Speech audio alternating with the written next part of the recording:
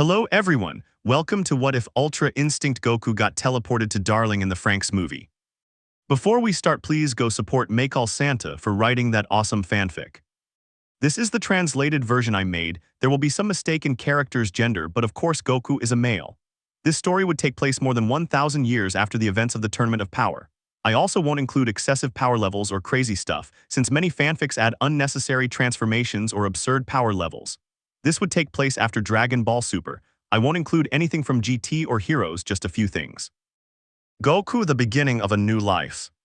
It was a sunny day, and Goku, who was walking alone, was remembering the countless battles he had fought over the years and how he had grown so strong that there was no rival who could stand up to him. He continued walking and arrived at the city where there was a stall selling flowers. There was a woman who was a very good friend of Goku's who was Vegeta's daughter, Bra. As Goku entered, he greeted her. Bra, hi Goku. Goku, hello, good morning, Bra. Bra, how have you been? Goku, good, and you? Bra, just watering the flowers here. Goku, I see. Hey, could you sell me those roses and those white flowers? Bra, no, take them, I'll give them to you. Goku, thank you for the gesture. Then he left the store waving goodbye to Bra. Bra, goodbye, Goku. At that time, Goku was the only one of his family left. Everyone else had passed away alongside the Z fighters, except for Vegeta, who took the position of the next god of destruction of the 7th universe. Goku was no longer interested in training. He no longer had to protect Earth since all the enemies had ceased to exist, and the universe no longer needed protection. Peace reigned. Note, I clarify that Bra is still alive because of the Dragon Balls, making a wish that would keep her immortal until Vegeta finished being a god of destruction. Continuing with the story. Goku, I arrived at a cemetery where there were gravestones of all those who were his friends, and each one placed a flower, one white and one pink. Goku, I spent so many years with you all. It was my joy to be the strongest warrior, but despite that, I never got to spend time with my family. My life revolved around training, and I never took the time to ask Kai, Gohan, or Goten if they wanted to train with me or even just play together or go for a walk. I wasted my precious time letting it slip away to train more as much as it hurts, but I'll never forget that. At least I had great friends who, even though the universes considered me a threat during the Tournament of Power, saw me as their hope. Thank you, friends, for always believing in me, but I'll never forget the time I met you and how you became my dearest friends. Note, before continuing the story, I'll clarify. Goku was old after the death of his family and friends. He decided to stop training since there was no point in training anymore, especially if the threats no longer existed. Goku had already perfected Ultra Instinct, but he didn't use it as a base form since it wasn't necessary. Vegeta was also perfecting Ultra Instinct to surpass his rival. Vegeta, wise. Wise, yes, Mr. Vegeta. Vegeta, Kakarot is still alive, right? Wise, if I were to visit him, it's been a long time since he became the god of destruction. He hasn't visited his family much except when his wife passed away. Vegeta, if I need to finish the rematch against him, I'll show him who the real Saiyan Prince is. Wise, you will never change, Mr. Vegeta. Meanwhile, Goku was in some mountains watching the sunset and feeling a warm breeze running through his hair, but then he saw a bright light coming from the sky and went down to see it was his friend and rival Vegeta. Vegeta, Kakarot, I see you still have your strength, huh? Or have you rusted away? He said mockingly. Goku, you want to prove I'm still stronger than you? He said to Vegeta, testing whether these years of training had truly made him stronger than he was since their last battle. Vegeta, I'll prove to you that the Saiyan Prince is stronger than you, Kakarot. Wise, very well then, I'll prepare a battle arena for you to fight in comfort. Goku/Vegeta, okay, Wise. The battle arena was similar to the one in the Tournament of Power, but not circular. It was square. It was made of Kachai metal, the most resistant metal in Universe 7, and had a barrier to prevent damage or destruction around the Earth. Wise, I'll be the referee. I'm not really sure if that's the right word, but let's continue. Wise, Goku and Vegeta, are you ready? Goku/Vegeta, yes. Wise, begin. In this battle, Vegeta had the advantage not only because he was a god of destruction, but because he had learned techniques to use someday in combat, and Goku, having stopped training, was facing his rival and god of destruction Vegeta for the first time in so many years. Vegeta, Kakarot, I hope you don't hold back because I won't. Goku, I won't do it, come at me with everything. And so began the classic Z battle, with Goku using Super Saiyan Blue with Kaioken X20 and Vegeta using perfected Super Saiyan Blue evolution. They started with a powerful punch that caused the battle arena platform to crack. Vegeta then moved out of position and Goku jumped back. Goku, I see Vegeta, you've increased your power level. You've surpassed Super Saiyan Blue, and even using Kaioken X20 I couldn't move you at all. Vegeta, Kakarot, despite being old, you still maintain your strength. They both smiled slightly and the real fight began. Goku flew towards him, trying to evade Vegeta's Kai attacks from a distance. Then he teleported close to Vegeta to kick him in the face, but Vegeta stopped it with his forearm. Before Goku could teleport behind him, Vegeta saw the move and elbowed Goku in the chest. Goku, hey Vegeta, you've really gotten stronger. Vegeta, Kakarot, this will be the day I defeat you, Saiyan Prince. Goku in his thoughts, it's impressive Vegeta is surpassing me, but I won't let him beat me. Both fighters raised their Kai, which was slowly destroying the platform they were on. Goku, confident, watched as Vegeta finished raising his power and quickly moved away, tricking Goku into thinking he was about to land a decisive blow. Goku quickly realized this and did the same. They exchanged blows, but Goku couldn't see exactly where Vegeta was. In a moment of carelessness, Vegeta had done the same thing with Jiren in the Tournament of Power. He had seen how Jiren fought Goku, had read his attack patterns, and knew he was going straight for Goku. Goku expected him to attack head-on, but he knew he would come from behind to attack. He turned quickly, and when Vegeta was behind him, he tried to attack. What he didn't expect was that Vegeta would move forward, then to the right. Goku tried to land a punch, but Vegeta moved faster, striking Goku in the stomach. Goku stumbled back, and Vegeta continued with consecutive blows until he landed a punch on Goku's chin. Vegeta then rose into the sky, reappearing above him and delivering a hammer blow. Goku fell to the ground, his clothes torn, but he got back up, slightly injured and with minor scrapes. Vegeta, today Kakarot, I will beat you, and he began to laugh. Goku, Vegeta, don't get too cocky. He had already gotten serious and left Super Saiyan Blue with Kaioken X20. Wise Lord Vegeta, I advise you to put into practice what you learned about Ultra Instinct during training. Lord Goku plans to use it right now. Vegeta, if that insect thinks he can surpass me, he's wrong. And he did the same as his rival. The platform, under immense pressure, began to crumble little by little until only the barrier surrounding them remained. The ground trembled, but nothing outside was affected. Then both warriors were seen concentrating, and a great flash of light revealed the Silver Warrior in his perfect Ultra Instinct form.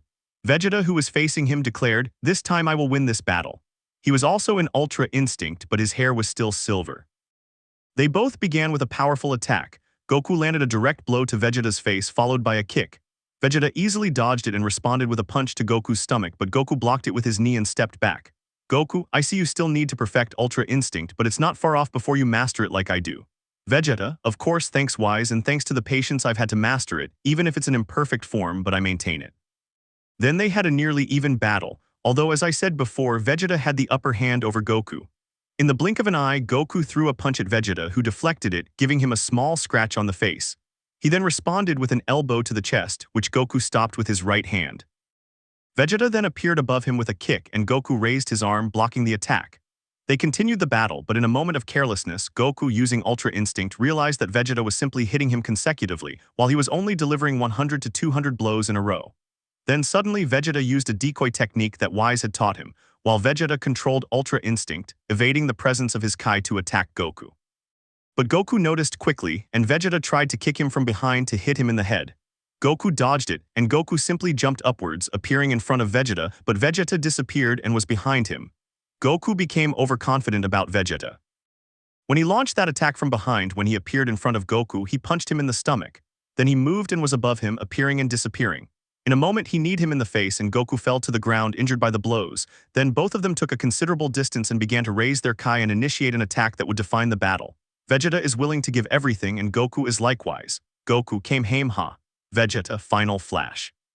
Both attacks collided and destroyed the barrier protecting the outside from the battle. The earth, air, and clouds formed, creating great chaos. Lightning struck everywhere, the ground trembled violently, and the area where they stood began to crumble. They both started walking, using the power they possessed and maintained. Suddenly, the most unexpected thing happened. Vegeta began to scream, and the roar of the Aizawa transformation was heard. Goku remembered that during the first battle against Jiren, the same thing had happened, which meant he was losing the transformation. But this was a mistake during his training with Wise. Although Vegeta hadn't perfected the transformation, he could use the state at will and not lose it. The only thing that happened was that he increased his power more than Goku. Goku prepared to continue blocking the attack with one hand while charging a Kamehameha with the other, but at that moment he said, "This ends here, Kakarot. I have defeated you." Goku said, "What?" Vegeta, your mistake was getting distracted, Kakarot, and said Hakai, combining Hakai with the final flash. Goku, it can't be. The earth continued to tremble strongly, and the pressure increased more and more until unexpectedly Goku's Kamehameha was destroyed by the final flash combined with the Hakai. Wise, Lord Vegeta has managed to defeat Lord Goku. Vegeta, I told you I will win, Kakarot. Goku, nu wuo. Goku took the full force of the attack and was unable to stop it, which dragged him towards some mountains where that power exploded, leaving a gigantic crater and a defeated Goku losing Ultra Instinct. Wise and Vegeta then arrived to see him. Vegeta, Kakarot, I managed to beat you even if it was only once, but now that I've surpassed you, I don't intend to stop.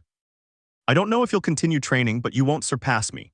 Goku, I understand, Vegeta. I admire your pride as a Saiyan prince. That's why you did the impossible to catch up to me and you defeated me. And he started laughing as he stood up. Vegeta would help his defeated friend and rival to get up while Wise watched as he managed to defeat his friend and rival through his training and patience. Goku, hey Vegeta, I want to ask you a favor. Goku, badly injured and barely moving. Vegeta, what do you mean, Kakarot? Wise thinking, could it be that he wants to be immortal? But that would be absurd. He's practically immortal, no one can stop him except Lord Vegeta who defeated him, but I doubt that's it. Goku, I know I've been a bad father all these years. I never admitted it or even considered it. I missed out on so many precious moments with my family because I was training every day. I just wanted to get stronger to protect them all if a threat came to Earth, but because of that, I neglected my family and didn't consider them or their feelings. When Kai died, I grieved. From the day she left my side, I know she's in a better place now, like Gohan, Goten, Piccolo, Krillin, Android 18, Bulma, Trunks, Yamcha, Tine, Chiatsu, Master Roshi, and Pure. When they left, I was left all alone. I realized I had completely wasted my life. I know I'm stupid and I admit it, but I started to reflect and see the mistakes I've made in my life. I abandoned my family and my wife died because I never dedicated a moment to her or my children. Goku began to violently strike the ground, which cracked with each blow. Wise, seeing Goku's actions and the reflection he gave on his life, told him to stop. He stopped and turned to look at his friend Vegeta. Vegeta, Kakarot, you know very well that you grew very strong to be powerful and protect your family. I did the same and abandoned my family when I became a god of destruction. I admit that despite being the prince of the strongest and proudest warrior race in the universe, I also learned about human feelings and grew fond of Bulma, Trunks, and Bra. Although Bra is still alive, her mother's passing to the afterlife hurt me deeply, but with time I got over it just as Trunks had passed away. We are not all eternal, Kakarot.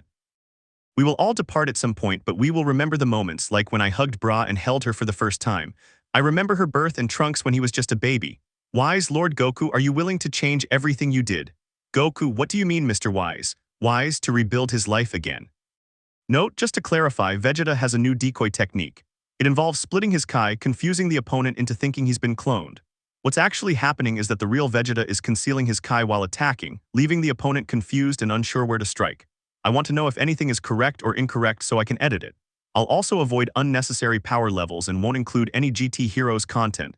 I'll only include the most essential elements. The preparations, Goku's almost farewell. Vegeta, to tell the truth, Wise is right in what he says. Although it will be difficult here, you will have to go to another place that is not this world or universe. Goku, that's possible. Wise/Vegeta, yes, it is. Goku was shocked, but then in an attempt to walk, he fell to the ground, fainting from using all his energy in the Kamehameha and Ultra Instinct. Then Wise and Vegeta took Goku to the planet where the previous god of destruction, Beerus, had been. They placed him on a stretcher, and after 2 days he awoke. He got up from the stretcher and went for a walk. He saw that the planet looked better than before. There were trees, flowers, a vast landscape, and mountains. It looked like a planet, not just a simple place like before. Wise, I see you've woken up, Mr. Goku. Goku, if Wise has changed this place since the last time I was here, it wasn't like this. Now it looks much better than before. Wise, yes, Mr. Goku. When Vegeta took Lord Beerus's place, he told me that he had to make changes to make it resemble Earth, his home, since he didn't want to see such a desolate place as this. Goku, I'm impressed that Vegeta likes this kind of thing. He'd rather have a place to train than something this beautiful. Wise, he's mistaken if he has a place to train, but it's far from here to avoid ruining this lovely place he wanted. Goku, Wise, can we go see him? Wise, of course, just let me contact Vegeta. Wise would call Vegeta through the staff he has while Vegeta was with Daishinkan-sama and Shin in Zeno-sama's palace. Grand Priest, hello Mr. Vegeta, it's a pleasure to see you again. Vegeta, hello Mr. Grand Priest, while bowing, and Shin would do the same. Vegeta, Lord Grand Priest, I would like to propose something to you before entering Zeno's palace. He seemed a little puzzled and thoughtful after what the god of destruction said. Vegeta explained what had happened to Goku and whether there was a possibility of him starting over in a different dimension.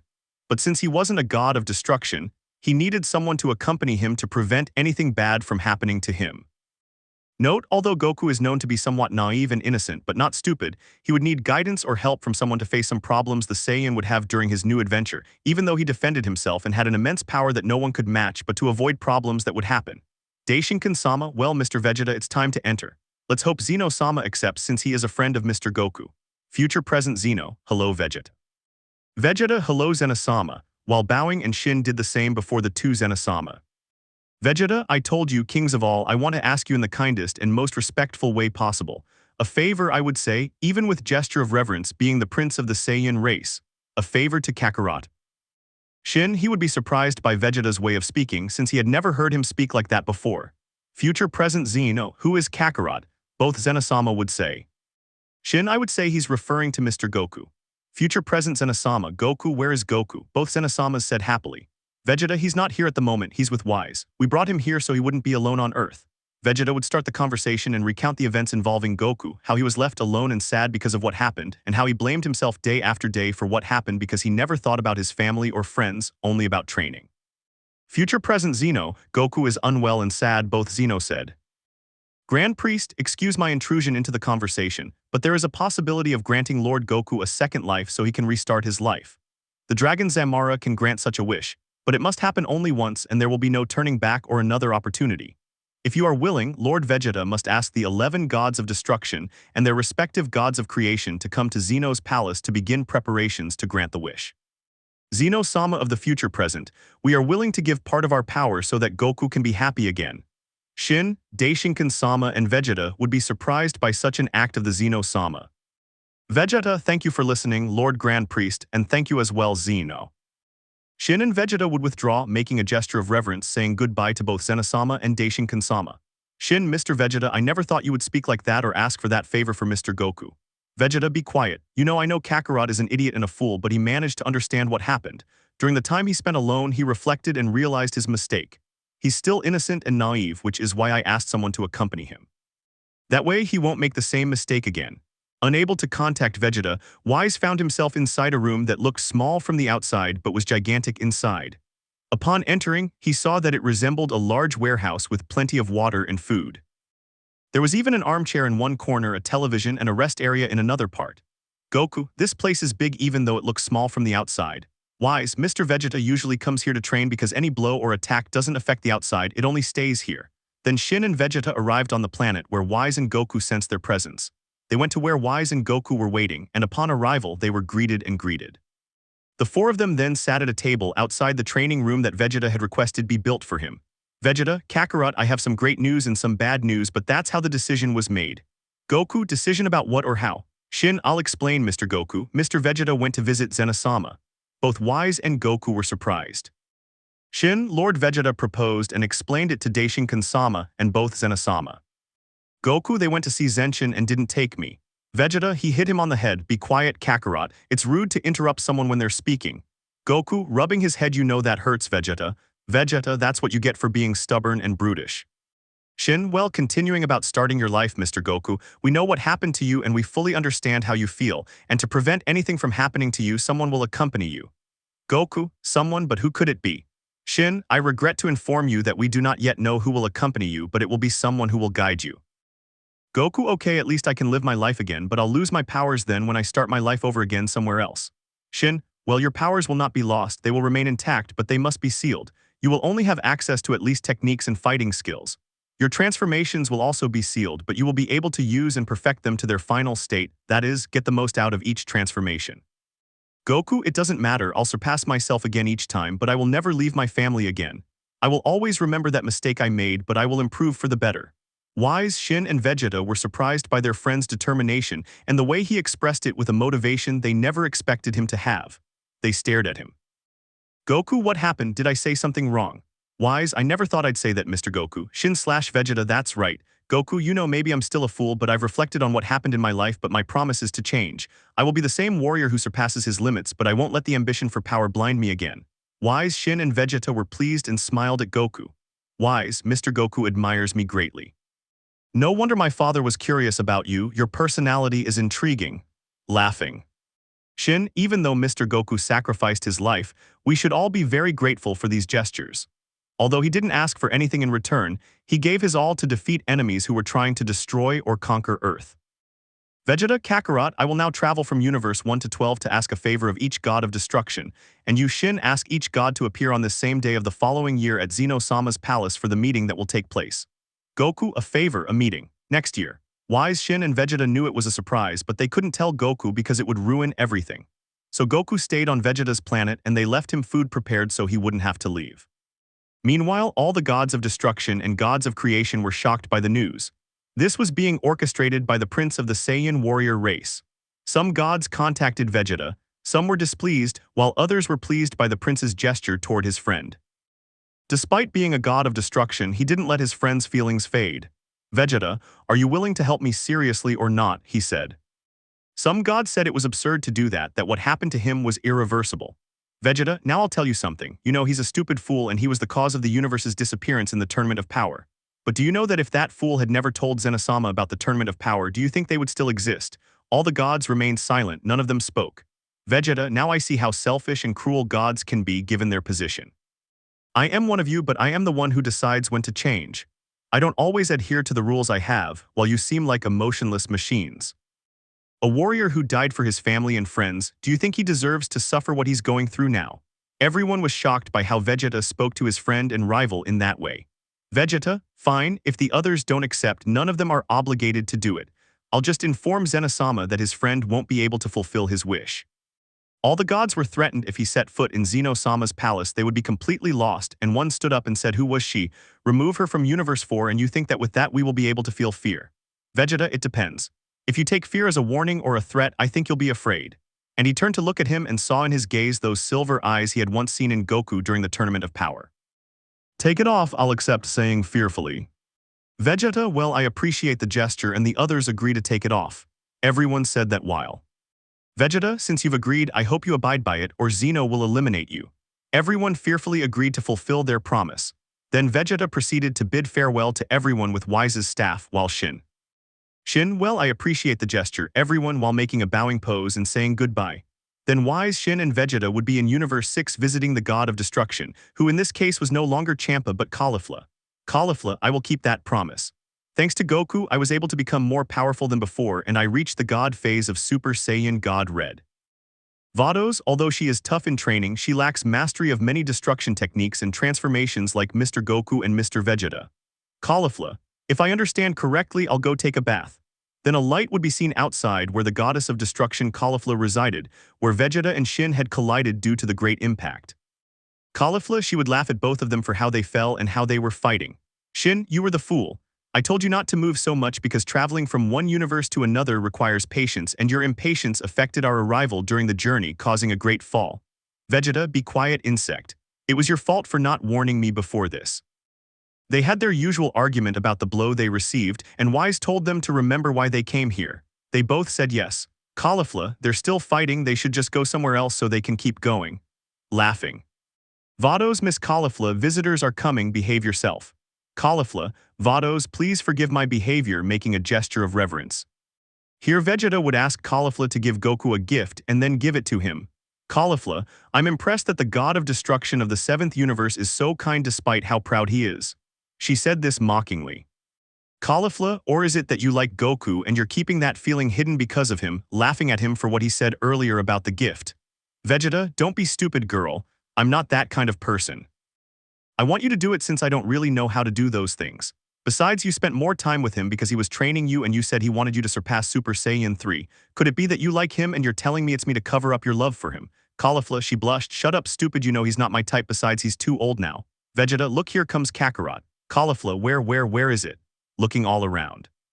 Then everyone started laughing at Caulifla because of the blush she had and because she was looking for Goku. The farewell.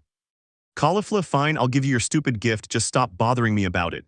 And she covered her face and turned away. "Vegeta, I hope you keep your word. I'll tell Kakarot that you love him very much." Then he laughed loudly and left with Wise. "Caulifla, what did you say? Idiot, don't say that about me." And it launched an attack, but they had already left the place and it just exploded far away. "Caulifla, you'll pay, you damned Vegeta." Shouting loudly, "Vados, actually she likes Mr. Goku," with a bit of doubt. "Caulifla, he's not very old, plus he had a wife and children." Vados, "Yes, but they've passed on to a better life, I could do something for him," in a mocking tone. Caulifla, "Haha Vados, I understood that I'm not naive, let's go, I need to train to perfect the Hake."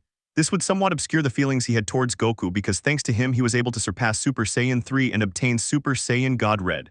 Vados, "Okay, let's go." Then a few days would pass, then months, and then the long-awaited day arrived. Everyone met and Wise, Shin, and Vegeta were sitting together while Goku was in Zenozama's palace.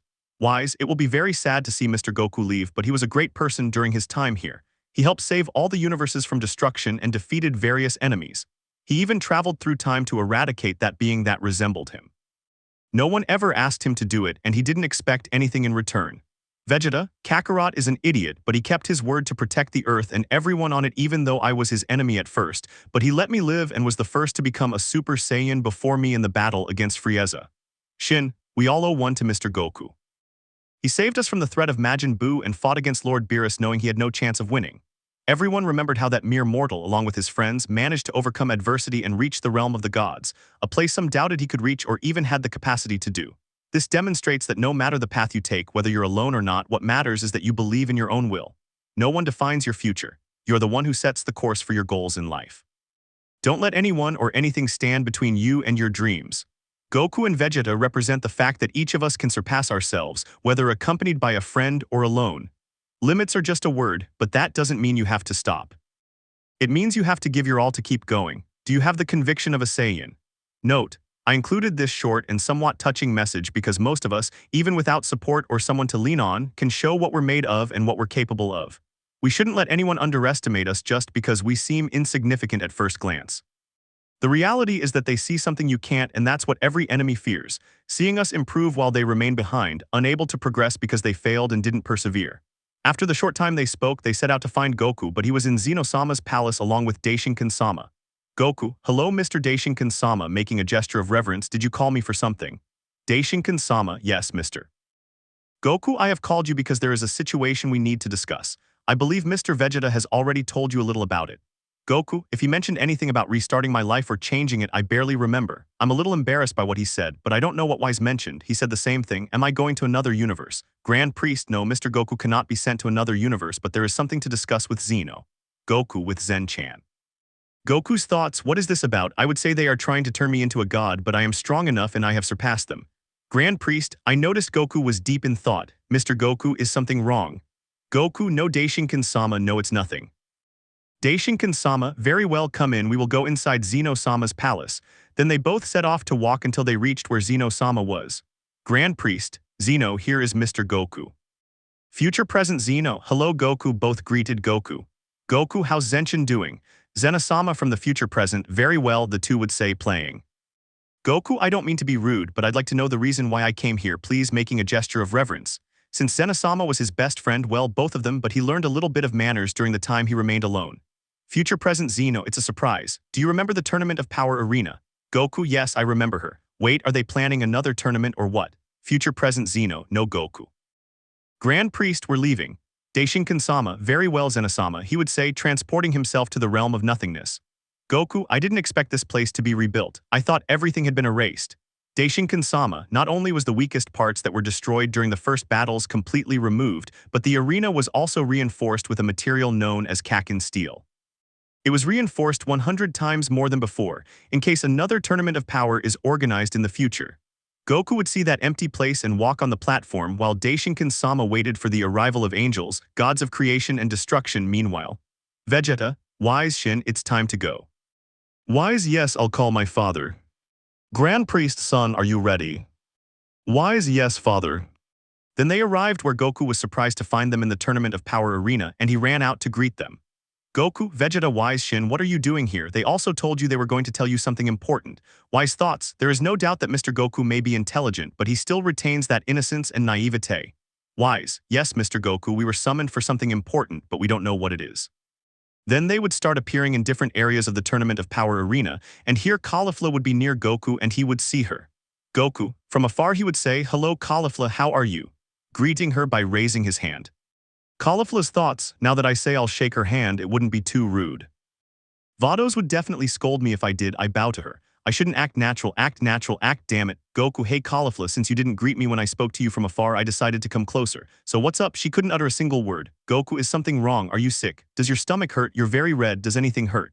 After Goku asked her a question, Caulifla couldn't move or speak, her face growing redder and redder.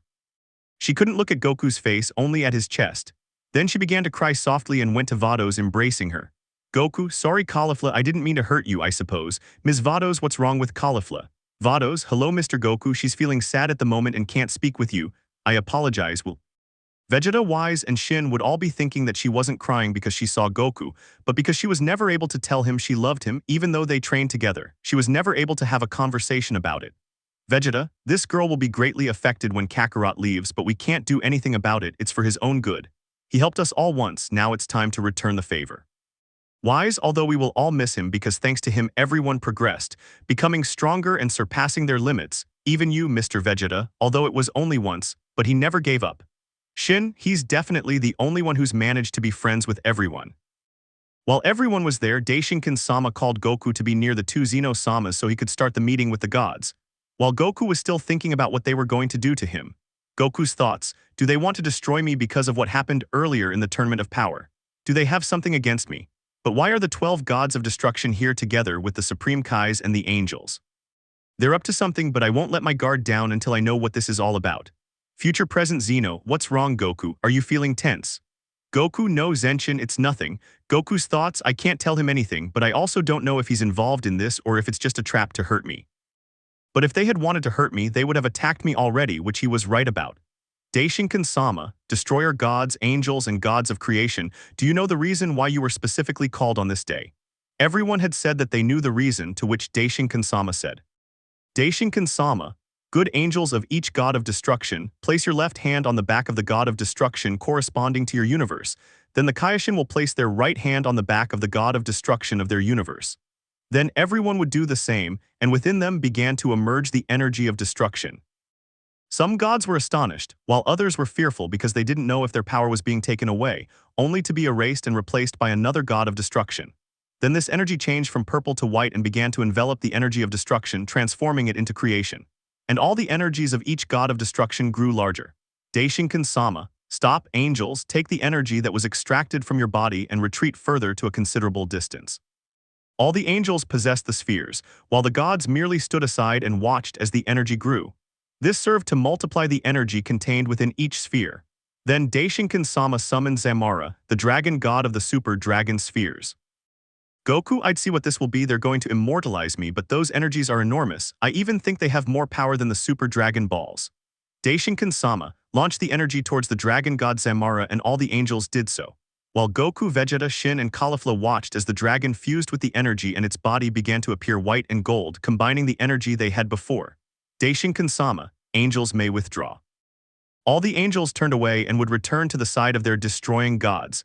Daishinkan-sama, Mr. Goku, could you come here for a moment please? Goku, yes sir Daishinkan-sama. And he jumped from where he was next to Xeno-sama to the floating platform that Daishinkan-sama had. Grand Priest, my lord, during these past years, and I speak for all present, you have been the only mortal being who could rival the gods. You have become a legend in certain corners of various universes. Your battle record against enemies far stronger than yourself always saw you defeat them in one way or another, even sacrificing your own life for the greater good of protecting your family. This was done for a great reason. And here the father of the angels would explain to everyone why Goku was going to be sent to another dimension to restart or remake his life again. Goku, shocked by the news, but Lord Grand Priest, I can't thank you enough. I don't know what I could do. Grand Priest, Mr. Goku, you were the only one who, despite enjoying fighting stronger opponents and constantly perfecting your fighting style, managed to achieve something others didn't even think of, proposing the Tournament of Power. This served as a pretext for destroying the universes. Everyone had a goal, but only one would survive. The tournament had another purpose though, not just survival, but testing whether the other universes were selfish. But your universe managed to save the others.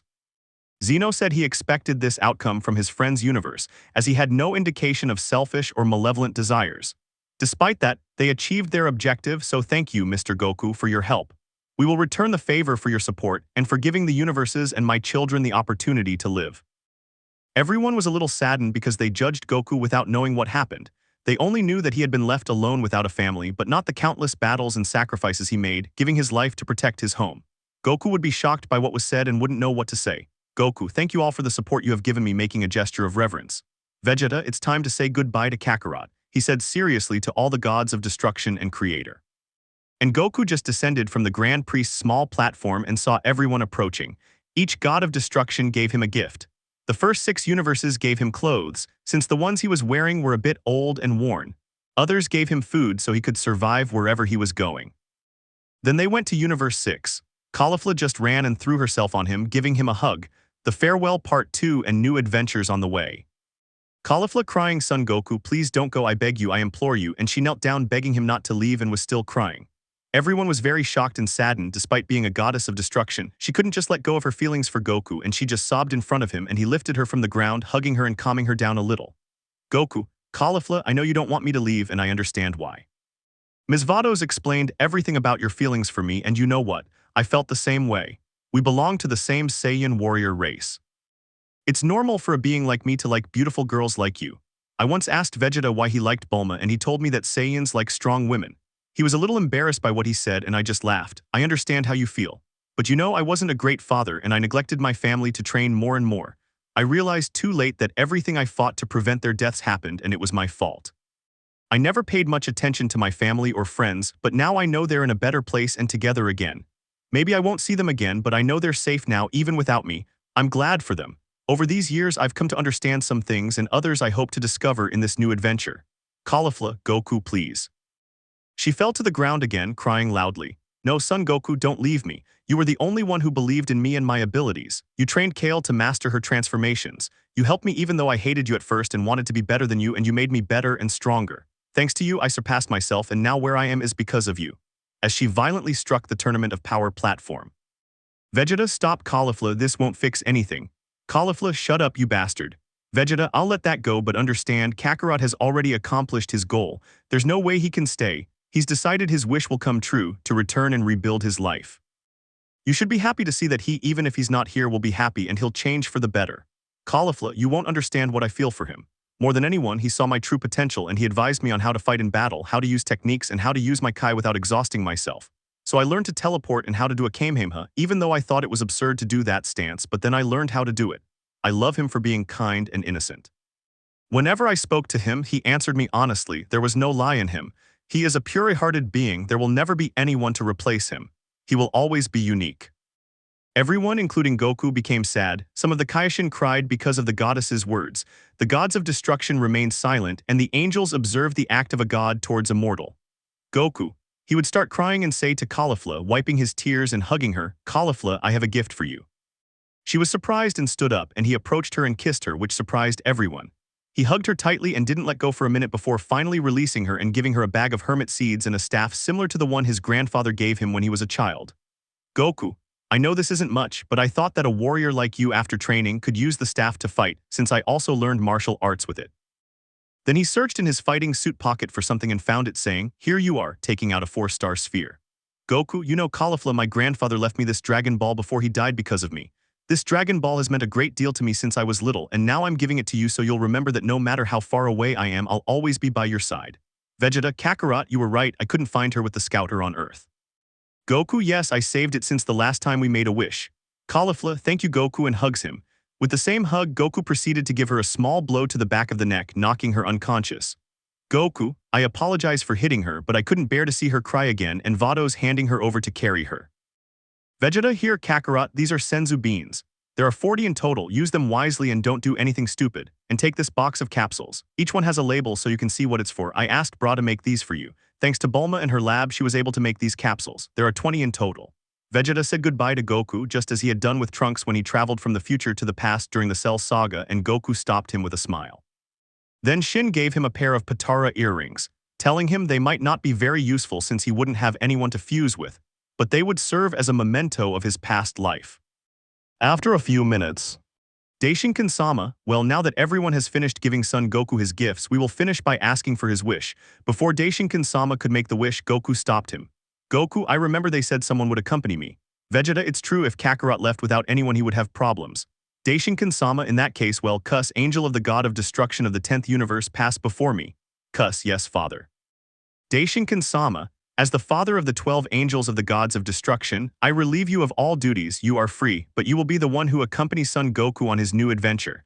You will serve as his support and help in times of difficulty.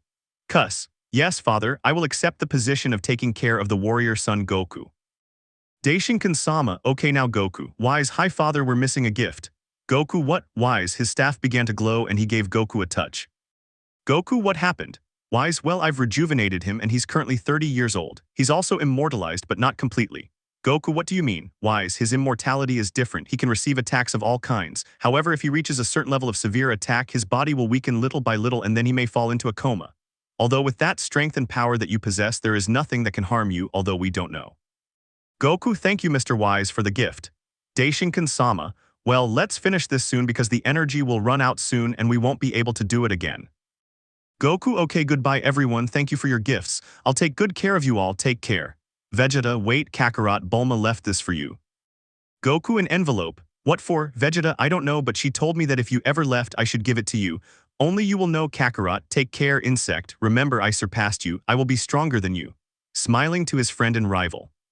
Goku, I know, Vegeta. Then they would bump fists and then Goku would climb onto the floating platform with Daishinkan-sama and cuss. Grand Priest, Lord Goku, thank you for everything. I hope you get along well with my daughter. She will teach you many more things and occasionally train you to keep you active. Daughter, take care of him. Cuss, yes, father. Daishinkan-sama, Dragon God Zamara, I want son Goku and my daughter Cuss to be transported to a different dimension. A portal would open where various dimensions would be visible and everyone would be amazed to see it. Future past Zeno, goodbye Goku, here take these sweets. Goku, goodbye Zenshin. Goku, goodbye everyone, thank you very much, see you next time.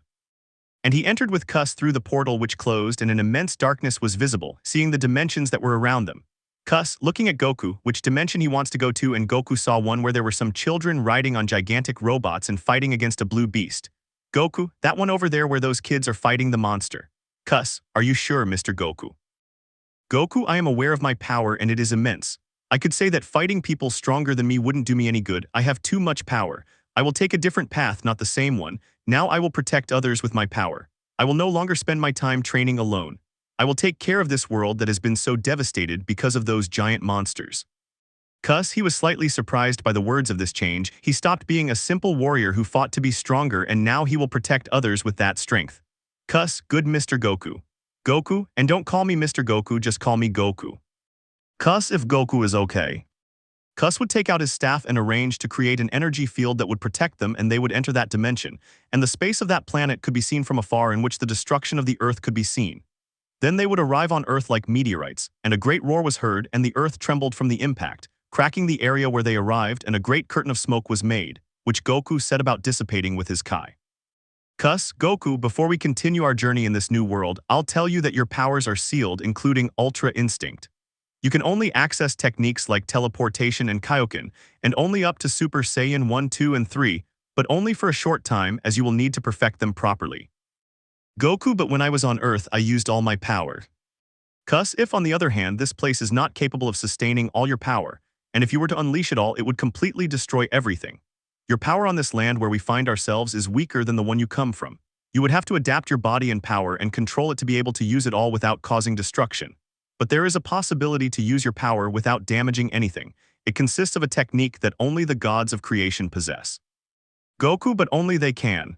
Cuss, it's possible, but a being like you is capable of a technique that allows you to reinforce the Earth's energy. In other words, you can give life to this planet with your own power, but you must access divine transformations. In this case, Super Saiyan God Red can heal wounds and regenerate your energy little by little, but with training you can create energy to give life to places like this that show no signs of life. But you can only give it life, meaning you can bring flora back to this land since it appears barren. Goku, all of that is possible, Cuss. Cuss, if Goku with enough patience and time can do it, and I know he will change his destiny. Remember, he's not the same anymore. Now he's a hero if he decides to change it or simply be Goku. Goku, perhaps I don't consider myself a hero but a protector. In this case, Goku would be carrying a large bag containing the clothes he was given, the capsules and other things, and he would take them out one by one. Cuss, Goku, we should find a place to stay.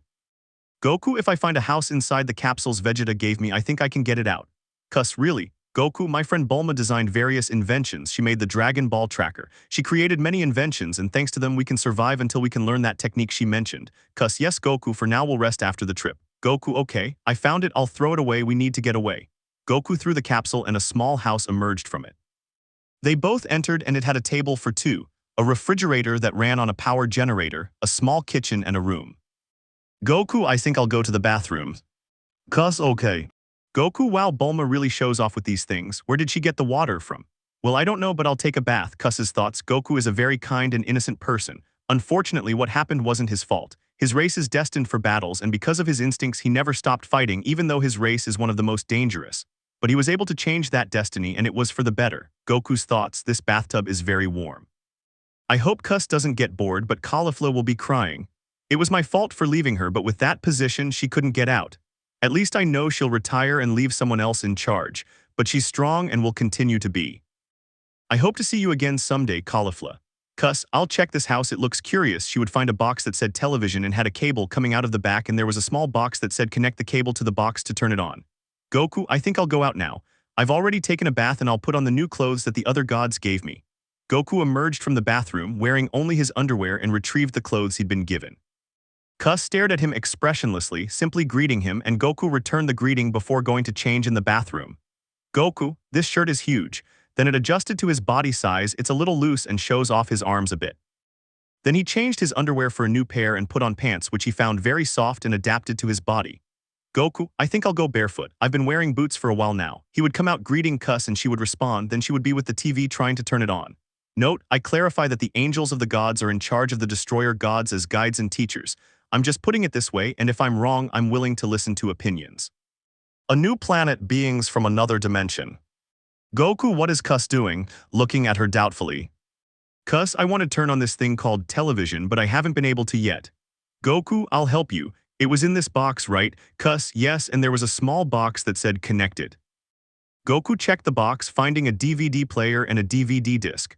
Below were instructions on how to use the player, how to insert the disc, and other utilities it had, as well as a remote control. Goku, here's everything, look. Cuss, I hadn't seen it, I just took out that square TV and that small box. Since Goku had difficulty reading, Cuss took the television and the instructions and did everything as written there, then started the DVD, which was a video where all his friends were. All of them gave him a motivational message so that when he went to another place he would never forget his beginnings, his fights, and the adversities he faced along the way. Goku, sadly remembering everything, why did I have to be like that?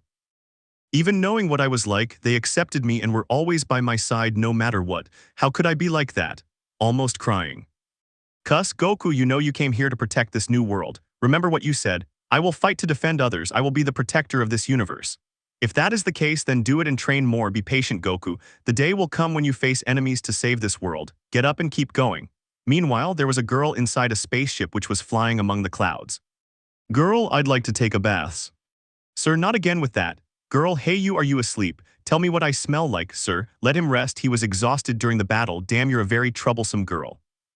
Girl, tell me City 13 has an ocean. Someone answers. Woman, ocean, I don't think there's an ocean available. Girl, I want to take a bath with salt water. I don't like my taste, while she was licking part of the back of her right hand. Man, we'll be descending in a few minutes. Please remain in your seats and fasten your seatbelts. Girl, while continuing to lick his hand, I don't like it. I hate my taste. Meanwhile, a boy in the forest was telling a story about a bird that shares wings. The giant, it was said, cannot fly without a mate if it is female, and vice versa. If they don't find their partner, they will never be able to fly. He was lying down when he suddenly heard his cell phone ring. He saw it was a message from someone known as 15. Then he heard a crash and saw what had happened. A bird had collided with the wall that protected them from the outside, leaving a bloodstain. Next, he saw a large ship flying in front of him, and inside it was a girl with white skin, pink hair, and red horns. Inside a house, a group of boys and girls were talking. One of them said, "The classmate killer." Another replied, "Yeah, some say she's a woman with horns and fangs who devours the blood of her classmates." Each of her classmates died after facing her for the third time in battle. While one of them was eating, he said, "How scary to be with her." A girl responded, "What you said is just a rumor." Then the boy who started talking about her said, "I'm telling you the truth. A friend of a friend heard from a guard. If they were talking about her, then it's true." While a girl was texting on her phone, apparently asking her friend where he was, a boy approached her and asked, "Ichigo, what happened to Hiro?" She replied, "I don't know anything." One of the boys asked, "Do you know if he's staying with us?" Another responded, "But Hiro didn't show up for the briefing today. Maybe he doesn't want to stay here." A girl replied, "Hiro's leaving. That would be so sad." And another said, "Despite everything, he can't just stay and forget his classmate." Naomi and another boy responded in a slightly raised tone, saying, "He has integrity. Hiro won't be able to face us after what happened to him." Their attitude shifted slightly with a hint of mockery directed at him. "How would you feel in his place?" They asked, addressing the group. One girl called him troublesome and one of them asked, "Ichigo, what do you think?" She replied, "He's a big fool." Then the scene unfolded as the ship landed in the city and was entering. A man could be heard complaining about the discomfort of the seats. He said, "There's no other way to get around." The woman accompanying him and the girl said, "Be understanding." He replied, "It's been years since I've seen you, but you're still as cold as ever. I hope those seats and you are as soft as this," touching his backside. The woman exclaimed, "Please, doctor, calm down." Then he asked about someone named Hachi, inquiring how he was doing. The woman replied that they had accelerated the children's training. After all, this would be a test of unity. She then asked, "Doctor, I want to know something. Why did you choose to conduct the test here and with improvised equipment? There's an important matter." The doctor responded, "Although the elders probably won't let me do it. So you have something in mind?" The woman asked, adding, "I want to ask you to join us for the initiation ritual." "Yes, I will," he said. "And by the way, miss, we've lost the troublemaker." Everyone was surprised that she was no longer with them. Then the doctor pointed and said, "Look, there she is." She was standing by a door, glancing at the others and throwing off her hat as she walked away, smiling. Meanwhile, in the forest, Hiro heard the sound of a bird and began to walk, finding a small lake and some clothes. "Hiro, a parasite, but this one isn't from our uniform." While watching something moving and swimming in the lake, he felt a little scared and upon closer inspection realized it was a girl who was naked. Upon seeing her, he was embarrassed and covered his face. Looking again, he saw nothing and without thinking much about it. Hiro said, "No, she's drowning," while he continued running into the lake, and then the girl who was swimming and catching a fish in her mouth appeared right in front of him. They stared at each other, then the girl threw the fish out of her mouth. Hiro, embarrassed and with his mouth trembling, he told her that she was naked and she said, "I thought it was a ghost." "Hiro, are you a parasite? Hey, why were you swimming here?" "Girl, that's strange, I thought ocean water was salty." "Hiro, this isn't the ocean." "Girl, yeah, I know that already. I think this will be the closest thing to a real ocean." "Hey, you don't know how to swim." "Hiro, of course not me." "Girl, so why were you here? Since you were looking at me so much, I thought you might like to swim." "Hiro, feeling ashamed, I did it because I thought you were drowning. I just wanted to save you and also I could put your clothes back on." Girl, doubting him, saying, "I understand now, so you're a pervert." "Hiro, why do you say that?" He was startled and she pointed to what she had in her hand. He was even more embarrassed by the girl's underwear in her hand, which she was moving from side to side. Then she returned it to her. She just laughed at him for the way he was acting and thanked him for wanting to save her while smiling at him. She asked if he was a pilot, to which he replied that he wasn't because he had lost the ability and had hurt his partner Naomi. She told him that they were both the same since she was alone because she had horns, and she reacted faster than him, telling him to find a place if he didn't have one. "If you're missing a partner, find one," she said, and as she approached him and jumped in, she told him to force her. Before falling, she licked his cheek and landed near the lake. "Girl, your taste is exciting, it's penetrating and also long-lasting, it tastes like danger." "Hiro, what did you say? Girl, or would you prefer a kiss, of course, or don't you know them?" "It's something very special. You're a good boy, I like you. Hey, can I call you darling?" She extended her hand to help him up. "Hiro, so she wants to be my partner. Girl, it's possible your ability is still dormant. I can help you awaken it, and besides, my horns never frightened you." They were about to shake hands, but what was expected happened. Her partner and a small search team had found her. Her partner was going to take her away, telling her that whatever happened, she should care deeply and that she was causing trouble. Hiro tried to speak, but he interrupted him, advising him, "I'm warning you to stay away from that woman. She's not the kind of pistol I can handle." Then Hiro would say, "Hiro, what's your name? Girl, can parasites have one?" She said seriously.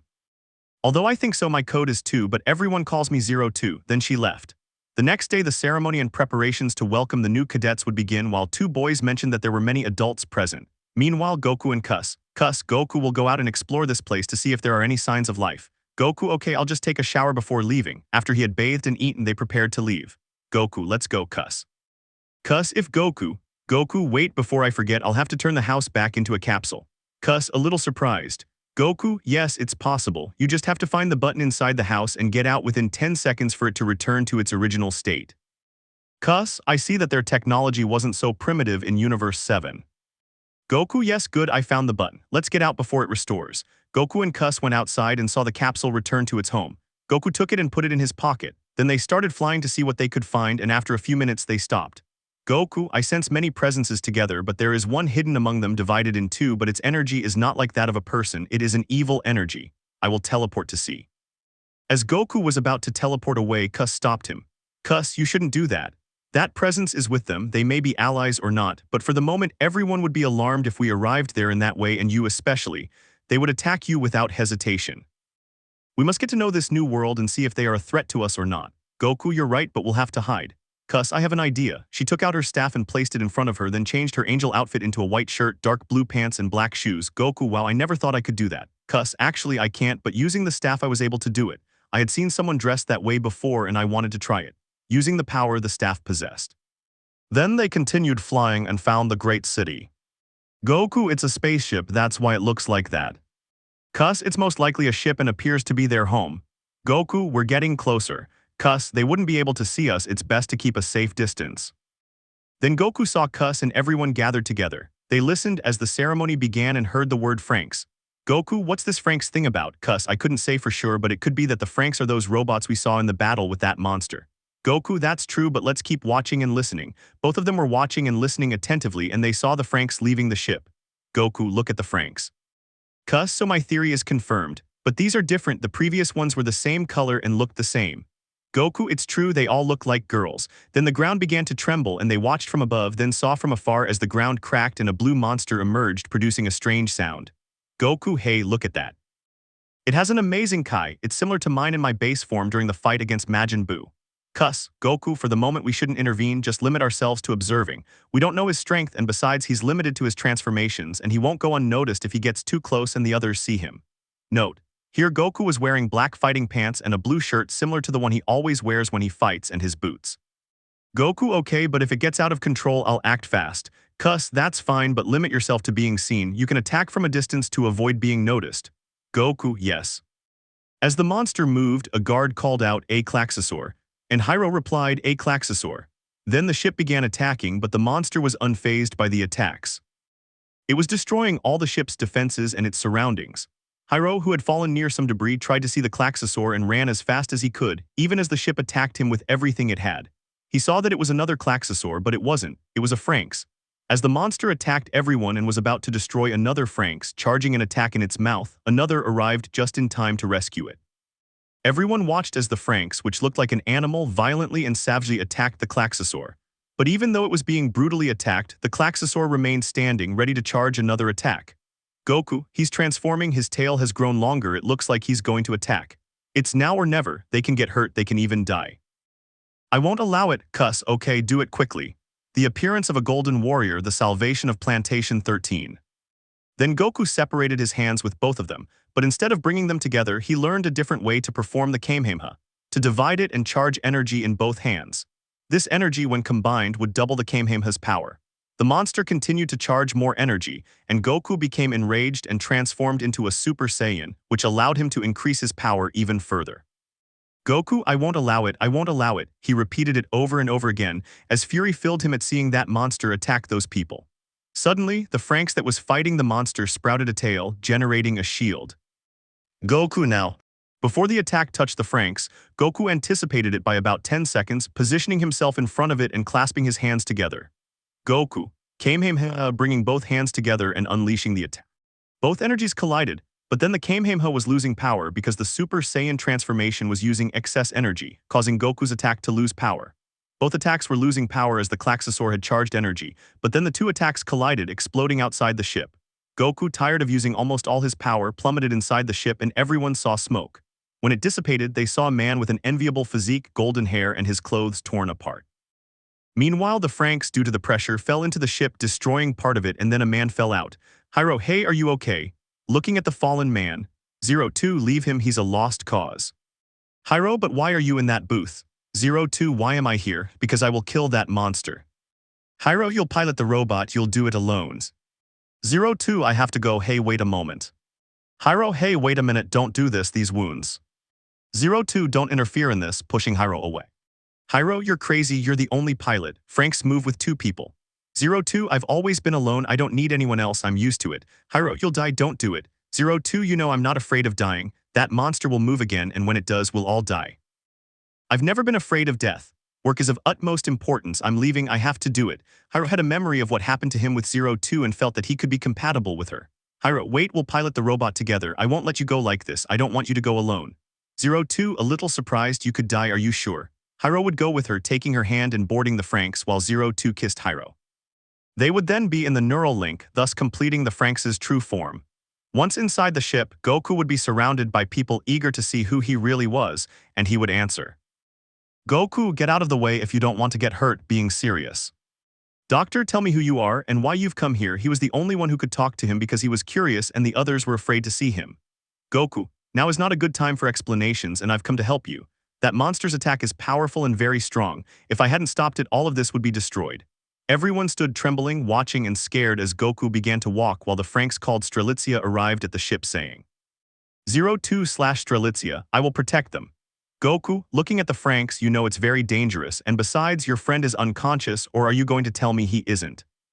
Both 02 and everyone else were amazed because she knew Hyro was unconscious and also because they saw Strelitzia's true form while that monster was preparing to make another attack charging more energy. Goku, shouting, get away from here, that attack is more dangerous. Everyone was paralyzed, unable to move upon seeing the beast in front of them charging up energy to launch its final attack. Doctor, didn't you hear me? Move or you'll all die, he said in a slightly angry tone. Everyone recovered from the shock and hid. Goku walked towards the monster and it stood in front of him saying, Goku, I will destroy you. You try to take the lives of innocent people who are defending themselves against you. You damned monster. Goku raised his Kai as it grew larger and his power increased. As he continued to raise his Kai and increase it, Goku's thoughts, Cus told me that if I used my transformations without perfecting them, I would suffer damage. But that doesn't matter, I'll give it my all. Even if I exceed my limits, I won't give up. Goku then began to increase his power more and more, initiating the Kamehameha with both hands. Goku Kamehameha. Everyone would see that attack emerge from the hands of that man. 02/Strelitzia, hey, I'll help you, I can't leave you alone against him. Goku, get out of my way, if you come near, the attack will kill you. Besides, your friend is unconscious, you shouldn't be worried about me but about him who is in that state. She understood that she could not intervene or help him since it would be useless, and she would only be prepared to defend everyone if the monster's attack was not stopped. 02, you're an amazing person, thank you for your help. Goku didn't respond and only increased his power as the Klaxosaur and he launched their attacks and clashed. It was clear that the Klaxosaur's attack was gaining ground, but Goku wouldn't let it win so easily. Everyone was scared, some crying, saying that if he couldn't stop that Klaxosaur they would die. Goku's thoughts, I'll lose more energy if I stay like this. Meanwhile, Goku, due to the pressure of the Klaxosaur's attack, the place where he was standing began to crack, then was destroyed and remained floating. Goku's thoughts, what can I do? My Kai was decreasing. If this attack hits me directly, I won't be able to stand for long and everyone will die. Then Goku heard a voice in his head, it was Cus. Cus, Goku is exceeding his power. If he continues, he will lose the transformation and his power as well and he won't be able to defend them from that monster. Goku, I won't let them suffer because of this bastard. Growing angrier and his fury was noticeable, veins were visible on his forehead and part of his cheek, demonstrating the anger that consumed him, and unexpectedly for a few moments he accessed Super Saiyan 2. Goku, this is my chance. This made the Kamehameha increase its range to a gigantic one. Goku, as he shouts, this is my maximum power. Unleashing even more fury, the monster, still holding onto its energy, could no longer withstand Goku's onslaught. The Kamehameha's energy culminated in a collision that utterly destroyed the monster. Everyone heard the loud scream and the impact of the clash of power, which after a few seconds left a trail of destruction and apparently no sign that the monster was still alive. And everyone looked ahead, watching that golden figure plummet downwards, falling beneath the ship. A curtain of smoke formed from the impact, and some small ships descended to sea. 02, what the hell was that, man? No normal human could do that, nor have a great capacity to stop the power of the Klaxosaur. The ships and the other Franxx approached as the smoke cleared. They saw the man with the golden hair, but he showed no signs of moving. They were all shocked because his clothes were destroyed and he only had minor scratches on his body. But suddenly they saw a flash of light that blinded them all for a few seconds, and then they realized the man was no longer on the ground. They all began a search of the ship and its surroundings without finding anything. 02, thank you, stranger, for helping us. Darling, how are you feeling? But she didn't remember what her friend's man told her. 02, darling, please wake up, get up, as she pulled him out of the Franxx's pilot seat and shook him to see if he would react, noticing that he was bleeding. 02, I'll get you out. Then the door of the Franxx opened and everyone, including the other pilots, watched as 02 and Hyro emerged injured. Meanwhile, Cus with Goku. Cus's thoughts, Goku using his power in that excessive way would cause him harm, he knew it.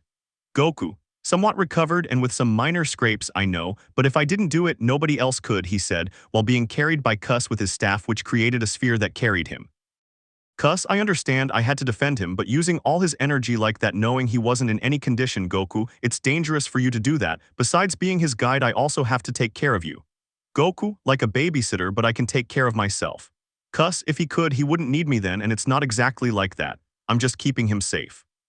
My father told me that because of their warrior race, Saiyans always have that characteristic of fighting opponents as strong as themselves or stronger. But don't worry, with training he'll be able to keep up and fight more. But remember, he came to protect this world, not to give it more trouble. Goku, you're right, but this time I'll change. I won't break my promise. I'll strive to surpass my limits and go into the fight, and no matter what, I'll win. Cuss's thoughts. I'm impressed by his optimism. No wonder everyone loved him so much. I'll help him move forward and not feel bad about himself. Saiyans are so curious, chuckled slightly. Goku, something's wrong, what's the matter? Cuss said, sounding somewhat puzzled. Cuss, this will be a good place stopping. He gathered his staff and said to Goku, where is the capsule? Goku would start looking in his pants pocket. He took it out, saying, here it is, take it, giving it to Cuss in her hand. Cuss, the button is pressed and it launches, while she was lowering Goku to the ground with her staff. Goku, yes, but you must put it on a flat surface and move away. Cuss, okay, she would do what Goku told her. Then as Goku emerged from the sphere created by the staff, he fell to the ground with one knee on the ground, supporting himself with his left hand. Cuss, don't overexert yourself, you need to recover your energy. While he remained like that, Cuss wrapped him in her staff, taking him inside and leaving him in a room while she prepared to sit in the living room. Goku's thoughts, my body hurts so much and I can barely move, but then he remembered something. Vegeta left me the senzu beans, he said there were 40, I'll only use one, he said, getting up, then falling, and a thud was heard. Cuss's thoughts, he got up and knowing he didn't have much energy, he moved. Covering his face, it seems I'm taking care of a child who looks like an adult. Cuss, Goku trying to do. Goku, I wanted to go get my bag, the senzu beans are in there. Vegeta told me to use them when the time was right and now is one. Cuss, you're right, but if you can't move, I'll look for the bag for you. I'll be right back, and by the way, where should I leave it? Goku, I left it inside the bathroom last time we went out exploring. Cuss, okay, I'll be right back. She left the room while Goku tried to climb back onto his bed, but he struggled. After a few seconds, Cuss arrived, taking out all his things, and was a little surprised because despite looking like an ordinary bag, it had a lot of space inside. He also hadn't noticed that it had the same symbol his father wore on his clothing. Cuss's thoughts, that's strange, my father gave this to Goku. Well, here's the bag with the seeds. She then took one out and gave it to Goku in his mouth, and he ate it and quickly regained his strength again and then thanked Cuss for her help. Goku, Cuss, when will we start training? Cuss, in 2 days we will start looking for a place outside of here to avoid causing problems nearby. Goku, okay, I'll go take a bath. He went to take a bath while Cuss sat with her staff watching Goku's battle against the monster again, which made her think. Cuss's thoughts, Goku just needs to learn new techniques. These training sessions will help him further develop his power and learn new techniques. Goku, it feels so good to relax. I wonder how Vegeta, Wise, and Shin are, but Caulifla must be furious and crying. She may be very strong, but being together is impossible now. She has to move on even without me. Maybe in the future she can find happiness with someone else. As he recalled his past life and the great battles he had fought against Freezer, Cell, the androids, Majin Buu, Bills, the Tournament of Power, Jiren, he remembered it all with nostalgia and couldn't help but feel happy because he remembered that his friends always supported him despite him being a person who dedicated himself to fighting. But with this new beginning, he would become better again, changing that way of being forever. Meanwhile, in City 13, everyone was a little thoughtful and fearful of the man who stopped the Klaxosaur and the amount of power he had, but they would also have been a little more surprised because the Franxx Strelitzia had a partner. But it was known that this one would only be there in 3 battles because in the last one he would undoubtedly die. Note, I left off with part 6 here. I made a small change to the episode since I watched Darling in the Franxx a long time ago, so I'll add some elements from the anime and my own creativity. I also want to clarify that I might do one where Goku and Vegeta go to highschooldxd, but as you know, without exaggerating their powers. In some stories, they'll be able to use their full power, but they'll have to keep it in check. In others, their powers might be the same as when they arrived on Earth, but without being sealed, they'll just have to train and control their power to access their transformations. Also, Ultra Instinct won't always be a base state or a frequently used transformation. They'll have to understand what that state is all about on their own, and in other cases, they'll be accompanied by angels. A false story, a new companion. Goku, that's great, well, I've finished bathing. I'll see if Cuss wants to train to perfect the other transformations I have, but first, I'll change and look for some clothes. While Goku was taking out clothes after clothes until he found one he liked, he found one similar to the Grand Priest's and looking at it. Goku, I never thought Daishinkan-sama would be so considerate to me, thank you Daishinkan for the gift. He started putting on his suit and left the bathroom, calling for Cuss. It was already late outside and he was watching the sun set from his rooftop. Goku, where are you? Shouting this, Cus, where are you? Cuss, up here, she said without turning to look at him. Goku, I'll go up, he positioned himself next to her. I would also see how the sun set and the stars appeared. Cuss, it looks very beautiful, and it's the first time I've seen the sun and the stars. Goku, seriously then, he seems to like this, right? Cuss, yes, before I only heard rumors and stories about this, but I never imagined seeing something so beautiful while sitting on top of the house. Goku. But aren't the angels with their god of destruction supposed to be able to do whatever they want as long as they don't cross the line? I remember that before, Bills would leave his planet with Wise and come to Earth just to eat, while Goku chuckled slightly. Cuss, to tell the truth, I envied Wise a lot since he and Lord Bills had that possibility. They could watch fights, eat, and travel. It's like the life anyone would want to have, while Lord Rumush and I just kept following the rules imposed by my father and Zenosama. Goku. But I remember your father, from what I recall, released you from all your duties. He only asked you to take care of me, but honestly, you don't need to. You know I can take care of myself. During the time I spent alone on Earth, I learned a lot, especially about life, about reflection. I wanted to learn to cook, but I couldn't eat lafed, so I would go out into the forest to hunt or to the rivers to catch fish. I also learned a little bit of manners because Wise told me I might have some adventures later on or meet more people, which I did, but I only learned to greet people, bow to certain people, say goodbye and things like that. You know, you can do whatever you want if you set your mind to it. When I learned the new technique to create life and nature around me, you can explore this whole world so you can feel free and comfortable. You don't have to limit me for my sake. Remember, you're free of duties, you can do whatever you want and whatever you think is good for you. Cuss, surprised by what Goku said and slightly blushing her face, she said, Goku, thank you for what you told me. I truly never thought that a warrior of the Saiyan race would have such a way of expressing himself. It was the first time anyone had spoken to Cuss in that way, and it also came from a warrior of the Saiyan race who are considered dangerous, cold, and cruel. Their nature and past made them a threat, and for that same reason, they were eliminated due to Frieza's fear that a legendary warrior would arrive and defeat him. Goku. You know, I know that Saiyans are, or rather were, now almost completely extinct. But my destiny was to conquer Earth, but because of my age, and according to my grandpa, I once fell off a cliff and hit my head really hard. I was unconscious for a few days, but he said that when I woke up, I was a cheerful, kind, and obedient child. So from there my adventure began. The Dragon Balls, the Red Ribbon Army, the World Martial Arts Tournament, the fight with King Piccolo, the fight with his son Piccolo, the fight against my brother Raditz, Vegeta, and Nappa, and then with Frieza. He recounted all his countless battles during his childhood and adulthood from his marriage to the present day. Cuss, Goku, you truly are an incredible person. You gave your life even for Earth. You were the only mortal at that time to fight Bills. You are full of surprises, Goku, she said, but nevertheless you had a great life and I have only remained as a teacher and guide to the god of destruction.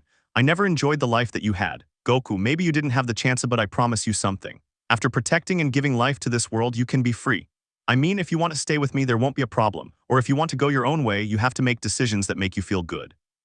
As he began to float in front of her, I was able to start over, so if I could, you can too. Cuss, she would see him and get up from where she was sitting, floating in front of him, looking at the clothing and saying, my father gave you that suit, right? Goku, a little embarrassed, yes, he gave it to me, but I like it. It's very comfortable and I can use it as a special suit for fighting and training, and the rest of my clothes are just for exploring this place. Cuss, it suits you. Then she gave him a hug and said, thank you, Goku. Thanks to you I can live like a human. I want to see the world as it is, to see the flowers and trees like in those rumors and stories I heard. Goku returned the hug by patting her on the back and stroking her hair.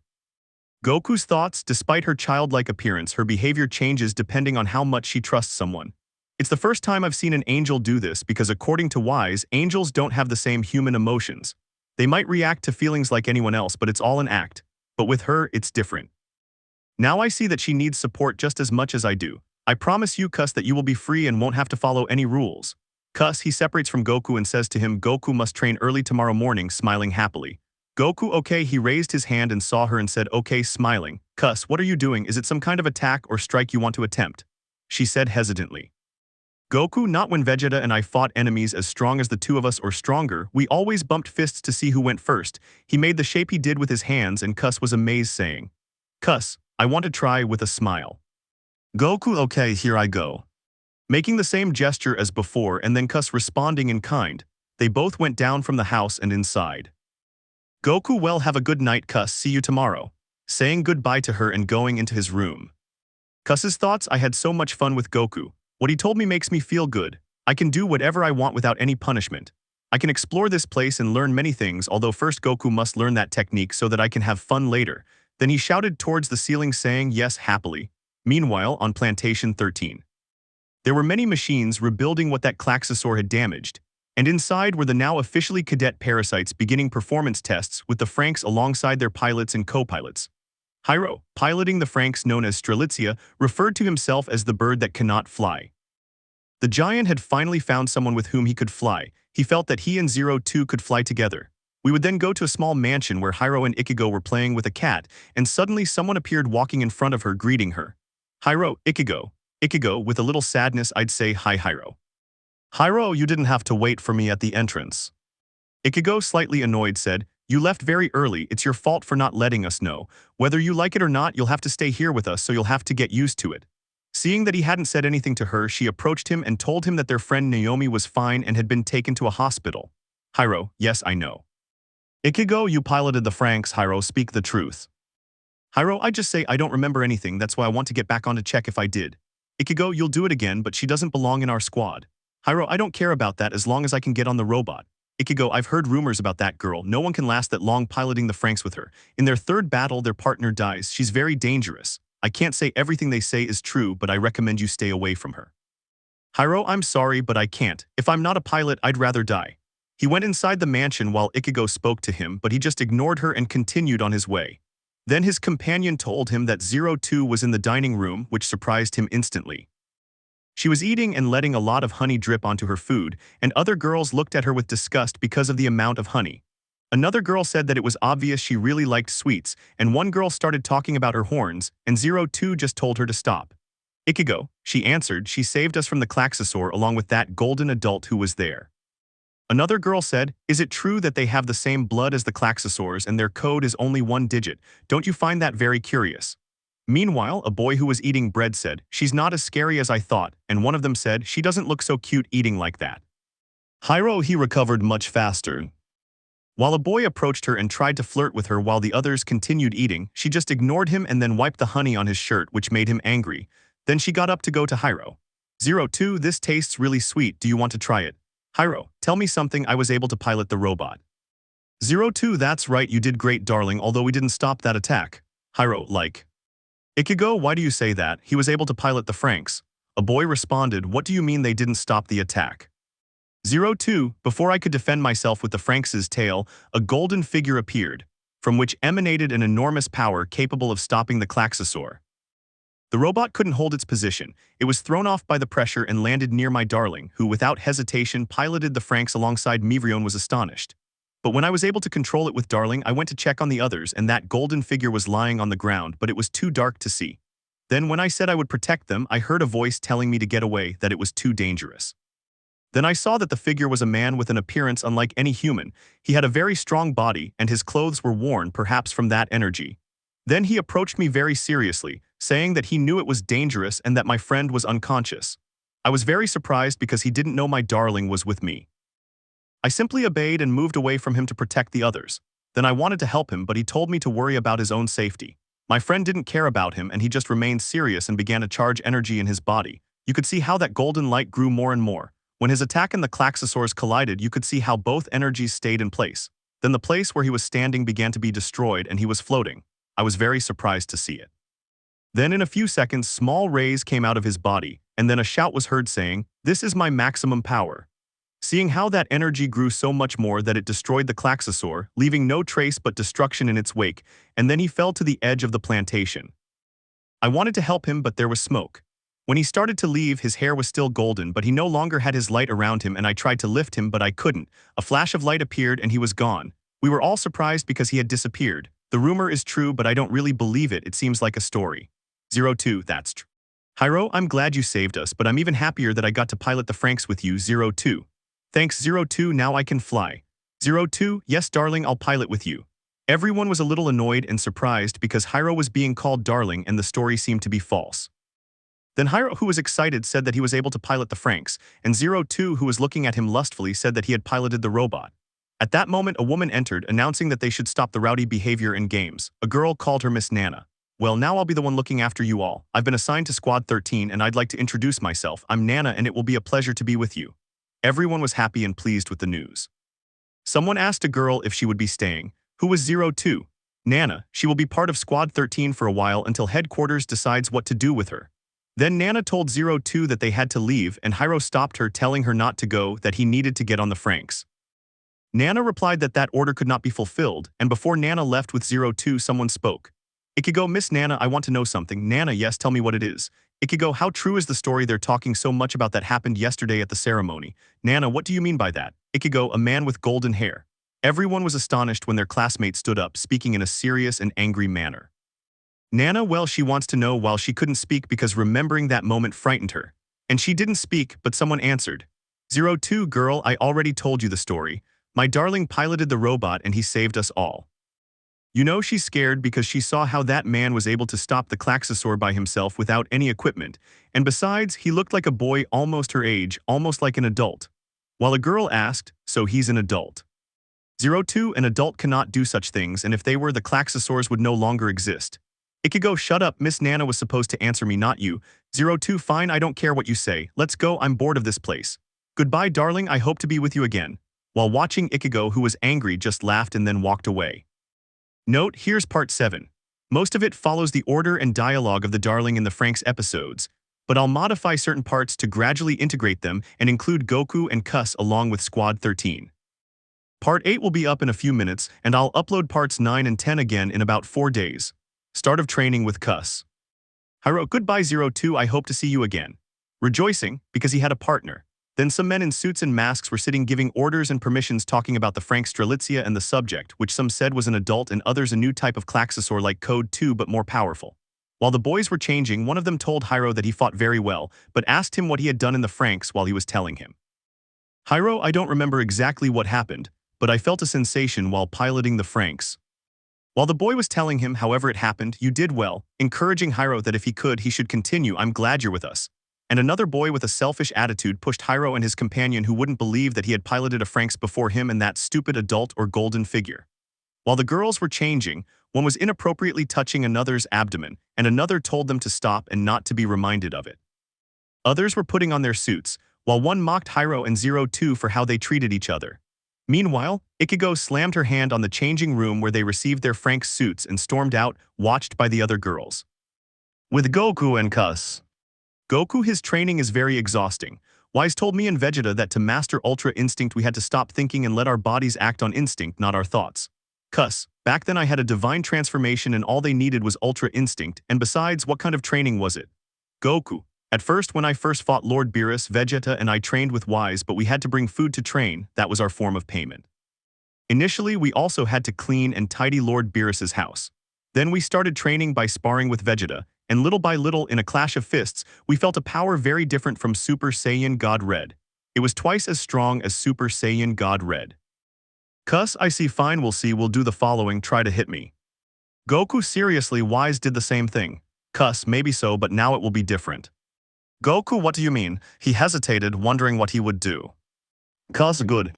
As he drew his staff, he released approximately 20 Kai spheres, almost completely enveloping Goku and giving him a very small area to move in, then forming a circle around him. This then propelled him into the air. Cuss, now you will do the following. In that circle you must not leave. If you do, you lose. You must dodge and destroy those spheres. Goku, what? This space is too small to dodge that, but fine, I'll do it. But I can jump, right? Cuss, of course he can, just avoid being touched because they will explode and make him fall since he won't be able to fly.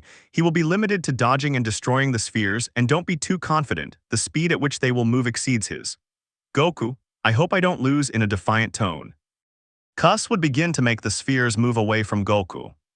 Cuss, you have approximately 5 minutes to eliminate all those spheres. If you don't do it in time, the remaining ones will approach and explode together. Goku, it doesn't matter, I'll do it. Cuss struck the ground 3 times as the spheres began to move. Goku, as best he could only dodge and dodge without being able to destroy any of them. Goku's thoughts, it's true, I can't attack. They're too fast, I can barely see where they'll move, but I have to destroy them or they'll explode and I'll lose. I need to come up with a plan. I know he didn't say anything about using Kai. Goku unleashed his Kai, creating a powerful wind that slowed the Dragon Balls, allowing him to destroy them with his Kai blasts. After 2 minutes, he had destroyed 8, leaving 12. With 3 minutes remaining, he destroyed 6 more, leaving 6 to go. Then in 1 minute, he destroyed 3 more. Cuss, alright Goku, now you only have 2 minutes. You must destroy those 3 Dragon Balls in this timer in 2 minutes. Wherever you are standing, they will start to destroy themselves. If you don't destroy them, you lose. Continue. Goku, now I'll see what I can do, I'll stop them. As he stopped releasing Kai, he concentrated it in his hands, looking around at them, which were being covered by an energy field. A sphere was coming towards him and it went to the side. Goku quickly noticed and caught it in his hands, squeezing it until it destroyed. He had 2 and 1 minute left. Goku, now I'll have to make those 2 come to me. He closed his eyes and began to concentrate, and Cuss told him there were 50 seconds left. Goku quickly opened his eyes, bent down, grabbed the sphere, and destroyed it. Cuss, it's impressive, only one more can achieve it. Goku had 30 seconds left to finish. He calmed down and saw the sphere coming to the side, then appearing in front of him. He quickly dodged it, but before it could strike, Goku swiftly grabbed the sphere, which was already moving away from him. Cuss, just in time, Goku, but he still has a ways to go. Goku, what does cuss mean? Cuss, I still have to fight against myself. Goku, seriously, I won't even be able to touch her. Cuss, if you say so, it will be so, but if not, you can do it. If you try, you have a chance. Come at me, attack, you can use your transformations. Goku, I won't hold back. Cuss, I hope that's true. Goku attacked Cuss, but she easily dodged the attacks and deflected the Kai blasts, returning Goku's attack, which he caught in his hands and transformed into a Super Saiyan. Cuss, to push him further into Super Saiyan 2, attacked him with even greater intensity. Cuss, fight against me, try to beat me. Goku, stopping the energy, but I'll manage to deflect it. Okay, I'll do it. Cuss began to give him direct and coordinated attacks. Goku would fly and attack them from a distance, and the battle was still standing. Goku had slight scratches on his face, and his clothes were full of dirt because he received a direct attack which dragged him along the ground and exploded, causing an earthquake. He would get up, cleaning himself. Goku, that attack was really strong. Thanks to this suit, I can fight comfortably without it getting destroyed during training. But Goku, taking advantage of the distraction, was attacked by Cuss. Cuss, let your guard down. Goku received the attack and it exploded in front of him, causing him to fall to the ground, while Cuss watched. Cuss, this concludes our training, we will continue tomorrow. And although Goku was exhausted and didn't have much energy left, he began to get up and Cuss felt his power rising.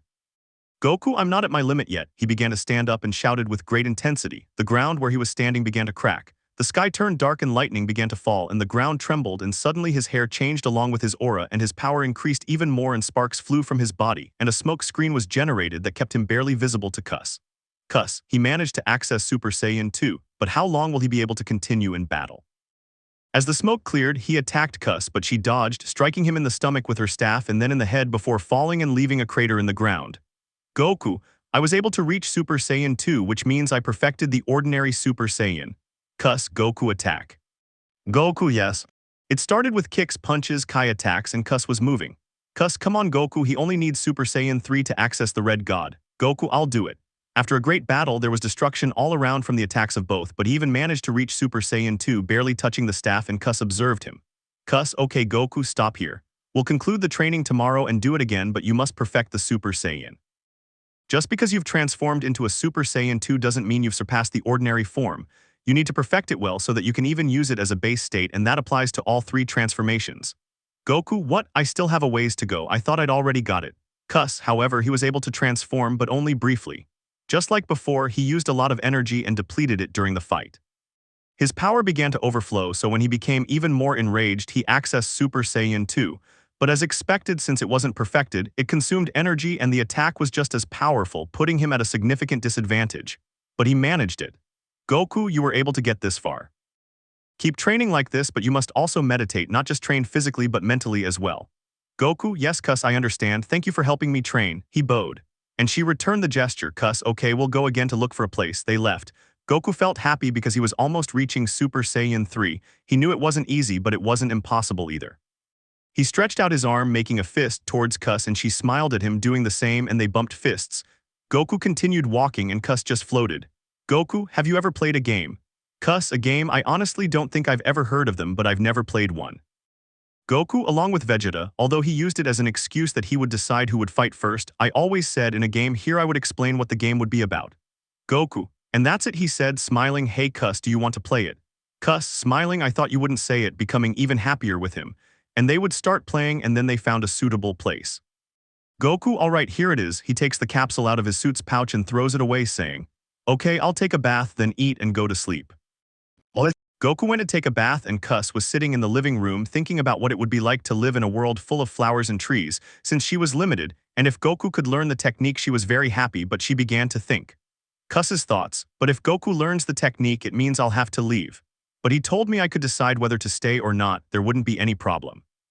But I'm under my father's orders to guide Goku in situations he can't decide on himself, even though he said I'm free since he can take care of himself.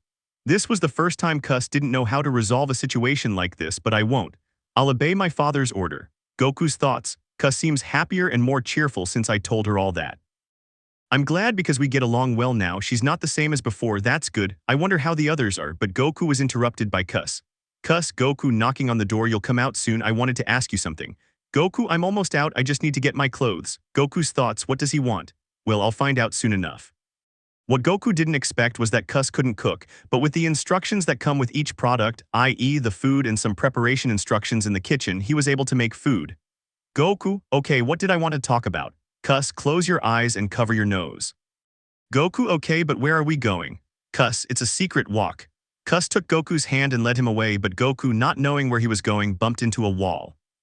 Cuss just gave him a small smile and helped him up.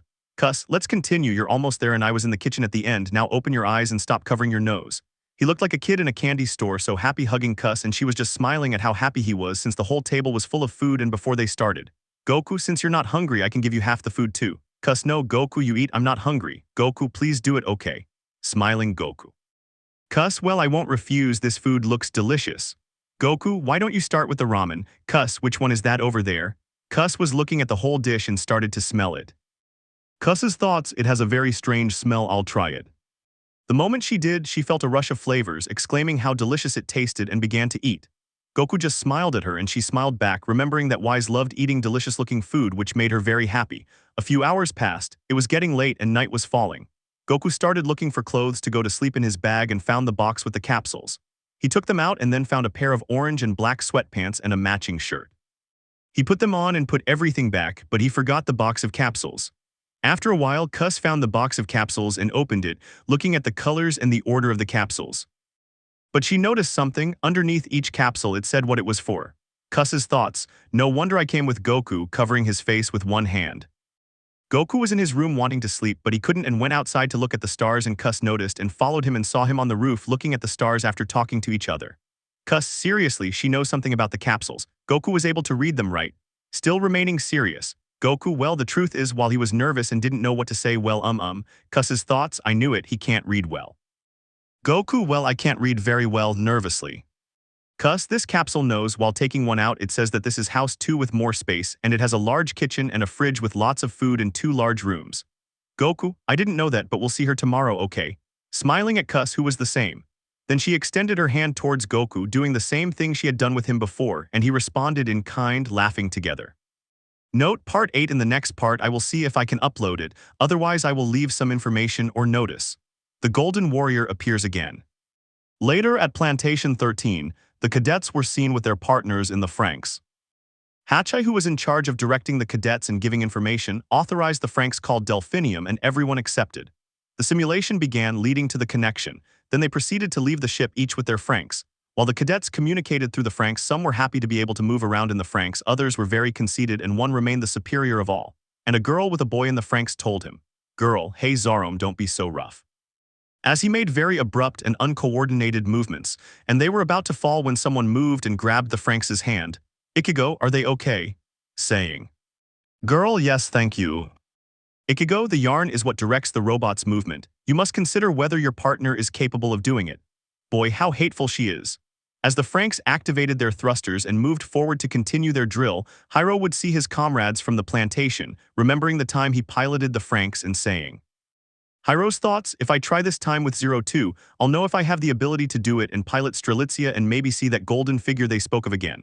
While Nana was talking to someone about Hyro getting back into the Franxx as a test start, 2 cadets were talking about the function of the Franxx, and 02 passed near them, at which point someone spoke. Ichigo, hey, I want to know something, why does it have to be Hyro? 02, Hyro, you're talking about my darling. Ichigo, that stupid name again. I really appreciate you saving us from the Klaxosaur, but I want you to stay away from Hyro. 02, you know I didn't save them, that man or boy, whatever he is. I saved them, I just did part of the job. Besides, why would I go here, my darling? Ichigo, because you don't belong here, you're not part of the squad, you're a bad influence, I don't want you giving Hyro weird ideas. 02, why do you care so much about my darling? She started sniffing Ichigo, then licked his cheek and told him she liked his taste. It was very sweet.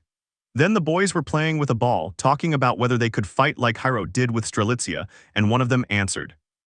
Zorom, he did nothing, he shouldn't even call himself a pilot, I'm telling you, that loser is useless. Boy, he was able to move it, and Dad is very interested in him. At that moment there was a boy who was standing with his back turned, stopping at a small pillar, who spoke. Boy, the pistol known as 02, piloting a Franxx without a partner, everyone saw the robot was in its quadruped form. Also, that golden man, I think, served to distract us from reality. How could such a thing exist? Furthermore, this means that Hyro couldn't pilot the Franxx, and that story obscures the true reality of the events. Zorom, I won't let you feel important, throwing the ball at Hyro, who received the hit on his arm.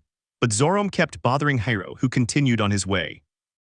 Zorom challenged him to a fight, stopping in front of him and saying that getting into the robot wasn't the same as piloting it, and that the golden thing everyone was talking about was a lie. Such a thing didn't exist. Hyro and Zorom were about to start fighting, but the other kids there stopped them. Later, as night fell, everyone gathered in a small room where Hyro had permission to pilot a Franxx.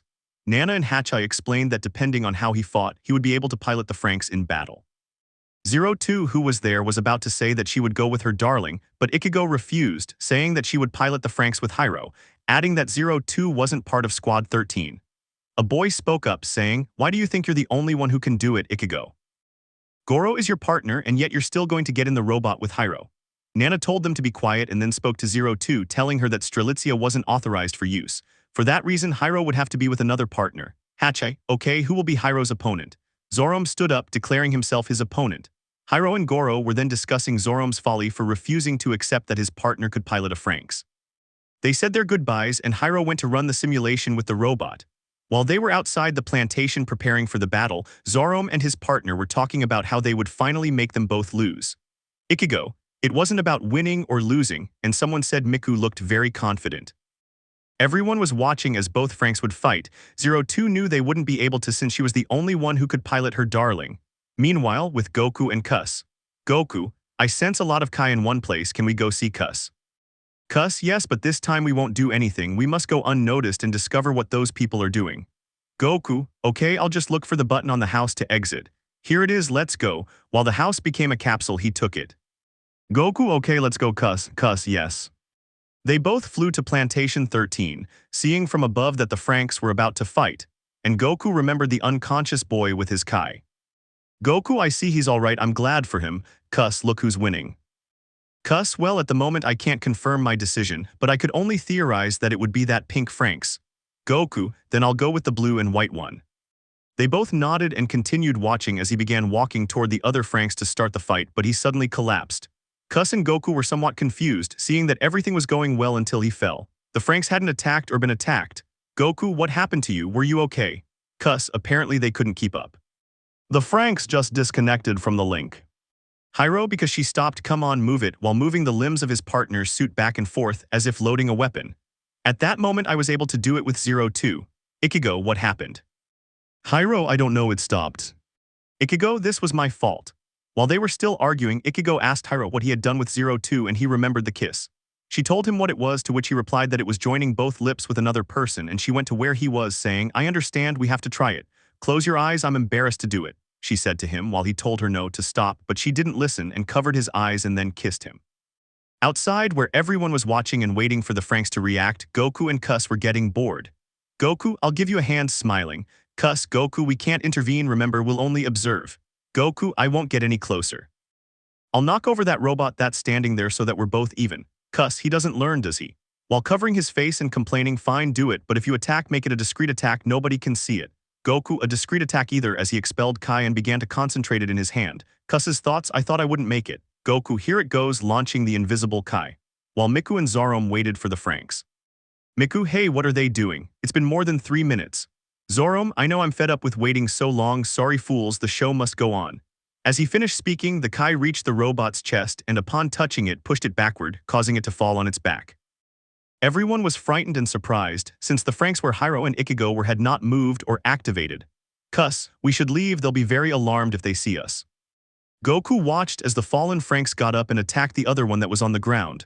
Goku, that damn guy is a cheater. Getting angry. Kus, let them be, we shouldn't intervene, remember what I told you, we should just observe. Goku, I won't allow this again, getting even angrier. Kus, she was looking at him seriously, Goku understands the situation, he can't intervene. Goku, you know, while he kept his gaze fixed, people died on Earth when Zamasu stole my body, killed my family, caused the death of the 12 gods of destruction. If I had the same strength back then as I do now, I would have wanted to save them, and now that I have the opportunity again, I won't miss it. Kus, I knew about what happened with Zamasu and his rebellion. Goku, your identity is in danger here. You know, if they see you, they won't forget that face, and if we return or try to meet them, they could cause problems here when they see us. But if you're willing to save them, take this. Raising his staff in the air, he produced a black hooded trench coat and a white mask. Take it, but without wasting any time, yes.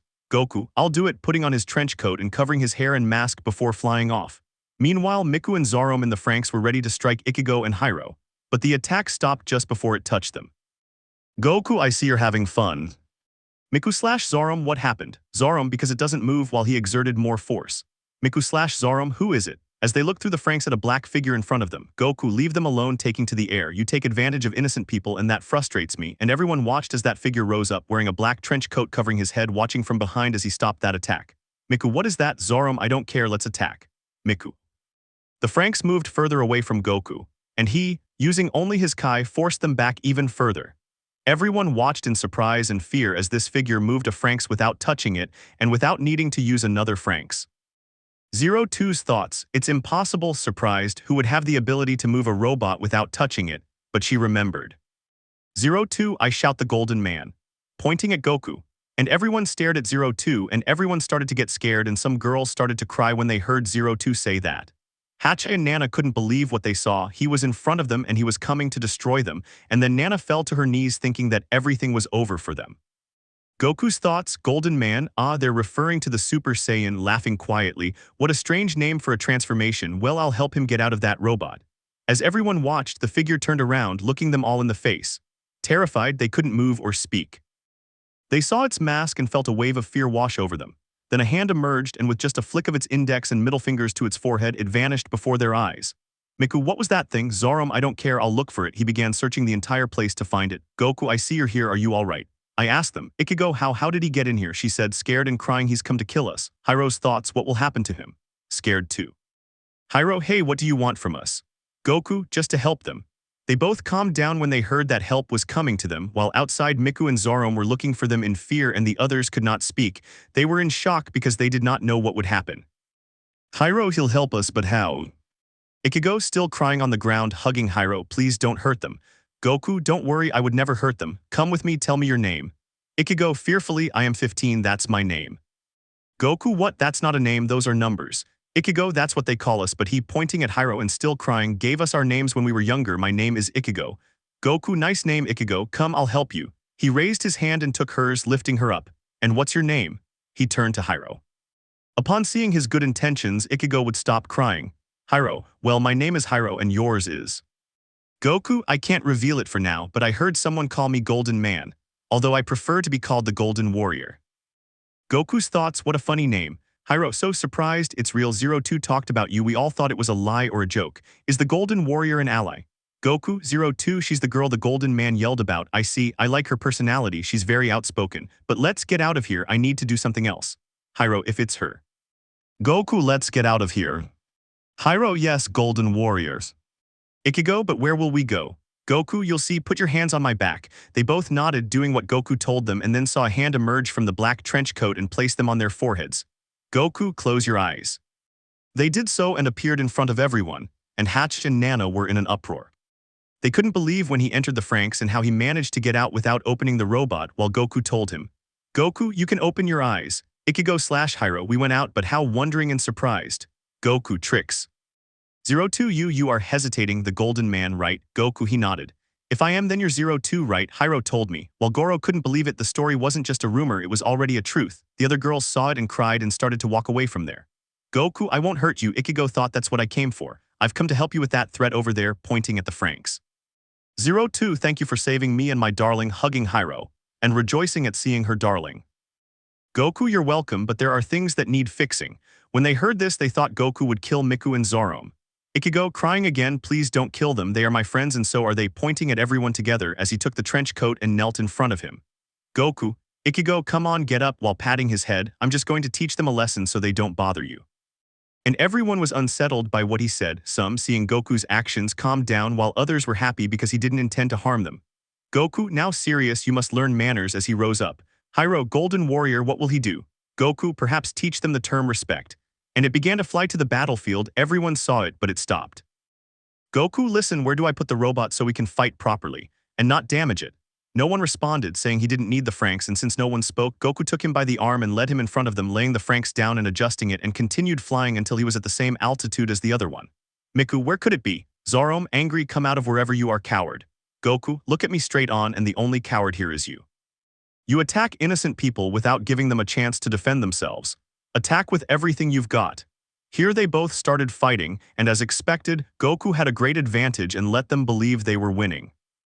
Ichigo, Hiro, 02, Goro, and the others, along with Hachi and Nana, saw that the Franxx was winning and then fell to the ground. Goku, that's all. Miku/Zoroark, scared, it's impossible, no one can withstand blows from a Franxx and get back up like that. Goku, it's because I'm the Golden Warrior. Upon hearing this, everyone was frightened, and Goku began to unleash his Kai, which they all felt the pressure of. However, it didn't reach their location, it was confined to the battlefield. The pressure caused the Franxx to collapse in front of him, shutting down, and Miku and Zoroark were terrified. Goku, okay, I'll transform. He lands on the ground. And he began to raise his Kai even higher. But it didn't affect anyone because Kus created a barrier around himself to protect the others. The ground shook and trembled, cracking where he stood, and then he screamed as his hooded trench coat fell away, revealing golden hair and the light surrounding him along with the beams of light emanating from him. None of them could believe their eyes seeing such a warrior before them again. 02, darling, look, it's true, excited. Hiro, it's impressive, but what happened to Miku and Zoroark? Goro, well, he said he'd teach them a lesson, so we don't need to worry. Ichigo, I hope nothing bad happens to them, worried. Nana, it's scary, but it's not bad, right?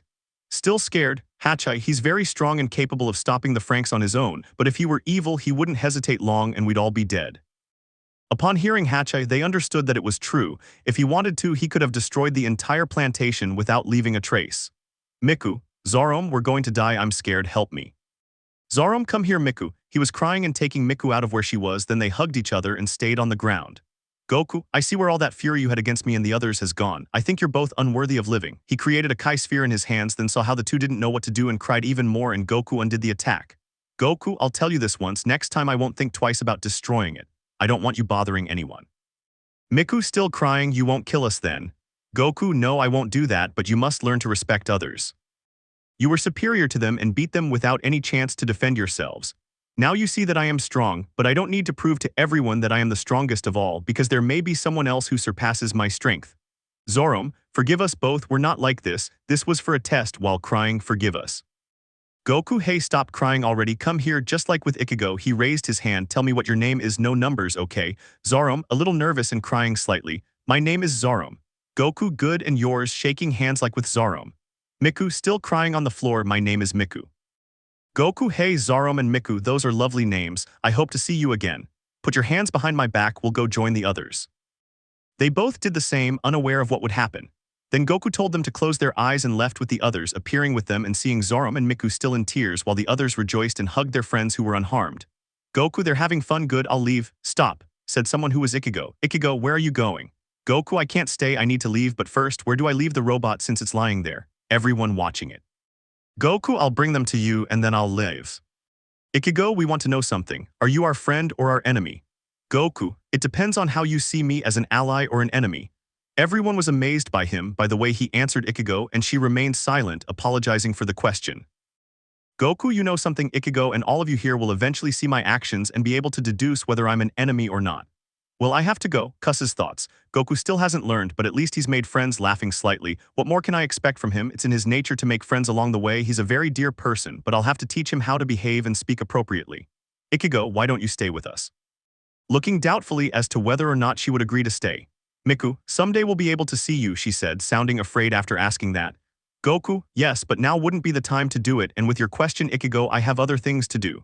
02, stay with us, my darling, must thank you for your help. Goku, I can't, I have to go. Thank you for the help you want to give, but I can't, maybe another time. Miku, stay. Goku started walking and said that one day we would get to know each other better, saying goodbye and 02, I told them it's real, but they didn't believe me, and besides, my darling can only pilot with me. He's special to me, hugging him. Ichigo's thoughts, wherever he goes, it's clear he's not a bad person. He didn't even save 02, Hiro, and the Klaxosaur. We didn't thank him properly, but we witnessed someone with the power to destroy us, yet he didn't. I wonder if we're the only ones in this world or if there are others. Goku arrived next to Kus, who was serious upon seeing what he did.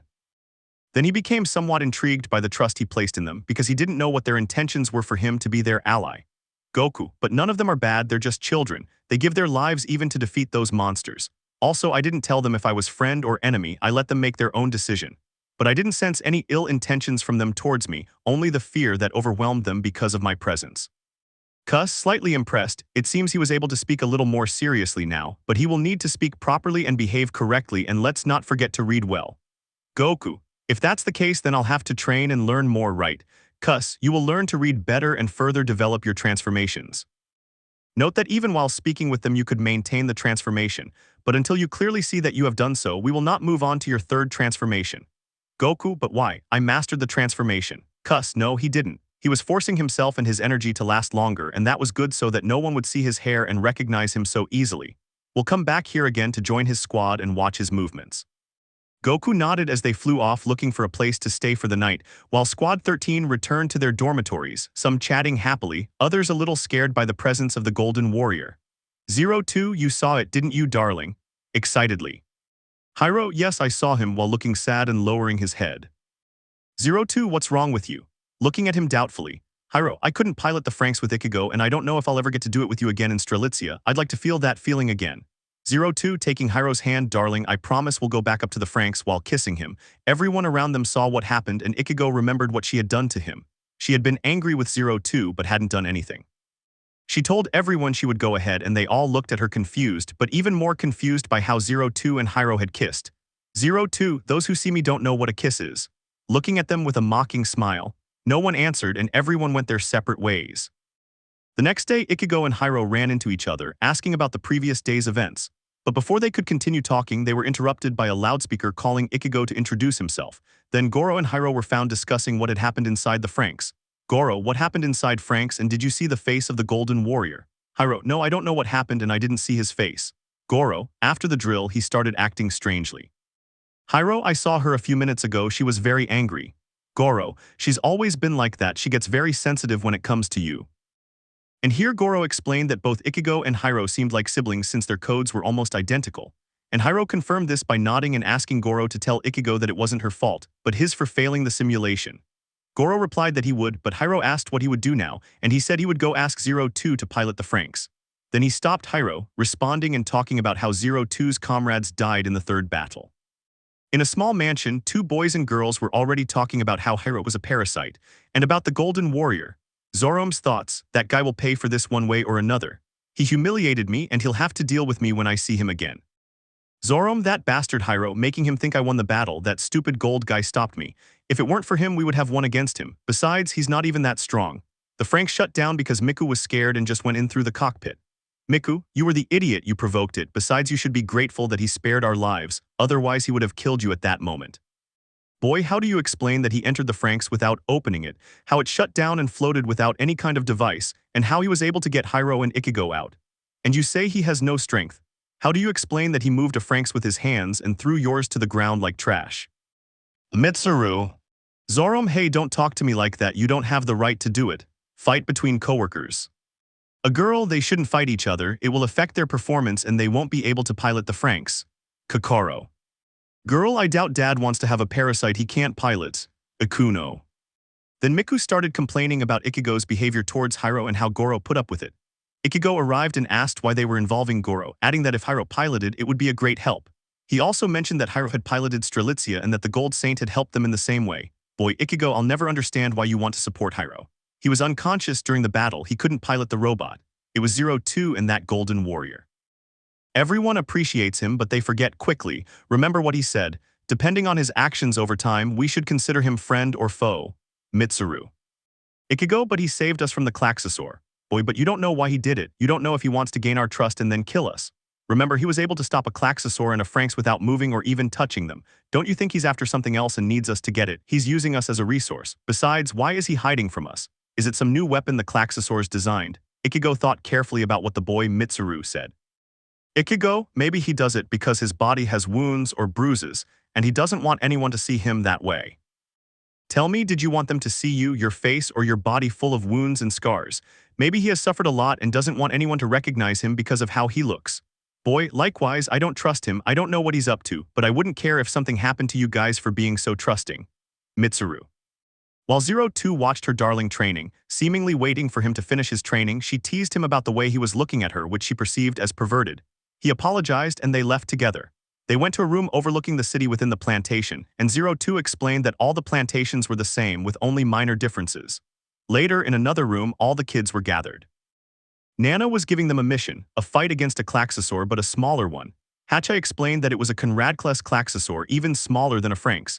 These are attracted to magmatic energy reactions. A few days ago, some of them appeared in the level 8 mines, destroying the place. Nana mentioned that Strelitzia wouldn't be able to fight and that they couldn't always rely on the Franxx. Then with Goku and Kus. Kus was scolding Goku for not wanting to learn, while Goku only wanted to train and stop the Klaxosaurs. Kus, we'll make a deal if you read these words from this book and write them correctly. Kus pointed out at least one paragraph so that he would understand. Goku, seriously, I don't want that, as he slowly stood up. And Kus sat him down again. Kus, take it seriously, maintaining a very serious expression. Goku, okay, I'll do it, but we'll train later. Kus, okay, but do it. I'll give you about 3 minutes and then I'll go outside. Don't cheat or do anything else or I'll punish you. Goku, but how will I do it? You will need a pencil, eraser, pencil sharpener, a book, and a notebook. Begin. Meanwhile, Kus left the staff inside the house program to stop in 3 minutes and notify him that Goku had finished. Goku, damn, this is going to be difficult. I tried reading 3 letters and Kus was listening from outside. Kus's thoughts, Goku, I don't know what he would be doing without me, and she just laughed silently. 3 minutes passed. Then a sound was heard, it was the staff and Goku had finished. Kus, he was able to do it, that's true. Goku, I could, but not very well. Kus saw Goku writing, but the writing looked bad and was barely understandable, but he tried hard to do it. Kus, he didn't do perfectly, but it's something. Come on, we'll train. Goku, so late, well, that's fine. Kus, don't complain so much or we'll go back to lessons. Goku, no, don't forgive me if, while he was nervous about returning to that hell. Kus, let's begin. Then Goku would secure the house and continue on his way with Kus. Kus, this will be a good place to train, getting down to the ground next to Goku. Kus, alright Goku, begin your first transformation and raise your Kai to the maximum and keep it stable. Goku started by raising his Kai and agreeing, but his Kai kept rising and his aura grew larger. Kus, this training will consist of speed and strength. While Kus struck the ground with his staff, the ground turned purple and formed a giant square. He then spoke to Goku. Kus, this time he will carry weight on his body, on his arms and legs. I will place these ankle weights on him so that he increases his speed and strength. The staff caused leggings to appear on Goku's arms and legs. He collapsed to the ground from the weight. Goku, what's wrong with these things? Speaking with difficulty. Kus, these leg warmers are designed for strength training and are 20 times heavier. Goku, okay, I'll do it. Kus, but you'll have 10 minutes to go and return to the same place. The finish line will be here. You must complete at least 30 laps to continue with another training session. If you don't do it in time, the path will wear down, causing you to sink into the earth because of the strain on your body. Goku began to move, though, with difficulty, and after 8 minutes he had completed 24 laps. Exhausted, Goku moved while maintaining Super Saiyan 1 form. Kus watched him, noticing that the transformation made him look tired, but without it he wouldn't have been able to lift that weight. Goku had 2 minutes and only 2 laps left. He then sped up, finishing on time. Exhausted, Goku fell to the ground, saying it was difficult to keep his Kai under control while moving. Kus, that's what I mean by perfecting the transformations. Goku, it's really hard, and he stood up. What's next? Kus explained that he would now fight blindfolded to see how he would react without sight. Goku agreed and closed his eyes. Kus tested this by trying to hit him with her staff, stopping just before touching him. Seeing that he didn't move, she confirmed that his eyes were indeed closed. She began concentrating, needing to detect the Kai spheres she created so he could then start striking them, which he did without much difficulty. He was able to destroy them all. She told him they had finished, but asked him to maintain his transformation until she told her to. He agreed.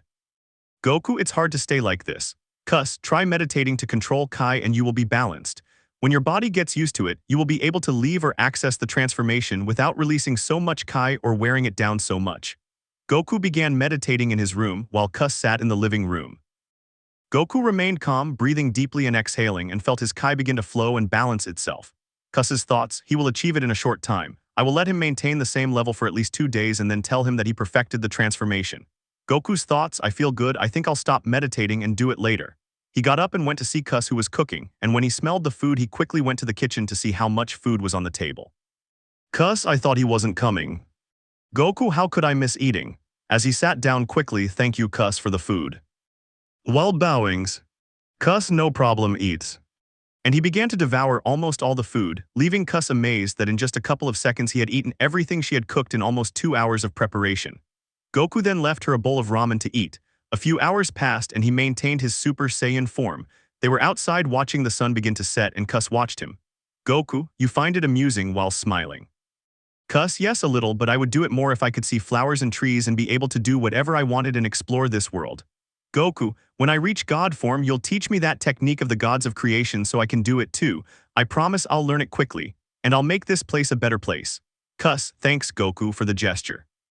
Listen, I need to make a plan. When we get to that ship we'll arrive as an underground resistance group. That is, there were people and families who had escaped the monsters and we were friends and your sister was my friend. Both families got along well, surviving together until the Golden Warrior appeared saving us from certain death. But we both lost our families and were left alone, wandering in this desolate world waiting to die. Then we found them. When they attack those monsters with the robot, we'll join the battle and you'll come out screaming for help. Help me, my sister is dying. Goku, what I'll do is pretend I'm your friend or that I was before and that you were friends with my sister and that my family and yours got along well. Then the Golden Warrior saved us, stopping the monsters, and we left there alone without family, food, or water. That's what I understood. That's right, scratching his head and smiling. Cuss, I thought almost that, but I'll take care of explaining. Just shout what I told you, and when I'm being healed, even though they can't hurt me, I'll pretend to shed artificial blood. Using the staff. Goku, how will you do that? Cuss, with the staff I will create clothes, just like the first time when I did it by copying a bit of yours, but torn and with blood stains, then there won't be any problems. Goku, okay fine, I'll just shout and you'll be the one to explain everything, right? Smiling and bumping fists with Cuss. Cuss, if only that, and he's responding to the same thing as Goku. Goku's thoughts, that's good because all I understood was that he would scream, nothing more. Cuss, well Goku, I think we should rest. Tell me how you feel about the transformation, you seem calmer. Goku, ever since he told me I also had to meditate, I've felt more relaxed and my Kai has stayed the same without me having to make any effort. Cuss, patience always plays an important role during a fight. If you let yourself be carried away by anger or power, you will surely lose, and your power will gradually decrease or suddenly drop, leaving you with no energy and unable to even move properly. Goku, and I also need to meditate on the other transformations. Cuss, yes, but to control the flow of energy and concentrate better. Goku, okay. Cuss, I can go check the ship, maybe I can get more information. Cuss, I'll have to go with you to see how you act. You need to be serious, Goku. Don't be rude, but don't be overconfident either. Speak seriously, no joking around, okay? They might be very suspicious of you, even consider you a threat. We'll leave in 2 minutes. Change and we'll go. Goku nodded and went into the house, putting on the suit that Daishinkan gave him and then went out. Cuss, smelling something and seeing Goku, that stinks. Come on, I'll clean it up. While holding the staff, he gave it a touch and began to cleanse himself. Goku, his staff also washes clothes, it has many functions, laughing. Cuss, rude, a little angry, the staff can restore clothes to how they were before, although you didn't see it, but that suit had small cuts when I launched an attack and knocked you down. Goku, thank you and sorry, bowing, could you fix my old fighting suit that I wore in the Tournament of Power? Cuss, if it's time to go, secure the house and we'll leave now, and he gives me the capsule. I'm afraid I might accidentally activate it and it will detach during the battle and destroy everything. Goku nodded and they flew off. In 10 minutes they were watching the ship as the Franxx deployed. They followed them until they saw them enter the ship. Cuss, Goku will wait. He won't participate yet until we see if the situation can be controlled. Also, maintaining his Super Saiyan state will serve him well in battle if he can sustain it, just like he did a few hours ago. I'll evaluate him and depending on how he does, we'll move on to the next training session with Super Saiyan 2. Goku, okay, let's go see the kids. While the Franxx Delphinium was in charge, they entered the facility where magmatic energy was being extracted. On Plantation 13, Ikuno and her partner were talking to Nana, who was asking why she couldn't use the Franxx. Ikuno didn't know the reason and Nana told her not to worry, that she would have a diagnostic test the next day. Her partner suggested they might not be compatible, which was causing the difficulty. Meanwhile, the Franxx had found the small Klaxosaur. They thought it would be easy, but they were in for a surprise. They were attacked for being overconfident and it attacked the Franxx's face, instantly shutting it down. But more and more of them began to fall. It was a swarm of them. 02 said that because they refused to let her go with her darling, they would all die. Then Ikuno's partner, Mitsuru, mentioned that if Hiro couldn't go, he would be willing to go with 02. He then accepted the mission and went. Meanwhile, Mitsuru told Hiro he would prove to be better to her and that she shouldn't regret it. And the other Franxx were cornered, unable to find a way out. And then we move on to Goku and Cuss. Goku, they have problems. Cuss, Ira to help them. Goku, I won't wait for Hiro and 02 to arrive in the Franxx to ask them certain things. Cuss, okay, but take this, handing him a mask. Goku and the rest. Cuss, the suit my father gave you won't be necessary. It covers you and doesn't expose any part of your body. The problem is when you have to wear sleeveless clothes because I noticed no one here has a body like yours and you'd be easily identified because you'd attract attention quickly. Goku and Cuss arrive at Plantation 13. Goku, I see that he cares about me and he notices everything in detail. Cuss, Don't take this the wrong way, Goku, but he's absent-minded, and that causes him to let his guard down and become overconfident. Goku, they always tell me that, smiling, but it doesn't matter. The Franxx were resisting the Klaxosaur attack, and Ichigo remembered what he did with Hyro. They all ran out and were surrounded by the Klaxosaurs, but at that moment Strelitzia arrived to support the battle. She attacked the Klaxosaurs while Hatch gave Strelitzia permission to finish them all off and leave the area. Mitsuru, who was so conceited about piloting Strelitzia, felt capable of piloting it, raising his ego, feeling great in front of everyone, saying he was superior to everyone while 02 looking at Mitsuru in a sadistic way. Then I can start fighting seriously.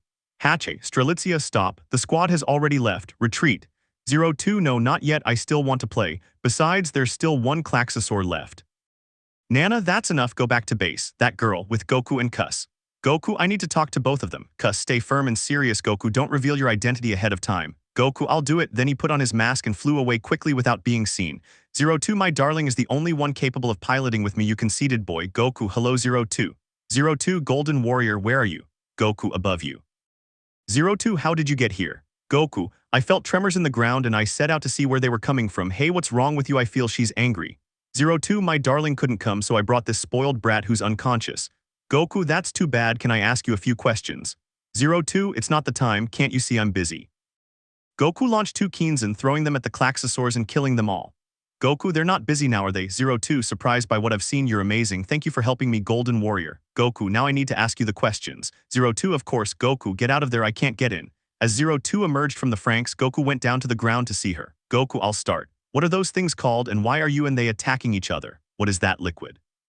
Also, who's leading you? Why are the children fighting and not the adults? What's it supposed to be like, and what's the name of that place you're in? 02 she was surprised again by the questions he asked. Well, I'll tell you, they're called Klaxosaurs. There are different types, shapes, and sizes. I don't remember how the fight started, but it was because of the magmatic energy extracted from the earth, that orange stuff that makes these robots work. I don't even know their names or who controls them. My darling says his name is Papa and where we are is called Plantation 13. There are more, but I don't remember their names. Goku, thank you for your help, bowing. 02 looking at it strangely, what are you doing? Goku saying thank you, that's how I was taught to be grateful when someone offered me help, and also being polite. 02 you're not human, are you? Your clothes are very strange, and what's your mask for? Goku, now's not the time for questions, I'd better go, don't mention to anyone that we saw each other. Goodbye. 02 where are you going, and are you someone bad or someone you don't want anyone to know about or see? Goku, seriously, I told you this isn't the right time to ask that. Remember what I told Ichigo. The answer applies here too, you have to decide if it's good or bad. Goku's thoughts. I can take this moment to tell them that I'll take care of more people like this when they don't see me again. Goku, I have to go, I have to take care of someone else. 02 someone else, hey, don't go. Goku flew away quickly without being seen, while Kus noticed him and followed him, flying away from the place together. While the boys waited for Mitsuru and 02 to leave the area, they saw that she was going up, her engine off, and only 02 came out, waving to Hyro. Then everyone noticed that she was unharmed and Mitsuru was completely injured with no signs of being able to move. 02, like I told you, you can't replace my darling. He's unique, he's the only one who can pilot alongside me. Kus, he was able to gather information. Goku, yes, it even facilitated our arrival. Kus, Goku, what did he do? Being serious and angry at the same time. Goku, I didn't reveal anything, I just said I was taking care of someone else so I could refer to you and me and not complicate things with our history. Kus, I thought I had done something else right, this made it easier for us to reach the ship. Goku, with the information 02 gave me, we'll be able to learn a little more. When we find a good place, we can talk about this. Night fell and Goku and Kus were both sitting eating, and then Goku would go to the bathroom to shower and afterwards come out with other clean clothes to be with Kus at the table talking about the information obtained. Kus, I see that's how it all works, but the war must have started for a reason. Goku, maybe there was, but maybe they were never told how it happened, but I hate those bastards, those kids have no reason to fight for them, they're cowards. Kus, Goku, understand that even though you're annoyed you can't act against them. It would be a huge problem and this could lead you to become a final enemy. They might even stop attacking those Klaxosaurs and attack you instead. Although they couldn't harm you, it would cause more problems if you confronted them. Remember, you said you came to protect, not to fight the strongest or just live off training. Although training to maintain your power isn't bad, it's just that if you take it too far it will be. Goku, I promise to be strong to protect, but I won't let myself be blinded by training more. Kus, that's how Goku has to be. At Plantation 13, Mitsuru was talking about how crazy that woman was who wanted to pilot with her when his friend arrived to get the food he'd left and went outside. Ichigo asked him how he was, and he said he wasn't eating and was tormented by the experience of piloting with her. Then Hiro came in trying to talk to him, but Mitsuru grabbed Hiro by the shirt, telling him not to continue, not to try to pilot with her, that she was crazy and could hurt him, could even kill him. He then went outside and found Ichigo, and they talked about how he still wanted to pilot Strelitzia with Zero Two. Meanwhile, inside the plantation, Hachai and Nana were confronting Zero Two about how she had treated their partner. They talked while she ignored them. Zero Two's thoughts: that golden warrior told me not to mention anything he asked me, but I need to know who his face is. Last time I couldn't see him, I only saw his body, the golden color in his hair, and the light that came from him. Nana, Zero Two, did you hear what I said? Zero Two, yes, they will die while my darling and I live, if I understood correctly. Nana, what a troublesome girl. You know they're all Franxx pilots, including you, they're your comrades. Zero Two, those nuisances. Hachai, they're an irregular squad, but they were chosen for their skills. You feel different because you're special. Zero Two, special only because I'm half human and half Klaxosaur, getting slightly angry. Hachai, it's because of your skills you can pilot Strelitzia without a partner, and Code 16 doesn't have permission to pilot it. The children were gathered together. Zoroark spoke because Hiro would continue training for the rest of his life, and another said he had a different image of him. Miku asked why he didn't give up piloting with Zero Two. Goro, who defended his friend, said that this was the only way Hiro would stay with them, otherwise they would have already discarded him. Zoroark, that means if Zero Two leaves he will too. Goro, yes. Girl, it's better for Hiro to go with her, he would only suffer here. Kokoro. Miku, don't you remember that girl is half Klaxosaur, she'll kill him. Ichigo, despite everything he made his decision, we all like him, await death if we continue in the same way. Then we would move to the part where Hiro avoids Zero Two and where Hiro is in the bathroom when Zero Two surprises him. He sees her horns and asks if she sees him as a monster, at which point the alarm goes off indicating that a Klaxosaur has been detected, but it hasn't been identified yet, and the Franxx are deployed to attack. Then with Goku and Cus, now he has managed to maintain Super Saiyan 2, then we will move on to perfecting it better and increasing his Kai to the maximum without overflowing or losing the transformation. Goku, if Cus, I hope to move on to Phase 3 quickly. Here Goku sensed the presence of all the children with their Franxx against the Klaxosaur. Goku, Cus, you felt it. Cus, if we have to leave, we must use the quick plan before they arrive, but I'll have to make him look younger so he looks like them. Goku, if I'm like them, I won't be able to use Super Saiyan God Red or Blue or Ultra Instinct.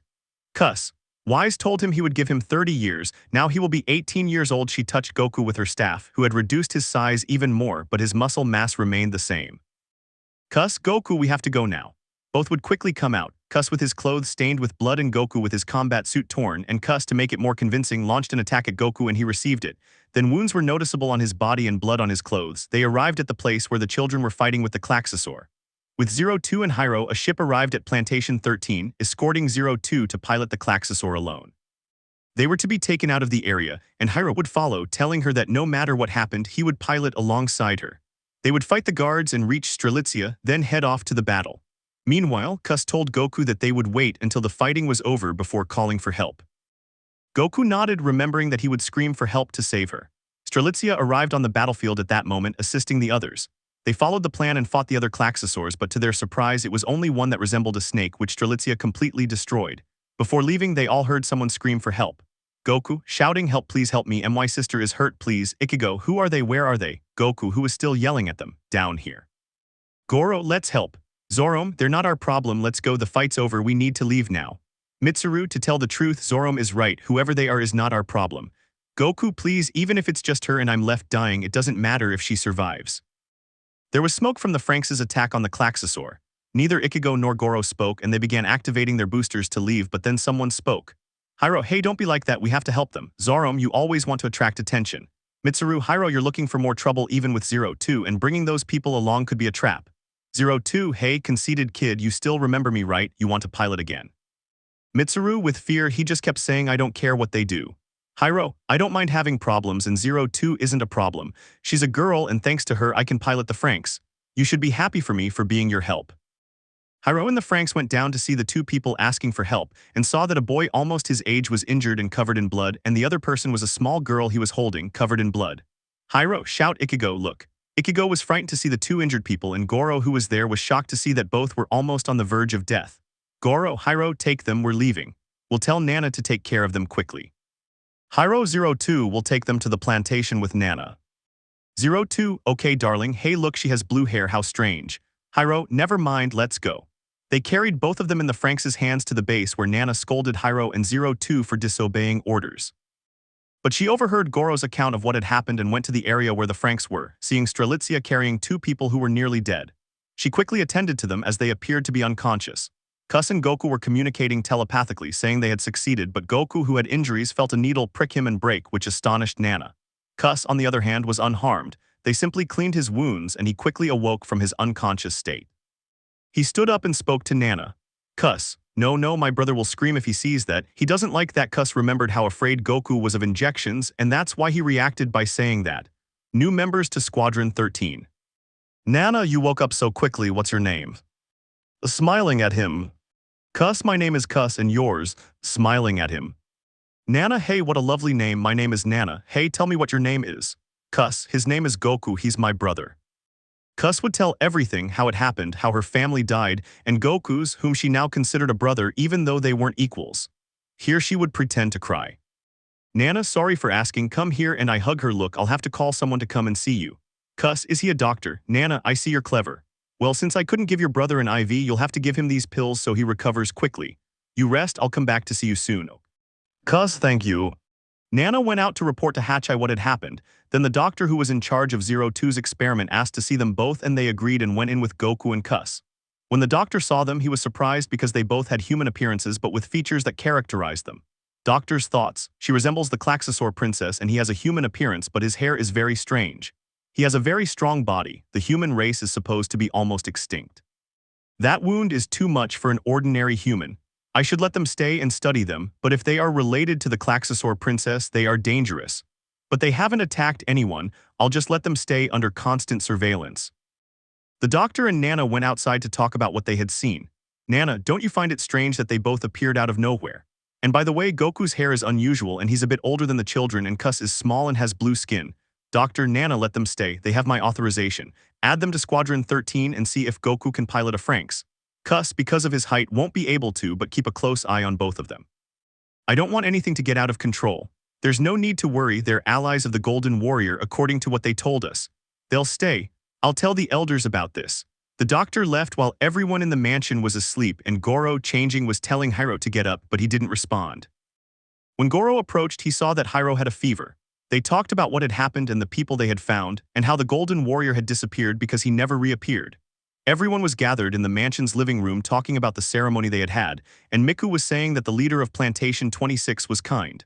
Another girl asked her if she wanted to pilot with him, and then Zoram spoke up and said that the adults trusted them. Zoram, we must strive for victory, and above all, I will guide you. Ichigo, you'd say Hiro will lead us to victory. Hiro, I want to fight with you as a team. Zoram, don't feel important for getting on the robot. Everyone was at the mansion eating when 02 arrived. Everyone gave her a dirty look and began thanking them for the food. She just watched and ate while the others thanked them. Then 02 asked Hiro to show her around, and he asked why. 02, I will be your partner and I will live with you. Hiro, Goro, and Zoram were surprised, and then Hiro and 02 ran away together. Later, Ichigo was with Nana asking her about the two people they found, and she answered him. Nana, they're fine. One's older but not by much, and the girl's almost their age. 02 will stay with you with Dad's approval, and they'll be with you. Goro and Ichigo would have a conversation about Hiro and 02 staying after all, and about the two people they found. Ichigo, they'll be assigned to us. We should make a good impression. According to Nana, one of them is almost her age, and the girl is almost our age, only she's small. Goro, wow, we'll have more friends, I hope we get along, but what will the others say? I don't want to think about how they treated Hiro and 02 at the beginning. I don't want them to be treated the same way. Ichigo, I won't leave them. Thanks to Hiro, we have more help to fight the Klaxosaurs. Serious. Goro, as always, strict. Ichigo, laughing. We would pass by Mitsuru, who was inside a small house where there were flowers, who was saying why nothing happened to Hiro since he has what I don't have. While a girl arrived asking what was wrong, and he answered that nothing, or do you feel sorry for me? You know, leave me alone before leaving. Then Ichigo was with 02, telling her that she would be sleeping next to her and that two more companions would soon be coming to stay. Then Nana called everyone to the living room to introduce them. Nana, hello children, do you remember yesterday the two people who brought Hiro and 02? Everyone was surprised except for 02. Nana, they will both be with you, come in. Goku and Kus went inside the mansion, admiring how luxurious it was. Nana, I apologize for you, boy. I don't have any clothes for you, you're too big and the clothes didn't fit, we'll wait until they make some. Goku, thanks, it doesn't matter, I like walking like this, smiling. The others looked at him strangely because he had bandages on his arm and abdomen and one on his chest. And Akuno asked him, Akuno, you don't feel pain or discomfort when walking, you should at least be in bed. Ichigo, she's right, you shouldn't walk worried. Goku, I'm sorry, but only a little, I'll recover soon. Smiling. Nana, however, he comes from the Golden Warrior and so does she. They lost their families while they fled the place due to a Klaxosaur attack. Ichigo, they had families, but what if humans ceased to exist? Nana, no, they survived in an underground community when the world had few resources left. When the Klaxosaurs disappeared, they and their families were forced to flee because they had no way to fight back. Some lowered their heads. The girls were surprised that he was able to defend her and flee the place, but they were curious about Goku because of his physique and his hair. Hiro, we promise to protect you from the Klaxosaurs. 02, if my darling wants to do it, I'll fight alongside him too, hugging him. Nana, well, I have to go. Get to know each other and get along, everyone. Nana left and everyone said goodbye to her, then someone asked a question. Zorom, how strange that someone like you walks around with wounds like that while he pushed him. Miku, hey, leave him alone, can't you see he's still hurt and he's in pain? Ichigo, Zorom, don't be like that, getting angry with him. Zorom, okay, sorry if I got carried away being selfish when I said it. Goku, no problem, okay, I'll introduce myself, my name is Goku. Everyone saw that he didn't have a code and his name was a strange name, but they liked it. Everyone introduced themselves and some remembered Goku, others not so much. 02, hey, they say you're so strong you'd fight me. Hiro, no, 02, he's unwell and injured, leave him alone, worried that this would cause problems. Ichigo, 02, as leader, I won't let this go, I deny you doing it, in a raised voice. Goku, it doesn't matter, I accept. Ichigo, what, don't you go rest, you're hurt and she's just looking for trouble. Getting angry at both of them and looking at 02. Goku, leave her alone, I'll test her strength against me. 02, I hope you don't regret it. They spoke telepathically, with Kus telling him not to hit her hard or use his energy against her but only to defend himself. Everyone went outside to watch 02 fight Goku. He got into a fighting stance and everyone looked at him strangely. She lunged at Goku, who just moved and let her fall to the ground. Every blow was dodged or blocked by him. In a fit of anger, 02 tried to knock him down, but surprisingly he jumped to avoid the blow. Zorom, nobody can fight like that. Miku, how is it possible, someone like him? Everyone started talking about Goku, his fighting style, and how 02 couldn't do anything to him. Goku and Kus were conversing telepathically, and the fight continued. He told her that the doctor would let them stay, but under surveillance, since they might be related to the Klaxosaur princess because of her skin and height, and because of his physical condition and the resilience he had gained from surviving those injuries. He also mentioned that he would pilot a Franxx while she, due to her height, couldn't. At the end of the fight, Goku lost on purpose. 02 admired his fighting style and then everyone went to sleep. They were still continuing their telepathic conversation. Goku, okay, but Kus, I'm hungry, and besides they won't give us any food here and it's nighttime until tomorrow. Kus, let's walk into the woods and then we'll quickly get out of here so you can prepare food and have dinner. Goku, yes, let's go. They walked for a while and then went outside the plantation. As usual, they looked for a place to be outside and put their house. Kus fed Goku, and she did the same before they went back inside. But they didn't expect everyone to be looking for them, so they appeared hidden in a tree pretending to play. Everyone felt good because they were playing. Ichigo, why did they go out so late? They should be asleep. Kus, my brother and I always play before going to sleep. Ichigo, I'll let this go, but let's go. If Nana sees us, she'll punish us. A few hours passed until the next morning when Nana took Goku to study and learn about the Franxx and Kus to study so that he could learn more about the plantations, how the Franxx work and their mechanism. Nana was most impressed by Goku's fighting style. His fighting stance was different from that of the children, and by Kus's intelligence and quick learning. Nana, okay, in 2 weeks we'll start testing with Franxx. She spoke with the doctor, who said Goku was very skilled at fighting but differently. He didn't fight like the children in the training robot, and Kus was very intelligent. Doctor, fine, leave them be. The old folks agreed that both of them will stay there. They'll also help stop the Klaxosaurs. Doctor's thoughts, so they're not related to the Klaxosaur princess, perhaps they're extraterrestrials. I'll continue my investigation. Then we went to the children who were with the other children from Plantation 26, talking and asking if any of them had ever been adults, to which one replied that none of them had. Then Hachai and Nana were talking about 02 and the two they found in the battle. Hachai, doesn't it seem strange to you that they appear out of nowhere? What did the doctor say about this? They've already planned to put their codes on both of them. Nana, she said to leave them alone and keep the investigation secret. She said that these people didn't have codes so they would have their names. Hachai, they have names, which is very strange, but they don't seem to be hostile. Nana, no, however, we must keep a close eye on them to avoid problems. Then Goro would reprimand Hiro for piloting Strelitzia, which was why he was like this. We moved to a room where squadrons 13 and 26 were together, with Hachai giving them instructions. A boy from Squadron 26 felt afraid upon learning that Strelitzia would be on the battlefield, but at that moment Nana arrived, announcing that Papa had authorized them to pilot together. Goro asked to speak and inquired, "Goro, but what will happen to Goku and Kus?" "Hachi, Goku doesn't know how to pilot a Franxx yet, he only knows how the training robot works and Kus is too short to pilot one." Nana, Dad asked that Goku be taught at least the basic functions. He knows how to fight differently than you children. It is necessary to see how he would fight against others. Hachi, well, it will be decided who will be her partner. At that moment, a boy stood up talking about 02. He said that because of her, he had lost his partner in battle 2 years prior. This happened because of their reckless coordination in battle, and he was acting against 02. Hiro intervened, saying that he would control her and that he shouldn't worry about it. Goku and Kus remained in the mansion, communicating telepathically. "Kus, they're spying on us, this little mansion has cameras, we can't speak freely." "Goku, I understand. Kus, I want to know something. Will I be able to use my transformations if I pilot a Franxx?" "Kus, no, you couldn't because you would kill them instantly. You could handle it only in its quadruped form but without transformation, and if you did it transformed you would destroy the Franxx's functions. It would become immobile." "Goku, okay, I need to come up with a plan for when those Klaxosaurs attack."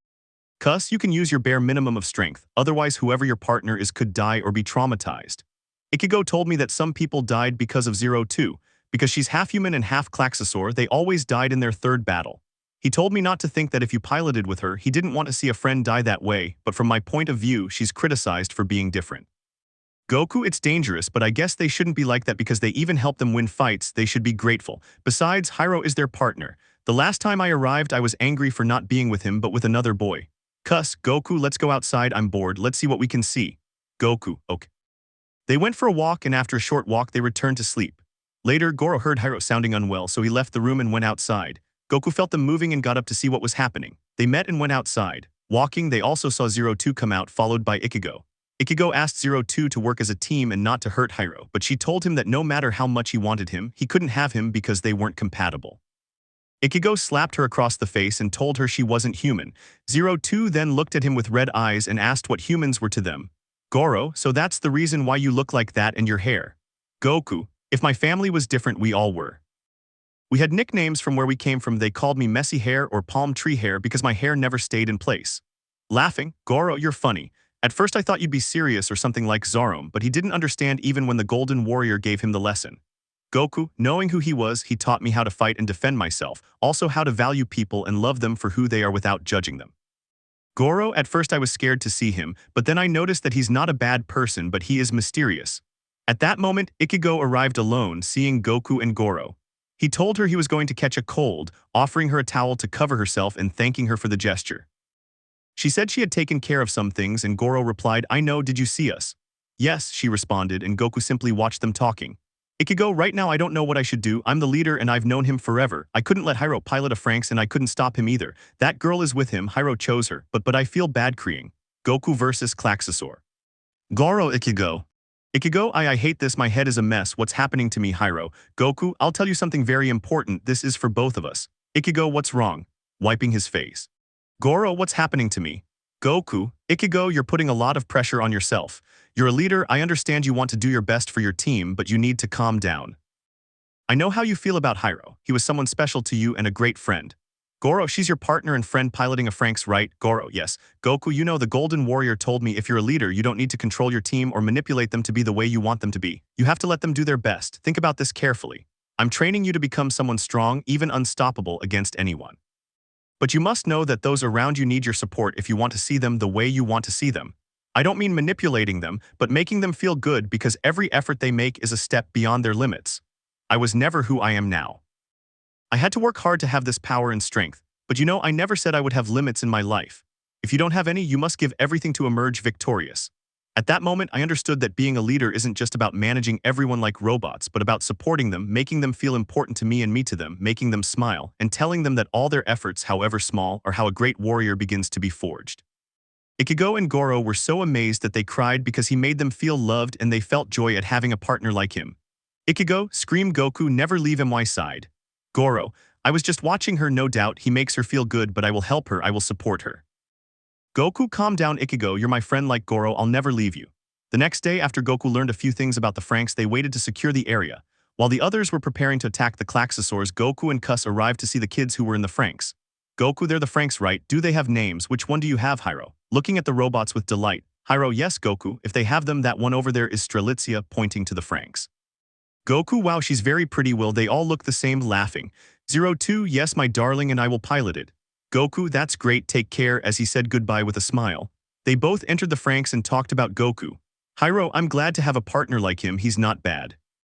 02, I thought he'd be like the others, but he's different. He acts like a real human and fights well, like you, darling, not like those weaklings. Hyro, you're right, 02, let's go. Hachai explained that the Klaxosaur was independent like Beta Code, and everyone was surprised by the number of Klaxosaurs. Goku and Cus left the area and disappeared from sight, ending up on top of the ship.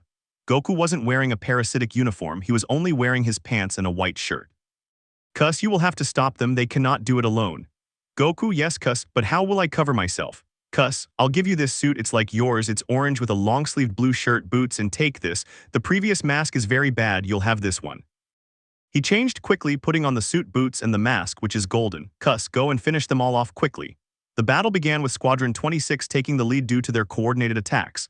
Squadron 13 remained in position to attack and felt slighted by this. They attacked the Klaxosaurs as best they could, but it was in vain, the Klaxosaurs dominated them.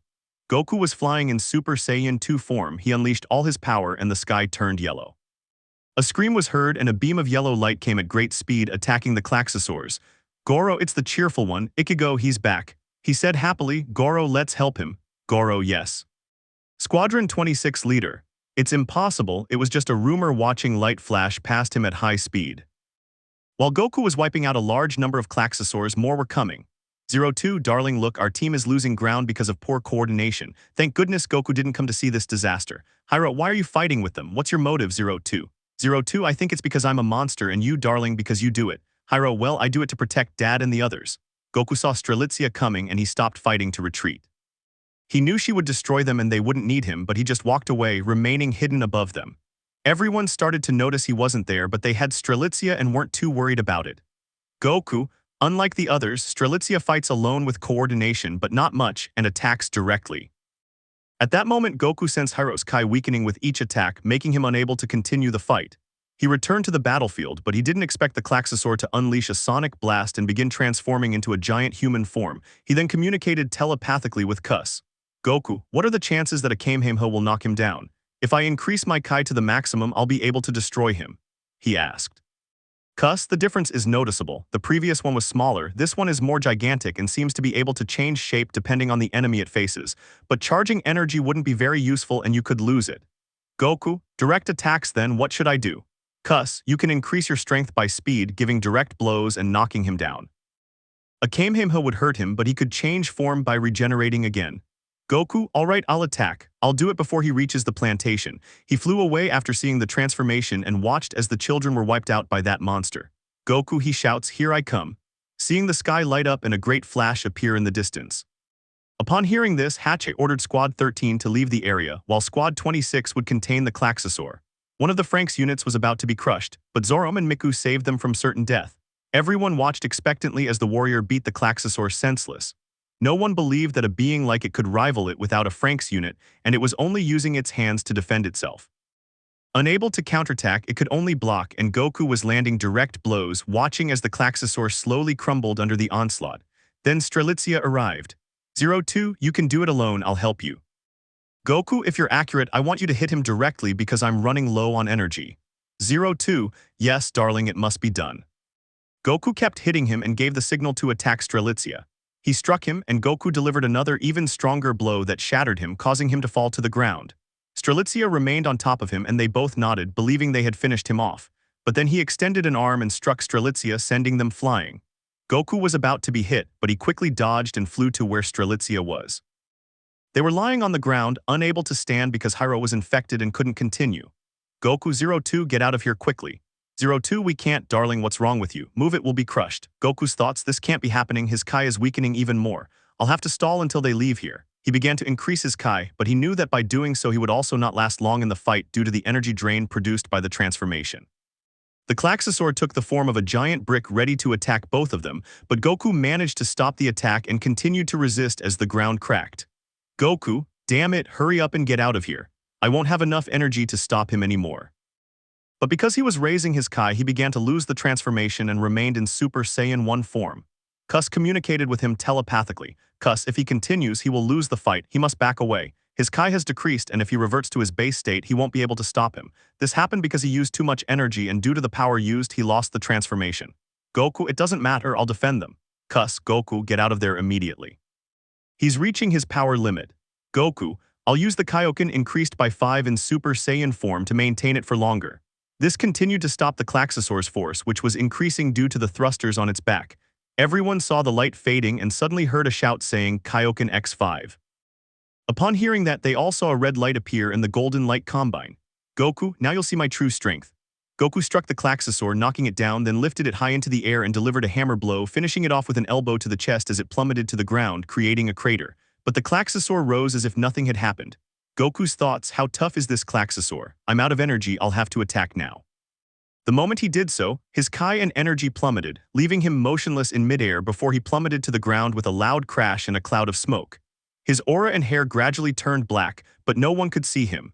Cus took advantage of the situation to avoid being seen and pulled him out of sight. Smoke then dissipated, but he was gone.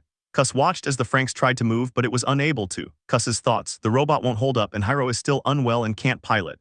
Goku used too much energy, his technique consumed all his energy, which will damage his body due to the strain and exhaustion. Goku struggled to move, trying to transform, but he couldn't and groaned in pain. Cus began healing him as he had minor scrapes and took a senzu bean from her staff to give to him.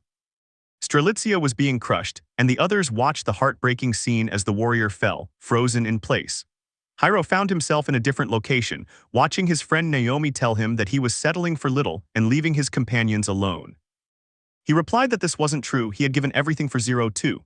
Then he moved to a place where there was a tree, a reminder of the past. The others thought they had both died. Cus, take it and then wait to regain your energy. Goku, there's no time, no one is helping 02 or Hyro, they're hurt. He struggled to get up, but he couldn't stand. Cus, he is overexerting himself, his body and energy are exhausted, all he is doing is hurting himself. Goku, if I don't help them, they'll die. I have to go, becoming angry and unleashing his power. Cus looked at him and felt his power returning and was surprised after having been exhausted, and with a seed of the hermit he quickly recovered his energy in a flash, even more than he had before.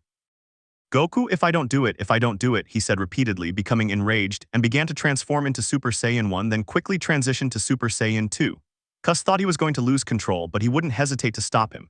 However, he sensed that his energy was gradually shifting from overflowing to being controlled. Goku, in a burst of rage, shouted, if I don't do it, no one else will. Reaching Super Saiyan 3, everyone saw the light as it obscured the Klaxosaur. Before it could strike the Franxx struck the Klaxosaur, shattering the hammer. Both Goku and Strelitzia returned. Nana and Hachai, impossible, they've both returned. Doctor, I see. They were able to return and your friend now seems even more furious. Goku, I see you were able to return, I'm glad. 02, I thought you weren't coming back either. Your hair has grown so much. Goku, let's finish this if it's because of my transformation. 02/Hyro, transformation, they both wondered. Goku, we have to destroy him soon, he's recovering. Hyro and 02 nodded and struck the Klaxosaur, which then attempted to regenerate. Goku struck it again. The other Franxx arrived, giving Strelitzia the opportunity to destroy its core.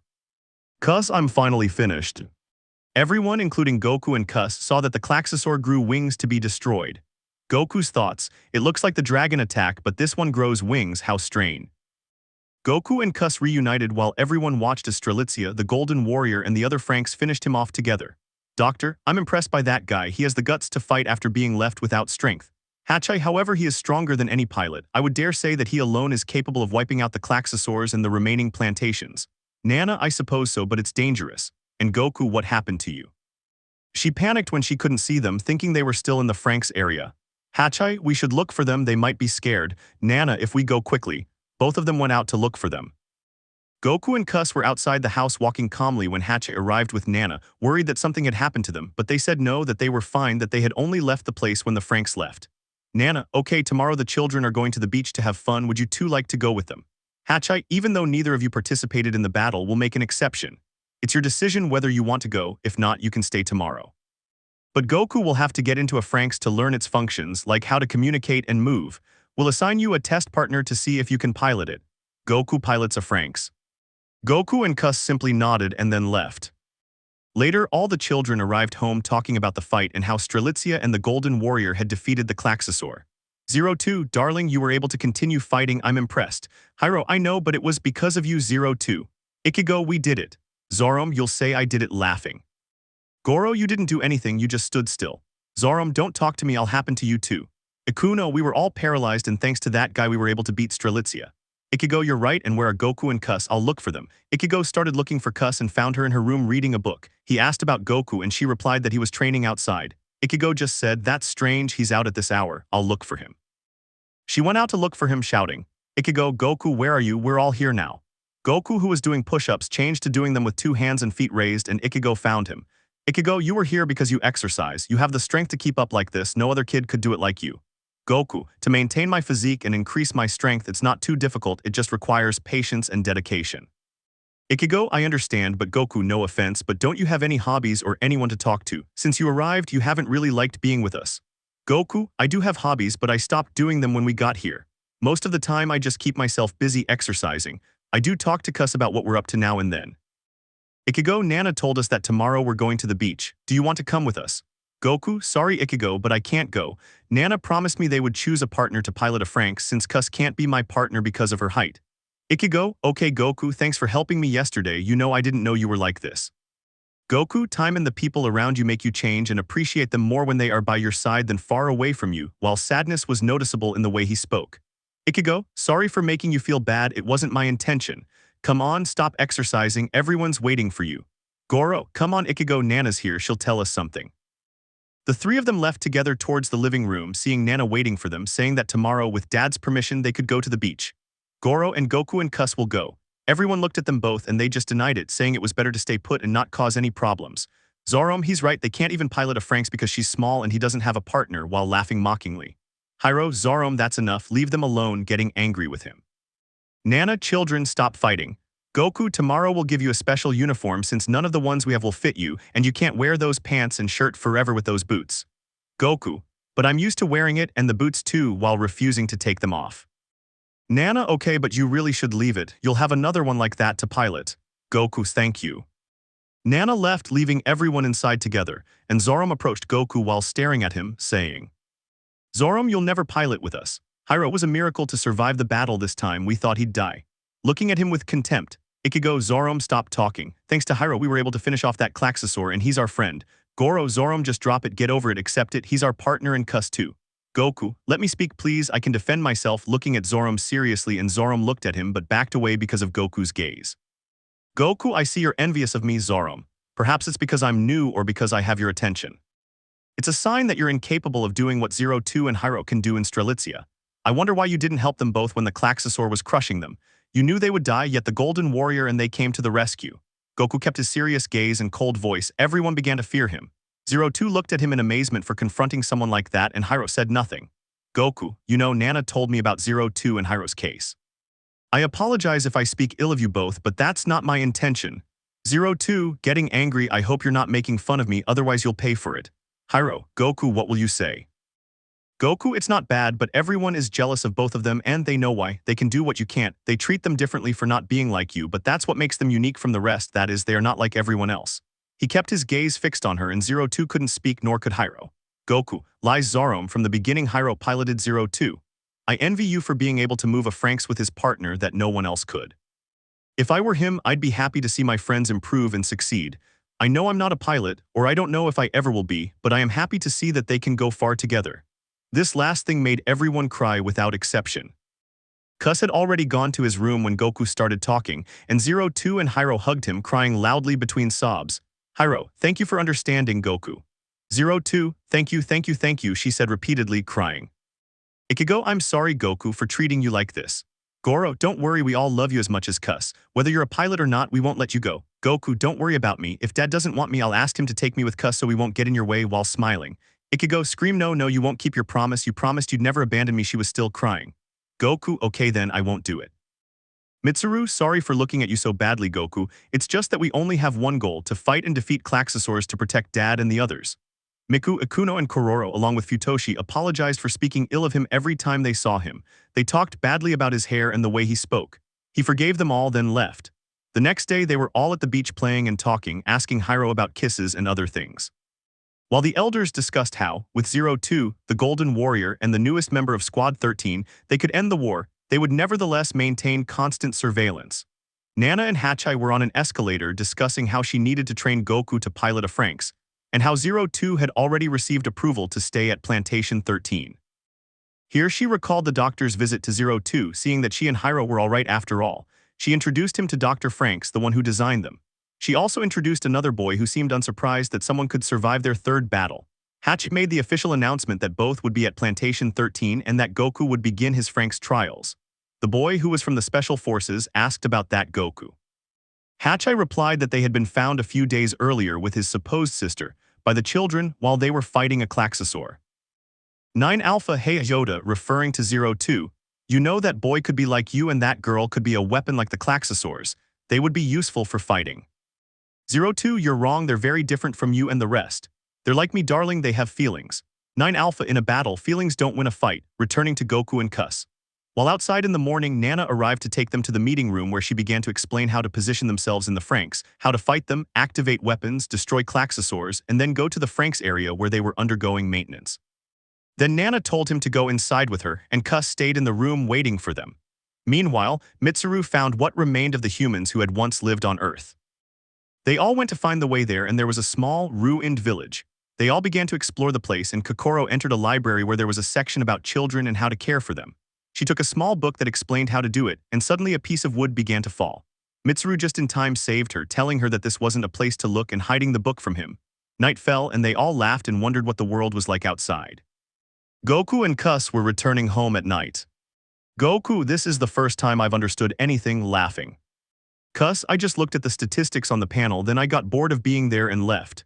Goku, I understand, but when I train I don't want to waste too much time to access the Super Saiyan God Red.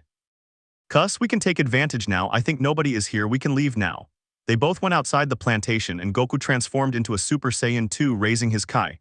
Cus put him through several tests and in the end Goku said he couldn't go on.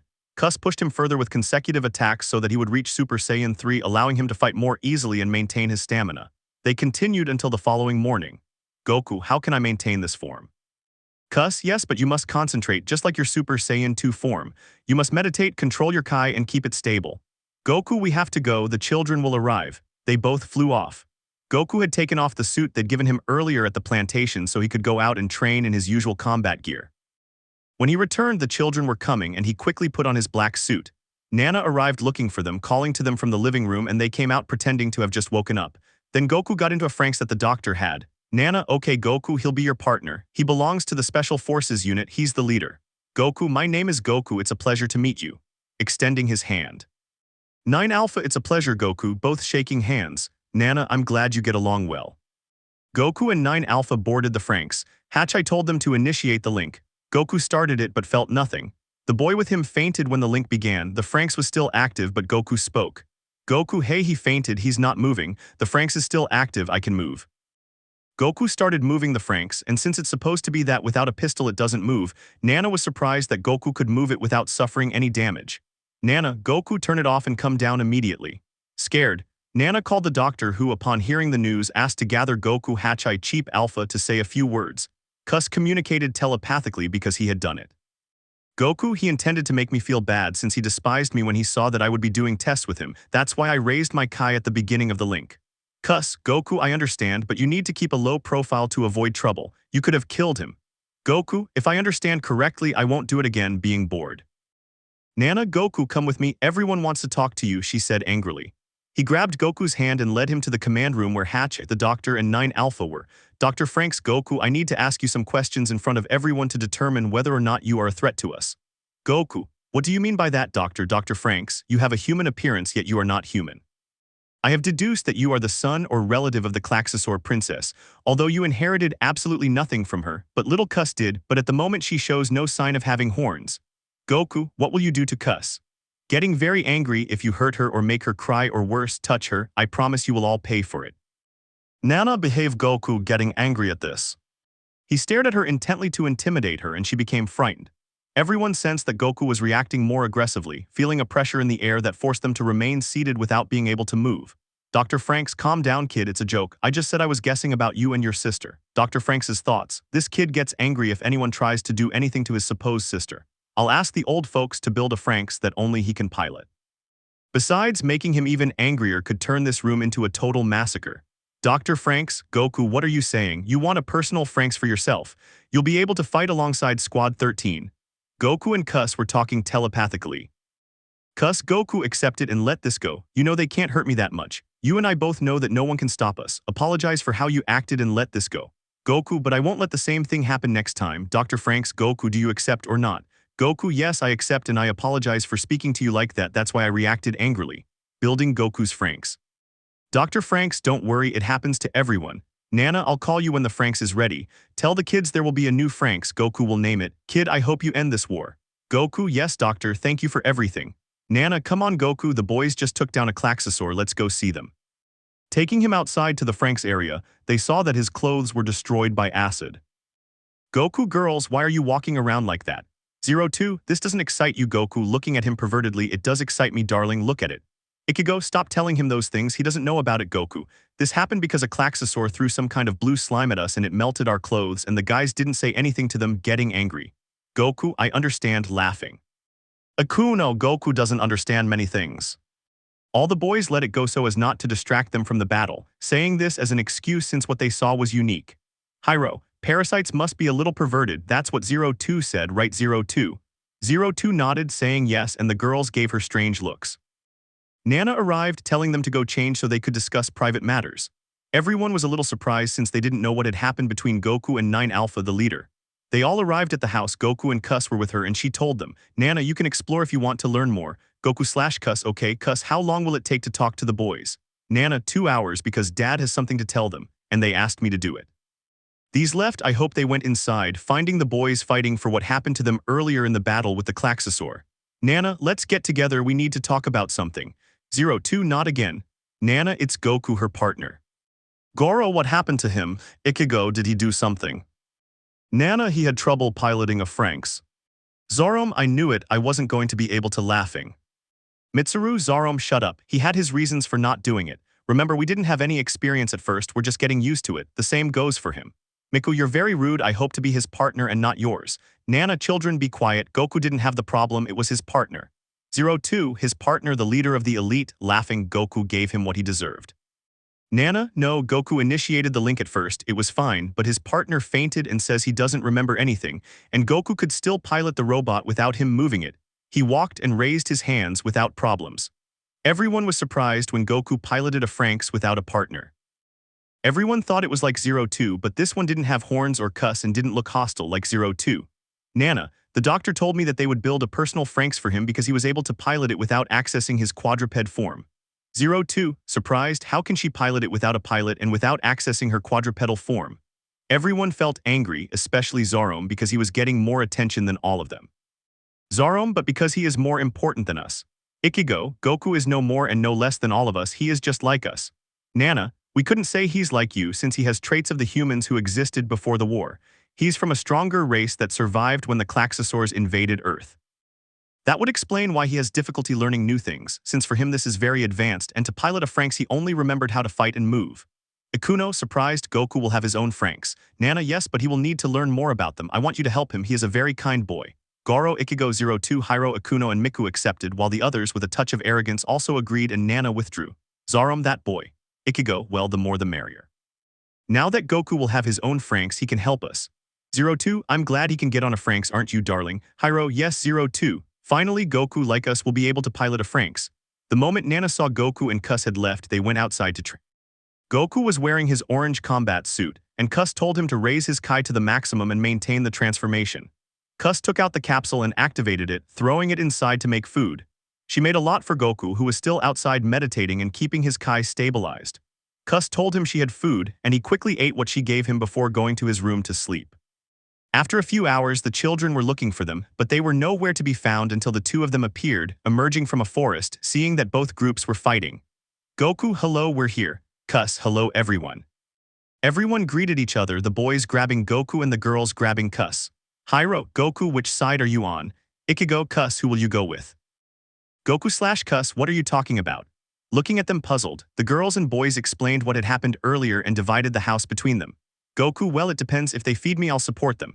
Ichigo, will give you whatever you want to eat, Goku. Goku, then I'll go with you girls. Hyro, and you, Cus, where will you join? Cus, I'll go with my brother, you'll feed me, right, Goku? Goku, if Cus. Ichigo, we won't lose. Hyro, neither did we. Everyone against everyone else in a defiant tone. Hachi and Nana communicated with the doctor, explaining that they were in the puberty stage except for Goku and Kus, who did not understand what had happened. Dr. Franxx, Nana, in a few days I will let you know so that they can prepare another facility for the Franxx made for Goku. This one is different from the others. Hachi, doctor doesn't think that boy is a danger, besides he's not a parasite. Nana, but he can pilot a Franxx without a partner. Dr. Franxx, I don't rule out the idea that he's of Klaxosaur blood. 02 is a hybrid and he could be the Klaxosaur princess's weapon, but he doesn't have any physical traits. I would have to run tests on him to confirm it. Nana, it's impossible. The first time they brought them here, I wanted to put an IV in him and the needle broke in his skin. Dr. Franxx, undoubtedly then he is like 02 but stronger. He is the ultimate weapon of war. Perhaps out of rebellion he separated from the princess and she attacked him to eliminate his existence and the Golden Warrior saved them. Nana, what would we do, Dr. Franxx? Keep a close watch on everyone without exception and don't tell the elders about this or about the boy or his sister. And don't interfere with the investigation. Hachi, yes, Dr. Nana, Hachi, we must keep this a secret. Hachi, yes. Kus was in his room while the girls who were with Goku asked him to clean the bathtub with them. He took off his suit, leaving only his pants and showing his body. Miku, Goku is so handsome, looking at him in a perverted way. Ichigo, leave Goku alone, don't give him weird ideas. Goku, it doesn't matter what they say, laughing. Ikuno, Goku, do you feel comfortable being alone? I ask because you don't spend much time with us but rather with Kus or by yourself. You don't trust us. Goku, I don't distrust her or anything, but Sai, it's just that I only bring her trouble since Nana saw me pilot the Franxx and they compared me to the Klaxosaur princess. They said whether I was a threat or not. I think that if I die in battle, everything would go back to the way it was before, although Kus would be alone without me. Ikuno, sorry Goku, it wasn't my intention. He got out of the bathtub, saying goodbye to everyone and going outside where he met 02 and Hyro. They saw him coming out but with sadness on his face. 02 and Hyro felt bad. It was the first time Goku had ever looked so sad. They both tried to follow him into the forest, but he disappeared and no one saw him. He was outside the plantation, training alone, when Kus arrived and asked him what had happened. He told her about Ikuno and her response was simply that no one was to blame, not him, not anyone. It was only the man they called Papa who kept them rigid, forcing them to follow rules that made them seem more like machines than people. They would train so that Goku could perfect Super Saiyan 3. Goku had already achieved it, but Kus told him to fight her to see how he fought. Unlike the previous two transformations, this one used more energy, but Goku prevented it from being depleted too quickly. With the children, they would go from fighting in the dining room where they had their food. 02 and Hyro would talk about what happened to Goku, wondering what had happened to her, so she could tell him that this fight between them would make it more interesting. Then with Mitsuru and Kokoro, who had the book and was secretly reading it, and Mitsuru noticed this but didn't care what she did with it. With the girls, they took 02 to a room to interrogate her, asking her who she supported. 02, what you're doing is nonsense, you act like children. And tell me, what did you do to Goku? When he left here, he was very sad and we saw him. We tried to stop him with Darling, but he disappeared out of nowhere. None of them responded. 02, seriously, that boy is like my darling, he is kind and sincere. If they do anything to him, I hope they regret it later. Ikuno, I asked him why he liked being alone and why he was only talking to Kus because he didn't want to be with anyone else. I asked if he distrusted us. He replied that he didn't because ever since he piloted the Franxx alone with his partner unconscious, Nana and the doctor compared him to the Klaxosaur princess, and he told me that he hoped to die in battle so that everything would return to normal. 02, they're all disgusting, he's just a boy and those fools are making him feel bad. At least Kus understands him. You should ask him if he feels happy or sad, if he wants to talk to you or not. I'll go back to my darling, I'll go find him. Neither of them spoke, and 02 went out to look for him without finding them while they were training. Goku was tired on the ground. Goku, Kus, I don't think I'll continue. Kus, if he says that, I'll attack him. She attacked him relentlessly and at the last moment he fell, losing his Super Saiyan 3 form. Kus felt the same as with Super Saiyan 2, but now her energy didn't overflow, instead she kept it stable. Goku attacked Kus, noticing that his speed had increased and his reflexes and strength had risen even more. She kept him at this level, attacking him without giving him time to react. He quickly launched a swift attack against her, which she easily deflected. Kus, stop and fully control your Kai, we won't leave until we see you progress. A few hours passed and Goku managed to regain his composure. With the boys, 02 removed a sign prohibiting boys from entering. After removing it and then going to the bathroom, they saw each other naked and began throwing clothes at one another. 02 took off the clothes they had left behind and Hyro followed her. They reached the roof of the house throwing clothes, some of which landed on Hyro's face. Then she did a backflip. Hyro thought she would fall, but she was agile and landed without any problems. Nana arrived to punish them all with Hachi while she asked, Nana, where are Goku and Kus? 02, he left in the morning and nobody knew where he was. I looked for him with my darling and cuss I don't know. Ichigo cuss locked himself in his room. Nana, at least she's obedient. Despite her age, she didn't get involved in this fight. 02, but Goku, he was sad. You could see it on his face. And I think they're to blame, pointing at Ikuno, Miku, and Ichigo. Ikuno. Nana, I asked him if he ever comes here alone or with cuss, and I asked him if he does it by choice or because he doesn't trust us. Besides, he said that all the problems would end if they died, since you got angry about piloting the Franxx and the doctor who compared you and cuss to the Klaxosaur princess. Nana, it wasn't my intention to make him feel that way. I just got angry because I thought I had done something to 9 Alpha leader. When he fainted, and Dad would be angry about that. Everyone went out looking for Goku, who before arriving at the plantation changed and left his fighting clothes outside the plantation, then sat on a tree branch looking at the sky. After a relentless search, Kokoro found him. Kokoro, Goku, come down from there, we've been looking for you. Cuss needs you, she's worried sick. Goku being serious and without looking at her face, you know I know Cuss very well, she knows I can take care of myself, she doesn't worry about me, don't talk to anyone, I feel good watching the stars alone. Kororo, Goku, we love you, you're not to blame for anything, insisting that he come down. Goku, Kokoro, no one likes me or Cuss, just like Hyro and 02 who treated them badly at first, what's stopping them from being the exception with Cuss? Kokoro, nobody thinks that about you. Goku, you think differently and others do too, but what will the rest say about me? Goku jumped down from the branch with a backflip and Kokoro was impressed. He walked out and went inside where Nana was with Hatch. The new Franxx fights without a partner. Nana, the children found you, I'm glad. Goku, seriously, you're happy a Klaxosaur is coming in here, it doesn't surprise me. Well, have a good night, I hope the Franxx is here tomorrow. If not, I won't have a way to die. Nana, Goku, don't be like that, come here, don't think about leaving, trying to make peace with him. All the children went inside because Kokoro told them he was in the house and they saw him, but he was serious talking to Nana and kept walking. Goku, you all know very well that I'm not welcome here. From the moment I introduced myself, only Hyro and 02, along with Goro and Ichigo, liked me. I quickly noticed that they were looking at me with disdain, just like that boy who fainted at the beginning of the link. I'll tell you all something, if I die I don't want any of you to hurt Cuss or make fun of her or tell jokes about her. She's a child who suffered the same fate as me. You know that dying would be better than living. That way you wouldn't see me and you'd have another Franxx, or if it gets destroyed at least you'd feel better. Ichigo, Goku, crying, why are you saying that? We all love you. Goku, Ichigo, I know, but not all of you, only 4 of you do it. For the rest of you I'm a hindrance. Zorom can tell you the best about me. I won't be a Franxx pilot. I'll be fine not being one. I'll just ask the doctor to give me a ship and I'll look for a place to go with Cuss because I'm unnecessary for you. 02, hey Goku, if the others don't want you, my darling, and I will leave when this is over. Would you like to come with us? Goku, I accept your proposal. When you leave, we will leave together with Cuss. We will find a way to live away from everyone. Except for Hyro and 02, they would cry seeing how they made their friend feel bad without him hurting them. Hatchai decided to keep quiet and leave. Nana felt bad and left the house. Goku left the house and went up to the roof to look at the stars, and later Cuss would arrive to see him. Cuss, hello Goku, how are you feeling? I heard all that. Goku, yes Cuss, I feel a little bad talking like this, but I had no choice. I hope to reach Super Saiyan Blue so I can use my full power. Cuss, if Goku succeeds, it will happen very soon. You should sleep tomorrow. Your new Franxx may arrive. Goku, I don't think I'll see the stars. I've never seen them before. Cuss, Goku, you've changed a lot. At the beginning, you weren't like this. Goku, if we all change, I won't always be the same fighter. Well, rest well, Cuss, you too, goodbye. The next morning, Nana arrived to bring Goku to show him his Franxx. Nana, children, wake up. I have news for you. The new Franxx has just been transferred. Get ready to leave soon. Good morning, Goku. Goku, hello, Nana. He remained serious. The new robot has arrived. I'm glad I can die sooner. Nana, no, Goku, you'll see that it won't.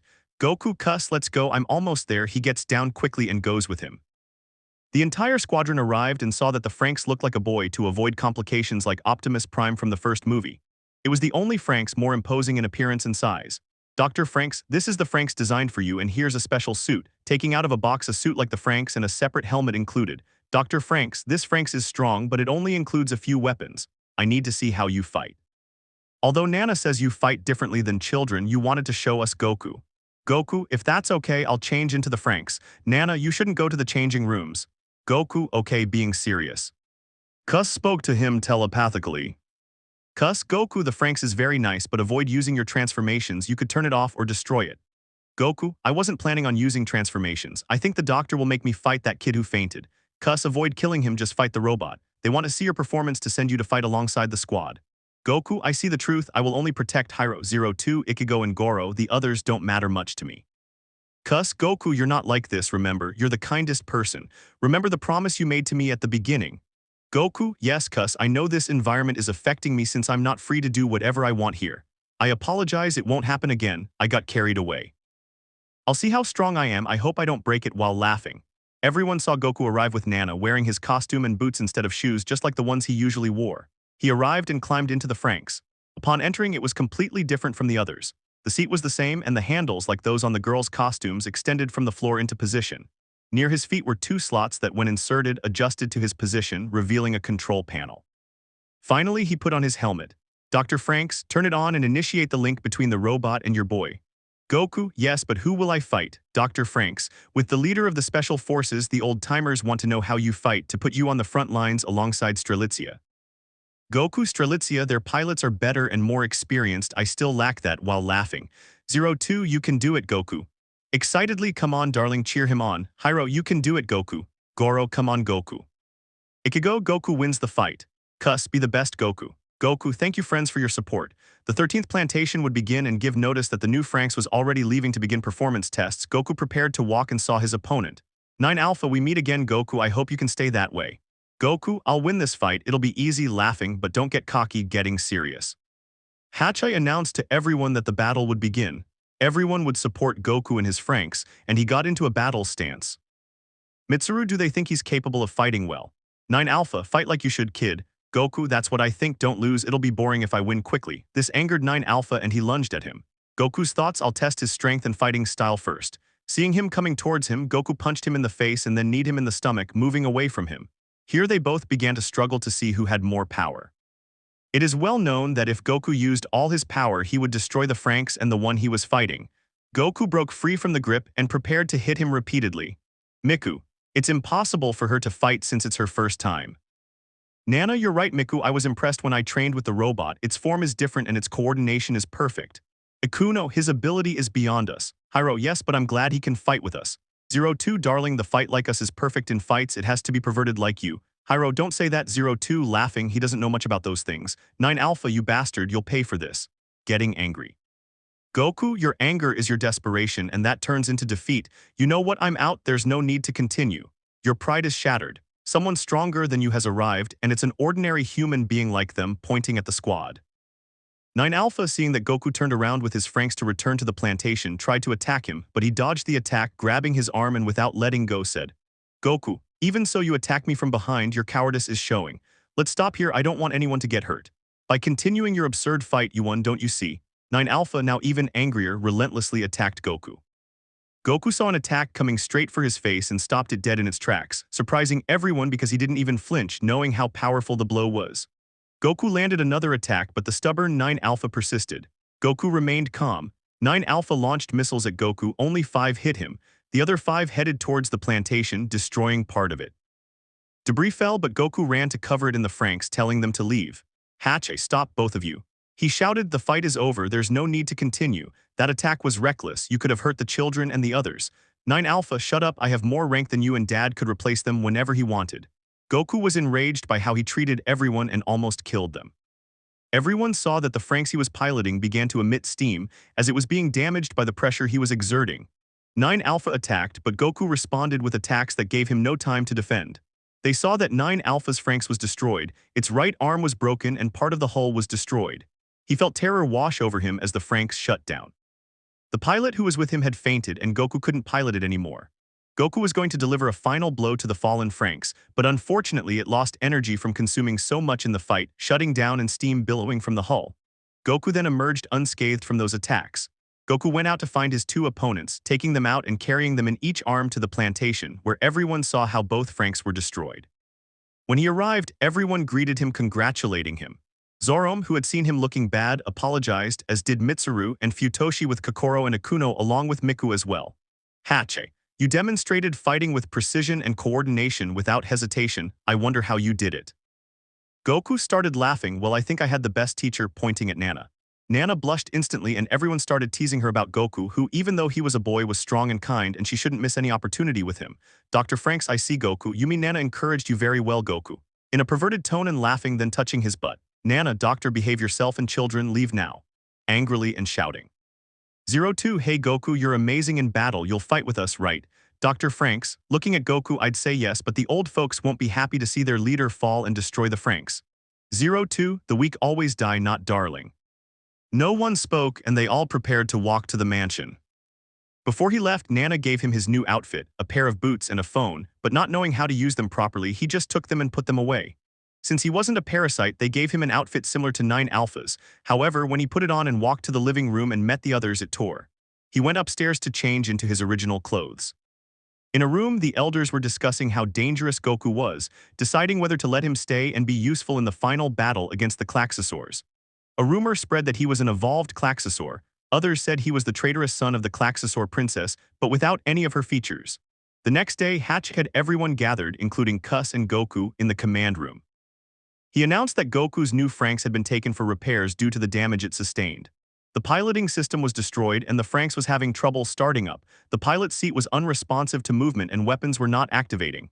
This made everyone feel bad as Goku couldn't complete his first mission. Upon returning home with Cus and Hatchai, he explained to the children the type of Klaxosaur they would face, a Gutenberg-class Klaxosaur. The mission then began and the two took the opportunity to train outside the plantation. Goku, Cus, I'm almost there, right? Cus, yes, but he still needs to keep Super Saiyan 3 stable. During the mission the children undertake, he will be able to perfect it, but he must become more serious and concentrate well. The battle began. This time Goku wouldn't fight the Klaxosaur. He knew it wasn't necessary since Strelitzia could fight without anyone's help. But the Klaxosaur had the appearance of a giant brain, its core clearly visible. Everyone thought it would be easy. Zorom/Miku, Argentia era Primero, these, by attacking directly without coordination, were quickly caught by the Klaxosaur, but they broke free only to then receive an attack from behind. Zorom, guys, that's not its core, I'll go for it, flying to the Klaxosaur, but they were trapped. Goro warned him at that moment, but it was too late. Meanwhile, Delphinium, piloted by Ichigo and himself, pulled them out just in time before they were absorbed by the Klaxosaur, which then launched a massive attack that exploded. Suddenly, Goro awoke, remembering that before being absorbed, he had pulled Ichigo out of the Franxx. Everyone had left and was gathered at the plantation. Hiro called Goro, who answered, asking about Ichigo. Goro replied that she was fine and that Miku and Zorom were with her. He was relieved to hear that she was all right. Goro asked Hiro if they could get him out of the robot since he couldn't move it alone. Hiro explained that they had ordered a retreat because they couldn't attack the Klaxosaur. He remained silent, saying nothing, and then someone spoke. Ikuno, the Franxx needs its pistol, without it it won't move. Mitsuru, don't worry, in this case the system is programmed to use backup power. 02, so when it runs out he will die. No, well, not only him, but we will all die when the Klaxosaur arrives here. We will go boom, saying it calmly. The door opened and Ichigo stormed in, angry that Goro had kicked her out, saying he wouldn't do anything on his own. Zorom told her he did it to save her, and she retorted that no one cared about saving him. Miku reacted angrily, asking why Goro kept putting up with her and reproaching her for standing by like a crying little girl when Hiro was on the verge of death, saying that without the Golden Warrior they would have died. Ichigo replied that she had no right to speak to her like that. Goku saving his friend.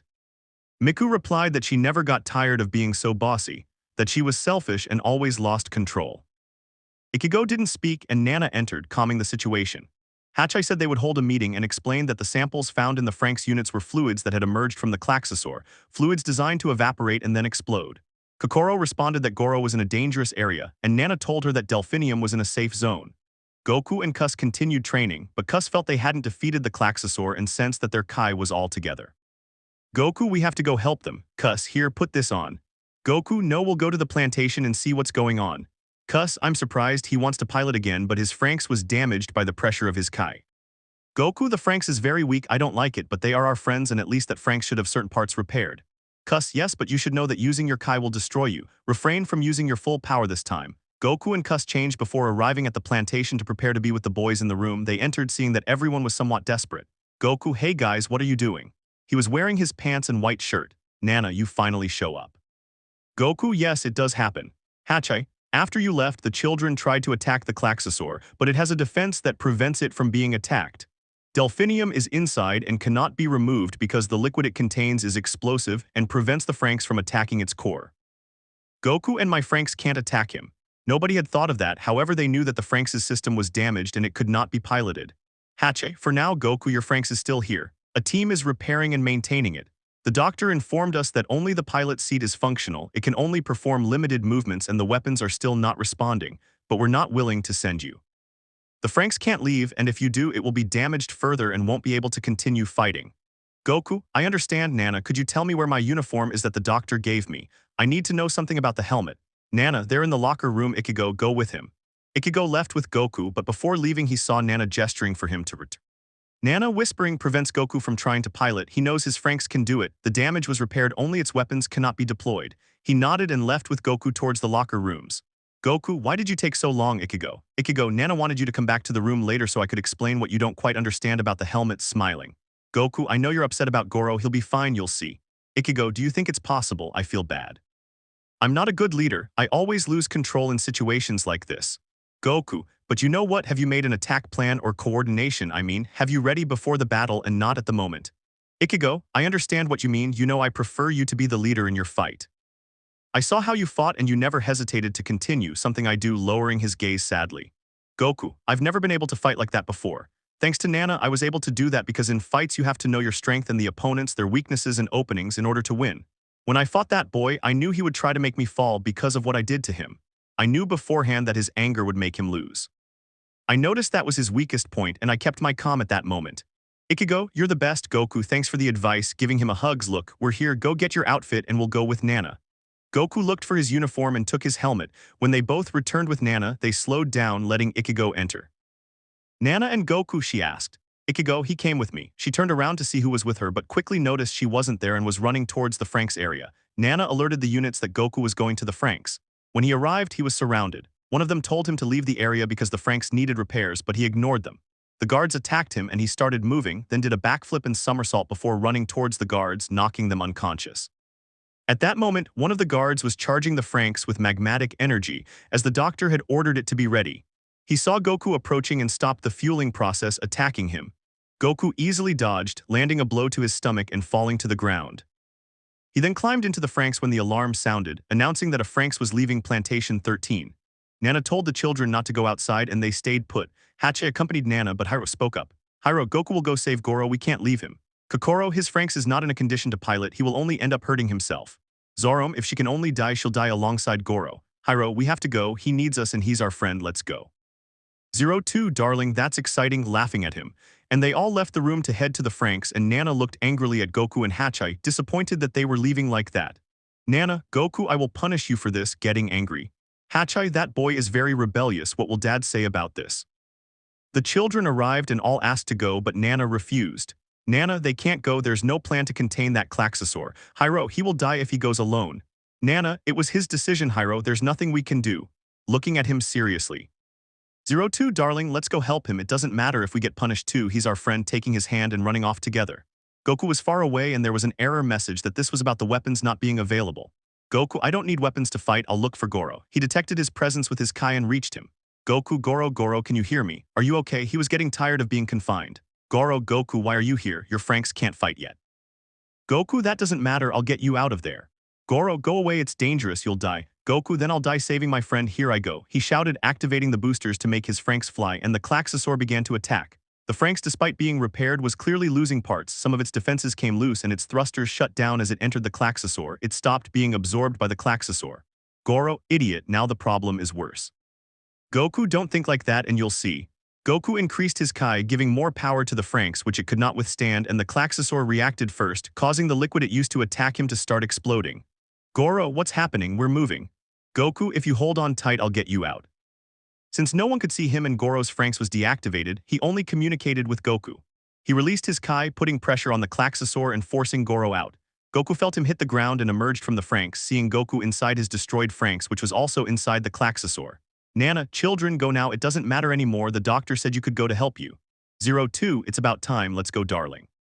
They all climbed into their Franxx and prepared to go support Goku. Upon arriving, they saw that the Franxx Delphinium was already outside, while Goku's Franxx was trapped inside. It was wrecked, missing its left leg and right arm, and its chest was cracked. This was due to the immense pressure Goku released from his Kai, which easily shattered the Franxx. When Goro tried to escape, he decided to stop, fearing that if he did, people would notice how easily he had managed it, and also because the other Franxx were close behind him. No one would believe that Goku had been able to get him out, but he couldn't do it himself.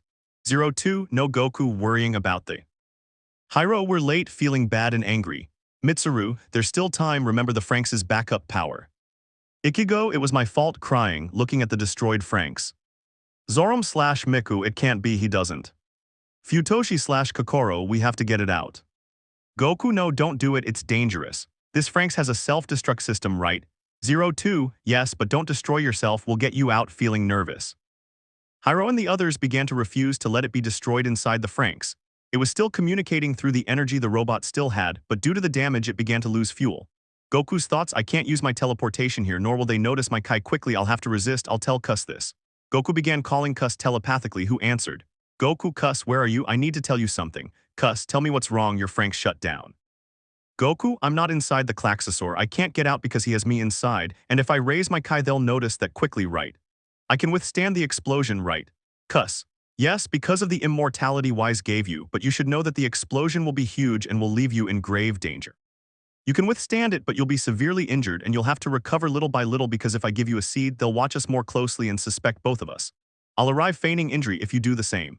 After Kus and Goku finished talking, Nana called them over asking about the situation. Nana, are the children okay? And how is Goku? Hyro, his Franxx is wrecked, he lost a leg and his right arm is destroyed and his chest is cracked. 02, we can definitely get it out. Nana, it's impossible. If the Klaxosaur gets close, it will absorb you and destroy you. Children, I'm sorry to tell you to retreat, you cannot attack it. They all tried to attack but lost control of their Franxx. 02 and Hyro tried but were left incapacitated, they lost concentration and their Franxx shut down. No Franxx could fall to the ground and they heard a voice. Goku, Nana, I just unfold the board and enter the code. Nana, yes children, please get out, the explosion could hurt you.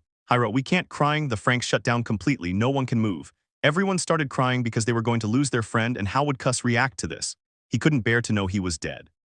Nana will send a rescue team. They have approximately 5 minutes before the Klaxosaur arrives and explodes in the plantation. Goku, when they arrive and get the children and their Franxx out, you'll activate the self-destruct. In 1 minute you'll explode. I'll give the news to Kus. Yes, I'm sorry this is happening to you, Goku, she said the last part sadly. Goku, it doesn't matter guys, I'm glad to have met you during this short period of time, but I believe this is my end. I want you to take care of Kus even if she suffers and wants to die. Encourage her to keep going, don't let her try to pilot a Franxx. I want her to have a different destiny than mine. I chose this one and now I must face it. Nana, Goku, they've arrived, you'll activate it when I tell you. 02, no Goku, no please, who was crying inconsolably next to Hyro. Hyro, Goku, forgive us, crying, I promise we'll take care of Kus. Zoram, I'm sorry for being a bad partner, it was never my intention. I was just jealous of you being the new kid and getting more attention, he would cry. Miku, I never got to meet you or talk to you, Goku, forgive me for being mean to you, she would cry sobbing. Mitsuru/Akuno, sorry for being bad, we're the worst. Futoshi/Kokoro, Goku, we will take very good care of Kus, we promise to always make her happy and smile. Goku, I'm glad you all said those things, but there's no time now, they've already come to take you to the plantation. Thanks for taking care of Kus for me, see you soon guys. They were all transported in the ships and screamed incessantly, resisting leaving Goku. Goku communicated with Kus before the detonation. There were about 50 seconds left for him and the Klaxosaur to be destroyed. Goku, Kus, please answer quickly. Kus, yes Goku, tell me. Goku, I'll be able to survive the explosion along with the magmatic energy. Nana explained to me that it's highly flammable. Kus, I regret to inform you that I cannot guarantee your survival because it is flammable, but create a Kai barrier beforehand to avoid completely damaging yourself, but don't come out unscathed either, at least let some wounds or blows be noticeable. Goku, I'll use the barrier as I fall if I survive. Goodbye, Kus. Only 3 seconds remained, and everyone watched as the Klaxosaur began to change color and exploded. It looked like a nuclear bomb being launched, creating a powerful tremor that reached the plantation. A large cloud of smoke and a gigantic crater appeared, and the children's screams filled the air as they saw it had died. To their surprise, they saw parts of the Franxx, its left arm and part of its helmet flying away. Inside, Goku was already there. His suit was destroyed, his body covered in wounds. Blood streamed from his chest and back, his arms were more severely injured, he had lost a boot and his pants were torn off from the calves down, only covering his thighs. His face had only a few wounds. During the explosion, he had tried to shield his face and create a barrier, but not in time, and the blast damaged his clothes and body. He survived, but with serious injuries. Goku on the verge of death. The children thought that seeing the broken helmet meant he was already dead, but the adults on the plantation began asking each other what Dr. Franxx had used in its creation, or what kind of Franxx it was. Everyone was wondering because a Franxx doesn't leave a trace in an explosion like that.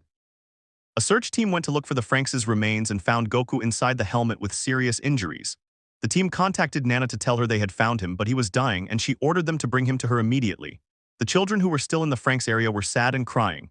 Hyro, it was my fault for being weak, blaming himself. 02, no darling, it wasn't just you, we all were. We didn't act quickly and we let him do everything, she said, crying. Kokoro, at least he's already fulfilled his destiny, and we still have a long way to go to reach ours, crying. Futoshi, don't say that, Kokoro, we can change our destiny, getting angry and crying. Mitsuru, what good will it do? He died and will still be the same weaklings we've always been, he said with frustration. Akuno, we must be strong, he showed us that we can get through this. Trying not to burst into tears. Miku, he was kind and we just treated him like trash. She fell to her knees begging him to come back. Zorom, I never thought this would happen, forgive me Goku, I promise you that cuss. He just covered his face with his arm and lowered his head, crying. To everyone's surprise, Nana appeared, warning them to clear the Franxx area. They were bringing the remains of the Franxx and inside was Goku. Nana, kids, get out of the way. They're bringing the Franxx and Goku is still alive. But I need to take care of him quickly. 02, surviving is impossible, changing her attitude to a cheerful one. Hyro, if he's alive, rejoicing. Miku, Goku, you're back. She cried with joy. Everyone approached to see the Franxx helmet and were shocked to see Goku covered in streams of blood and his suit almost completely destroyed. Ichigo, Goku, this was our fault. Shouting and crying. Goro, no, it wasn't Ichigo, he risked his life to save us, sad. Ikuno, Goku, you're back, rejoicing and still crying slightly. A guard told them to leave quickly while a squad arrived to take Goku to the hospital. He was treated, his wounds were treated, and he was given a new set of clothes. He only had 2 fractures, one in his left arm and a broken rib. They left him on a stretcher to rest, guarded from outside by guards. Later, Nana arrived with the children, and Kuss, upon seeing him, burst into tears. Seeing her brother injured and almost dead, she cried beside him, begging him to open his eyes, not to leave. None of the children could hold back their tears, no matter how hard they tried, because they couldn't because of Kuss's heartbreaking cries. Nana hugged her, comforting her. Hachai, who was there, remained serious and silent. Goku's thoughts, at least I managed to live. I know I won't be able to move and I'll be punished, but I don't care, I'll talk to Kuss telepathically. Goku spoke to Kuss. Goku, Kuss, can you hear me? Kuss, Goku, how could you do that? You managed to survive because of your resistance and Kai barrier. Without it, you'd be worse off than this. Goku, from now on, I'll totally forbid you from doing these stupid things. I was worried when I saw you. Don't do it again, I'm in charge of you. Besides, if something happens to you, my order to protect you will end.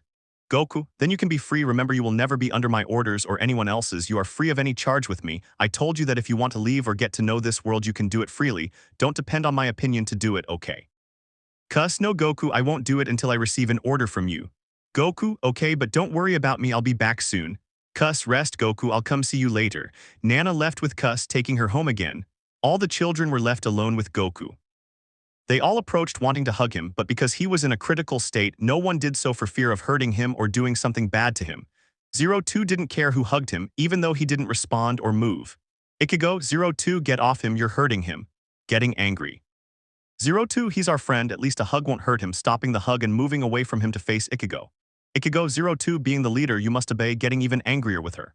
02, hey little girl, you know I'm superior to you, besides if you were the leader this shouldn't be happening, pointing at Goku. Goro, shout, enough. Can't you see Goku has saved us? Zorom, thanks to dad, he's okay. 02, if it were up to him, I wouldn't be here, almost dying.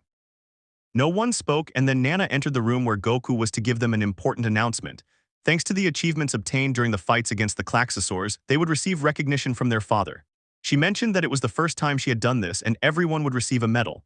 They were happy, except for Hyro and 02, who listened without any expression. Goro, what will happen to Goku?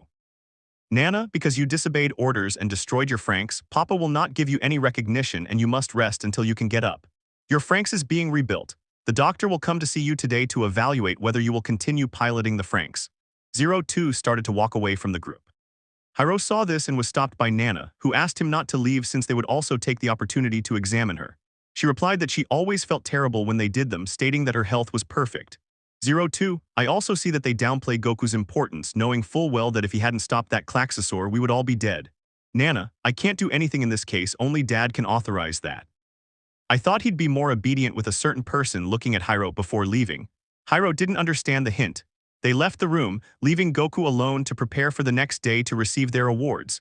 Everyone was happy about this, dressing and grooming themselves to look their best for the adults. They all went to the parliament where they were in a large hall. Before handing out their medals, an adult acknowledged their achievements and this was presented to each of them. They then said they wanted to see the city by walking, with Ichigo asking to go with the girls and she couldn't refuse. Everyone would see the city with amazement and joy. Zorom, when we grow up we'll be able to live in this city. Ichigo, even though I'd like to, I can't see myself as an adult in this city, and besides, Goku is injured. It's a shame Dad didn't give him a medal. Mitsuru, who maintained a calm and serious expression, spoke. Mitsuru, Ichigo, I think you and the others haven't noticed yet, right? Dad hates Goku, he doesn't want him with us. Ichigo, don't say that getting angry because you think he hates him. Mitsuru, he was the one who knocked the Special Forces leader unconscious and they built him a Franxx which, according to performance tests, was damaged in the fight. Both Franxx were damaged, but one received more damage, the other only had minor damage. Besides, Dad never cared what he did, he wants to see Goku die because he attracts a lot of attention. Everyone started wondering why they weren't paying much attention to him, and someone spoke up among them. 02, they underestimate him because he's not like you, he's older and knows how to defend himself. This so-called father you call him doesn't care if he sacrifices himself for all of them, they won't do anything. After a while, Zoroark, distracted, wandered away from the group. He noticed a tower in the city resembling a nuclear reactor opening from the top and releasing smoke. When he tried to return to his friends, he got lost and didn't know where to go. He tried searching for them but couldn't find them. He tried calling them with his phone, but that didn't work either. He searched the area and found an adult whom he called out to, but the adult just kept walking, ignoring him. Zoroark, who had been following the path, went down a side road to catch up with her. When he got down, he saw that she was nearby, looking at him with concern, and then he fell in front of her. She took him to her house, where they talked until the adult, who was a woman, called the guards to take him back to the plantation. There, Ichigo informed everyone that Zoroark was on his way with them. Hiro, that's great, he'll be here soon, but Goku hasn't woken up yet, right? Ichigo, Nana told me that the doctor is evaluating him. Nana and the doctor were heading to the room where he was, and Kus, who was with them, saw him when they entered. He was still in bed and the doctor asked Nana to leave so that Goku and Kus could stay inside. Dr. Franxx, I see you've endured a lot, Goku. However, you suffered greatly, I didn't think you'd survive. Well, I'm glad to see you, although I know you won't answer and you're his sister, looking at Kus. Kus, if I am a doctor, how long will it be before he returns? He has been asleep for a long time. Dr. Franxx, I can't guarantee it, but she should wake up in about 3 to 4 hours, but with difficulty. Nana told me she fractured her left arm and a rib. You must make sure she doesn't walk for too long because of how weak she is. Kus, and his suit and Franxx will be able to pilot again. Dr. Franxx, I'm afraid he won't be able to pilot for the time being. There is a replacement suit for him, but it's a prototype I designed, but I discarded it since I thought the one he had would last longer and he destroyed it. And his Franxx is being repaired since only his helmet and left arm remain. I will manufacture it again, more resistant than the previous one. Kus and their Franxx that they are designed or built. Dr. Franxx, you're very curious, little one, touching her head, but it's a secret I can't mention. I'll just tell you that your Franxx, unlike the others, is the strongest ever created. Since it doesn't need a partner, it focused on strengthening the Franxx's physical form. Anyone who tried to pilot it would die from overexertion, and not even 02 could do it. Kus, but how did he know Goku would pilot the Franxx so easily? Dr. Franxx, Nana told me about Goku's progress and how his partner fainted when the link began. She told me about his fighting style, his precision, and his fighting method since he didn't need weapons but fought hand-to-hand with the Franxx. He's the first to fight like that. The elders refused to let me build one for him, but I told them that in this war against the Klaxosaurs he would be helpful because he's the only one stronger. Kus, but I don't want him to get hurt, he's my only family after everyone else died because of the Klaxosaurs. Dr. Franxx, there were more questions like, were you humans or Klaxosaurs and how were you able to survive with the world ending? Kus, we humans survived but only for a short time. Each time the Klaxosaurs attacked us, and since we couldn't fight them, we fled until the Golden Warrior sacrificed his life for us. Only my brother and I fled from there until they found us. Dr. Franxx, impressed, unable to believe what he was hearing, well, Kus, if anything goes wrong, I'll have your Franxx ready so you can escape. I'll ask you to fully refuel it and leave supplies inside so you can survive. If the old folks find out you're survivors, they'll want to kill you. Kus, thank you, running towards him and hugging him.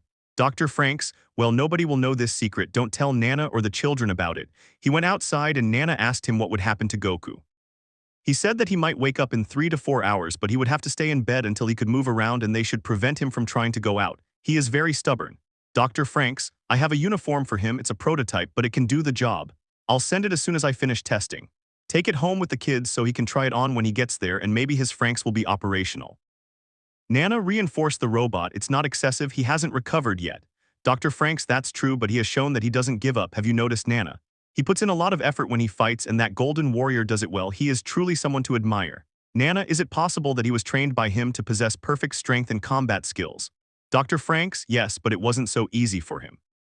Fighting unarmed, hand-to-hand like that made it difficult for him to perfect his fighting style. It could have taken him months. Don't report any of this to the elders, I don't want any more trouble with them. Nana told the children that Goku would wake up in 3 to 4 hours. They were happy that he would wake up, but they had to stay calm since he was not in a condition to be able to move. 02, darling, you heard, it'll be alright, getting emotional. Goro, that's great, I'm glad to know that everything will be alright after all. Zoram, I already knew that, he's not someone who would die for that. Ikuno, you were the one who told him he wouldn't be our partner. Zoram, it was before, now I admire him, he's very strong. Cheering up. Miku, yes, and we should politely apologize. Mitsuru, why is everyone blaming each other so much? He didn't want to see us like this, and besides, he accepted our apologies. With seriousness and composure. Hiro, guys, let's be strong like Goku, if he could do it, so can we. Everyone nodded happily, and Nana arrived announcing that she had brought a gift that Dr. Franxx had left for Goku. They all saw a small box and Nana explained how to activate the mechanism inside. Ichigo, who was left in charge of it, wondered what it was. They tried to get Ichigo to open it, but he refused, saying that it was a gift for someone else, and for them to open it would be disrespectful. Everyone was saddened and went to sleep. The next day, Ichigo, Nana, Hachi, Goro, Mitsuru, Ikuno, Miku, Kokoro, Futoshi, Hiro, and 02 were in the command room. Ichigo was reporting that they had destroyed 25 Quirkless Klaxosaurs. Nana thanked the squad for their progress, but Hachi spoke up, saying that codes 326 and 196, Mitsuru and Ikuno, had dropped in efficiency. Ikuno replied that it was because he wasn't feeling well, to which Hachi said that wasn't an excuse, ending the meeting and leaving. Goku recovering and returning stronger. Nana, Hachi, I'll come back and see how Goku is feeling. With Goku and Kus, he had already awakened, but he was still weak. Goku, Kus, what do you think will happen? Kus, what do you mean, Goku? Goku, we can't stay here, they'll discover us little by little, the doctor suspects me more than you. Kus, I told him the story of how we survived. He told me that your Franxx would be repaired and operational for you to pilot in a few days, and if anything went wrong, the Franxx would be equipped with supplies to survive. But I warn you, you won't do that kind of thing again. You damaged yourself on purpose. Goku, yes, I know, and you still have the capsule. Kus, if it is protected inside the staff. Nana entered, greeting Kus and Goku, who had woken up. Nana was glad that he was all right. Nana, Goku, the doctor left you a gift and told me that in a few days your Franxx will be left at the plantation and that we should evaluate how you felt piloting it before sending you on your first mission. Goku, thank you, Nana, for taking care of me, and Kus too, cheering up and smiling, but I'd like to get up, I want to see the boys. Nana, for the moment you cannot get up, the wise doctor told you to try to get out of bed and to prevent you from walking since you still need to recover. Goku, how long will it be before I can get up again? Nana, well, because of your fractures, it will take you a month to return to work, but depending on how your recovery progresses, you'll be back in a few weeks. I'll give you some pills, you should take them after each meal and only one after eating, not before, or you'll get a stomachache. Goku, yes, thank you, Nana, but I wanted to see the boys with a little sadness. Nana, they can come if you want. Goku, I didn't want to go see them, I'll wait until I'm better to go see them. Nana, okay, I'll go, goodbye. As Nana left, Goku and Kus resumed their conversation. Kus mentioned that they should reveal the truth about their identities at some point, but at an appropriate moment, avoiding mentioning where they came from or their intentions. Goku, that will be difficult to do, Kus. Kus, yes, by the way, aren't you curious to know about that Klaxosaur princess they mentioned so much and compare us to? Goku, maybe she's a god since they compare us to her, maybe she's strong. Kus, there might be a possibility, but we should avoid confronting her since apparently she's the one sending the Klaxosaurs to the plantations. Maybe they have something of her in them or it's because of the war. Goku, we must find that out as soon as possible, preventing the children from being hurt or killed. Kus, if Goku takes it, giving him a senzu bean, then I'll see you later. Smiling and waving goodbye to Goku. Goku, goodbye Kus, thanks for coming to see me, smiling and saying goodbye to Kus. The children were on a mission to protect an excavator, which could be deduced to be in search of magmatic energy. All the Franxx were in position surrounding the excavator. Hiro, could it be that they're looking for something with that giant excavator? 02, they're definitely not up to any good here, and besides, this place reeks of Klaxosaurs. Futoshi, being on such a special mission will make us stronger, just like Goku. Kokoro, you're right, but you always give your best effort, Futoshi, and thanks to you I'm strong. Futoshi, I would never forgive myself if something bad happened to you, Kokoro, laughing nervously. Kokoro, thank you, Futoshi. Futoshi, embarrassed, began to stammer until at one point he told Kokoro that he wanted to be strong alongside her like Goku is. Miku, stop with the cheesy stuff, besides, Goku is strong on his own. Zoram, and if he were here he'd be laughing about this. Hiro, Goku isn't like that, but thanks to him we were able to become strong. And all the children shouted yes. In unison, rejoicing and laughing together, but at that moment the alarm in the Franxx was activated, warning that Klaxosaurs had appeared. At that moment the action was about to begin with Ichigo giving orders, but Chlorophytum fell. This happened because Mitsuru was sick. His partner warned that they couldn't move. We then went to a room where he was being attended to by Nana, who was giving him an antipyretic. We went to see Goro, who explained that he had been very sickly since he was little, and Ichigo mentioned that he was the only one who came back from the injection, which Miku didn't know. Ikuno replied that it was an injection of an elixir that increased the production of yellow blood cells, increasing the parasite's behavior. Everyone was a little sad for Mitsuru. In the afternoon, Goku was already in bed from trying to get up. Goku, damn it, let's go. Straining his strength and managing to get up, he began to walk but slowly. At that moment he saw the city through the bedroom window, seeing the glow, sensing many kai but small ones, and he remembered something instantly. Goku's thoughts, Kus gave me a senzu bean, I'll eat it to recover faster, smiling because he knew he would be ready again without waiting long. At the moment there was no one near him. He took out the seed he had hidden under his pillow and cleaned it before eating it. At that moment he broke his cast by raising his hand. To Nana's surprise, he saw that he had broken his cast and had his hand raised in the air. Nana, shouting at him, "Goku, get back in bed immediately. You know your condition very well. If I see you off the bed again, I will punish you." Angry. Terrified, he lay down and told her he felt better. She replied that she would notify the doctor to verify this. Nana left the room and went to where Hache was, asking him to call Dr. Franxx to evaluate Goku since he claimed to be feeling better. Hache thought it was Goku lying, but he called Dr. Franxx anyway. "Nana, doctor, I must report that Goku has recovered, supposedly he says so." "Dr. Franxx, I could believe it, but he might be lying. I'll arrive in the morning to evaluate him, and if he's lying, I'll tell him that his Franxx will remain unrepaired if he lies again." The next day Goku was still in bed wondering how Kus was and what Dr. Franxx would say in his evaluation. In a few minutes, Dr. Franxx arrived along with Nana, who was going to see if Goku was telling the truth or lying. "Dr. Franxx, hello Goku, I've come to evaluate you today. Nana told me you recovered quickly. If that's true, prove it, and if it's a lie, your Franxx will no longer be repaired." Goku, okay, but I never lie. The doctor instructed him to raise his arm and move it, then to move all his fingers and close his fist.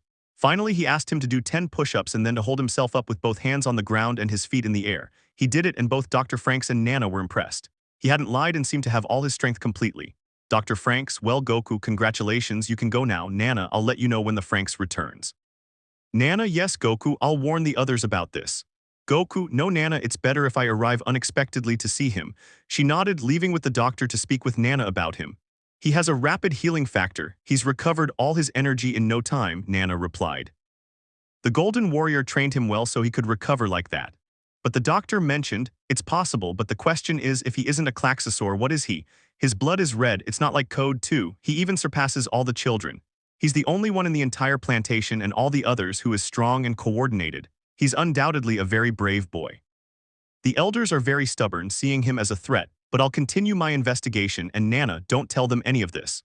Nana nodded in agreement. They argued with the children about problems they were having piloting their Franxx. Futoshi and Kokoro made a promise never to separate, and they started arguing with Hiro and 02. Hiro, 02, you can tell me everything that bothers you, I want to get to know you better. 02, that's what you said. Hiro, yes, because I want to get to know you better. 02. 02, you know everything you say bothers me now, besides, you know how I feel when we pilot Strelitzia. Ikuno, don't play dumb, you know why this is happening. Mitsuru, I don't know what you're talking about. Ikuno, stop pretending. Mitsuru, just leave me alone. Ikuno, you need courage to face others and yourself like Goku does. Despite everything, he keeps going regardless of his condition. Mitsuru, why do you say that? I'm not like him. Ikuno, you want someone to recognize you, but it's not your dad or the adults. Mitsuru, I shout, stop it. Leave me alone. Ikuno, you look better like this than pretending to be someone else. You can follow Goku's example. He always motivates himself and he has a lot of determination. He believes in himself to achieve his goals. Nana gathered them together and asked if anyone wanted to swap partners. Ikuno raised her hand, saying she wanted to connect with 2 pistols. She wanted to try it with Ichigo in case she lost her stamen, since it was impossible to do so with Goku. Nana asked the same question, and this time Kokoro raised her hand, asking to be partnered with Mitsuru. Everyone was surprised. Then they would move on to the tests.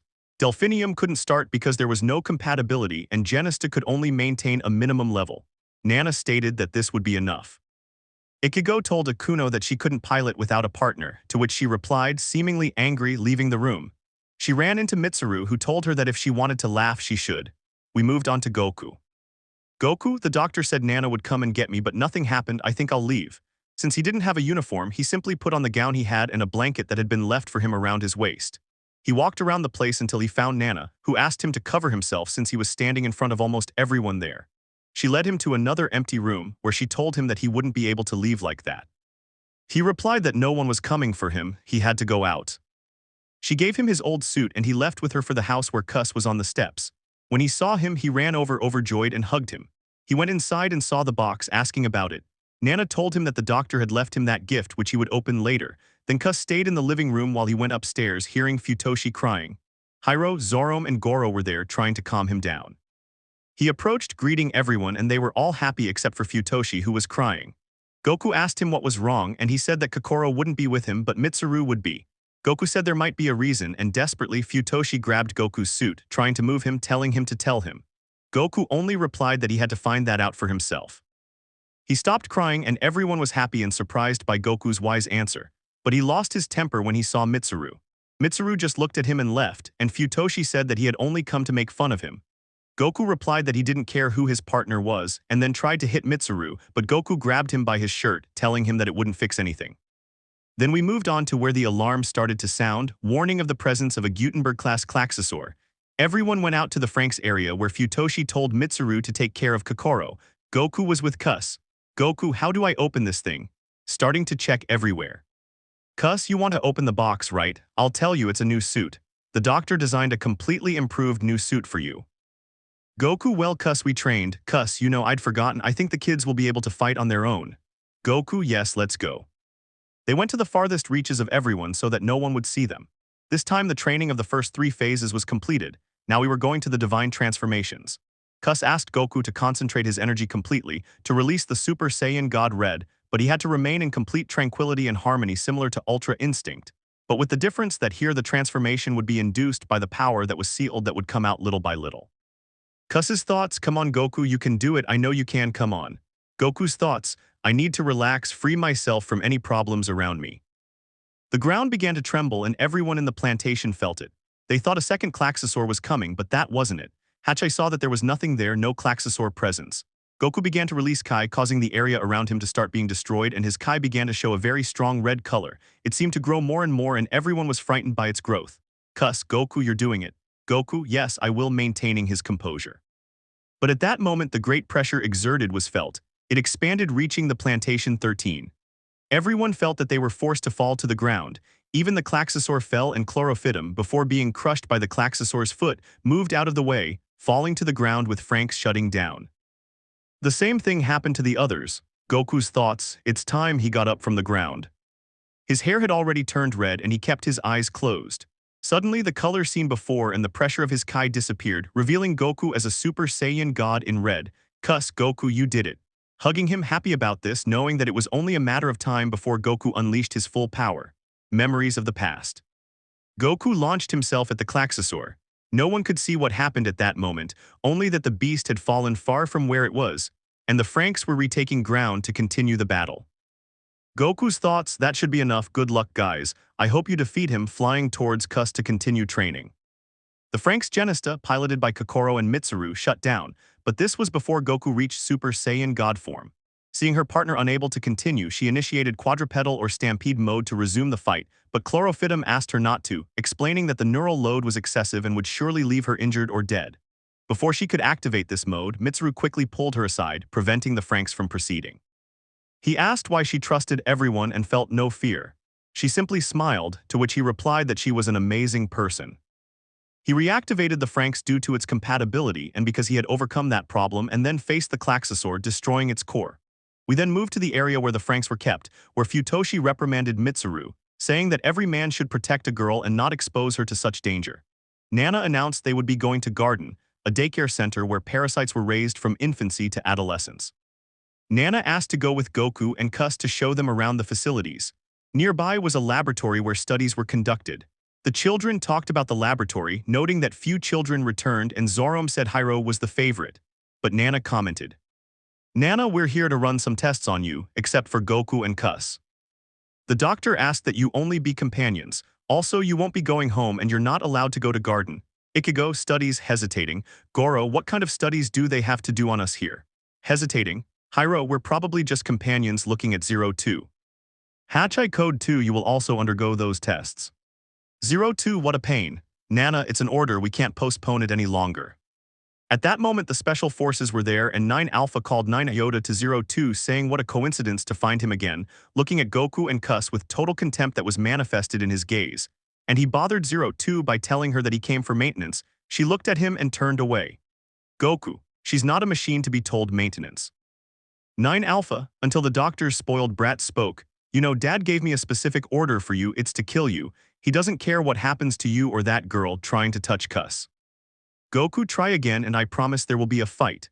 9 Alpha, you're just scum, a life form inferior to all of us humans like you, and those parasites are a waste of time. Nana, both of you stop fighting, kids, let's go. Goku and Cuss, come with me. 9 Alpha, I don't take orders from you, only from Dad, and we'll let Dad know there will be a staff change. Goku began to get angry, but without releasing any Kai, knowing they would fall, he just maintained a serious expression, looking at 9 Alpha, who at first was able to hold Goku's gaze, as well as the elite squads. But little by little, they couldn't see him anymore. They noticed cruelty and hatred in his eyes, telling them they would die at any moment, starting a tense atmosphere among them all. Even though Nana told Goku to stop, he kept walking and they all backed away at the sight. Nana took Cuss's hand, pulling her away from Goku. He didn't care much. He knew Nana was pulling her away because she was angry and that they wouldn't hurt her. He stopped, staring at him. Goku, seriously, I'm impressed that you speak to them like this, but there are differences between you and me and the boys. You're not capable of facing me. You say I'm the doctor's favorite, which might be true, since a mere human defeated you in a battle where I had surrendered. But your pain was winning without fighting. I know it would make me feel the same, but I would accept it anyway. Your outburst of anger caused damage to the plantation and almost killed a squad, and it doesn't matter what that Dad says about me. Leaving everyone frightened by the way a peaceful being transformed into a completely violent one with an imposing way of speaking, 9i and his squad were angry at him for speaking like that about their father. Hachai, seeing this, tried to stop them, but Goku replied, leave them alone. I want to see the potential of each one of you. I'll test if you're good for a warm-up. This was the last straw. Everyone angrily launched themselves at Goku, who, in his fighting stance, also avoided hitting them because he knew that a blow would damage them with even the slightest effort. Here, Nana and Hachai pulled the group away and called a squad of guards to stop them all. They were amazed, and 02 went from being angry to happy. Now she would see how Goku fought. He blocked or simply moved with almost no effort. Cuss telepathically devised a plan with Goku to stop fighting and prevent the guards from capturing him. Cuss, she started to cry, stop fighting, Goku, you're not like this. Remember, you protected me from dying and you still take care of me, but please stop. I don't want you to be a bad person, begging him on her knees to stop. Goku, yes, I will, Cuss. I promise to stop fighting them, letting 9 Alpha hit him, but to his surprise, Goku had already stepped aside, walking towards Cuss, lifting her up and hugging her. Everyone was happy and the conflict ended. 9 Alpha tried to hit him, but he only tapped him on the head with his finger, instantly falling unconscious. Nana, what did you do to him, Goku? She panicked, thinking she had killed him. Goku, he's not dead, he's unconscious. Also, if you think about it like I did, we all have weak points. Everyone watched in amazement, then a squad arrived surrounding the elite forces and letting Squad 13 go to conduct their studies. Nana asked Goku and Cuss to go out and see the place while the others did their tests. Goku, Cuss, I don't know why I got angry so quickly, I hope this isn't too much of a problem, laughing. Cuss, that's your nature, you can't change it. You're a pure-hearted person and you don't let anyone mistreat you, but I stopped you from continuing. You know your strength is much greater than theirs and one blow would mean their death. Goku, I understand, but they started it. I wouldn't allow that to happen. I hate people like him. Vegeta had pride in being a prince of the Saiyan race, but he would never speak to a woman like that bastard. Cuss, remember, they are clones and they are not like you. They were born for a purpose, to defend and take care of the Pope whom they worship as a god.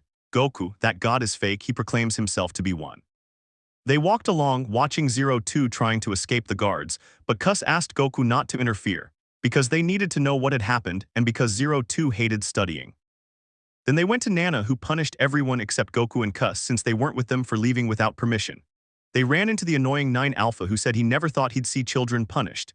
Ichigo, who spoke to Nana last, replied that it wasn't enough that Goku had knocked him down, only for him to respond, he's strong but not stronger than me. That was luck and he knows how to fight.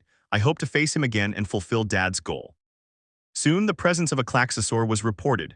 Goku and Cuss continued on their way and Nana was looking for them. Seeing that the Franxx had emerged, he just kept walking with Cuss, watching them fight. They noticed that 02 was acting with more hostility and aggression in the fight. Finally, the Franxx shut down due to lack of fuel, ending the battle. Cuss avoided going back into the lab and decided to hide to see where 02 was going. Goku, whispering, Cuss, where do you think I'll go now? Cuss, whispering, I don't know, but let's follow him. They stealthily hid in some trees and saw that Hyro had also followed 02. They started arguing until they ended up in a compromising position. Cuss, I cover Goku's eyes, you shouldn't see this, it's not appropriate for you, speaking nervously. Goku, hey, I want to see it too. Laughing. Cuss, you're a dirty, Goku, hitting him on the head. Meanwhile, Hachai and Nana were discussing how Hiro would undergo a genetic transformation due to Zero Two's DNA. He would no longer be human, but a hybrid. Ichigo overheard this and felt saddened. Later, Zero Two reacted to her Klaxosaur nature in a bathroom. Ichigo arrived and asked what was wrong. She simply smashed the mirrors, indicating she didn't want to be disturbed. Ichigo recalled Cheap Alpha's words. She was the key to salvation, but whoever was her partner would be like her, and Goku was just a nuisance to that girl. Ichigo hoped Dad would order him killed. It would be a pleasure. Ichigo didn't respond to any of this. Later, in a fight against Klaxosaurs, Zero Two completely lost control, and the Franxx entered stampede mode because Hiro stopped moving. The Franxx then began merging their consciousnesses.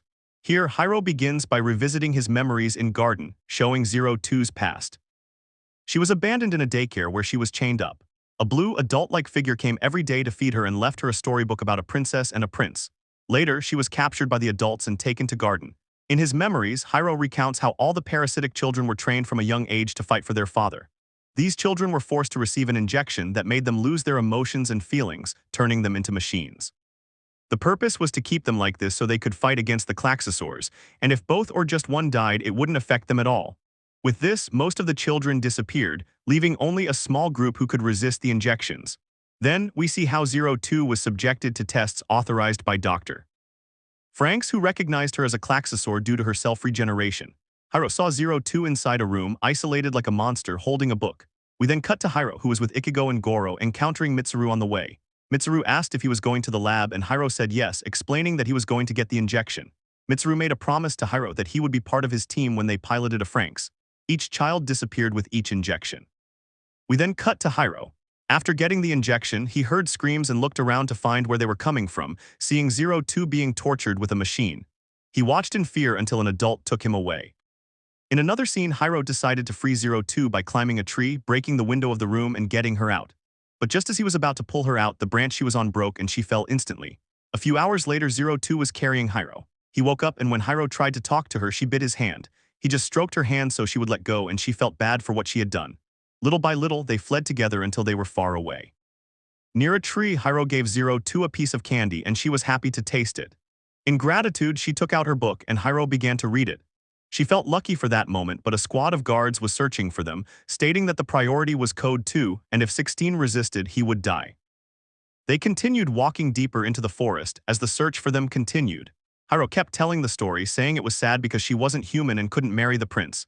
Zero Two, not speaking like him, said arse, to which Hiro replied that it meant two people promising to be together forever. Hiro told Zero Two to keep walking, but she fell injured. Since he had no way to treat her, he began licking her wound. In the book to his left, he saw the prince kneeling, asking the princess to marry him. She asked if he would do the same, and he replied that he would, and that upon leaving he promised to be with her, therefore he would be her at that moment. The memory cut off, and when it was no longer audible, Zero Two began to cry, overjoyed to hear those words, hugging Hiro. But they were found by the guards, who, defending Zero Two, hit him on the head and took them both to the laboratory. It seemed their memories were erased, preventing them from remembering their past together. Small ones. Jumping to the scene where Delphinium rammed Strelitzia in its stampede mode, stopping it, the scene closes with Zero Two crying, looking at Hiro, and him looking at her, also crying. Then she tells him that the girl was her and he forgot that memory. She reacted without knowing, realizing that the boy was him. Hiro replied that they had known each other before, and she said that he was her darling from that time without reacting. Then Ichigo entered, taking Zero Two away, who was then caught by Goro. Afterwards, the Franxx and their pilots were taken away.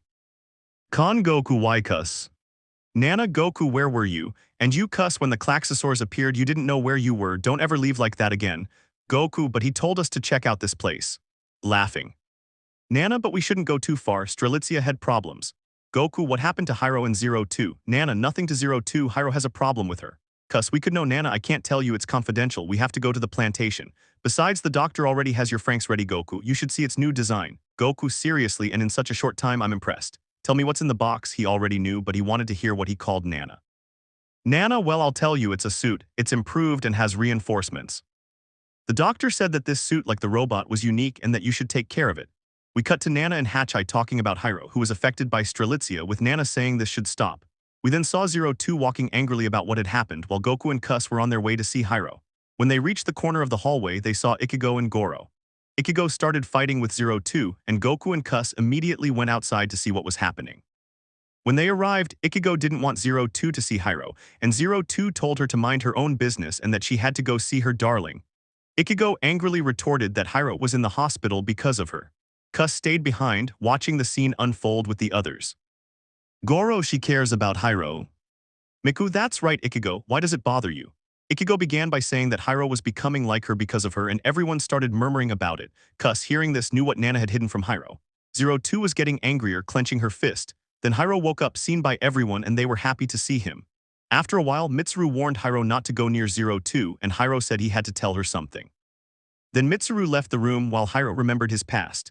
Then Goku entered. Goku, hi Hiro, how are you feeling? Hiro, hi Goku, I'm good, and you? Goku, well hey, what should I do about 02? Hiro, it's hard to explain, but I saw her memories and mine together because of Strelitzia. Goku, I see, I can try something. Hiro, yes, but what will you do? Goku, it's a trick you'll see, looking at memories of both. Hiro simply nodded as Goku walked over to him and looked at his memories. He saw how he suffered and how he was treated in garden, but he didn't reveal anything he saw to Hiro, knowing he was being watched. He just left, saying goodbye and starting to communicate with Kus telepathically. Goku, Kus, I need to tell you something important. Kus, Goku, where are you? What's happening? Goku, I saw Hiro's memories, I could see something. Kus, you were able to, like, it's some kind of skill, I hope you didn't share yours or we'll be leaving here sooner. Goku, no, I didn't. Go home and find 02, I need to see her now. Kus, yes, but what will you do? Goku, I'll tell you when we get there. Kus went to look for her and found her sitting down biting her nails. Kus, 02, is something wrong? 02, no, nothing. Kus, you must leave, I'm a monster. Goku should look for you, at least you have someone who loves you. Kus, you have Hiro, he loves you very much and you know it as much as Goku and I do. We love you just the way you are, we don't judge you like the others do. You know that neither of us looks like anyone else. My skin is blue, they say I'm the daughter of the Klaxosaur princess, but that doesn't stop me from moving forward. Goku is a human survivor from a past era, but even that doesn't stop him from being himself. 02, Goku and you are humans from the old days, wondering why Goku has that strength and looks like someone strong. Kus, if he is, in short, among humans, he is a legendary warrior, and if he is stronger than anyone. 02, surprised, you mean like in fairy tales, but it can't be that someone like that exists. Kus, anything can happen in this universe. 02, think carefully, other races may exist in this world. 02, Kus, hugging her, I think that without my darling you and Goku wouldn't still be here. Kus, you are strong. 02, never let anyone stop you from achieving your dreams. I promise you something, Goku will get us out of here. 02 couldn't hold back her tears as she hugged Kus tightly. Kus's thoughts, now I see why others don't like you and you don't like them, it's not your fault you're like this. I see why you despise everyone and only want Hiro, he's your darling. I guess that's what you wanted Goku to see. Never mind, I'll tell him later that I already saw it. Kus, 02, Goku wanted to see you, come on, don't cry. A girl like you shouldn't cry, it doesn't show how beautiful you are. Smiling at her to cheer her up. 02, who is still crying, thank you for understanding me, Kus, and Goku for sacrificing himself for me, and darling, he's a great guy. Kus, let's go to the living room. Goku will be here soon and will also take out his gift. Ichigo told me how to open it. 02, yes, with a smile and excited. Goku arrived and used the same technique he had used on Hiro, seeing their memories. He understood that Dr. Franxx had erased their memories by suppressing their feelings.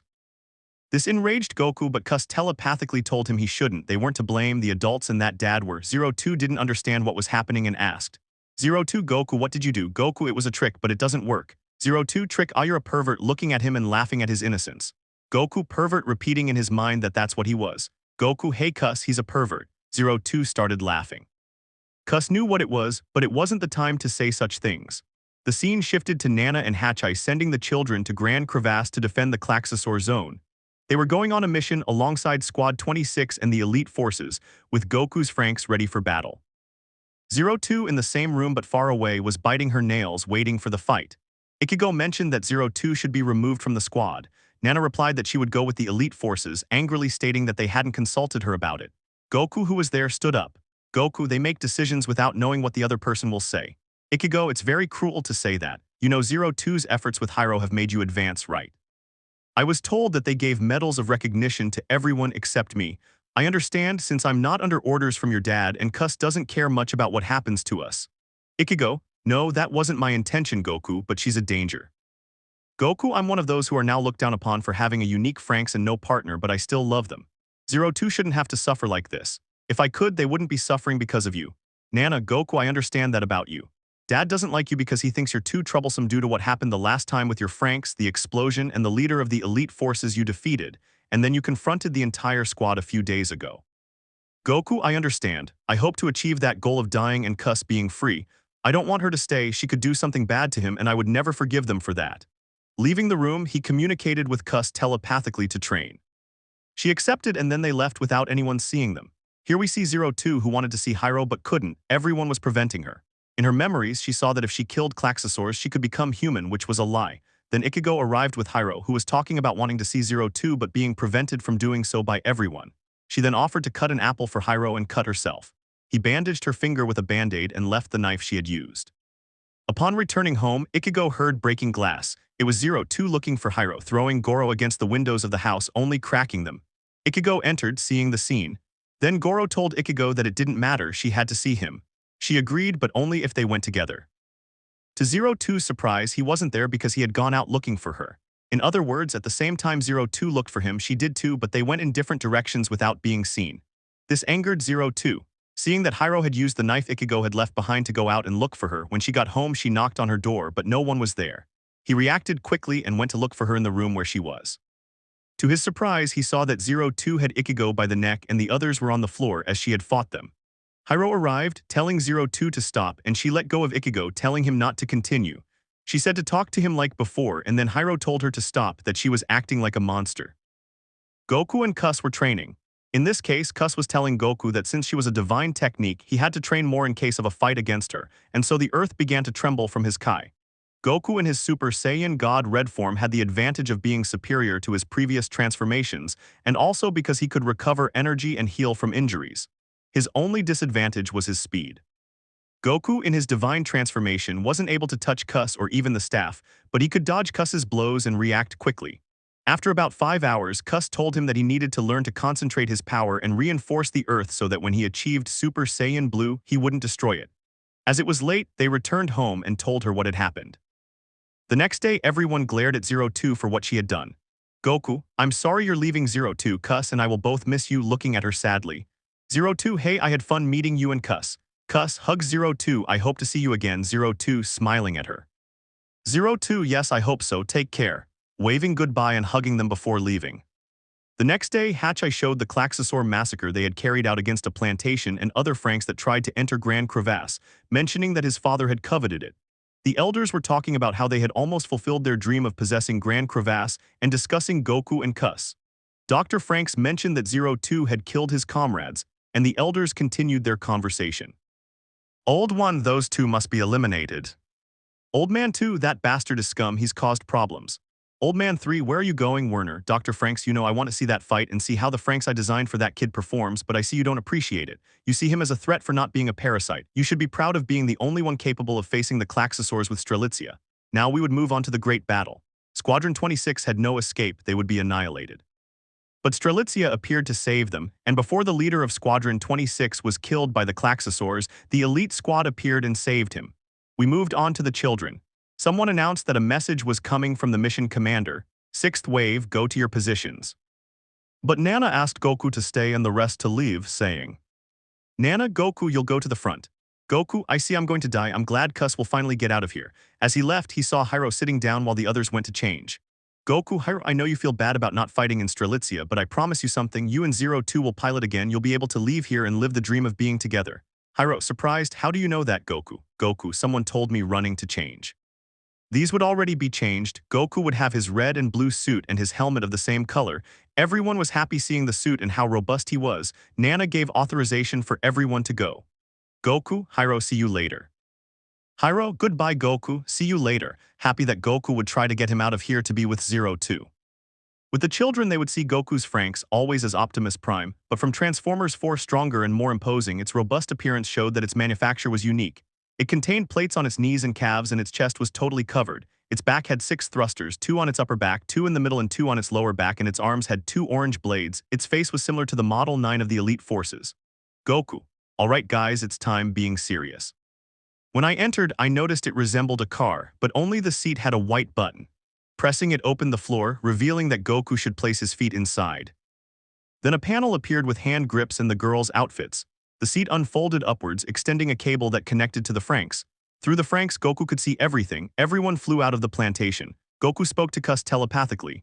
Goku, Kuss, if they reach the plantation, I want you to get Hyro, Nana, and Hachai out, but avoid being seen by them and disappear. This will be our chance to escape. Kuss, if they prepared to fight.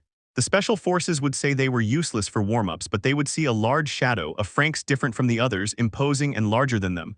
Someone said, "And whose robot is that?" Ichigo replied, "It's Goku." Cheap Alpha got angry when he saw that his Franxx was improved and stronger. 9 Alpha, hello Goku, it's nice to see you. Goku, it's not for me, you want to end this, you know I need to get out of here. 9 Alpha, when I'm done with the Klaxosaurs, you'll be next. Goku, it depends. If you survive, you'll be able to tell the tale. Ichigo, along with Cheap Alpha, explained how to enter and destroy the dome. The only way was to enter through the Klaxosaur exit. Ichigo authorized Argentia and Genista to go with her, and Chlorophytum and Goku would cover them. Goku started the fight almost effortlessly. Everyone watched them, unarmed with only their fists as they had hidden their blades. Goku's thoughts, I must find a way to destroy this Franxx and teleport myself away from here so everyone will see that I'm dead and Cuss has disappeared. 9 Alpha, hey idiot, that's how you'll die. Goku, seeing this, was distracted, and a Klaxosaur charged at him, knocking him down. Chlorophytum continued attacking from a distance, but Goku told it not to get any closer. Surrounded by them, one tried to eat him, but he released Kai and, moving his arms, opened the Klaxosaur's mouth and then ripped it open. Everyone was surprised by the incredible strength and the Franxx's resistance, because any other would have already been destroyed. To everyone's surprise, the ground shook, and Goku felt a great Kai emerging, seeing a gigantic Klaxosaur completely destroying Plantation 26. Goku, now that's a real challenge. Smiling, I'll test my power here. I released Kai, but only a small part. I didn't think the Franxx could withstand it, but I didn't continue because I knew it would start to get damaged by the pressure of my Kai. Ichigo, everyone back off Goku, don't try to stop him. Goku, too late Ichigo, he flew towards the Klaxosaur, stopping it. The elite forces followed to help him stop it. It was slowly retreating, but at any moment to stop the Klaxosaur they had to halt its advance. Squadron 26 received an order from an old man to execute Protocol 32, which meant self-destruction, since the elite forces couldn't stop him and Goku couldn't stay airborne for long due to fuel limitations. Then a bright yellow flash was seen, followed by a loud explosion. Squadron 26 was destroyed and the plantation ceased to exist. Goku, no, it can't be, getting angry. Ichigo tried to calm him down, but it was impossible. Goku's anger unleashed more Kai, causing the Franxx to begin emitting steam. Dr. Franxx, Goku, control yourself, your strength is causing the robot to be damaged. Goku, no, I can do it myself, I'm furious, losing connection with the others, seeing the fallen Franxx steaming and powered down. Cuss, Goku, can you hear me? Calm down, if you unleash your power you'll destroy everything around you, control yourself. They did as they were ordered.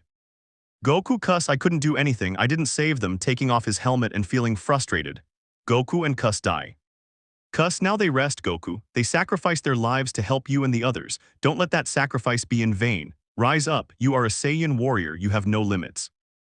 You are and will be an exceptional warrior, protect them. Goku, I'll do it, I'll defend you all, smiling as he puts on his helmet and restarts the Franxx. The boys were happy to be back in the battle. Goro, it's about time. Ichigo, Goku, you're finally back. Zoram, hey, don't do anything stupid. Goku, laughing, it's time to finish. Seeing the wave of Klaxosaurs, he began to destroy them by crushing them, kicking them and launching them upwards so that upon falling they destroyed them. Goku managed to see Hyro and came out to help him by putting him inside the robot and taking off his helmet. Goku, Hyro, what are you doing? They'll kill you. Hyro, I have to go with 02.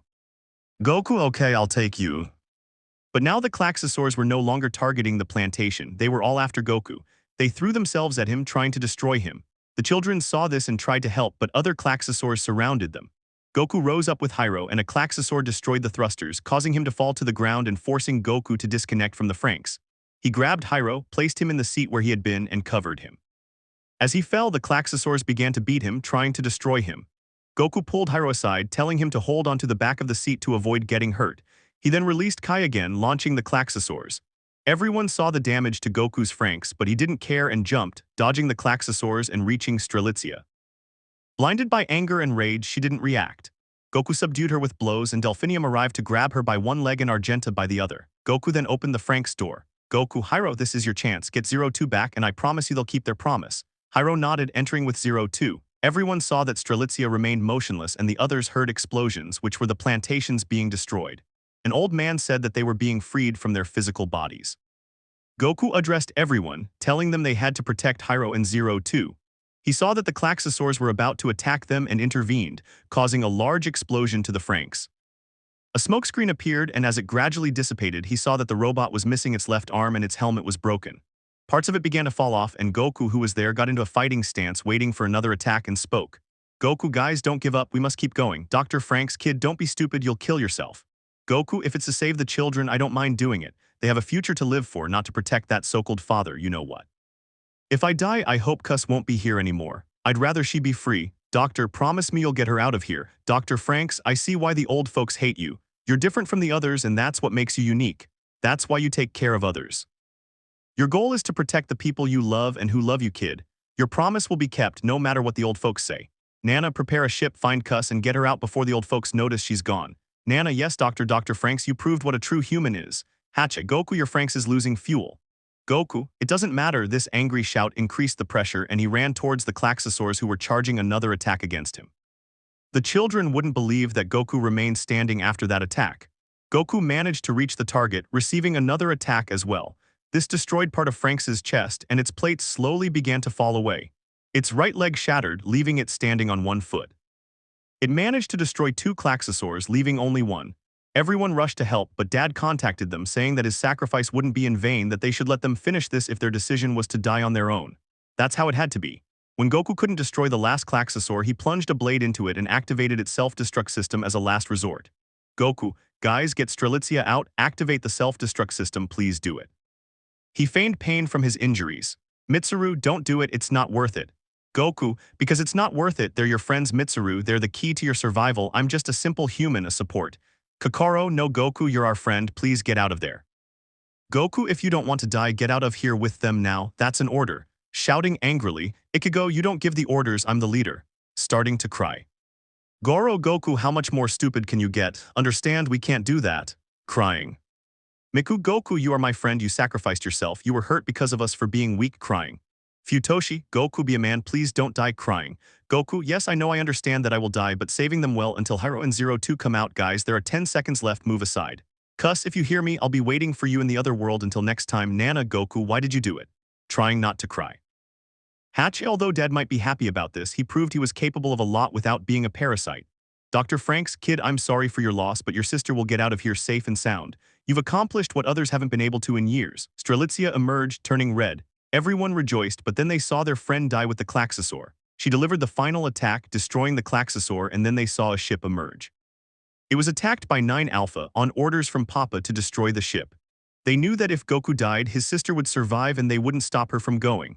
But Cuss was out of there before the explosion, and Goku abandoned his Franxx before the countdown ended, teleporting away with Cuss flying out of the area. Squadron 13 Nana and Hatchai witnessed their cruelty without doing anything to them. They destroyed Cuss's ship simply because it wasn't like them. Then, a giant hand emerged from the ground and completely destroyed Plantation 13, leaving them astonished. At a floating station, there would be the old ones, one of them mentioning that the majority of parasitic cadets had decreased by 60% and another said, Old Man 1, at least that Goku guy and that girl were eliminated, one less threat. Old Man 2, it was an idiot thing to do but it saved us time before we killed him. Now nothing can go wrong. One of them mentioned that with the great crevasse in their hands, they were already in the final stage of their plan, revealing the Fringhorny.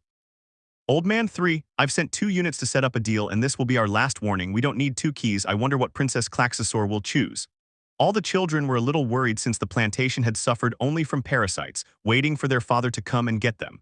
But now they were living without the adults, and because of the loss of the plantation, water and electricity were limited, and their caretakers were gone. 02, who had already changed for the better but was sad because Goku and Cuss had died, was there. We see Mitsuru telling Hiro that the water couldn't be drunk because it wasn't free of contamination, but Hiro thought that if they filtered it, they could have drinking water.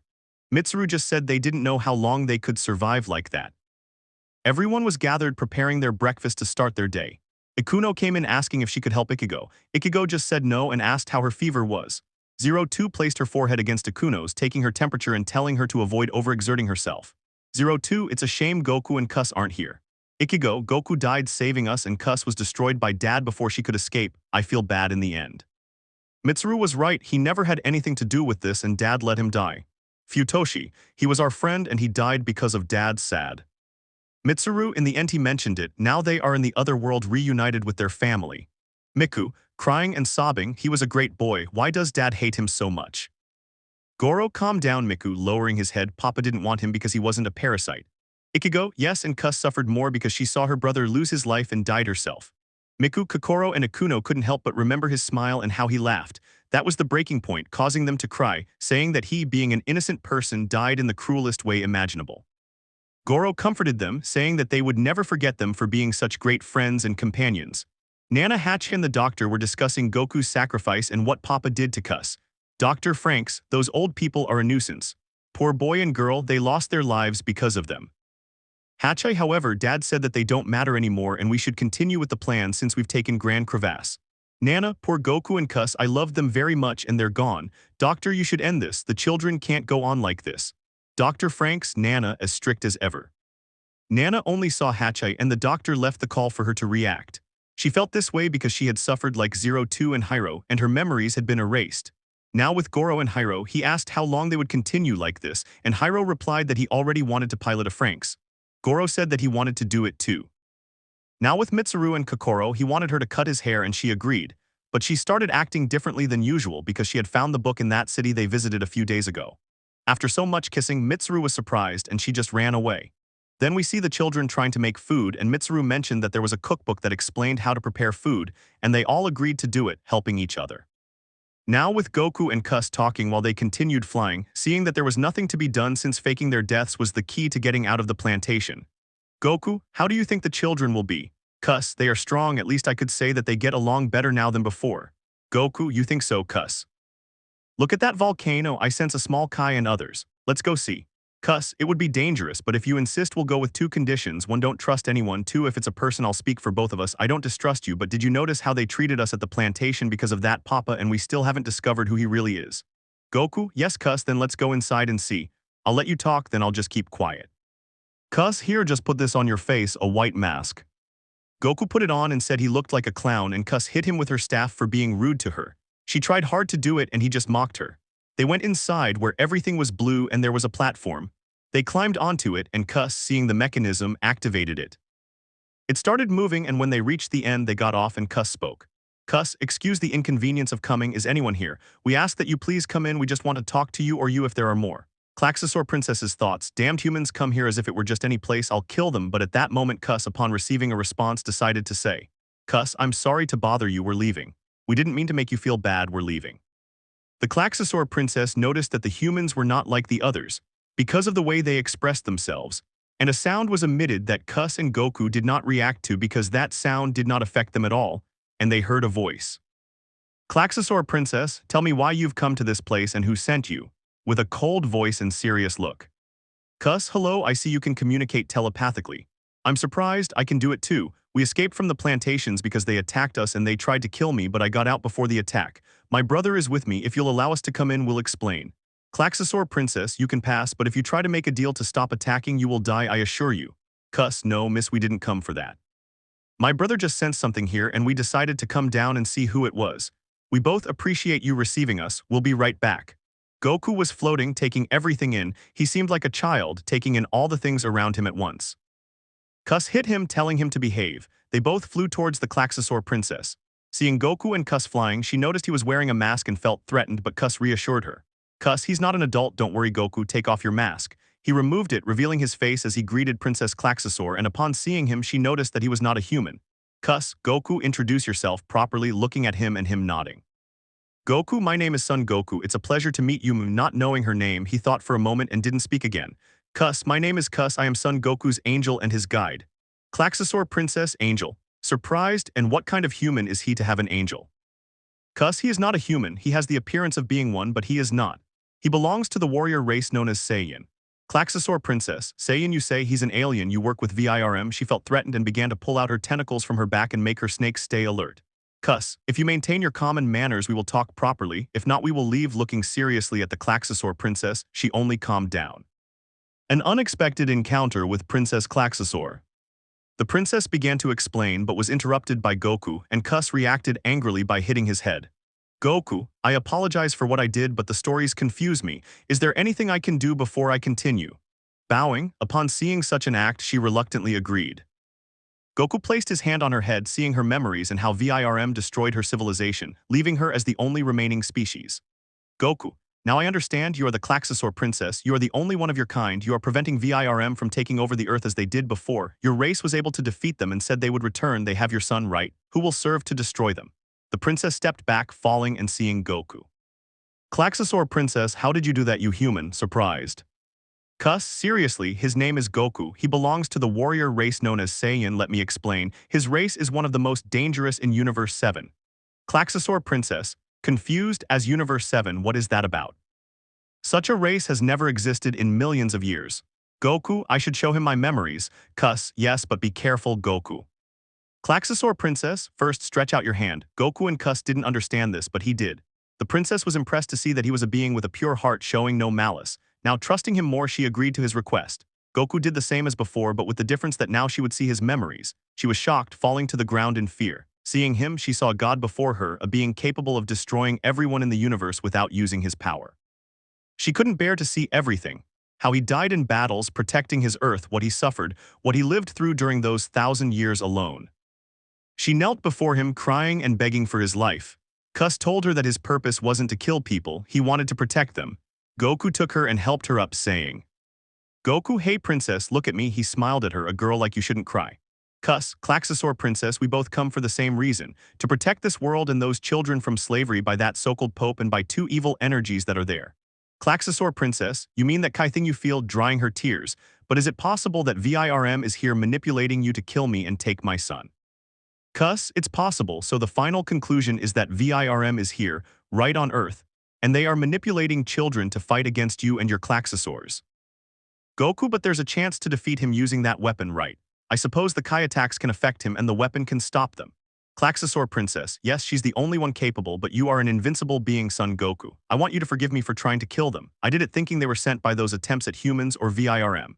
It's been a long time since humans existed and only those copies of them exist, which is why I don't let anyone control me. Goku, okay, that's no problem. Hey, aren't you cold? You look like you're not wearing any clothes. Cuss, Goku, don't be rude, have some respect. The princess watched as Goku was punished and began to laugh, opening her mouth and then closing it in embarrassment. Apologizing for the same, Cuss took the capsule from his staff. Goku said he didn't want his clothes and tore the suit, leaving only his underwear. The princess blushed at the sight of his muscular and well-defined body. Cuss, on the other hand, looked at him seriously. Cuss, Goku, you're a terrible person, come and change now. Angry, she asked permission to launch the capsule to the princess and the princess agreed. Upon seeing a house, Cuss invited her inside. When she entered, she saw that it was small and very pretty, and she was delighted to be with Cuss and Goku. Goku, I'm going to take a bath. It's been a long time since I've done one. He was still in his underwear. Cuss, you should go in quickly before Goku kicks you out, looking at him seriously.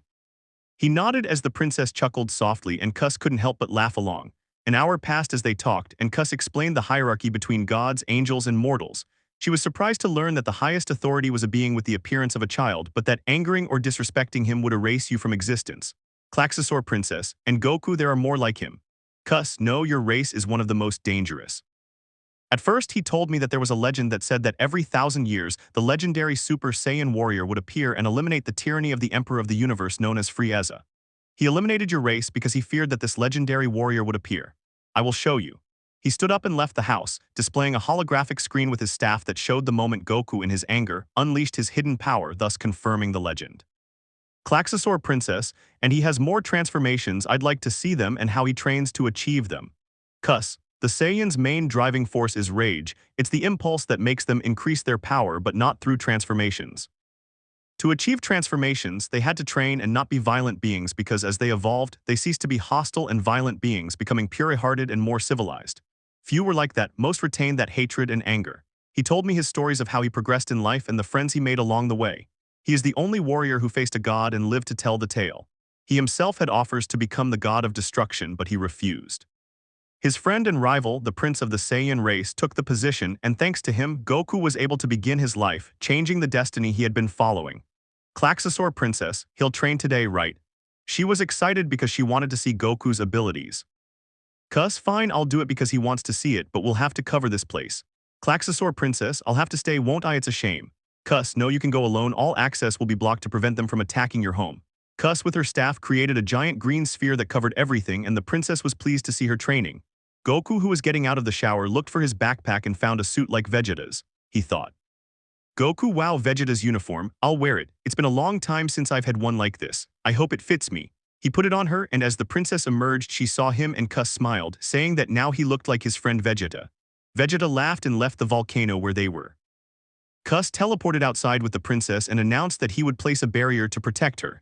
Inside the barrier, a holographic screen showed them both about to begin their battle. Cuss, Goku, get ready. Goku, I'm ready. Cuss now. This began with his primary phases, battling Cuss as the princess watched his movements. He then ascended to Super Saiyan 2, where Cuss noticed the increase in his Kai, telling him to keep up. The earth began to tremble and the ground crumbled. His power rose higher and higher, cracking the ground. The princess didn't blink as she watched their fight, filled with joy at seeing Goku fight like this. Then he accessed Super Saiyan 3, and the princess saw that his hair grew longer than normal as the fight continued. He stopped, saying to Cuss, Goku, we're done warming up now, let the real fight begin, cheering. Klaxosaur, princess, what do you mean, Goku, that wasn't a fight, surprised. Cuss, he doesn't usually warm up to avoid setbacks in a fight, now he will access his divine transformation. Goku returned to his base form and from there began to gather Kai again. As he screamed, the earth began to crumble around him. The princess thought the earth would be destroyed, but then spheres of Kai began to emerge, turning red around him before being absorbed by him. He was enveloped in the aura of Super Saiyan God Red, and the princess, supporting Goku and Cuss, then began to reveal itself from his feet, rising to his head. The color of his eyes, his hair, and the aura that emitted Kai changed, but he decided to avoid it since it drained his Kai. Cuss, Goku, now you must attack me using your full power. Cuss created a large barrier with Kai spheres that all began attacking Goku, and the slightest impact caused them to explode powerfully. Goku dodged and launched Kai blasts, destroying them, while Cuss attacked him, giving him no chance to counterattack, only defend. He quickly released more Kai, causing the destruction of many spheres but expecting more to come against him. Without any recourse, the spheres attacked him, hitting him directly and causing a huge explosion. He saw Goku lying on the ground, still in his transformed state. He barely managed to get up, knowing he could continue. Cuss, Goku, this is the end of your training, rest. Goku, no, I won't. The impact destroyed part of the armor and he ripped it off, leaving him only in the suit. I still have the power to continue, Cuss. Cuss, I'm still impressed. He's just walking away from him. Saiyans have that source, prove it. You can keep going, turning around and looking at him seriously, go ahead. Cuss did this in order to make Goku unleash his full power because that way he could further develop the transformation. Goku began to raise his Kai again. Cuss noticed that he was close to blue, but he would prevent him from transforming because it would cause great destruction in his path. He finally mentioned, Cuss, now Goku is progressing. In a few days we will have to train at maximum power with his Super Saiyan God Red to perfect it. But I warn you, these training sessions will not be like these. You will not have breaks. You must maximize your power. Goku, it doesn't matter. Besides, if I can reinforce this earth, I'll be able to use Ultra Instinct. Princess Klaxosaur, what do you mean by reinforcing and what is Ultra Instinct about? Cuss, I apologize. I cannot answer your question at the moment. I will do so later. Klaxosaur, princess, if that's okay. The clashes of power began. The children felt the tremors and the sound of the impact, alarming everyone, thinking a Klaxosaur was coming towards them. They saw a reddish light that grew larger and larger, causing the wind to increase and the pressure to rise. They all fell to the ground, not knowing what was happening. Cuss finished the training by striking Goku on the back of the neck, causing him to fall and lose his transformation. The princess was amazed. Cuss was stronger than Goku. She caught him before he hit the ground and the light and pressure disappeared. Cuss, all right, princess, we must go. He teleported inside the volcano, letting go of Goku. Goku, he complained because I dropped him. Hey Cuss, you know that hurt me, at least you could have put me down gently. Cuss, looking at him, he's the strongest being and he's crying because he fell and he started to laugh. Goku didn't understand this, but he started laughing, and the princess just went along with it and began walking toward her throne, bored again. But Goku asked her if she wanted to stay with them. She sadly refused and Cuss convinced her but then asked where they would be. Cuss went into the house, took out the capsule box and brought out the other larger house. It was a small mansion, but it had many rooms. He told her that the three of them would stay in that one and that she could choose a room if she wanted. The three of them spent the night in the house inside the cave. The next day, the children were at home talking about the reddish light and the pressure in the air. 02 was with Miku and Akuno, who had given her a headband with decorations. Zoram arrived, warning that there was trouble, the elite forces sent by Papa. They didn't believe it because Papa had abandoned them. Cheap Alpha said that wasn't true, claiming that Papa was worried about them, even though this was a lie. He just wanted to see what they were doing and the progress they were making.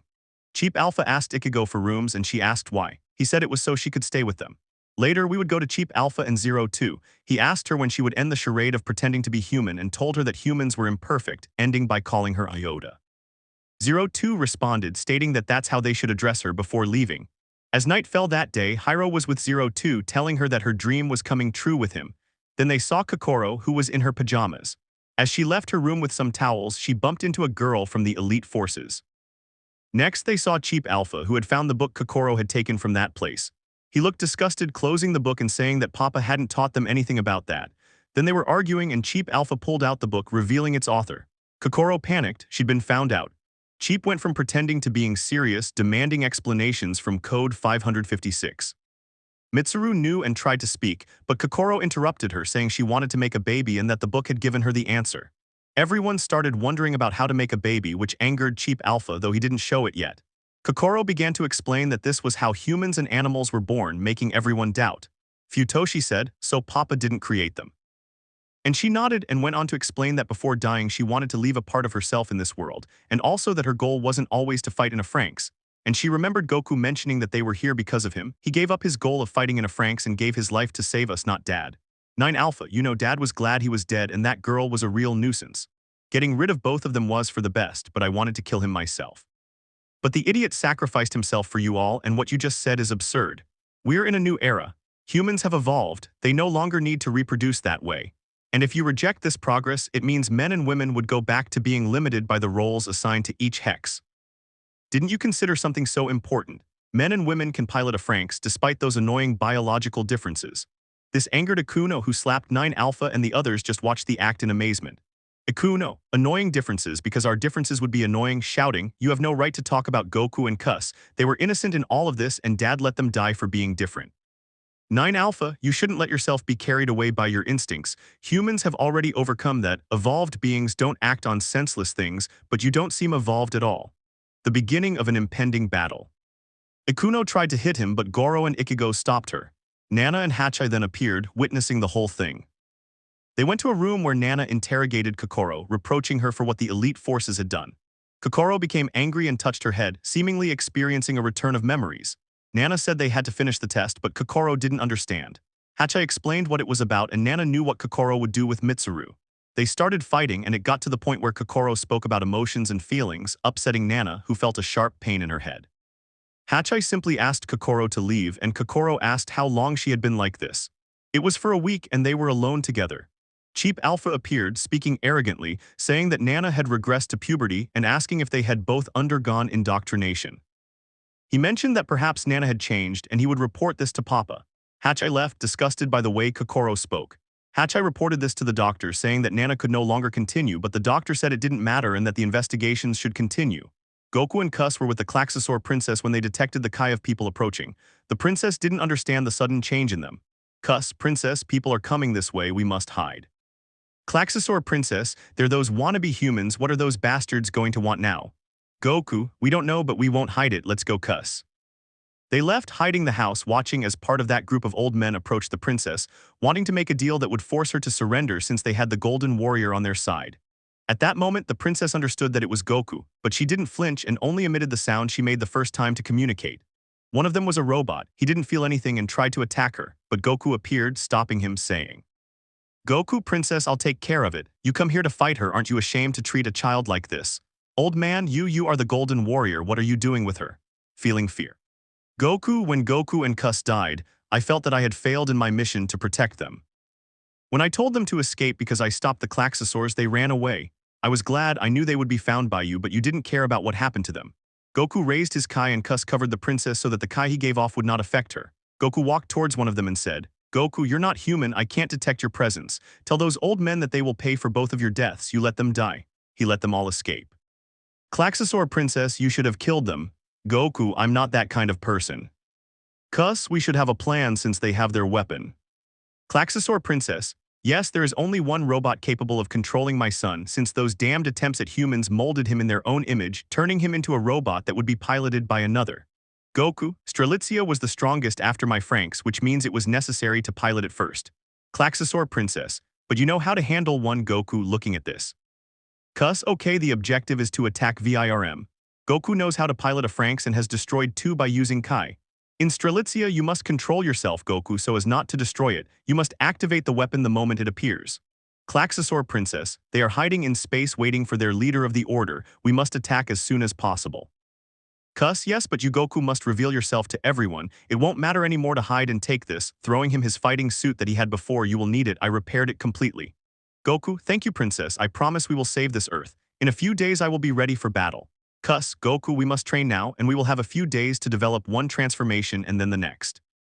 You must give your maximum power because Ultra Instinct has not been fully released, only the sign state, and you also have to learn the new technique I told you about, giving life to a planet. Klaxosaur Princess, what do they mean by signal state and what is Ultra Instinct about?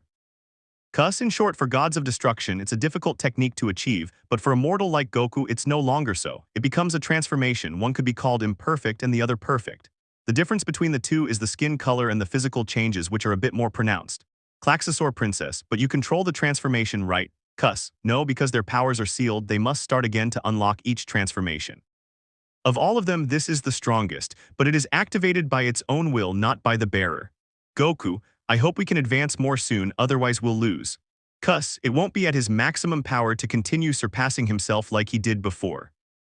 The three of them exchanged smiles, knowing they were nearing the climax of the battle. Later, the children were all gathered together, Goro talking about where they came from. They all shared the question of whether Kokoro had left something for the future. 02 remarked that she envied them, saying, "At least you can leave something, I can't do that." The scene shifted to Mitsuru, who was with Kokoro, reflecting on what had happened. One way or another, Kokoro had dared to do what the adults hadn't allowed. The elders, or those known as VIRM, were discussing how they had sentenced him to death, and how the Golden Warrior was no match for them. Cheap Alpha appeared with the rest of the team, saying he had something important to say. The next day, Hachai informed Ichigo that they would be leaving and taken to another place. On that day, they would organize a wedding, which Hiro proposed, explaining how this event was for Mitsuru and Kokoro. Everyone began making arrangements to carry out the wedding. Mitsuru was making a ring when Goro asked what it was for. "Goro, what are these things for?" Mitsuru, "The bride and groom give it to each other during the wedding ceremony." We would see Goku and Cuss training. He was completely exhausted, the training had pushed him to his limits. The princess was encouraging him. She looked like a child watching the Kai attacks and explosions. She went from being cold to being a little less so and talking more. "Goku, Cuss, I think we should stop, I'm losing energy." Cuss, then he won't overcome that barrier that limits his power, he must continue. She attacked quickly. Goku began to fly in a straight line, thinking he had lost his attacks, but to his surprise they were directed until they exploded on their target. They wouldn't stop. He moved swiftly through the air, but Cuss told him to fight her now, setting down her staff and signaling that she was ready. Goku launched himself with a direct punch, but she stopped it, jumping above him and striking his head, sending him crashing to the ground and shattering it. Despite not landing a single blow or even grazing her, Goku didn't stop. Cuss kept her eyes on his every move, but he suddenly tricked her, trying to strike her in the abdomen. Seeing this, she moved to the side and gave him a shove with her hand to the chest that looked like a punch, sending him flying several meters. He reached the point where he needed more power, raising his Kai to its maximum and charging a Kamehameha. As he did so, Cuss warned him that their battle was decided. Even so, he launched it. With her staff, she deflected the attack, sending it plummeting to another location and causing a large explosion far from her. He lost energy but recovered it with the transformation. Cuss created a giant sphere and launched it. Confident, he easily stopped it but felt the pressure slowly pushing him back. The attack, having been held for so long, began to emit beams and become heavier. Cuss did this to provoke him into a fit of rage, unleashing his power, as he was close to perfecting the transformation and reaching Super Saiyan Blue, opening the possibility of obtaining Ultra Instinct. Goku lost his Super Saiyan God form, and because of this, the attack hit him from afar. The children saw a huge explosion shaking everything. Goku, he was left in a crater badly wounded and his suit was destroyed again, only his shirt remaining since he had covered himself before receiving the attack. Cuss, Goku has done well, now he must do something before continuing. Goku got up, walking slowly because of his injuries, and she gave him a Senzu bean. Then she proceeded to give the earth a boost. This consisted of giving divine energy to the earth where he was, similar to the ritual done to obtain the Super Saiyan God Red. Cuss, Goku must now stand still. I will stand behind you to guide you. Yes, first concentrate like when you achieved Super Saiyan God Red, but release your power without transforming. He did as she asked. The princess would witness an unprecedented act. Cuss placed one hand on his back while the other pointed forward. He transformed into Super Saiyan God Red, but unlike the first time, this time his hair began to change color without the aura appearing. Cuss began to materialize his Kai with his free hand, creating small spheres. Around 10 were created, they were small and began to grow. He told Goku to move carefully. With his free hand, he closed one of them.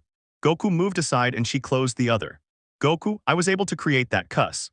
Cuss, if Goku, not being a god of creation, needs his energy to convert it into a source of life, I mean that since the transformation is divine and pure, it can be used to give life to a place or make it more resistant.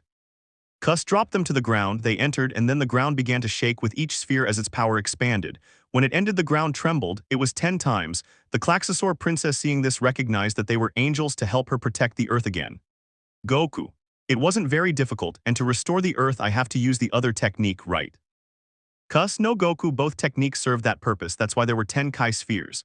In a few days or months the earth will begin to return to its natural state, but without animals there will only be nature, trees, flowers, grass. The earth has become resilient, recovering its energy. Goku, but then if I fight the earth won't be destroyed. Cus, yes it will, but it won't be in large parts. He will manage to sustain his Kai and strength. There will only be destruction, but on a small scale. Goku, then you'll fulfill your dream. Cus, there'll be no need to follow me anymore, right? Smiling at him, Princess Klaxosaur, what do you mean by dream, Cus? What is your dream? Cus explained that because she was a guardian angel, she would follow the laws imposed by her father. She could not abandon her post. But now that she has been freed, she wants to see the world, its rivers and lagoons, its beauty, and feel happy to be free of laws. Klaxosaur princess, mine is to prevent that VIRM threat from taking over Earth and return here again to await the day of my death. Goku, that's not a dream, it seems you want to suffer. Mine is to eat a lot and protect others. Cus, Goku, you'll never change. Laughing. Goku, it will never happen. Laughing, but princess, you can change that destiny. I went from being a bad person to being a good person. Ever since I hit my head, my grandpa told me I've been a very cheerful and kind child ever since. Smiling. The Klaxosaur princess remembered her past, how her civilization lived and the life she led, and she couldn't help but cry while hugging Cus and Goku. She felt like she had a family and they understood her and spent their time with her as if she were a daughter. Goku promised her that if they finished this fight, the three of them would get to know this world. We passed by with the children who were preparing for the wedding and everything to conclude the ceremony, but it happened that the elite forces, accompanied by guards, arrived to forcibly remove everyone. Papa ordered Cheap Alpha that they would be taken for reindoctrination, that is, memory erasure. Futoshi, who was marrying them and about to kiss, was suddenly surrounded by guards who forced everyone to remain motionless, watching as Mitsuru and Kokoro were taken away. Hachi arrived too late, they had already been taken. The squad was devastated to see this and everyone packed their bags to leave. Goro, what would have happened if Goku had been with Cus? Hiro, they would have killed them while they were taking Mitsuru and Kokoro away. 02, we lost two valuable friends in the fight against the Klaxosaurs. Hiro, Goku promised me that we would be together. 02, well that was before he died. Ichigo, he couldn't just leave like this, he promised to stay by my side, shouting and crying, hitting the ground in anger. Zorom, Ichigo, calm down, you know he's already in the other world, he said so himself, now he's with Cus enjoying his life, crying little by little. Miku, without a doubt they were the best people we ever knew, they never looked down on us or fought against us. Goku fought for us and died for us, he never did it for Dad. 02, that Dad is a damn bastard, getting angry and hitting a tree. Hiro, calm down, we will fulfill the promise that Goku made to us even though he is no longer here. Guys, let's accomplish our goals for Cus and Goku, raising his voice and becoming happy. Everyone remembered the moments they spent together, their laughter and smiles, how they supported them in achieving their goals. And then we saw Hachi watching Nana, unresponsive, as he regained some of his memories and feelings but remained in a state of shock. Hachi, if I had emotions, what could I have done to help those children? Here began a flashback of Hachi and Nana when they were parasite pilots, showing the moment Nana lost her partner and cried because she had her feelings, but was later indoctrinated to erase those memories that now returned to her as torments. Hachi mentioned that in her current state she could have supported them. The old people were talking about the meeting with the Klaxosaur princess. Old Man 1, please explain what happened to Princess Klaxosaur. Old Man 2, I thought they went to ask for her surrender, not try to assassinate her, and the Golden Warrior is with her. What a traitor he turned out to be. Old Man 3, we seek a world where human beings are immortal, perhaps we do not all have the same goals. Old Man 4, don't worry, we had foreseen it, we already have the necessary help, we have the key, our replacement. Old 5, everyone must see beyond, the time will come for them to be free from their chains, to abandon their physical form. The start of the battle. The children were in the place where the reindoctrination was taking place. Everyone was talking about what would happen to Mitsuru and Kokoro, and then they were told that they were back. But something was happening, they no longer remembered the memories they had before. When the two of them saw each other, they looked like strangers. The doctor would be against what the old people did to the children, they only responded that it was for the greater good. Dr. Franxx, if you apply those methods, those children will stop obeying you. Old Man Werner, keep your composure and I remind you that you want the plan to work, including the loss of magmatic energy in that Goku guy with his Franxx that you foolishly built. Dr. Franxx, they also achieve their goals through violence, they are the same as the others, poor boy, he didn't have to die like that, nor his poor sister. The story would tell of how Ape in the world became masters of modern engineering, discovering magmatic energy, a renewable energy source that would aid human evolution, and how Ape provided funding for it, ushering in a new era. Magmatic energy was not only renewable but also served to immortalize human beings. Studies began, and the path to immortality was to completely lose reproductive functions. Most opted for this. Most cities suffered decay as magmatic energy began to destroy the world, causing desertification. By 2036, 70% of humanity was immortal, and then, seeing humanity on the brink of extinction, Ape presented a project on plantations, becoming the sole rulers of the world. These plantations would be equipped with all human necessities, but in 2037, gigantic monsters known as Klaxosaurs appeared for the first time, devastating everything in their path. They were destroyed with a nuclear bomb. A doctor went to see the corpse and was amazed by what he saw, and from there began the manufacture of the Franxx was a mistake and a test. Every time, people died because a pilot couldn't handle it. In 2042, a way to pilot a Franxx was discovered. It required a pilot with full reproductive function and a female partner, as a single pilot couldn't handle the pressure. The pilot's wife volunteered to try, but the unexpected happened. She died inside the prototype Franxx. Many lives were sacrificed to pilot the robot, but they could withstand immense pressure. This led to the injection of yellow blood cells, which caused both pilots to lose emotions and feelings, giving them the ability to pilot the Franxx. Later, the Garden Center was created where children lived and were trained to pilot the robots. Then Ape asked the doctor to bring him something from the Klaxosaur princess. He met her, and she began to smell him, saying that he had the blood of her kind on his hands. She licked his hand, saying he didn't deserve to die, cutting off his arm and warning him never to go near her kind again. We went over to Squad 13 who were going to make a request, speaking to Hyro. Hyro, we want to ask for something. We want our comrades' memories returned to us. Old Man 1, such things no longer exist. The memories were not sealed, they were completely erased, and there is no way to bring them back. Old Man 2, what they're doing is a serious violation of the rules. Normally we'd punish them, but their achievements haven't brought us this far. Futoshi, angry, at least apologize being grabbed by Goro. How can you go on calmly after this? Zorom, may I ask a question? Old 3, go ahead. Zorom, how many Klaxosaurs do you have to kill to become an adult, and what happened to Goku and Kus? Did they die? Did they give their lives? Old 4, both are not relevant to us, they only served as tools and they died. It was a shame, but they don't matter. Everyone got angry thinking that Dad saw Goku and Kus as trash. Hyro, when this battle is over, I want you to free us all. Old Man 5, agreed, I will release you all when you complete your last mission. We will talk until then, with Goku and Kus. Kus, Goku, you did it, you were able to do it, smiling excitedly. Goku, I was able to use blue, now I'll use it with the Kaioken. Kus, no, without techniques you will overload your body, losing energy quickly. Klaxosaur Princess, Goku, you've finally reached your full power. Looking at him happily. Goku, not yet, Princess, I still have a ways to go, but it's not much now. All I have left is to improve my fighting skills, Kus. It's time to move forward. He positioned himself to fight. Kus was waiting for him. He attacked Kus. She easily blocked or stopped his blows, and suddenly Goku used the Kaioken. Kus was surprised, thinking that with the Kaioken he would not be able to maintain it, but he could and continued fighting. About 6 hours passed and he was still holding on. Kus, okay Goku, we're done. Hugging him. Klaxosaur Princess, you did it, Goku. Hugging him tightly. Kus, now you must fight with all of Goku, but you must bring Senzu beans to recover if you take damage, and I will give you some too, Princess. Klaxosaur Princess, what are those seeds? Goku, they restore your energy and help you recover quickly from a hard blow or broken bone. Klaxosaur Princess, it's impressive. Kus, Goku can maintain your Super Saiyan Blue in base form, right? Goku, yes, but not for long. Why, Kus, you haven't meditated, have you? Do it before going to sleep. Tomorrow we must begin the attack against Virm. The princess will arrive on a snake. I will only take the children and Nana hatchet. Klaxosaur Princess, you worry, that's why you should let those wood humans die. Goku, I can't, Princess. I will free them from that slavery. They are victims of Virm. Without them they wouldn't be like this. Kus, if we must prepare, take Princess. If she gets hurt, eat one. Klaxosaur Princess, thank you, Kus. The next day there was another Nana because the previous one couldn't continue and she would be her replacement. Ichigo asked if the star entity was a Klaxosaur weapon. The new Nana nodded, and they went to see Hyro 02 and Dr. Franxx. The old men there said that the star entity's code was 2 and 16, telling Hyro that he had been raised to fulfill this moment. Hyro asked what would happen when this was over. One of the old men replied that the future belonged to humanity and they would be free. Hyro then said that they would never control their lives again, nor would they call them Dad again. They then showed a preview of the Hringhorny, with the doctor discussing how necessary the weapon was and adding that it wasn't beautiful. Hachai, who was there, replied that it would be humanity's future. The scene then shifted to Kokoro, who was vomiting from what had happened the previous time before being taken for reindoctrination. Next, they went to see the Elite Forces and Squad 13, and one of them spoke. 9 Gamma, you guys attract a lot of attention. 9 Beta, in fact, they are a nuisance. 9 Delta, don't look at them like that, they look like they're marking their territory, they look like animals. 02, these children are stronger than all of you, don't underestimate humans.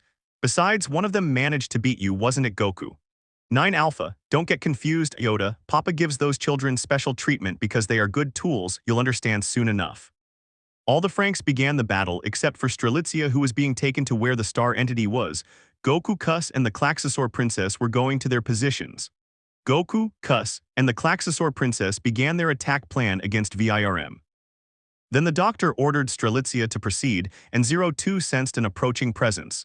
The elders were warned that 2 objects were moving toward their location. Hachai, Doctor, we need to get out of here. At that moment they saw a snake emerge and Goku came from above, destroying everything until he fell to the ground, causing a great impact. He had his Super Saiyan blue form. Klaxosaur Princess, humans will not do what they want with our son, revealing herself. Goku, now they won't stop any of this. Hachai, that voice is Goku, surprised. Dr. Franxx, but he died. Goku, no, it's not like that, dispelling the smoke from the place, showing his divine Kai as it surrounded him. Princess, we must prevent them from taking the weapon. Dr. Franxx, what is this, Goku? You're the Golden Warrior, surprised. Goku, Doctor, you should leave here right now. Hachai, take him out of here. Klaxosaur Princess, Goku, let's go before they reach my son. Goku nodded, went with her, and ran to catch up with the Franxx, which was still flying. Before reaching the star entity, he released his Kai, causing the robot to fall due to the pressure, shutting down the entire Franxx. Goku, 02 Hyro, get out of that Franxx now. 02/Hyro, startled, turning around. Goku, you're alive. They wouldn't believe Goku was the Golden Warrior. Seeing his aura and his hair, their eyes changed. Goku, if I survive the explosion, guys, I need the Franxx now or the Earth will be destroyed. 02, what's going on? You're not Goku, you're a copy of the original. Hyro, Goku, you're not like this, please snap out of it. Goku looked at them seriously and applied his Kai to them to enter the cabin and take them out. Hyro, Goku, you're a traitor, you lied to us. Crying. 02, you're a miserable bastard, die you bastard.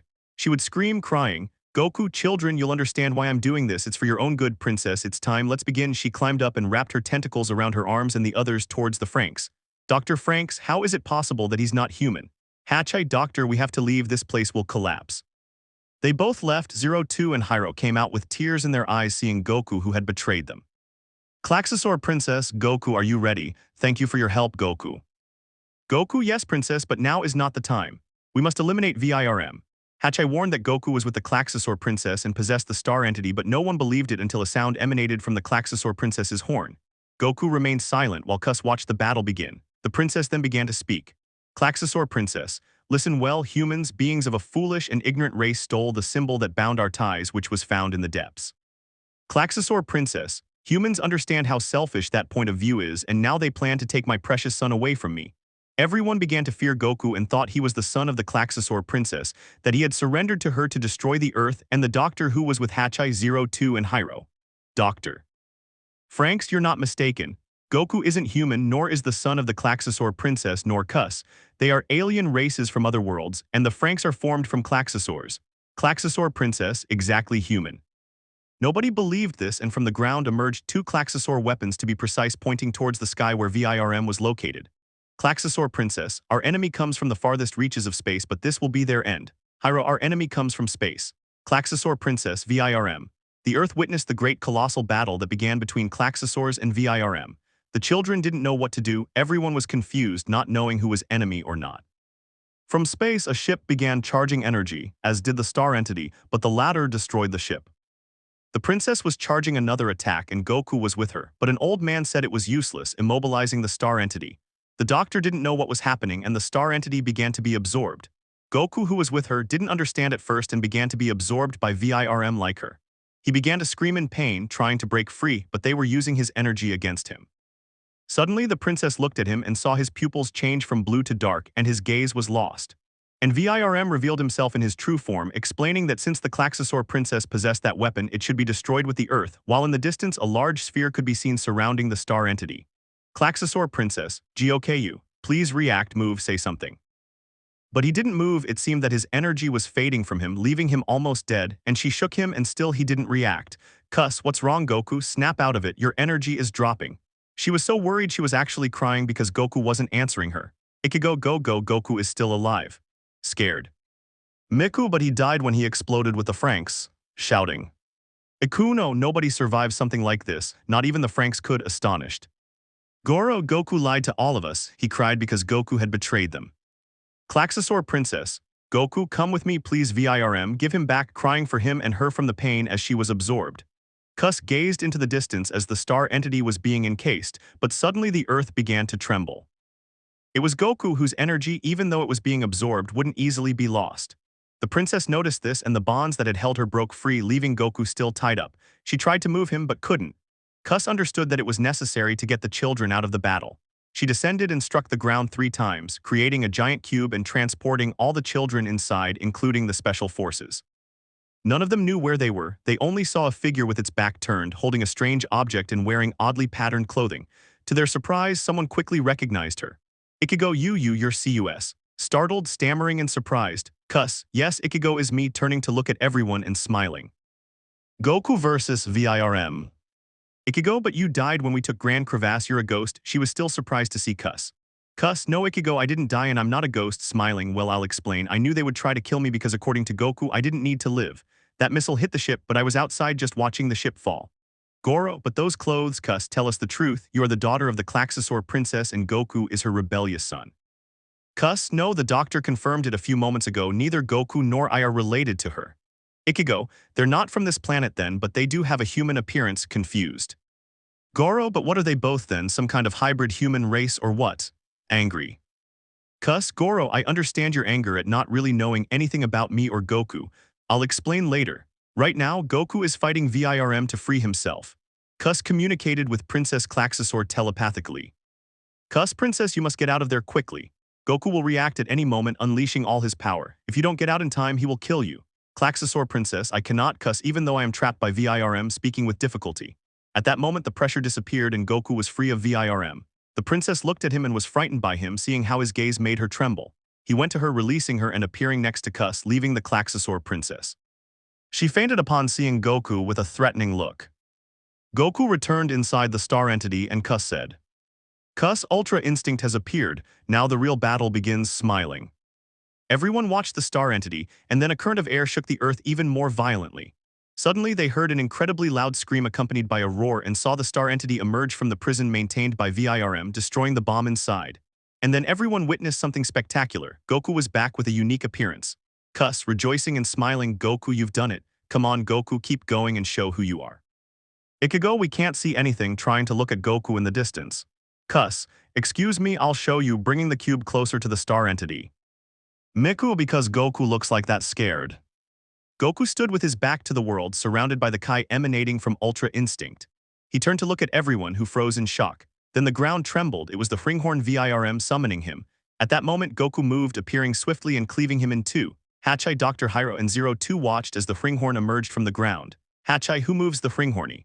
Watching it emerge from the ground with thrusters, Doctor, we must leave, this place will collapse. Code 2 and 16, we must get out of here and find Nana. Dr. Franxx, Hachai, go and take the children, find Nana, I want to see my Strelitzia apis at its maximum power. Go now. Hachai, Hyro, and 02 went out to look for her, finding her and taking her away from the plantation, watching as the Fringhorny was destroyed. Hyro, what is that? Looking at the Fringhorny split in half and marveling at it. Hachai, it's the Fringhorny, but it's destroyed, looking in amazement at it being split in half. 02, who is it? Looking at a person who was apparently there. Hachai and Hyro didn't see it, but they decided to leave the plantation, avoiding VIRM's attack. VIRM, you are insolent, Goku, we will destroy you along with the Earth. All ships initiate the attack, kill Goku and destroy the Earth. VIRM launched a direct attack at Goku, who stretched out his hand, pulverizing the attack. At that moment, VIRM sent ships to Earth, releasing monsters to attack Goku. The fight began, none could touch him. Everyone could barely see Goku move. Cuss, who wanted to watch the confrontation, moved the cube following Goku. The children watched Goku's movements, his precision and coordination. With each blow, he destroyed the monsters, but during the battle, Cuss noticed that he was losing Ultra Instinct because his Kai was beginning to decrease. Finally, he launched a Kamehameha, destroying the monsters, and VIRM sent more ships with monsters to form a giant one. Goku effortlessly flew at full speed toward the monster, delivering consecutive blows with unparalleled speed. The monster began to crumble and rebuild itself. It tried to attack, but Goku only looked at it and attacked with his gaze, causing it to fall. Then, with a Kai attack, he disintegrated it. Virm knew he couldn't face Goku, so he prepared to retreat, vowing that he would return. Goku finished by completely destroying the Hringhorn with a Kai attack. Goku maintained Ultra Instinct even as Virm emerged from the ground and descended. Cus followed him along with the children. Goku began to lose the transformation, collapsing to one knee as he braced himself with his left hand and clutched his chest with his right, exhausted from using Ultra Instinct. He then collapsed completely to the ground. The children thought he was dead, but Cus used his staff to pull him into the cube before leaving the area in search of another place to rest. Cus had previously retrieved the capsule containing House 2, a mansion with multiple rooms, and addressed everyone. Cus, alright kids, you'll all stay here and I'll take care of giving you your rooms and taking the princess and Goku. Call me kids and you won't be coming in looking at the special forces. I'll tell you, there's no hard feelings or problems about what happened before. It was all Virm's fault, not yours. You can come in. If you don't want to talk, you can raise your hand. The other children went inside, leaving only her, Goku, and the Klaxosaur princess outside. A girl with long gray hair approached Cus 9 Zeta, raising her hand. Cus understood and let her pass. Then a quiet boy with purple hair did the same, entering the house. Cus waited for someone else to come in, but before leaving, one of them spoke. 9 Alpha, Papa will come for me, he will take me, right Papa? Shouting to the sky. Cus, kid, you need to get over it. He used you as a resource for his own ends and you still think he'll come for you. You know the truth, and as much as it bothers you, you have to accept it. You are more than just a means, you are a person. You can change your destiny for the better. Smiling at him. 9 Alpha, shut up, you're not the one to give me orders, getting angry with Cus and trying to hit her, but someone stopped him. 9 Delta, because you still feel superior, Dad is Virm, how blind are you that you didn't notice that he didn't even care about us because, as she said, pointing at Cus, we know the reality, we must accept it, avoiding crying. 9 Alpha, damn traitor, this attempt to hit his companion. Cus with her staff applied a burst of Kai, making him fall out of her range. Cus, leave her alone, she's a child like you. Don't you feel shame for attacking someone like that? If Goku saw this, he'd teach you a lesson. Unlike me, I'm much calmer. 9 Delta, thank you, hugging Cus, and no matter how strong it was, I cried hugging Cus, saying, 9 Delta, please forgive me, I didn't want to be like this, but that's how I was created, I only served as a tool, sobbing while hugging Cus. Cus's thoughts, poor girl, she was a victim of all this because of Virm, it was all. Cus, hey, what do you say, do you want to eat? I'll give you a room for you and them, smiling at them, don't let that affect you anymore, I forgive you, let's go in. Everyone entered, looking around. The place was very nice and decorated. Cus took Goku and the princess to a room that surprisingly had 2 beds.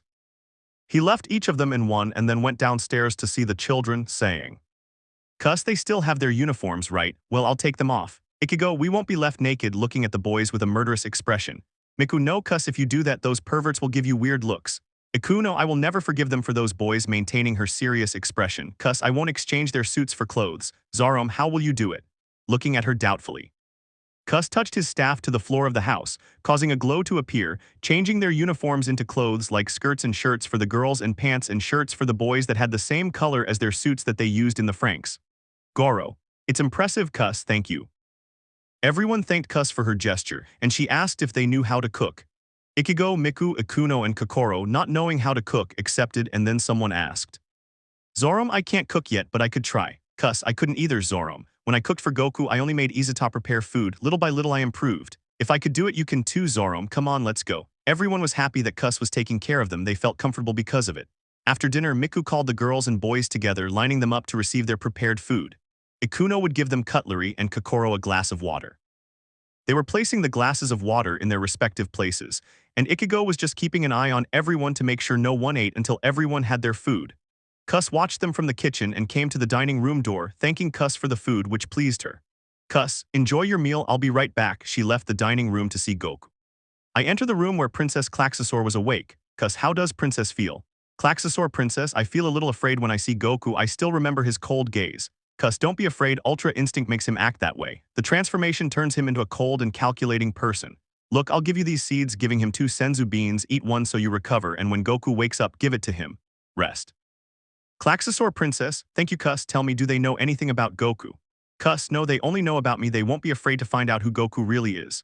Klaxosaur, Princess, they will need to know about Goku, they will be incapable of assimilating all of that just as I did. Cus, yes, but understand something, their minds and yours are completely different, as is the way you deal with life situations. They've been living a lie all this time. Virm manipulated them in the most horrible way. That's why Goku wanted to get them out. He wouldn't stop them from fighting, but the fight isn't over yet. Klaxosaur Princess, what do you mean cuss? But if Goku eliminated them, no hesitating. Cuss, I didn't eliminate part of his fleet. He said he would return to destroy the Earth. Goku must train to reach Ultra Instinct in its final stage. It's the only way he can beat him and end the war. Klaxosaur Princess, Goku, if you can hear me, I thank you for helping me save the Earth and you Cuss for protecting me during VIRM's attack. I want to be like you, I want to be strong like Goku, hugging him. Cuss, if you decide to train, you must get along with everyone and not fight with anyone. You must live with me so that I can train you, looking at her seriously. Klaxosaur Princess, I'll try with those human wannabes, but I'll only try looking away. Cuss, okay then I'll retire, rest well, we'll train tomorrow at sunrise, we're training, yes. Klaxosaur Princess, if that's okay. Cuss came downstairs to her surprise. They were washing the dishes and cleaning the table where they had eaten dinner, and each one waited for Cuss in the hallway of the rooms. She went with them, making boy and girl pairs.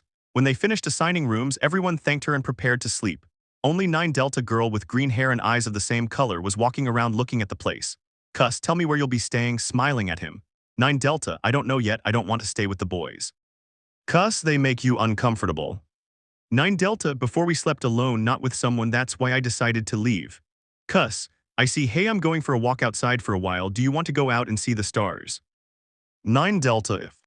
Cuss, okay, let's go downstairs and tell me if they'll want something to eat because I can prepare something for them. 9 Delta, no, they are proud, they will leave the food, it's best not to worry. Cuss, in case you want, I'll leave something prepared and you can eat it here or you can take it with you. They both made food and left it near a table close to the mansion door for them to take. Cuss looked for them and found them, telling them that she had left them food, but none of them answered and Cuss just left. Cuss, okay, let's go. 9 Delta, if. They started walking, looking at the stars.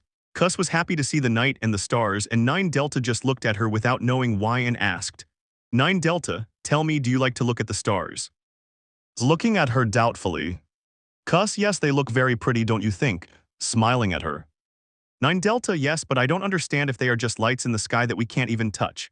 Cuss, stars have different meanings. For some, they can be the souls of loved ones watching from beyond, and for others, they can represent hope. Seeing them can give them confidence and the courage to move forward. 9 Delta, it could be, but I don't feel the meaning of it yet. Cuss, when the time comes, you will understand how those lights you speak of have a different meaning. 9 Delta, I understand something more, I want to know something. Cuss, tell me. 9 Delta, you and Goku, are you really? Cuss, I suspected it from the beginning. Well, in short, I am a guardian angel for Goku, and he is a Saiyan. 9 Delta, they are some kind of special humans. Cuss, no, Saiyans are warriors stronger than a human, but they are not from Earth. 9 Delta, that means they're from another planet, surprised. The revelation of Goku and Cuss's identities is approaching. Cuss, yes, exactly, smiling at him. 9 Delta, but if the Saiyans are such a powerful race, there are more of them, right? Hesitating. Cuss, no, his race was extinct and only a few of them remained, the last ones being him and his friend, Prince Vegeta, the current god of destruction. During their walk, a few hours had passed in the sky, it was clear that dawn was near. Goku was already well and he and the princess were the first to wake up. 9 Delta and Cuss returned, seeing Goku and the Klaxosaur princess, but she was displeased to see Cuss with 9 Delta. Klaxosaur princess, what's that human wannabe doing next to you, Cuss? Cuss, princess, we'll talk about this, otherwise I won't train you, I'll only train Goku. The Klaxosaur princess moved aside. Goku had already moved away from there and detected 4 energies not far from the place. Goku, I'll be back, I'll go look for them, they're not far from here. 9 Delta, look for them, those who looking doubtfully at Goku. Cuss to Nana, Hachai 02 and Hyro. 9 Delta, how did he know that and how did he know they weren't far away? Doubting more. Klaxosaur princess, you still have a lot to learn, human, she looked at 9 Delta with disdain. Goku teleported and saw the ship. Before entering, the hatch opened and Nana and Hachai came out. Goku quickly hid and then entered, finding Hyro and 02 asleep. Hachai decided to go outside with Nana so she could relax, but Hachai returned and saw Goku. Hachai, what are you doing here, Goku? Surprised to see him. Goku, I've come to take you to a safe place, your lives could be in danger here. Hachai, how can we trust you after what happened? Besides, I'm not sure what the doctor said about you, I can't confirm if you're the son of Princess Klaxosaur or not. Goku, Hachai, I'll show you. Here Goku transformed into Super Saiyan God without releasing his aura or Kai to prevent the pressure of the power from harming them. Hachai, what will you do, Goku? I watched as he went to where Nana was and she was. Nana, not knowing anything, saw Goku, and upon seeing him became frightened and began to cry and scream.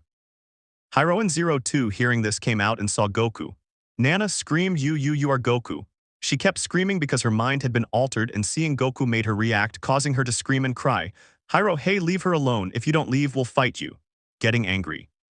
02 Get away, traitor, get out of here, getting angry. Goku, I'm not here to hurt you. Nana is sick and I must heal her, he said seriously. 02 Stay away from her or I'll kill you. Angry. Goku try it, smiling at him. Hyro, no. 02 Stop. 02 began to fight. Goku was unfazed by her blows and approached Nana, but she created a barrier with her Kai, preventing the others from getting close. Goku, Nana, can I do something first? Smiling at her. Nana, you're dead, get away from me, monster, crying uncontrollably. Hachai spoke to Goku to tell him about Nana's situation. Hachai, Goku, her mind is altered. She is now recovering her feelings, which were previously suppressed because she lost her partner in a battle. To make her forget that trauma, her memories and feelings were manipulated, and now she is unable to react. Goku, well, Nana, you still don't understand, and I know your mind is shattered now. They've blocked your memories and feelings, but now I'll heal you. Don't be afraid of me. I'm your friend, smiling at her. Hachai, how will you do it, Goku?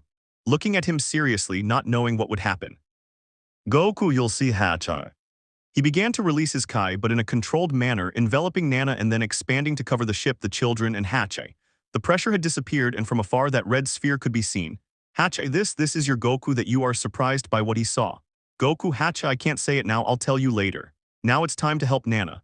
Nana tried to get away from him, but she couldn't. She wanted to get out of the wheelchair where she was, but she couldn't, and Goku just placed his hand on her head. Then Goku's Kai completely covered Nana, leaving the others exposed to the outside. Goku, Hachai, wait a few minutes, I'll be right back. I'll check Nana's mind. Hachai, Goku, wait, where are you going? Goku, be patient, Hachai, I'll be back. Goku entered Nana's mind, looking into her memories. He still possessed his Super Saiyan God form and heard shouts of no, I'll never pilot a Franxx again. Goku began to walk. It was a memory where she was taken by guards to the laboratory to have her memories blocked. Goku, Nana, that's why you had that trauma, but it doesn't matter, I'll bring back your feelings and memories. He kept seeing memories of Nana all around him and finally saw a little girl crying. It was Nana, but in her garden version. Goku, hello, what's your name? Smiling at her, she looked at him and was afraid, thinking that they would hurt her. Nana, who are you? What will you do to me? Stay away from me. Crying. Goku, no, I'm not here to hurt you. Come take my hand, raising his hand to Nana. Tell me why you're crying. Nana, it's just that I'm alone and I don't remember anything about myself. I'm scared to be here. I don't know what I'll do. Hugging Goku and stopping crying. Goku, let's both make a promise, smiling at her. Nana, promise, what is that? Doubting the question. Goku, it's when someone says they'll do something for you, smiling at him. Nana, like a wish, looking at him, a few tears welling up. Goku, yes, that would be like a wish, but tell me what it is you want. Nana, I want to get out of here, but it's dark and I'm afraid of the dark. I want to go there, pointing to a place that was completely dark, but I can't, my fear won't let me. Goku, I'll tell you something, I'll keep your promise, we'll go there. Nana, I'm scared, we can't leave, you're brave, I'm so scared, crying slightly. Goku, even if your path is shrouded in darkness, there will be a light to guide you so you can move forward. Goku released his aura, illuminating the entire darkened area. If you let your fears control you, you'll never truly know if you can succeed. No matter how afraid you are, just do it. Come on, we'll get out of here. He took her hand and they walked together. Nana, thank you. Hey, tell me what's your name, looking him in the face. Goku, my name is Son Goku, but they just call me Goku. You can call me that if you want, smiling at him. Nana, Goku, will you make me another promise? Looking at him and smiling. Goku, tell me which one it is, little one, looking at her and smiling as they continued on their way. Nana, I want us to be friends when I see you again, raising her pinky finger. Promise me, Goku, you'll be my friend when I'm an adult. Goku, I promise I'll be your friend, raising his pinky finger and making the promise. He took her in his arms, just like Grandpa Son Gohan took him when he found him on Earth. They both reached the end of a road and both smiled at each other, seeing a great radiance. Hachai's thoughts, what is Goku doing now? Hachai noticed that the light covering Goku was returning to him and Nana still hadn't woken up. Hyro and 02 seeing this approached. Hyro, hey, what did you do to Nana? Still angry, did you erase her memories just like they did to us? Goku, on the contrary, Hyro brought back his memories, smiling at him. 02, I don't trust you, you're just using us to kill us later. Our friends are dead because of you, looking at him with contempt. Goku, 02, if I wanted to hurt them from the beginning when I stopped the Klaxosaur, I would have killed them all, but I didn't. My duty is to protect others, that's my goal and they're alive. I'll prove it to you. And Hachai, it's best if she rests. When she wakes up, she'll feel better. Just tell her I came to visit her, okay? Hachai, what did you do to Nana? Thinking about what he had done. Goku, I released her feelings and her memories will return. She lost her confidence, and because of that she couldn't move on. I made a promise to her that I would be her friend. Hyro, that's impossible, surprised. Goku, that's possible, but my power allows me to help others if I so desire. Alright, let's go, the sun is rising. I'll take you to the others, we'll go home. Hachai, you have one surprised. Goku nodded and asked everyone to get into the ship. Then he stayed outside, placed his hand on the hatch, and teleported to the outskirts of the house. Cuss and 9 Delta were there, and 9 Delta was helping Cuss and the boys make breakfast. The Klaxosaur princess was outside waiting for Goku to return. When she saw him, she didn't hesitate to run and hug him. Goku, hello princess, how are you? Smiling at her, sorry for making you feel scared yesterday, scratching his head. Klaxosaur princess, it's just that you, Goku, scared me. Your ultra instinct gaze and power made me faint, a little embarrassed. Goku, it's a power I don't yet control, that's why I looked like that, laughing nervously. Cuss detected Goku when he arrived, came out of the house seeing him talking to the princess and seeing the spaceship next to him. It was opening and inside were Nana, Hachai, 02 and Hyro. Cuss, they're back, come in, smiling at him. Hachai, Cuss, you survived, but how surprised. Hyro/02 Cuss, both would shout in surprise. Cuss, well, it's a long story, bring Nana here, she must be tired. Goku could take her and leave her in your room, I'll get you another one later. Goku nodded and entered the ship to take Nana to her room. None of the children nor Hachai could believe they were seeing Cuss again and didn't know what to do. Cuss led them inside along with Goku, who was carrying Nana in his arms. When they opened the door, everyone had finished their breakfast and was washing the dishes and glasses. They saw Hachai 02 and Hyro enter along with Goku carrying Nana in his arms. Zorom, look, it's Goku and he brings Nana, rejoicing. Miku, hi guys, hugging Hyro and 02 and happy to see them. Ichigo, we thought you were lost, cheerfully. Futoshi, it's nice to see you guys cheerful. Goro, you surprise me, Hyro, I never thought you'd come back, it's a pleasure to have you here. Smiling. Everyone was happy to see the kids, Hachai, Nana and Goku. He greeted everyone and then left alone with Hachai to drop Nana off. Upon entering, he saw 2 beds, one on one side and the other on the other. Goku, okay Nana, get some rest. Hatch, do you want to go out for a while? She'll be fine. When she wakes up, we'll explain what happened. She'll feel better now than before, smiling at her. Hachai, yes, but Goku, what are you really? Are you not human nor the son of the Klaxosaur princess, or are you an alien? Goku, no, Hachai, I'm a Hachai Saiyan, it's some kind of race. Goku, yes, Cuss will explain this in more detail because I would only confuse you if I did. Hachai, I understand, Goku. Okay, let's go down. They both left, leaving Nana. Everyone was gathered together, watching everyone happily talking to each other, and they saw them both go downstairs. Ikuno, hello Hachai, hello Goku, how are you? Smiling slightly. Hatch, we're fine, kids, looking at them all, but something confused him. You're from the Special Forces, I didn't expect to see you here. 9 Delta, we decided to separate, although the leader is still waiting for Dad, we are now with Cuss and Goku. Hachai, it's good to change things up. Okay kids, pay attention. Everyone looked at Hachai with some doubt, not knowing what he would say, even Goku who was there. Although the fight is over, the war continues. We must train to defeat VIRM. Goku, Hachai, I refuse, they've already accomplished their goal. Now they must forge a future for themselves. The battle is over for them, but not for me. I must train and perfect my transformations and my power. Looking at him seriously and observing all the children, you will no longer continue fighting. Now I will take up that responsibility and finish everything, even if it means never returning. Everyone felt sad because none of them could support Goku. Miku, but you alone, you risk so much for us, Goku. You get hurt for us and we don't thank you for saving our lives countless times. Futoshi, you were always there for us, but we never valued you as the friend you were on the plantation. Ikuno, you are a very kind being, Goku. No one could compare to you. You have immense power and you use it for good. You demonstrated it in the fight against VIRM. Your ability is unsurpassed, and I thank you for being my friend, Goku. Goro, although at first we doubted you and Cuss, with the time you spent with all of us, we had fun and were happy with you. 9 Delta, Papa initially ordered us to kill you and Cuss. I won't lie, I had that desire too, but 9 Alpha took full responsibility for killing you and Cuss. He was disappointed that you destroyed yourself, but he was happy to kill Cuss. He envied you and Cuss because you received more attention, and Papa spoke about you and Cuss. That's why he took that charge against you and her, lowering his gaze sadly. Goku and Cuss's identities are revealed. Goku, I knew it from the beginning. I had already detected their intentions towards me and considered them enemies when I met the leader of the Special Forces. When I greeted him and extended my hand to shake his, I noticed the contempt he had for me, but even so I piloted the Franxx, even though I was unconscious, smiling.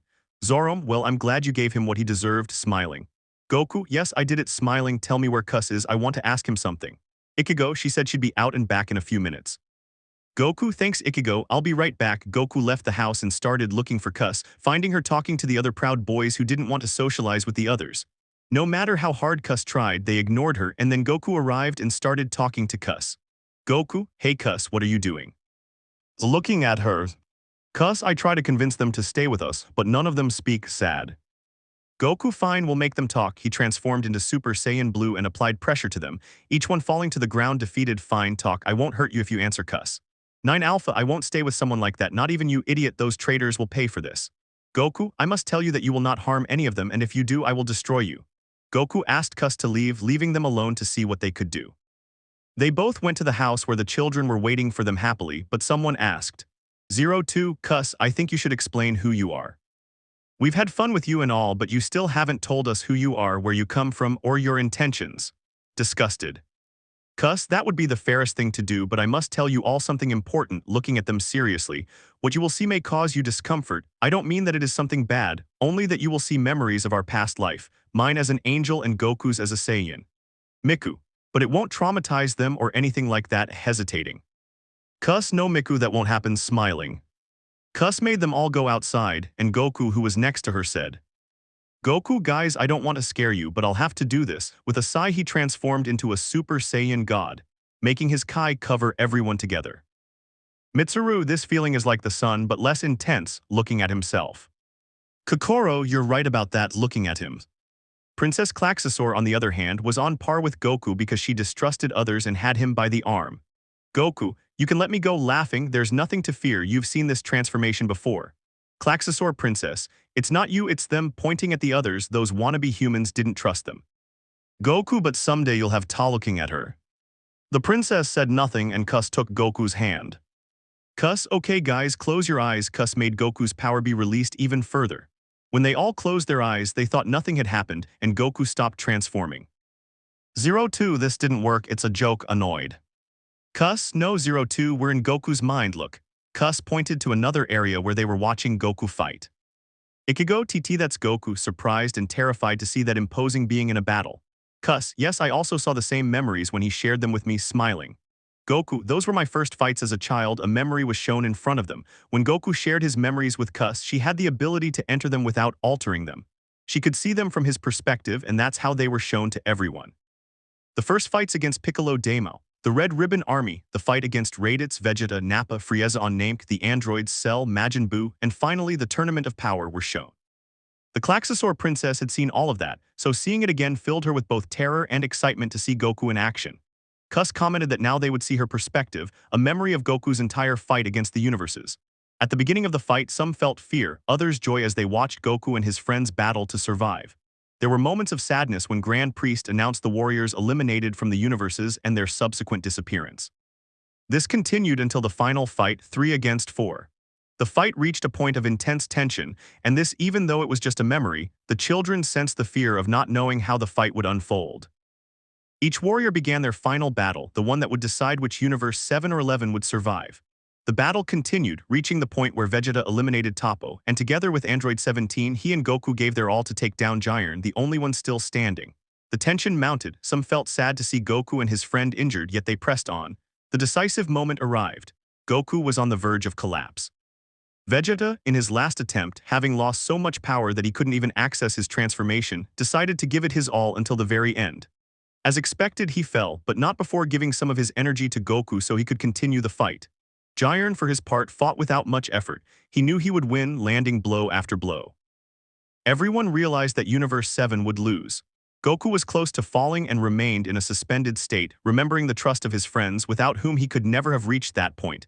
It was then that Jiren attacked. He couldn't believe it. Goku again, I returned with the Ultra Instinct signal state. Hyro, that's it being interrupted. Klaxosaur princess, yes, human Goku in his Ultra Instinct state. Goro, but how is it possible that he still has energy when it seemed that all hope of winning was lost? Surprised. Cuss, Ultra Instinct only becomes available to Goku in a desperate moment, you could say, when he completely abandons his thoughts and Ultra Instinct reappears. No one would believe they could see the potential of a warrior like that one-on-one in the battle that would decide the survival of a universe. Goku began the fight against Jiren, but the platform, unable to withstand the immense power of both warriors, began to crumble. Lightning, flashes of light, and destruction accompanied the battle. Everyone was amazed by Goku's fighting style. They were evenly matched, but suddenly Jiren managed to read Goku's movements. This was explained by Toppo. The initial fights against Jiren and Kefla were key for him in the final battle, seemingly defeating Goku, who was launched upwards with an attack. He then lost the Kamehameha he had against Jiren, along with Ultra Instinct. Vermouth said that the Saiyans couldn't overcome Giron, not even against Ultra Instinct. Vegeta heard this and, defending the pride of the Saiyan race, stood up, saying that underestimating the Saiyans was a grave mistake as they were one of the races capable of surpassing the gods.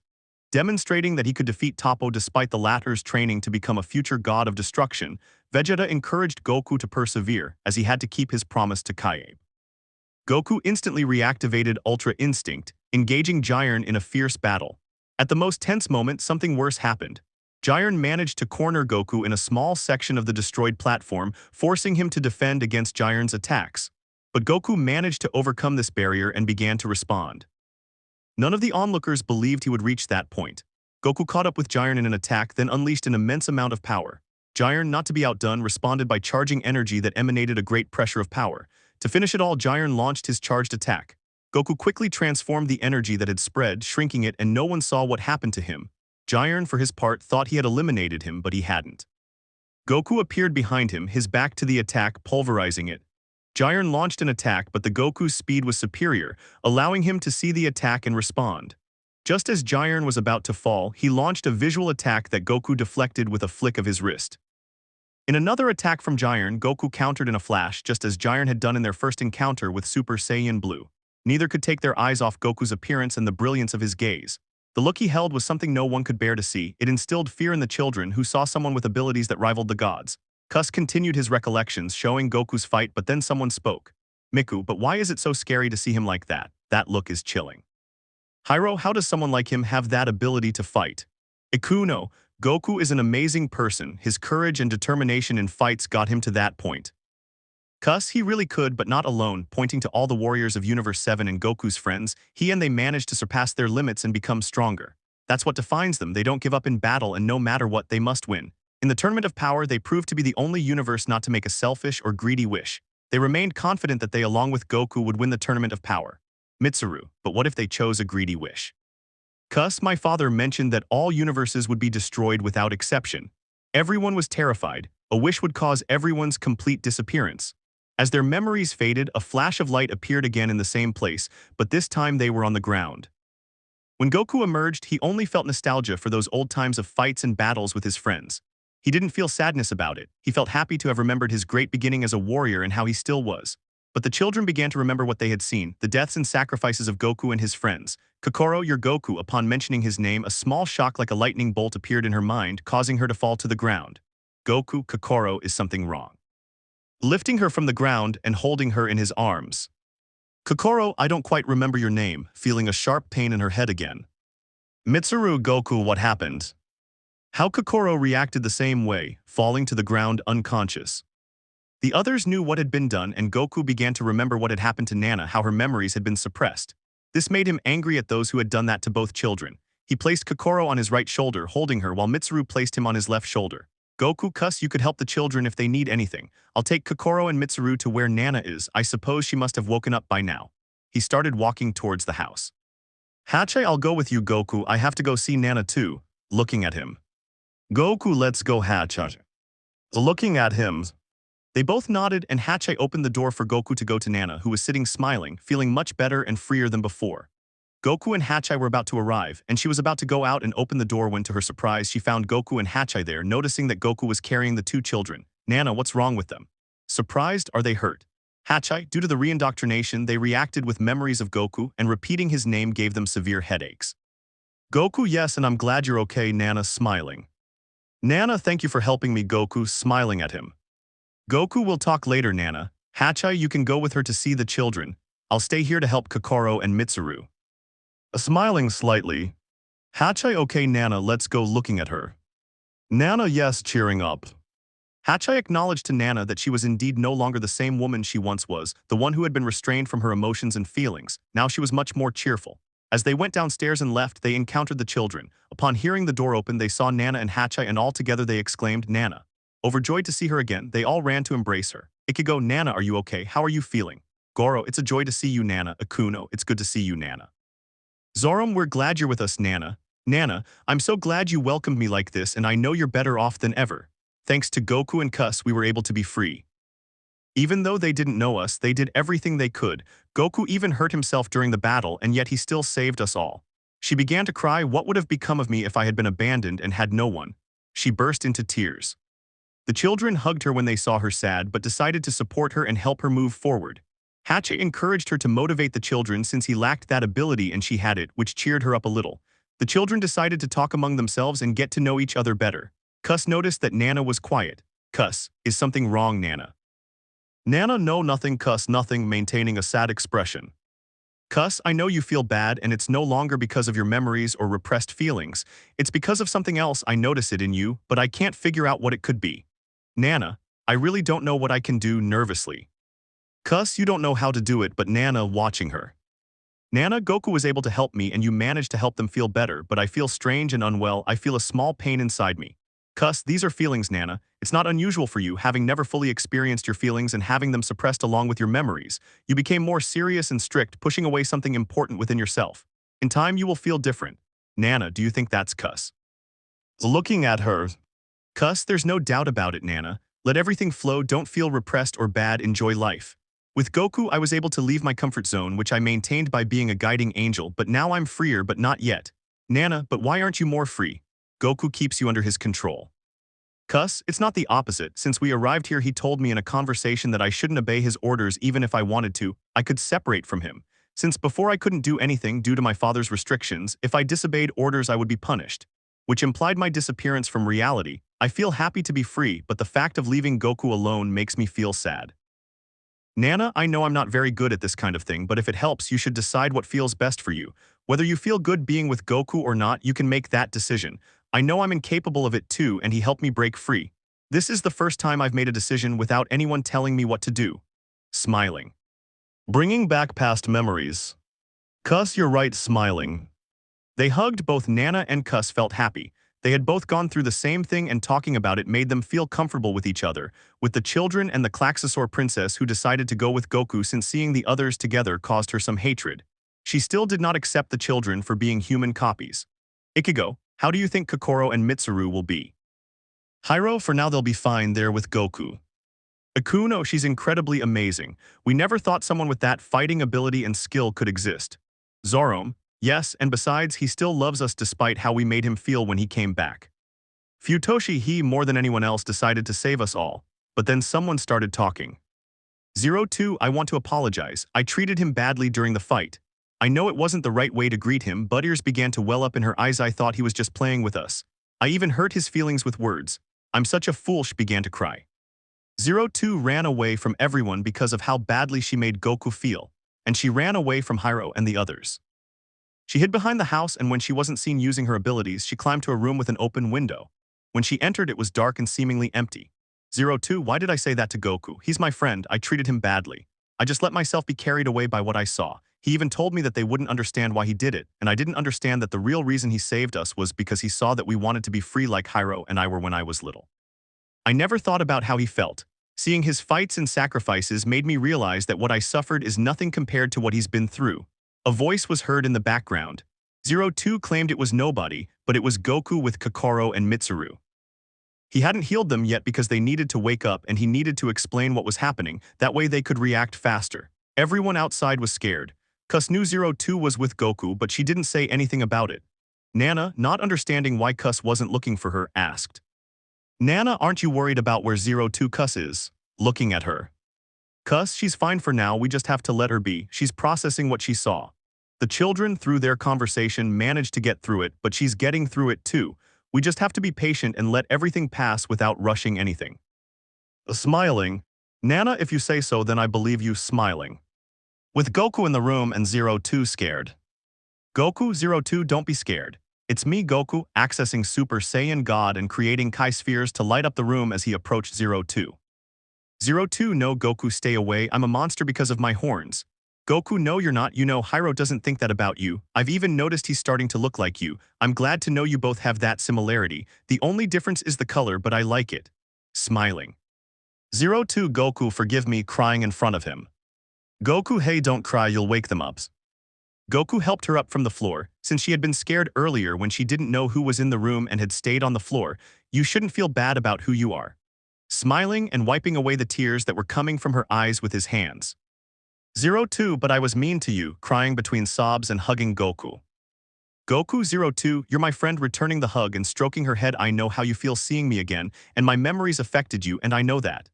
No one could survive what I went through, but that's what characterizes pure-blooded Saiyans.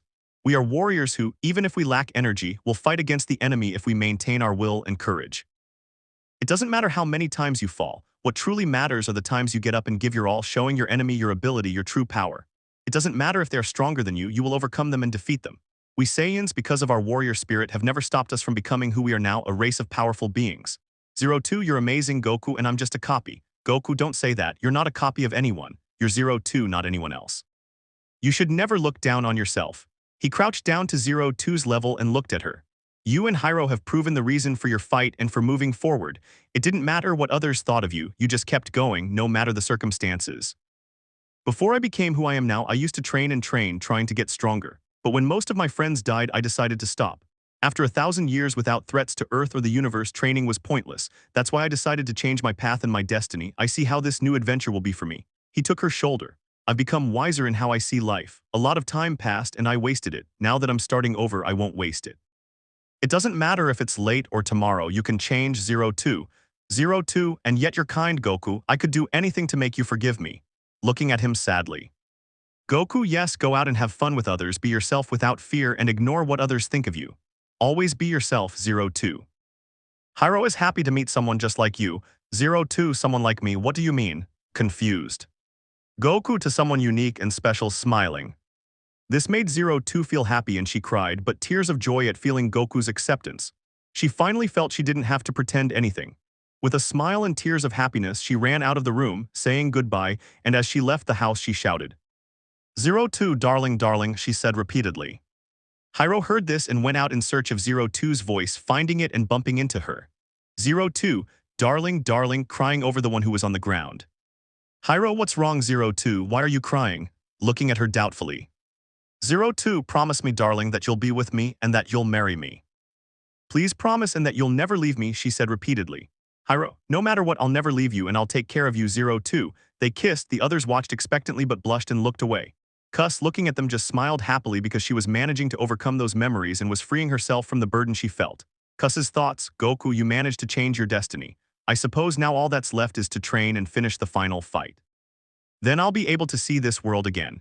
Smiling as she watched the sunset, a breeze bringing her joy at the thought that the day would soon end and she could be free to explore the world once more. With Goku, who, after 02 left, awakened Kokoro and Mitsuru. Kokoro, where are we? Getting up and sitting on her bed, what is this place? Mitsuru, hey, do you know what we're doing here? Looking at Kokoro. They were both in different beds and didn't remember anything that had happened until Goku spoke to them. Goku, don't be scared, this is my house. You both felt sick, so I brought you here. He was sitting in a chair in a corner of the room. Mitsuru, thank you, looking at him. Kokoro, thank you, watching it too. Goku, alright kids, getting up from his chair, I need to do something, but promise you won't feel fear or dread towards me. Mitsuru, you'll probably hurt us, looking serious. Kokoro, if we did anything wrong, please forgive us, it wasn't our intention. Goku, it's difficult to explain, but I'll explain it to you, don't be scared. Goku closed his eyes, concentrating. Transforming back into Super Saiyan God, doing the same with Nana. Kokoro, what will make us? Mitsuru, hey, stop this, it's weird, fearfully. Goku, you'll soon find out. Now I want you to place your Kokoro next to Mitsuru and take his hand. Kokoro, why? Hesitating. Goku, it's necessary, you'll believe me later, just do it. Kokoro did as Goku asked. Both of them clasped their hands together and Goku placed each hand on their foreheads. Then something unexpected began to happen. Goku saw that every memory was still there, but some were slowly disappearing. Their minds were being destroyed and their memories were fading. Headaches and fainting spells were caused by the memory erasure, and when they tried to remember, they couldn't and each memory disintegrated. Goku, now that I'm here, I should prevent this, but how? Lost in thought, he came up with a risky idea that could kill them both. Each mind was divided by a white line. Goku positioned himself in the middle of the line and began to raise his Kai. Inside, the darkness gradually cleared. Goku was determined to do whatever it took and unleashed his Kai, causing his aura to expand into both minds. The memories that were supposed to be erased weren't, they were simply drifting away from them to avoid being remembered. Goku prevented this, stopping the expansion of his power and sending it back to him along with each memory. He remained like this for 2 hours, standing there wondering how they both felt. Inside their minds, the line disappeared. Goku, what's happening? Could it be surprise? They're waking up. Damn it, I have to get out of here no matter what. I never thought they'd wake up. Goku began to concentrate to leave, but he couldn't just leave like that. He had to return all the memories and he couldn't interrupt the process. He thought he could leave some of his power behind him as he left their minds, because if he didn't leave, he would be trapped. If he did leave, he had to give them a tiny portion of his power part of his aura so that the memories wouldn't disappear and would return when they regained them. The aura would disappear. Goku left and quickly left a small part of his power in each of them. The two children looked at each other, terrified, because it seemed as if they were being burned alive. Goku intervened, explaining what he had done. They were still processing everything. Goku, guys, I understand it's hard for you to believe this, but rest and sleep, that will help a lot. Your memories will return when the aura disappears. Both boys said nothing, and afterwards Goku went outside. Everyone was happy to see him, but one of the children asked, "Futoshi and Kokoro, how is she? Tell me." Goku ran towards him, grabbing his shirt. Goro, calm down, stopping him with his arms. If Goku is here, they're okay. Futoshi, stop. Hyro, come help me. Hyro, yes. Goro, Hyro, when he took him, they could stop him, but only a little. Calm down, they'll be all right. Goku, don't feel bad. Futoshi, they're both fine. I had to leave early because they were waking up and I couldn't stay inside their minds helping them if they interrupted the technique. Cuss, they'll be fine, there's nothing to worry about. Smiling, Goku was able to save Nana, and if he did it for them too, it'll work, just trust him. Everyone was gathered outside, and Cuss called them all together to give an announcement. Cuss, well, I suppose you all already know about me and Goku, looking at him as he was searching for the Klaxosaur princess since she wasn't there. Because VIRM is still preparing for another confrontation, I will take charge of training Goku, and you, looking at everyone present, will search for the survivors of the battle against VIRM, and you can bring them here to be cared for. Only a small search party will go, yes. Ichigo, Cuss, Squad 13, everyone volunteers to go look for the survivors in a military tone. Cuss, and you all accept what Ichigo mentioned, looking at them all seriously. The entire squad nodded, except for Kokoro and Mitsuru, who were still recovering and wouldn't be going. Hachi and Nana prepared to accompany them. Those who stayed behind were the Klaxosaur princess, whom Goku had found walking far from the house, and 9 Delta, the green-haired girl. Cuss said goodbye to everyone and they left in the ship Nana and Hachi had when they left the plantation. Cuss, for his part, looked for 9 Delta to take her to train with Goku and the Klaxosaur princess. Cuss, well, Goku and you, princess, will begin training. To finish your training outside of here, there will be fewer dangers so you can fight at your full power. Goku, okay, happily clenching his fists, I hope I don't lose, smiling. Cuss, I want us to evaluate your movements and techniques every time you two fight against Goku and me, looking at both girls. Since you don't have combat uniforms, I'll provide you with some of Goku's. She pulled out clothes Vegeta used to train from her staff. Again, girls, you can change if you want and take these boots, giving them the same ones Vegeta used, and you, Goku, will wear my father's outfit. Go find it in the house and come back quickly. Goku, yes, Cuss, I'll be right back. Goku, in the blink of an eye, was gone. After a few minutes, he arrived wearing the clothes that Daishinkan-sama had given him. Cuss, fine, fight whoever you want if you want. Cuss looked at the two girls and noticed a certain disdain between them. If you have trouble fighting as a team, I'll tell you that you'll quickly lose in a confrontation against enemies. That will be your weak point. Reluctantly, 9 Delta and the princess looked at each other, nodding in agreement that they would form teams, the princess against Goku and 9 Delta against Cuss. The fight began. Both remained stable at first, but little by little they lost strength and their speed decreased. Goku and Cuss looked at each other and realized that neither of them had trained before, and also that their uniforms were weightless, intact since Cuss had adapted them for fighting. Cuss, your speed has decreased, princess. Your movement started out coordinated and perfect, but as time passed you grew tired. This is due to a lack of training. We'll leave it at that for today. We'll continue tomorrow and you, Goku, will train, but this will be different. Goku, like different, seeing and doubting at the same time about what Cuss mentioned. In search of survivors. Cuss, your training will be meditation since Ultra Instinct itself is a technique, although for you it's a transformation. You will seek a way to access it without being in danger but voluntarily. Goku, that's what it's all about, and what will I do? Cuss, you're sitting here meditating, and as for those two, I'll take care of them. You stay here and I'll go and attend to them. Goku remained seated on the ground, not meditating, but pondering how he could access Ultra Instinct without being in a battle. Only 30 minutes passed and the two girls, now feeling better after their training, accompanied Goku, the princess on his right and 9 Delta on his left. 9 Delta, and what will we do? Cuss told us to meditate, but what about whispering? Goku, I don't know either, but I'll try whispering. Cuss, you realize I've been following you for a while now, looking at you all bored. The only one I see training is the princess, looking at her. Goku / 9 Delta, Cuss, amazed. Cuss, be quiet and carry on. I'm going to check on Kokoro and Mitsuru and see what they're doing. Cuss went to see Kokoro and Mitsuru, and to her surprise, they were talking in together. They had recovered all their supposedly lost memories. They both saw who entered through the door and in unison exclaimed, "Cuss," overjoyed to see her and ran towards her crying since their last memory of seeing her was at the exhibition of her spaceship supposedly destroyed by their father. Both children were happy to see her. "Cuss, children, don't cry, we're all fine, nobody is dead or hurt," smiling. "Mitsuru, and where are the others?" "Kokoro, I thought you'd be here." "Cuss, I didn't task them with going in search of survivors in the fight against VIRM." "Mitsuru, do they think they'll come back again?" "Cuss, yes, they will return again, don't be afraid." "Kokoro, Cuss, and Goku, where are you?" "Cuss, he's out training but he has company." "Kokoro/Mitsuru, who's?" "Cuss, they're friends, you can go with them," smiling. Both children left, thanking Cuss for taking care of them along with Goku. "Cuss, I'm glad everyone's alright, but I don't know what will happen to the others and Goku. This final fight will decide everything, and if Goku doesn't make it feeling a little bad but changing his mind, I won't let him lose. I'll make him unleash his full power. He showed it during the Tournament of Power, that power is still latent within him. I just have to find a way to bring it out." Cuss went outside and to her surprise, the spaceship that had been missing was returning, and all the children were coming back with Hachi and Nana. As they got off, they all greeted Cuss and were excited to see Kokoro and Mitsuru back. Meanwhile, Goku, the princess, and 9 Delta were still meditating, and when they heard the spaceship, they didn't pay attention and continued. Cuss, for her part, was happy, and Nana asked her, "Nana, Cuss, what are they doing? They've been like this ever since we arrived." "Cuss, it's not about training, I keep the 3 of them there so they can clear their minds of all thoughts and free their minds so Goku can master Ultra Instinct and they can fight calmly without losing their composure in a fight." "Nana, I see. Look, Cuss, we found a few children and couldn't bring them here, so we're going back." "Cuss, then we'll go there, I'm speaking from afar to 9 Delta, Goku, and the princess. Come on, all 3 of you will get out of here." 9 Delta, seriously, when I already felt, according to the fluidity of the environment, boring. "Klaxosaur, princess, an attempt like yours doesn't even come close to that," laughing. "Goku, let's go, they'll fight later, Cuss needs us for something." The 3 of them left. When Cuss arrived, she told them they should go on a trip to look for survivors. The princess refused, but Goku convinced her that if she helped, he would give her one of his classic uniforms. She accepted and blushed, and Cuss understood that. "Cuss, okay, if everyone is ready, we should go." "Goku, but wouldn't teleportation be better, Cuss?" "Teleporting and appearing in other places."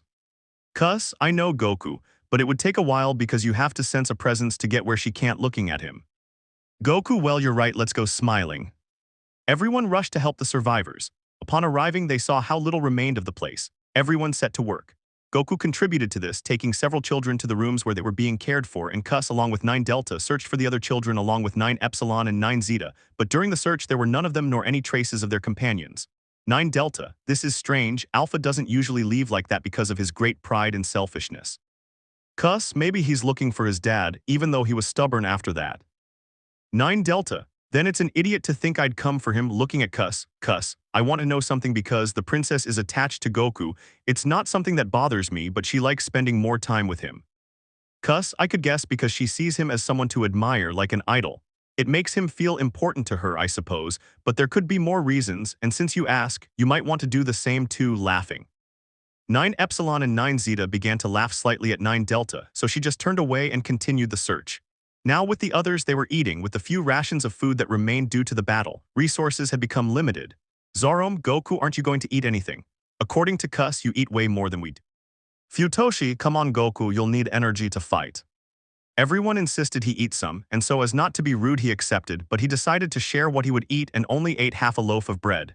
"Ikuno, you eat more Goku, do you think you'll be okay with that?" Looking at him a little seriously. "Goku, I think it'll be fine," smiling, but his stomach disagreed, growling with hunger. "Then I guess not," smiling nervously again. "Look, you guys eat, I'll find a way to eat something else." He was about to leave, but Kokoro felt unwell and left, seemingly showing symptoms of something. Goku stopped and didn't know what was wrong with her, but something seemed to be happening to her. It seemed like something more. As Goku left, he thought. Goku's thoughts, we didn't see them again during the Franxx explosion, and I didn't hear from any of them until now. I think I'll talk about this with Cuss when we leave. Then Hiro was caught by Ichigo and they started talking, but Hiro didn't engage much in the conversation. He was happy to be with Zero too, but his mind changed when he thought that at any moment Goku, being his friend, would have to leave. He remembered the last time he said he wouldn't let anyone fight because he would take the fight himself. Ichigo spoke to him. "Ichigo, hey Hiro, are you feeling okay?" Looking at him, "Did you hear me, Hiro? Hiro, do you remember what Goku mentioned that time we were in that house?" Ichigo, "No, but why are you sad?" "Hiro, he said he would take the fight for us and wouldn't let anyone else fight for us." I feel bad knowing he's fighting and he said he might not even come back. He means he could die in the battle. Ichigo, you know he and Kuss are our friends. Even if we don't fight, we should motivate them. They saved us from certain death and took care of us. Now we must give our best for them. Taking his hand. At that moment, a girl approached Ichigo and told him about a problem. The 3 missing members of the special forces had gone missing. They had come to the facility where the children had been staying, and the children had fallen ill, apparently due to lack of maintenance. Ichigo tried to convince them otherwise, but 9 Alpha refused, stubbornly insisting that his father would come for him. Ichigo, you'll starve to death if you keep this up. 9 Alpha, that's none of your business, get out of here, getting angry. Ichigo left. Goro, who was trying to convince the new nanny since the previous one wasn't available, refused to repair certain systems necessary for survival. Goro mentioned that they would die if they continued like this. She said that without their father there, she couldn't do anything and concluded that it would eventually happen. Goro left without a response. Now, Ichigo, who was looking at some papers, was approached by Goro offering him hot water. They talked about the new nanny who had refused to repair the systems. Ichigo encouraged him to feel better. Next, we see Goku. He was helping with the farming and remembered that he used to do this himself. Zarum, Goku, you're skilled, you knew how to do this before. Goku, yes, I was a farmer. Milk always told me I should always work, smiling. 02, that's impressive, Goku. Hey darling, you should rest, you're pale. Goro, that's right, Hiro, you need to rest. Kuss was back with 9 Delta, 9 Epsilon and 9 Zeta reporting that none of the 3 boys were there. Ichigo interrupted, saying they were inside the plantation. Kuss stayed behind and the others left. Suddenly an explosion occurred. Everyone rushed to see what it was and discovered a fused VIRM and Klaxosaur. Goro suggested they might have died that way, and Kokoro, who was there, felt disgusted and collapsed to the ground, caught by Miku. The new nanny then examined Kokoro to diagnose her condition and announced to everyone's surprise that she was pregnant. The new nanny explained that protocol dictated the baby's disappearance. Kokoro was alarmed and didn't know what to do. Mitsuru was equally unsure of how to handle the situation. Goku meanwhile spoke up. Goku, I know what it's about, although I don't fully understand everything, but if something happens, everyone will support you, Kokoro, don't feel bad. You'll have to raise him, it's not bad, it's good. You'll have a great future ahead of you, you'll leave someone behind after you. Smiling and leaving. He was the only one of them all brave enough to speak. Kokoro calmed down, but Ichigo asked the boys to leave. Hiro remained thoughtful like the others, halfway there and stopped. Hiro, Goku, is it true that you're leaving? Goku, that's not how it is, Hiro, I hope to come back. Smiling slightly, you know you shouldn't worry about me. 02 cares about you, you should be worried about her. I'm a Saiyan, we can handle anything, I hope. Well guys, I'll see you later, I'm going to see Kuss. Teleporting. The boys said their goodbyes. Hiro felt a little better, but the day of the battle was approaching. The next day when they went to check on the crops, they found that the place could no longer be cultivated. At that moment, Nana and Hachai arrived. They had come earlier to some facilities that Dr. Franxx had left behind. During their journey, they found the parasites, which were supposed to be disposed of in a cryogenic state. Hachai read a message the doctor had left them saying that they would be the new adults for the children. Nana was a little disconcerted by this and by seeing the children inside those capsules. Miku was happy to see her, but even though Goku had helped her recover her feelings and memories, she reacted to seeing this and felt bad. Miku asked for help to find out why the crops weren't surviving. Hachai inspected and deduced that the magmatic energy had taken away the life necessary for the Earth to survive. And now, it rejected any attempt at cultivation since there was no way to give it life again. Goku at that moment, he remembered to bring the place to life and spoke. Goku, don't worry about that. Kuss taught me a technique that would allow us to bring this planet back to life and strengthen it so that its resistance is greater. Hachai, what do you mean by that, Goku? Futoshi, that's true, but how will we know that what you say is true? Goku accessed Super Saiyan God and approached a plant, placing his hand on the ground. At that moment, Kuss noticed Goku was using a divine transformation and went with 9 Delta, 9 Epsilon, and 9 Zeta to see what was going on. Upon arriving, they saw Goku using his aura to concentrate the plant, and the earth trembled slightly. After a few seconds, the withered plant emerged. 02, how could you? I didn't know what to say upon seeing such a thing. Goro, you did it. Goku's happy. Goku, if I do this, in a few days or months the earth will have its true form, have no doubt about that. I only leave you with one condition, take care of the earth, it's your home. Don't take this opportunity to protect this place. Smiling at everyone. The children cried tears of joy upon hearing this. During the conversation, we moved on to the Klaxosaur princess who was far away preparing herself to fight VIRM. No one knew where she was. Kokoro was in a room. Due to her diagnosis, she had to rest. Hiro quickly noticed that the princess had disappeared and 02 mentioned. 02, she wants to fight VIRM. Hiro, what do you mean? 02, she and I both sensed that VIRM would soon come to Earth and the possibility of winning was certain, but Goku hasn't trained. She left when she arrived here and retreated. She's going in search of the star entity. And just as 02 said, the princess tried to pilot alone but failed, only managing to hurt herself. Goku felt the great roar of the star entity launching, but in the attempt he fell again due to the weight. Cus noticed this and they both found each other and went to see the Klaxosaur princess, who was lying bleeding inside the star entity. Goku quickly got out and Cus attended to her. Goku transformed into Super Saiyan God and began to heal her, and the injuries caused by her attempt to pilot alone healed. Cus mentioned that her vital signs were decreasing. Goku, no, princess, snap out of it. He did the same thing when Master Roshi was supposedly dead. Cus tried to revive her again, but he couldn't. It was all up to Goku. The others on the plantation heard the commotion and went to see Goku and Cus in the distance, trying to revive the Klaxosaur princess. Goku didn't want anything to happen to her since he had grown fond of her. He felt like a father to her even though he wasn't. In the end, he couldn't do anything, and Cus just said she was dead, crying. Goku, I won't allow that.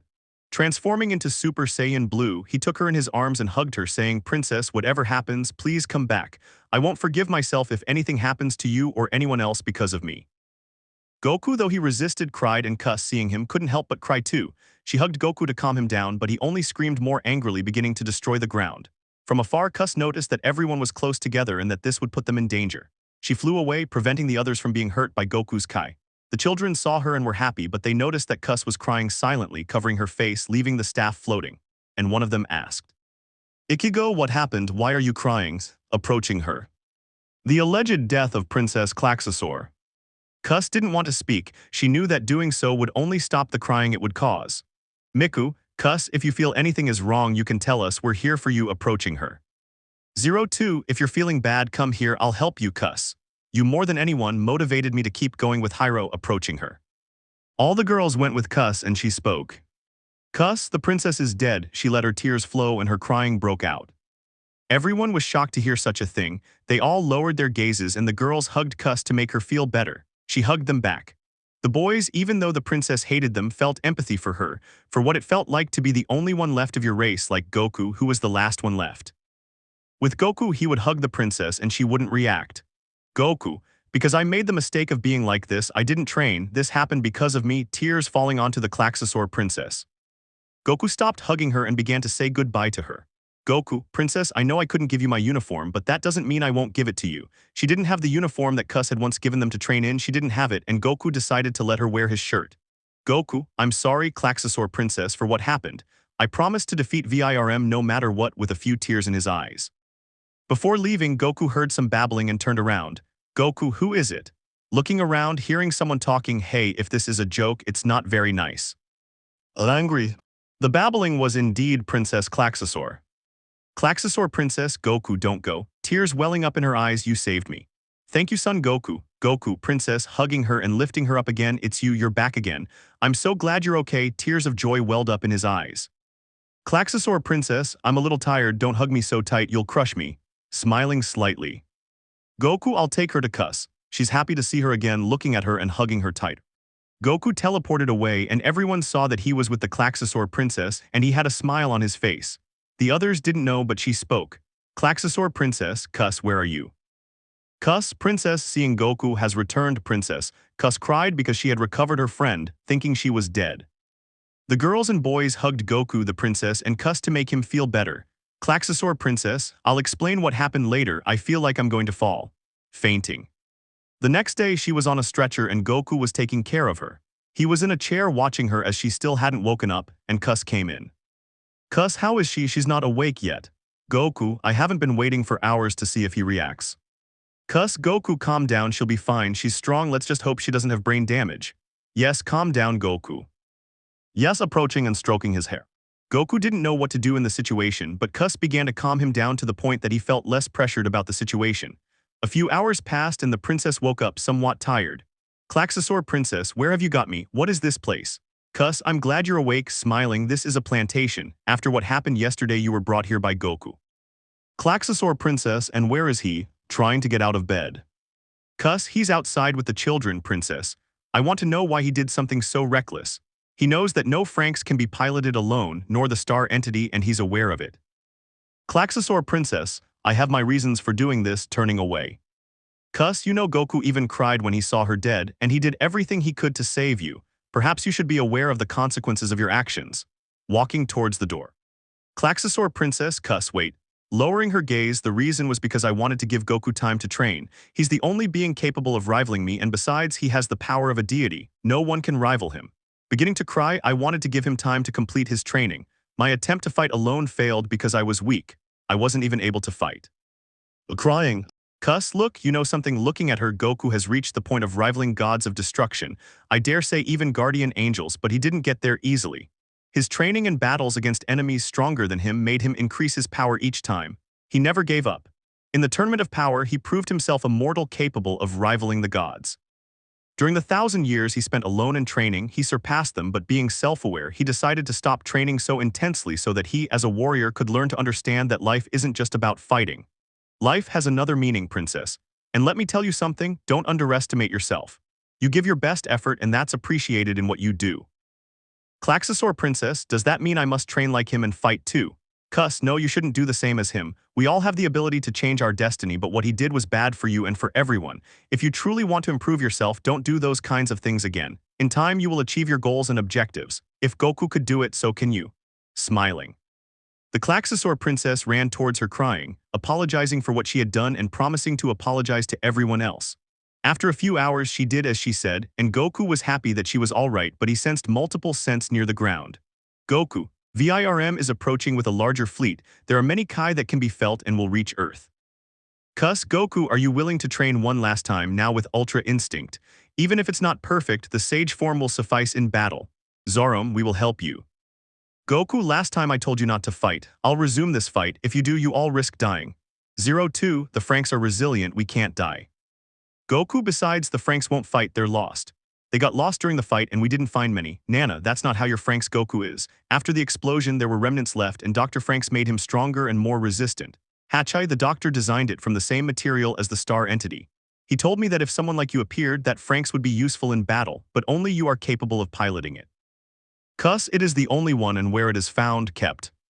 Hachai in an underground facility in Strelitzia, it remained inside the star entity and can be used. Hyro, we can pilot the Franxx again, Hachai. Goku, Hyro, I won't let them do it, it's dangerous. Akuna, why do you want to fight alone, Goku? Do you want to take all the glory or do we want to help you? In any case, we're not capable. Goku, it's not that you're incapable. Watching others die isn't easy. You have a future ahead of you. You're still children, so why would I put your lives in danger? That's why I refuse to let you fight. Cuss, there's a possibility they'll fight, but they'll have to agree to do it. Ichigo, what do you mean? Cuss, your Franxx are fine. They were lost during the battle, but I located them. They can be repaired with the princess's help if she wishes. We will reinforce them. Klaxosaur Princess, and what will we do then? Cuss, first find them and get them repaired. Goku, do you think you could give some of your energy to the Franxx so they have more strength and resistance? Goku, perhaps only a small part because the 2 Franxx I had were destroyed in a short time with the pressure of my Kai. Cuss, a small part will suffice, then we must begin preparations for the great final battle, smiling. Everyone began the search and repair of the Franxx. And the search for the 3rd Franxx of Goku, Hachai, Nana, and Cuss embarked on the search with the children, the princess, and 9 Delta, 9 Epsilon, and 9 Zeta. After many hours of repair and searching, Goku, Hachai, and Nana finally found the Franxx. Hachai, wait, I'll have to open it with the access code. Goku, this place was abandoned a long time ago, judging by how it looks looking around. Hachai, if so, it's the first time I've seen a place like this. This is where the doctor manufactured the Franxx. Nana, and it's possible that Goku's Franxx was one of them. Hachai, yes. A platform beneath them began to descend, opening a large hatch where the Franxx was located. In the darkness, nothing could be seen except its silhouette. The 3 set about finding a switch to power the entire place, and Hachai found one, a lever similar to a fire alarm. Pulling it would turn on the lights, revealing the imposing Franxx. Nana, that Franxx is scary. Hachai, I've never seen a model like that. I guess it's the one and only, the first of its kind. Goku, he seems to be durable, but how durable is he really? Goku leaped onto the Franxx's hull, positioning himself atop it. Opening a hatch, he saw that it was different now, not just from before. Now he had a suit indicating that this was the only way to pilot it. The suit was surrounded by cables and was open. Goku approached and was caught by the suit, activating the Franxx. Nana and Hachai, hearing the Franxx activate, were frightened and hid. Goku had linked to the Franxx and it connected. Goku, hey, why is this Franxx like this? It's weirder than the last one. Nana and Hachai, come here, I'll get you out of here. Goku stretched out his hand and the 2 of them climbed out, then he lifted them onto the helmet so they could enter the hatch and be inside. Hachai, it is completely different from the other Franxx, both inside and out. Nana, it is, hey Goku, we should get out of here. Goku, yes, Goku, unaware, simply began to float with the Franxx. Hachai, wait, I'll open the hatch above so we can get out. Hachai gained access to the facility's control panel through Goku's Franxx, allowing them to enter and leave the area. A few hours passed, and upon their arrival, everyone saw from afar a stronger and more powerful Franxx piloted by Goku. However, he didn't need much. Simply putting on the suit would make the Franxx respond to his every move. Nana and Hachai, meanwhile, were somewhat worried because Goku's Franxx was moving erratically, which could kill them. Cuss, they've finally arrived, they're here smiling. Klaxosaur Princess, it's about time they did, looking at the Franxx. Miku, that Franxx is really scary, its appearance is stronger. Akuno, if he's perhaps the only one of his kind. When Goku arrived with the Franxx, it deactivated and began to fall backward. Goku quickly freed himself from the suit, breaking several cables and catching Nana and Hachai. He pulled them out of the helmet and quickly left them with the children. He returned to the Franxx before it could fall, stopping it by holding it with his arm and lifting it away from the others. Goku, that was close. Leaving the Franxx on the ground, I'll go back to the others. He flew off to where the children and the others were. Cuss, what was that, Goku? Why did the Franxx shut down? Goku, I don't know, but when we got here he turned off. Hachai, it's not fully built, its system deactivated, but it was charged with magmatic energy. It could have been something else, it wasn't due to a lack of fuel. Thoughtful. Cuss, I know why it was, looking at Goku bored. Goku, you used your Kai to come here, right? Preparing for the fight against VIRM. Goku, yes, I did it because. Cuss, you damaged the system, now it will need to be repaired for you to pilot it. Goku, that won't be necessary, Princess, I want you to use the Franxx. I can fight without it, and besides, I'd destroy it. Klaxosaur Princess, but it's yours, and besides, I don't think I can pilot it. Cuss, you can adapt it for yourself and combine it with the star entity since both are made of the same material. Klaxosaur Princess, it could be hesitating. Hachai, if you accept, the suit where the pilot links to the Franxx to fight would be improved, since it has cables and doesn't maintain a fixed position because its manufacture is still incomplete. Klaxosaur Princess, I'll make those arrangements myself since it's mine because Goku gave it to me. I don't want anyone touching my son or that robot, pointing at the fallen Franxx. Cuss, Princess, control yourself, okay? Serious, fine then, you take care of that Franxx. Kids, get ready if you're going to fight, and you Goku go chain. Take this outfit I designed for you, giving him one just like the one he used when he trained with Wise, except it included a blue shirt. Goku, thanks. Cuss, we'll train now, excitedly. Cuss, yes, but we'll have to get away from here, we'll go somewhere else. Okay, see you later, kids, take care, and you too, Nana and Hachai, waving goodbye to everyone. Goku did the same and they both left. The princess modified the Franxx to adapt to the star entity, and the children, except for Kokoro and Mitsuru, wouldn't be fighting. They were preparing and putting the finishing touches on the robots. Goku and Cuss were training. In this case, Goku was sitting meditating, maintaining concentration to voluntarily access Ultra Instinct.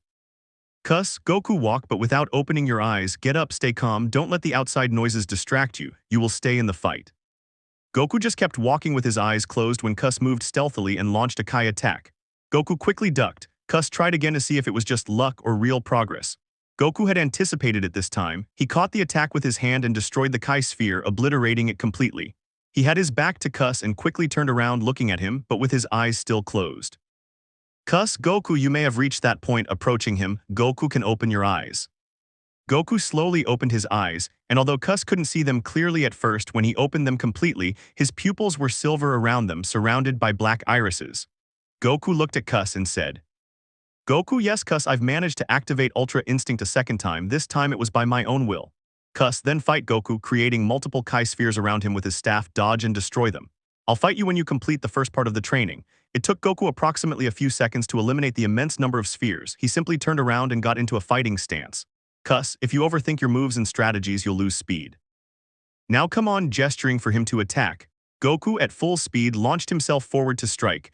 Cuss stopped him with her staff and with a flick of her finger forced him back. Goku didn't give up and unleashed a barrage of blows. Cuss dodged them and returned them again. Each strike and attack made the earth tremble violently. Cuss noticed the destruction spreading and decided to create a barrier to prevent further damage to the earth, as Goku's power was greater than the earth could withstand, and consequently it was being destroyed. Cuss landed a blow on Goku's arm as he was about to launch another attack directly at her. Although his body reacted of its own volition, Goku sometimes managed to control certain blows. For this reason, Cuss returned them so that he wouldn't use the same fighting pattern but rather that his body would adapt to the fight and allow him to fight with fluidity. Cuss, Goku, your thoughts are limiting the fight. You know very well that you can fight against me, but your movements are predictable. You maintain the same fighting pattern, that's why you can't advance. Goku, I'm having trouble not thinking. Cus, tell me what thought or doubt is keeping you limited and preventing you from moving forward. Goku, the reason is simple. Fighting and having the children go makes me feel bad, they'll end up dying. Cus, they've always proven themselves strong even without you. You won't always be their babysitter. Even if they're not as strong or skilled as you, they know how to defend themselves. They've shown it and you've seen it. Free yourself from that, Goku. You shouldn't dwell on it. If you truly want to protect them, put all thoughts aside. Your limitation is thinking, and your body doesn't fight on its own because you manipulate it in the fight. Let the flow continue. Don't limit yourself. Now continue the fight. Upon hearing this, Goku lost some concentration. His eyes and the aura of Ultra Instinct were fading, causing him to gradually lose his grip, but he managed to hold on a little longer. Cus, concentrate again to continue. I'll wait for you. Goku closed his eyes and began to relax and concentrate again. A few minutes passed when the earth trembled once more and that barrier cracked. It was him, of course. Something propelled him forward even more. His aura reflected the immense power he was emanating at that moment. Opening his eyes, he attacked just as he had against Kefla, this time in Cus's direction. She noticed and stopped the barrage of attacks with her hand. He moved at an even greater speed than before, delivering continuous punches and kicks. During the fight between them, the others felt the tremors. They knew it was Goku and Cus. The princess still had to finish remodeling the robot, but she decided to go and watch the fight. Squad 13, Nana and Hachai accompanied them, along with 9 Delta, 9 Epsilon, and 9 Zeta. Everyone except the Klaxosaur princess joined them. They rushed to the area where the two were fighting. Upon arriving, they saw the destruction and the large barrier that Cus had created around them. Everyone was amazed at how Goku fought and responded to blows. It wasn't like he used to be, now his style was completely different. Everyone had gotten off the ship and was outside the barrier watching. Futoshi, I can't see when it moves. Goro, me neither. Miku, it's impressive to see, but I can't quite see it. Ikuno, everyone knows his speed surpasses even the human eye. We can't see Goku's attacks or movements, only Cus can. Hyro, I never imagined seeing him up close. 02, did you see what the air looks like inside the barrier? The others, watching the fight between the two, didn't notice the small details. Ichigo, it looks like they're burning. Zarom, that means they're burning alive. Hachai, I don't think so, since they would both be dying inside. Nana, they might hurt themselves. But someone spoke up and it was 9 Delta, no, Goku is giving off that heat from his body. It's his Kai, what they use in fights. He's now emanating that amount of heat. Hachai, and how do you know about that? 9 Delta, Cus explained to me that Ultra Instinct is different from his other transformations. Looking at Goku, it's on a higher level than the previous ones. Nana, and that thing about Kai, only they have it. 9 Delta, no, Cus explained that all living beings such as trees, plants, and even humans possess Kai. Hyro, how will we know it's true? 9 Delta, he is an example of what I said. Looking at Goku, if we were inside we would be dead, because of the heat of his power and the pressure he gives off. Futoshi, the Kai pressure you're referring to. 9 Delta, he's releasing too much Kai, that's why this place is cracked and destroyed, pointing to where Goku and Cus were fighting earlier. Without shielding ourselves, the pressure would kill us from the weight of the power. Hachai, I'll explain it very well so you understand all of that, right? 9 Delta, she explained everything to me in detail, so I don't doubt anything when she tells me something. She knows a lot. During their conversation, Goku's energy was running out, and as a last resort, he created Kai spheres. Clenching his fists and closing his eyes, several emerged and began attacking Cus. Goku took advantage of this and resumed the fight, but Cus anticipated him. Each sphere he deflected wasn't destroyed. Instead, she gathered them and placed them above Goku, ready to attack him as a final blow. The spheres were in attack position, and Goku with his gaze managed to destroy them all. Cus watched him and smiled, saying, Cus, Goku, we've made progress. Last time you only lasted a few minutes in the fight, but now you've lasted for almost 2 hours. Goku just smiled, losing Ultra Instinct and falling to the ground. Cus picked him up and took him to the others. Everyone was smiling. It seemed Goku was close to perfecting Ultra Instinct. A few hours passed and Goku was resting. Cus was checking the Franxx, preparing to gather everyone later. Cus, alright kids, we're in the final stage where each of you will fight a great battle against VIRM. You must be prepared and confident in battle. Don't hesitate and always communicate and coordinate your strategies. Since 2 pilots, Kokoro and Mitsuru, can't fight, one of the Franxx is available. Would anyone like to pilot it? 9 Delta, I'll do it and he'll be my partner, pointing to 9 Epsilon. Cus, it's decided, we'll go to the final battle. Before they could leave, they were interrupted by 9 Alpha. 9 Alpha will go fight too, smiling at Cus. Cus, are you willing to fight as a team to win this fight? Looking at him seriously. 9 Alpha, it's a good way to die. I'm not doing this for you or the traitors. I'll show Dad what he did to me, getting angry. Cuss, if it's your decision, do it, and save that anger for the fight. Looking at the squadron. Alright pilots, get ready princess, you have all the ships ready to go, right? Klaxosaur princess, if my son is ready. The star entity was being prepared, all the ships were in position for departure. Goku had awakened, and because there weren't many senzu beans, Cuss only had 4. She kept 2 and gave 2 to Goku, who was tired from the fight. She stayed with him until he woke up. Cuss, Goku, I'm glad you woke up, hugging him. I'll give you these 2 senzu beans, handing them to him. Keep one and use the other when you need it most. Smiling. Goku, Cuss, and the children, where are they? Cuss, they're in a room. We'll leave tomorrow morning for space to finish the fight. Why do you ask, Goku? Goku, no, it's nothing, but if this fight is lost, I'll destroy myself to save everyone and you'll be free. Cuss, smiling. Cuss, Goku, don't think like that. This battle will be won, I assure you, but don't dwell on it. You have everyone's help. Look at them, they're over there, pointing to the children from the room where they were. They trust in themselves and in you that you will lead them to victory. Goku, yeah, I guess so, smiling slightly. Tell me where the princess is. I want to talk to her. Cuss, she's outside with her son. What are you going to tell her? Goku, I can't tell you, Cuss, it's serious. Getting up from the stretcher and going to the door. Cuss, I'll see you later, smiling. Goku left the room looking for the Klaxosaur princess and found her as Cuss said, outside watching the star entity preparing for battle. Goku, hello princess. Klaxosaur princess, hey Goku, sorry for what I did that day. Looking at him. Goku, don't worry, that's all in the past. I see you're ready for battle. Looking at the star entity. Klaxosaur princess, yes, thanks to the robot I adapted it so I could pilot it myself. Goku, princess, is there some kind of bomb or something to destroy VIRM? Oh, serious? Klaxosaur princess, whoever told you that? Nobody knows about that, not even Cuss. Looking at him doubtfully. Goku, I just guessed, well that bomb will work to destroy VIRM. Klaxosaur princess, it's possible, yes. Before my race became completely extinct it was built, and in case VIRM ever returned it would be used again. Goku, I see, but I want to know if VIRM is capable of traveling between timelines like past and future, things like that still remaining serious. Klaxosaur princess.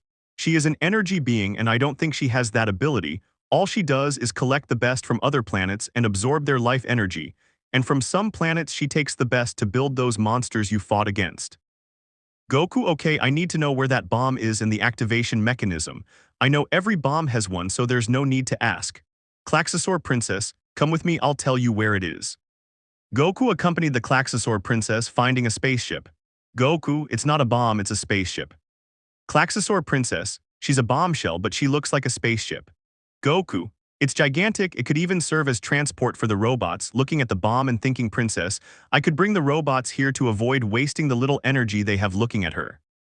Klaxosaur princess, yes, but it's because you asked me to, I'll do it. Look Goku, it started to rain. Looking out the window of the ship.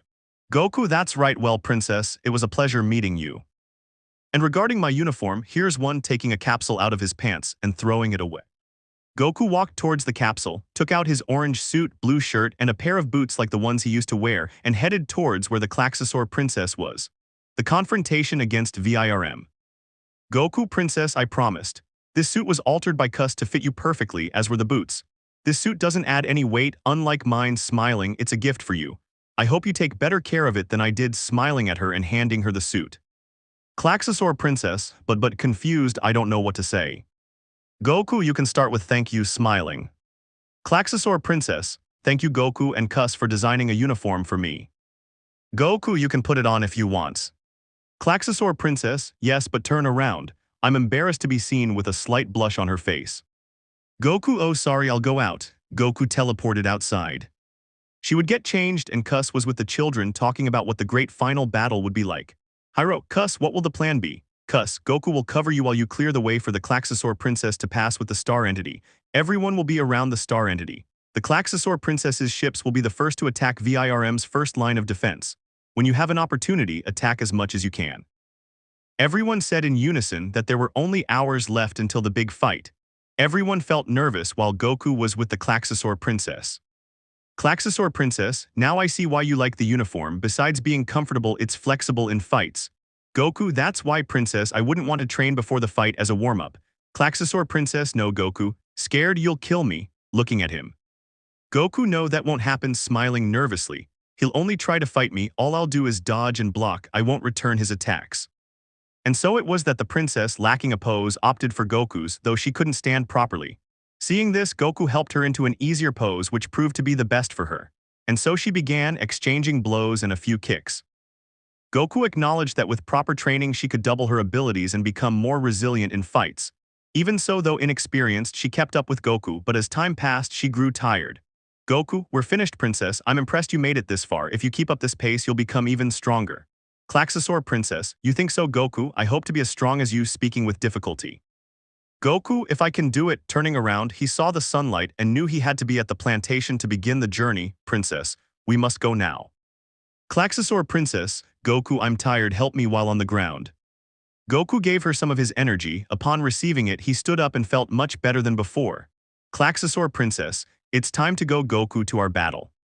Smiling, Goku was surprised to see her smile since most of the time she didn't or forced herself to, but now it was natural. He smiled back and they both left the ship, taking her with the others. When they arrived, all the children were ready, all wearing their costumes. Kokoro and Mitsuru watched them leave and saw Goku appear in the air with the large ship. 02, wow, that's quite a spaceship.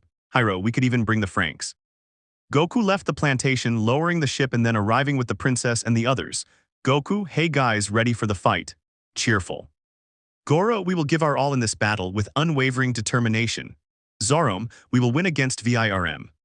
Futoshi will show you who we really are. Cuss, that's the spirit, kids, it's time to go. Looking at Princess Klaxosaur, I'm surprised the princess dress looks good on her. Smiling. Klaxosaur princess, yes, thank you Cuss for adapting it for me, and thank you Goku for lending your uniform. Cuss, you're welcome. Alright kids, let's go. Nana and Hachai, get ready. Goku, the Super Saiyan Blue transformation will allow you to survive in space. Goku, I don't know when I fought Lord Beerus in Super Saiyan God form, but even after I lost the transformation I could still fight. Cuss, to avoid setbacks, take this, extending his staff and creating a Kai barrier. This will allow you to survive in space. Good luck. Goku, go ahead, I'll talk to Kokoro and Mitsuru, looking at them and walking over to where they were. Hey guys, how are you feeling? Smiling. Kokoro, a little bit okay, Goku. Sorry for not helping you. A few tears welled up in her eyes as she clutched her dress. I don't know what to do in this situation. Goku, don't feel bad, Kokoro, I know you'll both support me. Looking at her and Mitsuru, you've both proven yourselves strong, so keep it up. Mitsuru, Goku, you will return to us again, looking at him sadly. Goku, I can't guarantee I'll return, but I will tell you this, be strong and take care of each other. I know, Kokoro, that you feel terrible right now because of the situation, but I promise you'll be happy to see your son. I also remember my youngest son, Goat. The first time he didn't recognize me and was afraid of me because I didn't see him born. I made mistakes and now I'm trying to fix them, but you shouldn't repeat the same mistakes. Help each other and promise me you'll take care of each other. Both children made the promise to Goku, who then flew towards the princess's ship. All the Franxx were ready and began their takeoff from Earth. Kokoro, guys, take care, we'll wait for you all here. Shouting. Mitsuru, promise me you'll come back again, and you too, Goku. Shouting. Goku, Cuss, Nana, Hachai and the children said their goodbyes. From below, everything looked small, and from Kokoro and Mitsuru's perspective, they looked like stars rising from the Earth. All of Princess Klaxosaur's ships were in Earth's orbit. As Princess Klaxosaur launched, she activated the thrusters, controlling them from the star entity, thus beginning the search and fight against Virm. During the journey, everyone was a little tense and fearful. Goku and Cuss noticed this, but Cuss encouraged them. Cuss, I want everyone to listen to me. You mustn't be afraid. You are strong, and I'm sure we will win this fight. Trust your teammates. I understand your fear since this is your first confrontation outside of Earth, but we are counting on you, Goku and the princess. We will all win this battle no matter what, kids. Goku, we will unleash our full power, transforming into Super Saiyan Blue. I will not allow Virm to harm you, becoming serious. This battle will decide the fate of the Earth. During their speeches, the children felt less tense and encouraged each other. In the same ship where they all were, Nana and Hachai watched Princess Klaxosaur's fleet of ships leave Earth. Nana, there was enough weaponry for the Franxx here and more supplies. It was a great help that Princess Klaxosaur let us board the ship. Hachai, it means she granted us this opportunity to defend the Earth once again from a greater threat. Nana, Hachai, are you sure humanity deserves that honor even though we were fighting amongst ourselves? Hachai, all we can do is believe in that. Now inside the ship was the leader of the former 9 Alpha Special Forces, who was now changing his mind.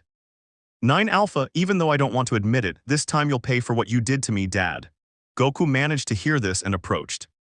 Goku, hey, don't feel bad about it. It's better to show that you're a warrior in battle. Smiling.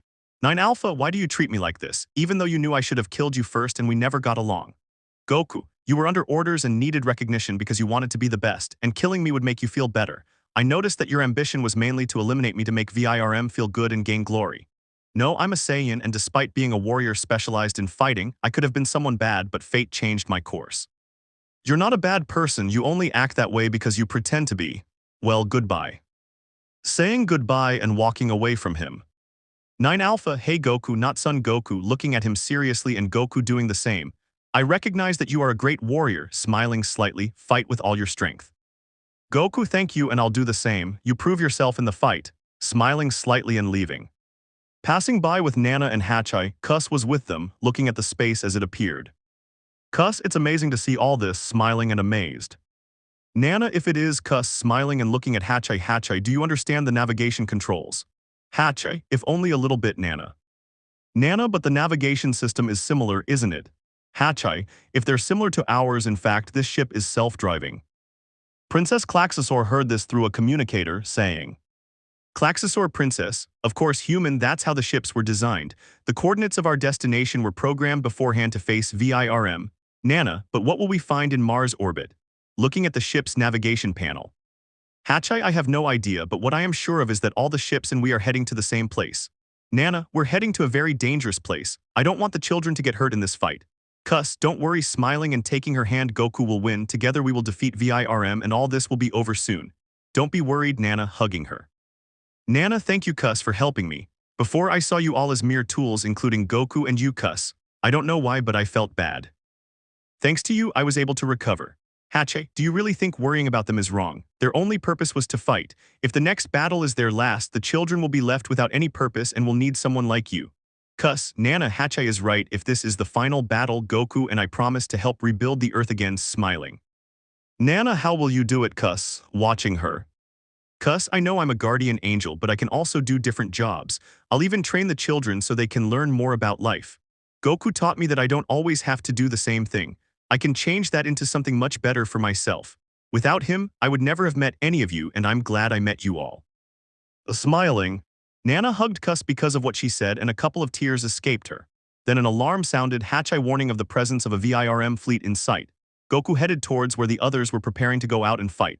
Kus communicated with the children through a communicator on the navigation board. The Klaxosaur Princess was charging attacks with the star entity's horn. The 5 Franxx were in attack position and ready to fight, and Goku was leading the fleet in the first attack. Goku, everyone's ready to fight, excited. Everyone, including Kus, affirmed this in unison, and Goku said, Goku, it's time to fight. Transforming into Super Saiyan Blue again, and heading towards where VIRM was. All the Franxx were engaged in a colossal battle between VIRM's monsters and Goku, who was blocking and countering several direct attacks. His speed was unstoppable, no one could halt him. Even a giant monster tried to attack him with a charging attack.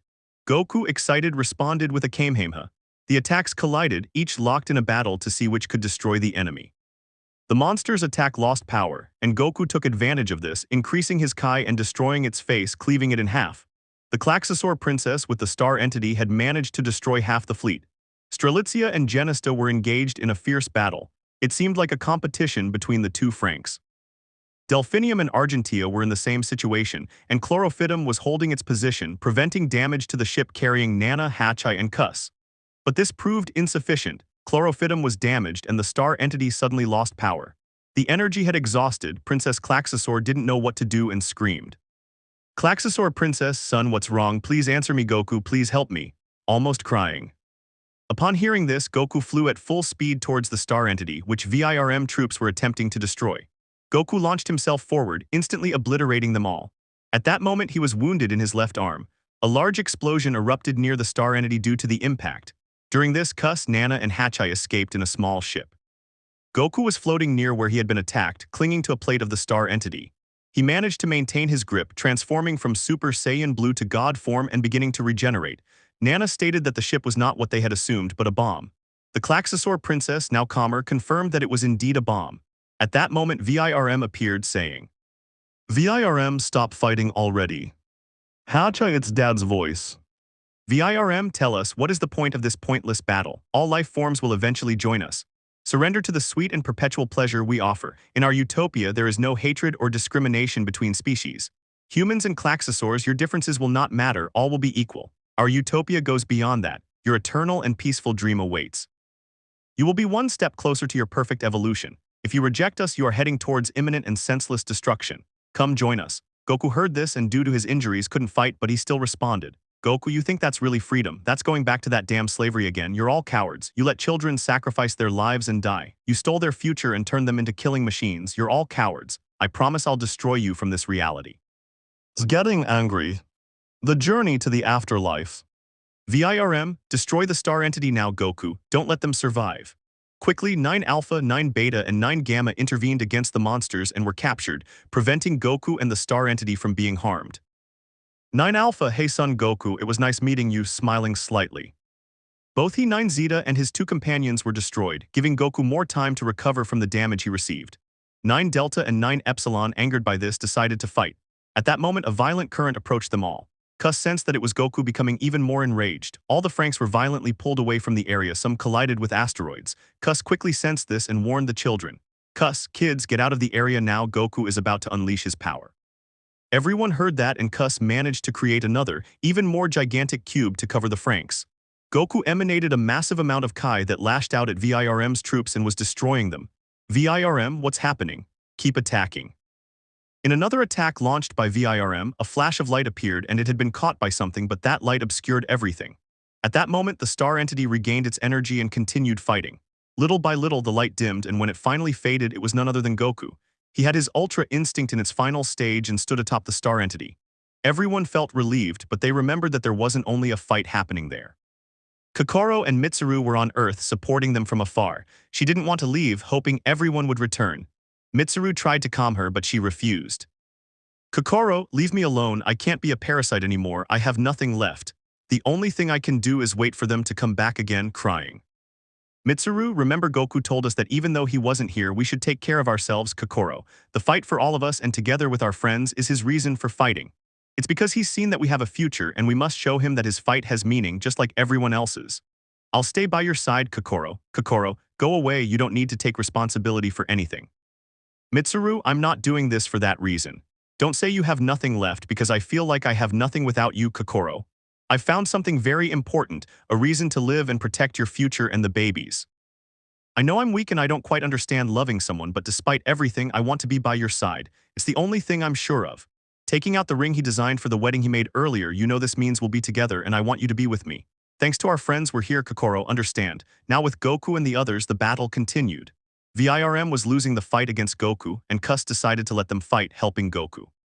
The Klaxosaur princess began deploying the star entity's weaponry, and Goku created Kai attacks around himself with his hands, destroying everything in their path. During this time, the entire VIRM fleet had been destroyed, and everyone was happy about it, but they noticed something. Antennas had emerged from 2 rocks. Miku, hey, what's that? Klaxosaur princess, this portal was created to carry this bomb to VIRM. I will go and destroy them on my own. Goku, noticing this, quickly stopped the star entity with one hand. Goku, I won't let her do that, maintaining mastered Ultra Instinct. Klaxosaur princess, Goku, why are you doing these things? Tell me. Goku, there are many reasons to tell you. I want you to give me a pump now. Ichigo, Goku, stop being so selfish, will help you. Goku, that portal will kill them. The Franxx won't withstand it. They'll be destroyed on the slightest contact with it, looking at them. Zarum, why are you doing this, Goku? Tell us. Goku, you want to know. Since he had his back turned, he turned around to face everyone. Children, from the moment I arrived in this dimension, I made a promise that I wouldn't just abandon it, and I fulfilled a goal. To give you the future that was being taken from you, looking at everyone and then at Cus. Cus, do you remember what Grand Priest said before I left the dimension we came from? Cus, yes, because you say so, Goku. Goku, I son Goku, the Saiyan raised on Earth, release you from the order your father once gave you. You are free to explore the world, to which I gave a portion of my power so it could live again. You will be free to do what you like and what you don't. Freedom is the right of every conscious being, and that is my reason for freeing you from the order your father gave you. Remember when you watched the sunset? You told me about it, that it was the first time you had truly seen it. Now fulfill your dreams and goals, Cus. Guide these children down the right path. They have shown themselves to be strong and capable of overcoming challenges. I hope they always remain so. Princess Klaxosaur, strive just like everyone else, surpass your limits, take care, princess, and forgive me for what I will do. Goku quickly removed the bomb and headed towards the portal, and before leaving he said, Goku, take care everyone, I hope to return someday. Goku created 2 Kai spheres and placed them where the 2 antennas had been. Goodbye, Cus, fulfill your dreams. Smiling, he closed his left hand and the antennas were destroyed, but not before he crossed over. Turning to look at everyone, he simply said goodbye and flew off with the bomb, passing through the portal one last time before it closed. Everyone cried because of what Goku had done. Cus was the most devastated. He had to leave, and although they didn't accept that fate, they would fulfill what he said. Goku was in another corner of a vast space flying with the bomb. Goku, I hope I can stay like this for a long time, but at least I have a Senzu bean with me, that'll do. Looking in his pocket, well, I'll keep going. During Goku's departure, everyone was saddened. The princess returned with all the Klaxosaur ships, which merged with the Earth. The star entity, the Klaxosaur princess herself, left it deep within the Earth, secured in case VIRM returned so they could prepare for another fight. In Goku's honor, she took the Franxx with Cus. Cus wept for Goku because she knew he would never return. Kokoro and Mitsuru heard the news and neither could hold back their tears. They all hugged each other. Nana tried to calm them all even though she was in the same situation, watching her friend leave forever. Hachai just looked at the sky, saying, "Hachai, wherever you are, Goku, you'll be all right. You're a Saiyan raised on Earth and you prove to be someone with a big heart. I know I can't feel human emotions, but they did see and feel a great warrior who led them to victory," looking at all the children and Nana. Cus, for her part, was with Princess Klaxosaur and 9 Delta, and the two of them made a deal that until Cus felt better they would stop getting along. Klaxosaur Princess, Cus, I know he's gone, but hugging Cus and Krang gave so much to us. Now you can see this planet, I once lived here, I can take you there. Hugging her tighter and crying. 9 Delta, I know I'm not a hybrid like my partner. Looking at 9 Epsilon, we couldn't understand each other's feelings. I know little of the pain you feel and the loss of Goku. I feel bad for the way he left, but be happy, Cus. He set you free so you could see the world. Cus, no shouting, he was the only one who asked me how I felt and cared about me. I grew very fond of him. At first I didn't like him, but over time he made me feel important and good, crying and falling to her knees, covering her face with her hands and shouting to the sky, "Goku, wherever you are, please come back to me, I beg you," covering her face again. The Klaxosaur princess took her with the other children to help her, as she couldn't accept Goku's departure and no one else could get over what had happened.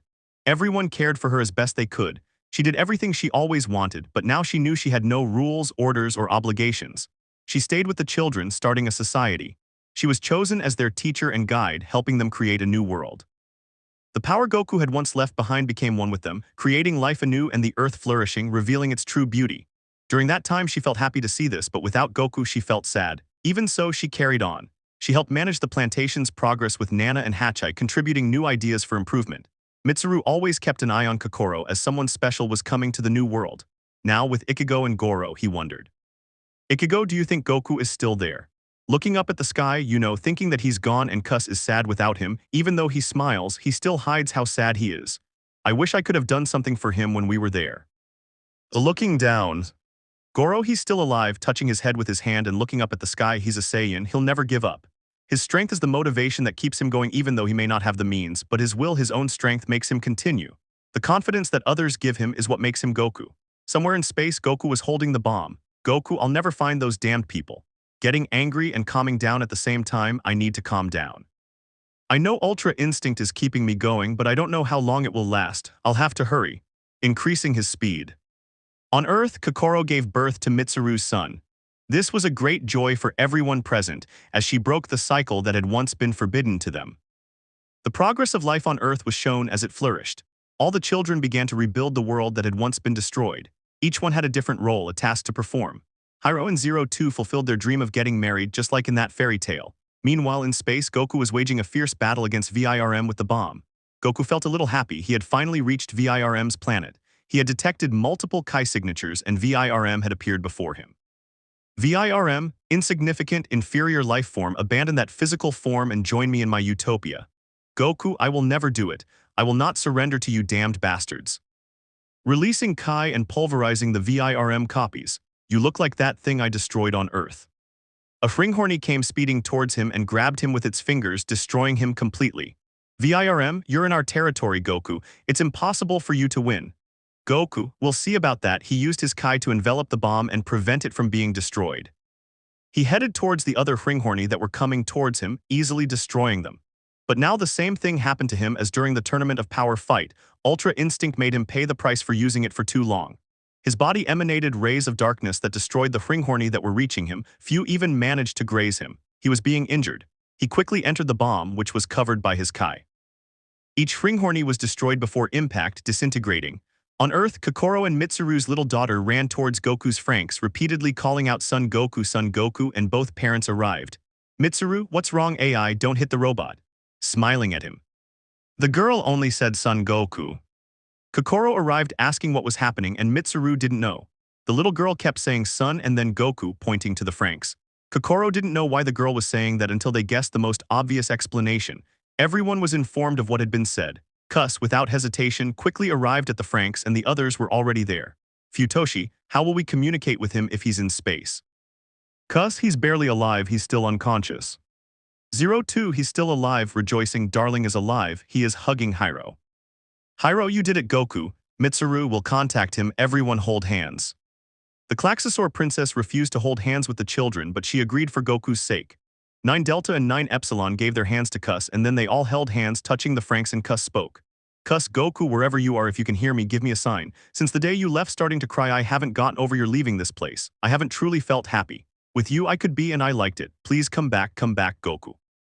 Let's travel through this new world, Toger smiling at the sky and crying.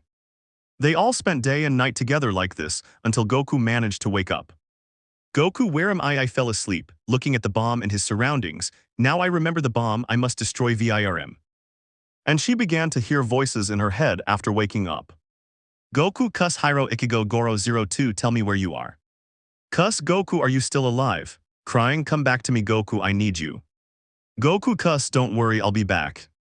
Ichigo, Goku, we all worked hard for you. Now we understand why you fought, but come back, we all need you. Kus still needs you. Goro, don't give up, remember you're a Saiyan and giving up isn't part of it. Keep going, Goku, come on, keep going. Futoshi, Goku, you are our friend and we will never forget you. Thanks to you we were able to surpass ourselves. Zoram, I won't let you be the only hero here, laughing mockingly, I'll follow my own path. Miku, me too, I promise you that Kus will fulfill his dream of seeing this world with you, and that all human beings will be happy forever. Ikuno, you showed me that I could improve myself, Goku. You were the one who gave me the motivation to keep going in my life. Mitsuru, Goku, you taught us the freedom to change our destiny, and thanks to you we were able to free ourselves from where we were imprisoned. Goku then acknowledged that they had confidence in him, remembering that it was in the Tournament of Power thanks to the confidence of Universe 7 in him that they achieved victory. At that moment, Ultra Instinct resurfaced and despite his injuries, his power covered them. Goku, I am a Saiyan, shouting and raising his power more. He sped off, destroying the Fringhorny that were coming towards him. He managed to insert the bomb into the planet, but one of the Fringhorny only managed to slightly injure him due to his low energy. He then moved away, charging a Kamehameha from afar. Goku, Kamehameha, shouting, and this is my full power. His silver hair began to return to its original color, and the Kamehameha he unleashed was more than enough to destroy VIRM's planet. The bomb ensured it left no trace. Seeing this, he sped away, avoiding the destruction the planet was causing, and disappeared far beyond VIRM. VIRM, you have managed to survive. We recognize that you are a being with great power, but that will soon end. You freed those souls that will once again become prisoners of a physical body. Goku, no matter what they say, at least they were freed and will live a better life. Back to Earth. VIRM, we will destroy you as soon as we see you, mere mortal. Goku, the gods of destruction told me the same thing. The first mortal who obtains the power of the deities and dares to challenge them in the next battle, seeing him seriously, I will erase you from existence itself. VIRM, we VIRM cannot die, we will meet again and see each other at the peak of evolution. Everything is possible as long as the universe has a spark of life. On Earth, everyone saw a great light, and Kus came to accept that Goku's death meant he had accomplished his goal, protecting those children and fulfilling the promise that Kus would have the privilege of seeing the wonders of the world. Lowering his gaze, he sadly withdrew, for not even his Kai could be felt in the vast universe. Goro, it's all over. Akuno, all our prayers will have reached him. Miku, I'm sure he heard us, right, Kus? Turning around, Kus, where are you? Hiro, she left, she still feels bad because Goku left. 02, I know he's still alive, I know he'll be back soon. Kokoro was on her knees covering her face with her hands, saying, Kokoro, thanks to him and Kus, our planet can begin a new life. Ichigo mentioned that no matter how long it took, everyone would be waiting for him. We'll be waiting for you, Goku, you have a home here. As the warrior you are, you became the protector of the universe. That light in the sky lasted 3 days and little by little everyone began to create. The earth slowly began to be reborn, great rivers and lakes returned, accompanied by great mountains all around. During that time, 8 years passed and Goku was still in space. Goku, thank you, Kus, for the Senzu Bean. It was very helpful. Smiling and possessing Ultra Instinct as his base form, I think I'll manage to reach Earth, but I haven't detected any Kai during this time. Stopping and hovering in space, I don't know if I'll find them. I know it's been a long time, but thanks-wise I'm still young, time doesn't affect me. Looking down, I still remember the others. Kus02, Hiro, Zorom, Goro, Ichigo, Kokoro, Mitsuru, Akuno, Futoshi, Miku, the Klaxosaur Princess. They're all waiting for me on Earth. Raising his power, I don't care how long it takes, I promise to return to Earth again. Goku resumed his journey at full speed through the vast universe, and as he traveled he felt himself falling asleep. Goku, why am I so sleepy? Forcing himself not to fall asleep, is it because of Ultra Instinct? I don't think so, if it were I would have already lost all my power, something else is. Despite his resistance, he began to close his eyes, slowly lowering them, and before they closed completely he saw a great flash of light in front of him. Not knowing what it was, regardless of what happened to him, he threw himself into the white light, seemingly disappearing from there. On Earth, Kus was with Nana and Hachai contemplating the place. Nana, what else can we do for those children? Do you have any ideas? Hachai, we are neither children nor adults, nor will we ever grow old. We are both in between. But we must fulfill a single purpose, and that is to reach the future of humanity and continue taking care of the children. I suppose Goku would like to do the same. Nana, wow, you're strict. Hachai, I am because I lack emotions, that's why I have you, Nana. Do you think that if you stay by my side, I might change someday too? Kus, don't doubt yourself, Hachai. Goku would tell you it's not too late to start over. He always found a way to please others, even some of his enemies became his friends. Throughout his life they accompanied him and grew stronger. I mean, one day you'll recover the emotions you once lost. Smiling. A boy and a girl arrived where Hachai was to take him away to join the other children who were with those who were once children and are now adults. Nana, I'm glad you're feeling better. Tell me about Goku. Looking at her. Kus, I can't deny that he's gone, but I guess it's time to accept that he won't come back. I hope that one day, even if it's just a sign, he'll give me that he'll be by my side. Nana, I know, Kus, kneeling in front of her and looking her in the face, that he will return. Don't be discouraged. I still have hope that he will come back again. We will all wait for him here. Nana and Kus prepared to go with Hachai and the others. Zorom still maintained his typical bad boy personality, according to him. Miku was always arguing with Zorom about how he behaved. From a room where Hiro's former classmate Naomi, Ichigo, and Akuno were, she was on a stretcher tending to Ichigo. Ichigo, those two love to fight. Akuno, they even fight during an entrance ceremony, those two are the same. They never change, finishing checking on Ichigo, you're doing great, the baby is healthy. Ichigo, thank you. Akuno sitting down, showing us that she would be a mother. Akuno, Ichigo, you'll be a mom soon, I wonder what your baby will be like. At that moment he was interrupted by Futoshi entering the room. Futoshi, Akuno, I came to see you. Akuno, Futoshi smiling. Futoshi, I brought you my recipe, my new bread recipe. Naomi, hey, you haven't managed to lose a single kilo. Futoshi, don't judge me. Besides, I wasn't the only one who ate like this. Goku did too. He said this last part with a smile. I didn't lose weight because Akuno helped me regain my appetite. Akuno did a lot of research. You did so much for the parasites. You stopped our accelerated growth. Akuno, well, your bread has been a great help. It nourishes all the children and they have been able to grow with it. Futoshi, Mitsuru and Kokoro will have their fourth child. Akuno, I knew that. Ichigo, and you're not far behind. Turning around, Ichigo and Futoshi look at their family, their two children, a girl and a boy, and a third on the way. Futoshi, of course, laughing slightly. Ichigo, well, we're fine, go to your wife's. Touching his back. Futoshi left with his wife and children, and Akuno asked. Akuno and Goro. Ichigo, he'll come soon. Akuno, as always, she's always traveling from one place to another. Ichigo, but Goro told me he wants to come back. Akuno, she'll stay with you for a while because of her baby. During that time, the evolution of all of them from children to adults was shown. 02 and Hiro fulfilled their promise to marry, although 02 couldn't have children, but she eventually succeeded. Kus remained a martial arts teacher for 9 Delta, 9 Epsilon, and the Klaxosaur Princess, the latter determined to surpass herself even without Goku. She wouldn't take his honor as the warrior Goku was. She would choose to walk the path he once traveled. The three became disciples of Kus, 9 Delta and 9 Epsilon, each taking their own path, leaving Kus alone again. Kus went to the Franxx that had been given to Goku, which remained as a monument representing that warrior. Kus approached and saw beneath the Franxx a plaque that read, Kus, in honor of the warrior son Goku and Kus, the angel who cared for us like no one ever could, thank you for bringing the world the peace we so desperately needed. Kus continued reading to the end, sincerely, Squadron 13. It was more than enough for Kus to feel happy knowing that he was recognized as her. She couldn't help but smile. All the adults came with her to say their final goodbyes to Goku with a prayer. As they were leaving, a spaceship arrived, descending to within inches of the ground. Princess Klaxosaur emerged with a message for Cuss. Princess Klaxosaur, Cuss, an object I can't identify is approaching at an incredible speed. It will impact in 3 minutes near some mountains. That's the impact site. Cuss, is it possible? Thinking and rejoicing, it's Goku, it's him. Saying it repeatedly. 02, it's time to look for him then, smiling. Hyro, I hope he's okay, worried. Ichigo, it's a joke, isn't it? Looking at him, he's too strong to be hurt or something. Cuss, let's go now, cheerful. During the boarding of the Klaxosaur princess's ship and throughout the journey, everyone observed a menacing-looking fireball. Cuss recognized it as Goku, but he wasn't awake, nor was he flying. Earth's gravity was what caused him to fall. The Klaxosaur princess tried to stop his landing, but it was in vain. He crashed into some mountains, but strangely he remained there and the destruction didn't continue. To everyone's surprise, Cuss caught him and a cloud of smoke appeared. The Klaxosaur princess landed the ship in an open area. She approached, holding him with her staff, lowered him to the ground and dispelled the surrounding dust. No one would believe their eyes. He had suffered physical damage, scratches on his abdomen and back, wounds on his arms, and his clothes were torn.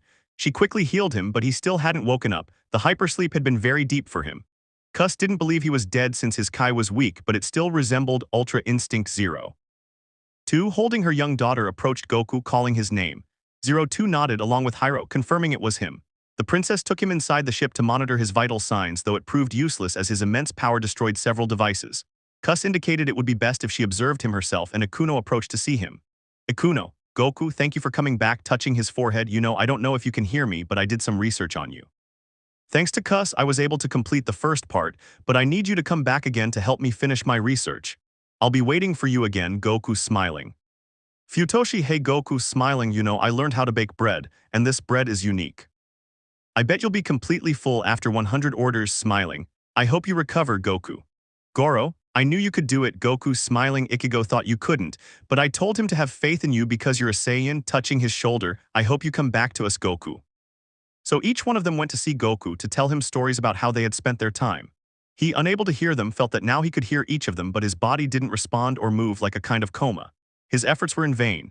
Inside his mind, a glow he couldn't quite see appeared, and little by little as he descended, he saw his memories. That glow was his friends from when he was a warrior, telling him not to give up. He approached, and as he did, they began to disappear. Outside, Cuss noticed his Kai rapidly decreasing, and his hair began to return to its original color and fall. Inside, he saw a reflection on the ground that maintained the perfected Ultra Instinct as a base state, and someone appeared before him. Vegeta, hey Kakarot, what are you doing? You should be with them, pointing at those outside. You didn't become a Saiyan to act like this. Regain the power you gained and continue. I'm leaving, Kakarot, take care. Bidding him farewell. Goku, hey Vegeta, no, please help me out. Shouting, Vegeta, no, help me. Cuss noticed from outside that his Kai began to disappear and his hair was completely back to normal. Goku from inside his mind saw his memories fade away. Goku, no, no, no, shouting repeatedly, I fought to live, not to die. I am getting angrier and repeating several times, I am Son Goku, a Saiyan. Shouting even louder. The others felt a heat emanating from him, which grew stronger with each passing moment. Cuss covered him and pulled him from the ship, separating him from the others and carrying him upwards into the sky. She suddenly felt twice the energy and her hair returned to its perfected Ultra Instinct state. Opening her eyes and screaming, the cube protecting her shattered. Her scream startled many of those present and was heard in other parts of the world. The clouds around her parted, and a great light illuminated the sky. He descended and began to lose his Ultra Instinct. As he finished his descent, he looked at everyone, smiling, before collapsing to the ground from the excess energy he had used.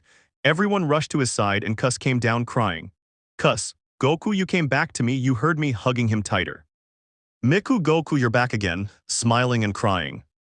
Naomi, he is Son Goku. Zarom, yes it is him, the Saiyan Son Goku. Everyone was happy to see him that same afternoon. He woke up still tired as he hadn't fully recovered yet. Nana and Hachai were with Goku in a room, and Cuss was with the Noam Miku and Kokoro, along with Mitsuru and Zorom, preparing Goku's welcome back after a long time. Miku, hey, do you think Futoshi will come back with the food soon? You know Goku can eat a lot, and now that he's been gone so long, he'll probably be starving. Laughing. Cuss, you can say that again. With him, it's impossible to know if he'll leave anything behind, smiling. Zorom, hey, he'll never stop being such a glutton, laughing. I hope he doesn't take what's mine or he'll have to deal with me. Miku, please, looking at him bored, you can't even eat half of what he eats, you envious fool, sticking her tongue out at him. They started their usual fight while Kokoro and Mitsuru watched each other, smiling and laughing at the fight. Ikuno was arriving where Goku was in the room talking with Nana, Hachai, Ichigo, Goro 02, and Hyro. Inside the room were children he didn't recognize yet. Ikuno, Goku, you're fine for now, but don't try to get up. It's a good thing Cus healed you, otherwise you'd be in trouble. Goku, thank you Ikuno for helping me, smiling as he tries to get up. Ichigo, Goku, you still are and always will be disobedient, won't you? Smiling, stay in bed, rest. 02, Cus told me, closing her eyes and speaking, that if you didn't rest she wouldn't feed you, smiling, since Goku could be controlled by food. Goku, no, not that, smiling nervously and going back to bed, then tell me how you've been all this time. Goro, well, we're not kids anymore, and as you can see Goku, we're adults like you, looking at him. Goku, I'm glad everyone managed to grow more, settling into a sitting position on the bed, looking at 02, tell me 02, did you keep your promise? The last time we'll see each other. 02, of course Goku, look, showing him the rings they were both wearing. My darling has decided to go to the next level, smiling maliciously. Nana, they'll never stop being like that, laughing. Hachai, they'll never change, no doubt. Serious Goku, tell me how your trip went, did you manage to stop VIRM? Goku, I destroyed the planet but they said they would return. I promised them that if they came back here I would find a way to eliminate them. There is a technique that, no matter how strong and powerful a being it is the only one that has the ability to destroy you and erase you from existence. Even your soul is erased from the universe. Everyone was somewhat fearful after hearing that word from him, and the reason he said it. They all talked afterward. The Klaxosaur princess decided to go and take care of her son, promising Cus that she would return if VIRM appeared. She said goodbye to Goku and left the room, but Goku stopped her. Goku, why does she have to leave like that, princess? Looking at her. Klaxosaur princess, I shouldn't be here among humans, you know that, Goku. Goku, I'm not human, but they accept me, and even if I weren't I could always be here without any problems. I belong to an extinct race, but that doesn't make me feel less than anyone else. Why don't you decide to stay with Cus? It wouldn't do you any good to be with her. Klaxosaur princess, because I should, turning to look at Goku. Goku, Cus wants to see the world. You've been here longer so you could help her travel the world if she wants. The princess stopped, for it was true, she more than anyone knew the world, having inhabited it before humans. Klaxosaur princess, I will accept to stay under that condition, leaving. Goku, I'm glad you understood. As night fell, only Nana remained with Goku. He was still in bed but decided to get up. Goku, I don't think stretching is so bad, right, Nana? Looking at her. Nana, I don't think so, Goku. How are you feeling? Goku, still tired, but I can walk and eat, smiling. Nana, Goku, why do you think Princess Klaxosaur doesn't want to stay? Goku, she doesn't trust others. During this time she feels distrustful of everyone except Cus and me. She maintains her cold and unfriendly personality towards everyone. In time she will show who she really is, we just have to give her time. Nana, you sound like Cus when you talk, smiling. Goku, we all need to look at ourselves and our future at some point, reflecting on what we will and will not do. At that moment someone entered. It was a little girl and 02 who had come for Goku, wearing a suit. Goku, hello, what's your name, little one? Smiling and looking at the little AI. AI, Goku, take it, handing him the shirt he had. 02, and here handing him his boots and pants. Cus sent me to get you to put on your suit and said that if you didn't hurry there wouldn't be any food for you. Nana, then we'll go out. You get changed, Goku will wait for you outside. Goku emerged in less than 20 seconds. Goku, then let's go. 02, no, put this on, handing her a blindfold to wrap her eyes, put it on and we'll take you. He put on the blindfold and started walking. AI was having more fun since she was telling Goku how to walk. She knew where she was going, but he decided it was best to let the little girl have fun. Goku, a few meters from reaching a room, smelled food and 02 noticed this, stopping him. 02, you must not walk slowly and AI will take your hand, so don't run, teleport, or use your maximum speed. Walk as you normally do. Goku, okay, smiling. AI took him and they arrived at the large room and 02 removed his blindfold, showing him everything they had prepared for him. A great banquet, although it was just bread and water, but he was more grateful to eat such food. Futoshi, Goku, eat slowly or you'll choke. Miku, leave him alone, he's always like that, smiling. Zorom, leave me some, Goku, I haven't eaten because I've been working so hard. Miku, you don't do it, you just wander around, lazy bum. Ichigo, they'll always be like this, smiling. Goro, what can we do with them, seeing them? Ikuno, I think they both like each other, that's why they fight. Everyone laughed except for Miku and Zorom, who blushed and snapped at everyone, telling them to be quiet. 02 looked at Hyro, knowing what was coming, and laughed maliciously. The little welcome lasted 2 more hours as everyone needed to sleep to prepare for their duties the next day. The Klaxosaur princess stayed outside under a tree, contemplating the beauty the earth had regained, remembering that thanks to Cus and Goku they had achieved their goal and stopped VIRM. She knew her purpose was complete and now she would only await death. Goku came out and teleported to join her. Goku, hello princess, why did you leave the party? Klaxosaur princess, you know why I did it, Goku. My only purpose was to protect this world and so it was. When you left, I helped Cus recover from your loss in space. Now that you've returned, I'll simply take Cus around the world so he can explore it freely, and then I'll go back to where I was from the beginning. Looking at the sky. Goku, so she decides to miss out on a life where she can have fun, be free to walk, run, play, train, and so much more. This seems like a sentence, not life. Besides, Cus taught her to fight. I want to test her skills. I'll decide if she's ready or not. Klaxosaur princess, then I will fight with all my might. She always wore the uniform Cus had given her. Sometimes she would take it off, sometimes not. But this time when she found Goku, she did. She fought like him, only her speed and strength were remarkable. Goku saw that her progress with Cus was better than he expected. Her stamina, strength, and speed had all increased, but he would test if she could withstand even the slightest blow. He deflected the attack that was coming toward him, giving her arm a light touch. She felt her arm lose its strength instantly. She stopped and felt that her power had vanished, even though she had come at him with full force. A touch stopped her. Klaxosaur princess, Goku, what did you just do? Because I lost my strength when I hit you, surprised. Goku, there are parts of our body that are opportunities for the enemy to attack. Cus once taught me that. I remembered what he did and applied the same tactic against you. You lost momentum. Klaxosaur princess, but it doesn't hurt. Goku, it wasn't a punch. It was more of a way to incapacitate an enemy with one movement. Klaxosaur princess, I still have things to learn. Goku, that's right princess, looking at her, tell me, I'd like to continue training to improve. Klaxosaur princess, there wouldn't be any problems and Cus wouldn't get angry.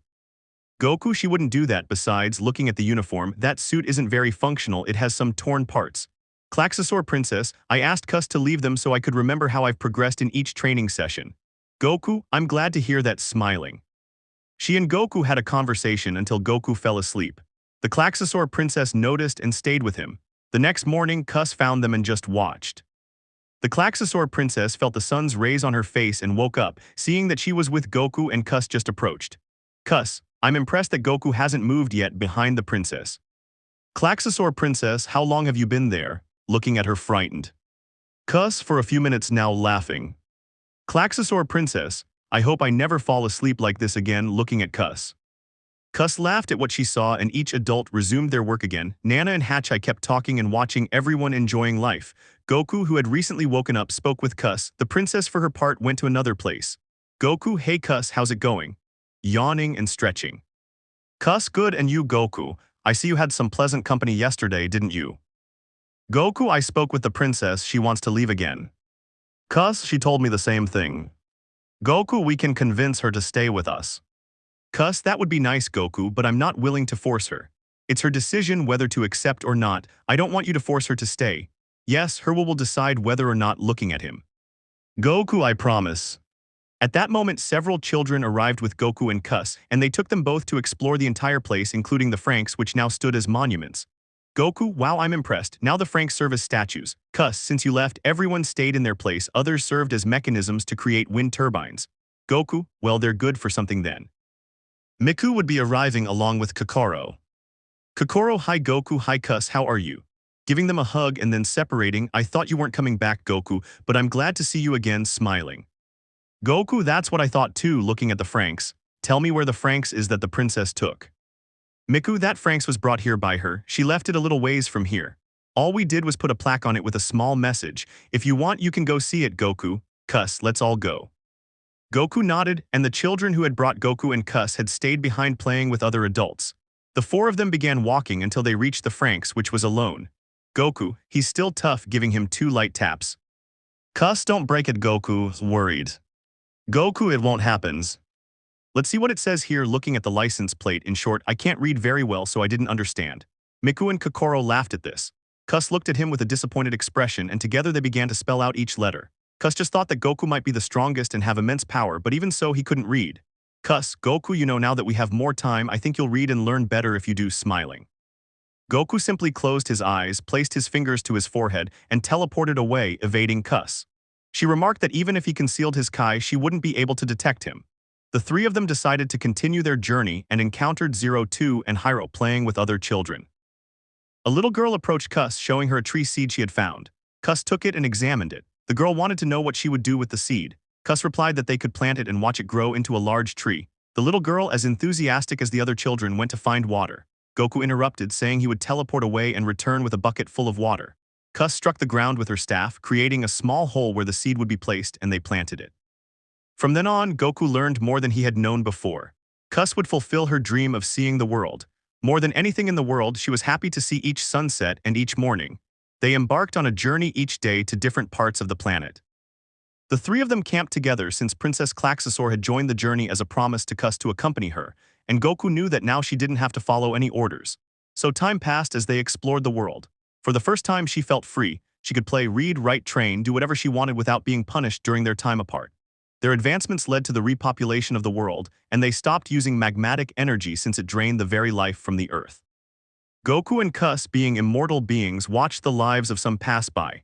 It pained them to see that squad say goodbye, but their children remained as successors to each of them. Cus raised them, and despite not being a mother, she taught them to be people like their parents once were, so that they would continue the legacy they had left them. Cus, who was with Goku, walked and saw a tree that they both remembered from 02 and Hyro. Cus, Goku, do you remember that tree? Looking at it. Goku, yes, it was where they both grew up together, smiling. Cus, I'm glad those two kept their promise. Goku, they did it despite everything that happened. Cus, it's been a long time, Goku. In the end, we can only watch the generations pass by again. I still remember the children who became adults smiling. Because of them, we were able to live on this planet. Goku, if Cus smiling, you think they'll come back? Cus, I couldn't say for sure, you know what happens to their souls. Goku, during the fight, the planet exploded, releasing many red and blue stars. Cus, they couldn't be stars, they could be the souls they took and you freed smiling. Somewhere in the universe they will be returning to life again. Then I could say that we would see them again, but reincarnated. Goku, you mean to return in another life? Cus, yes, Goku, smiling and hugging him. Goku, thank you for staying with me and accompanying me all this time. Goku, I would like to know if you will be with me forever. Goku, being immortal, I don't see anything wrong with us being together, smiling. Cus hugged him, and as they walked hand in hand, they came across two children. One was reading under the tree they had seen earlier, and the other girl was running and had fallen. In the background, they heard someone call the girl daughter and then tell her not to fall. Goku and Cus looked at her closely and quickly identified who they were. In unison, they said, Goku/Cus 02 Hyro surprised. Goku and Cus ended up together, witnessing the prosperity of the earth. They both became legends that still roamed the world. They decided to live a life far from others to avoid problems, and only when VIRM returned would Goku be ready to finish what he started. Let me know in the comments below if you guys want the next part. Also check out my other video that has been shown in left. Thank you for watching. If you enjoyed this video, please like and share this video. And have a fantastic day. Bye.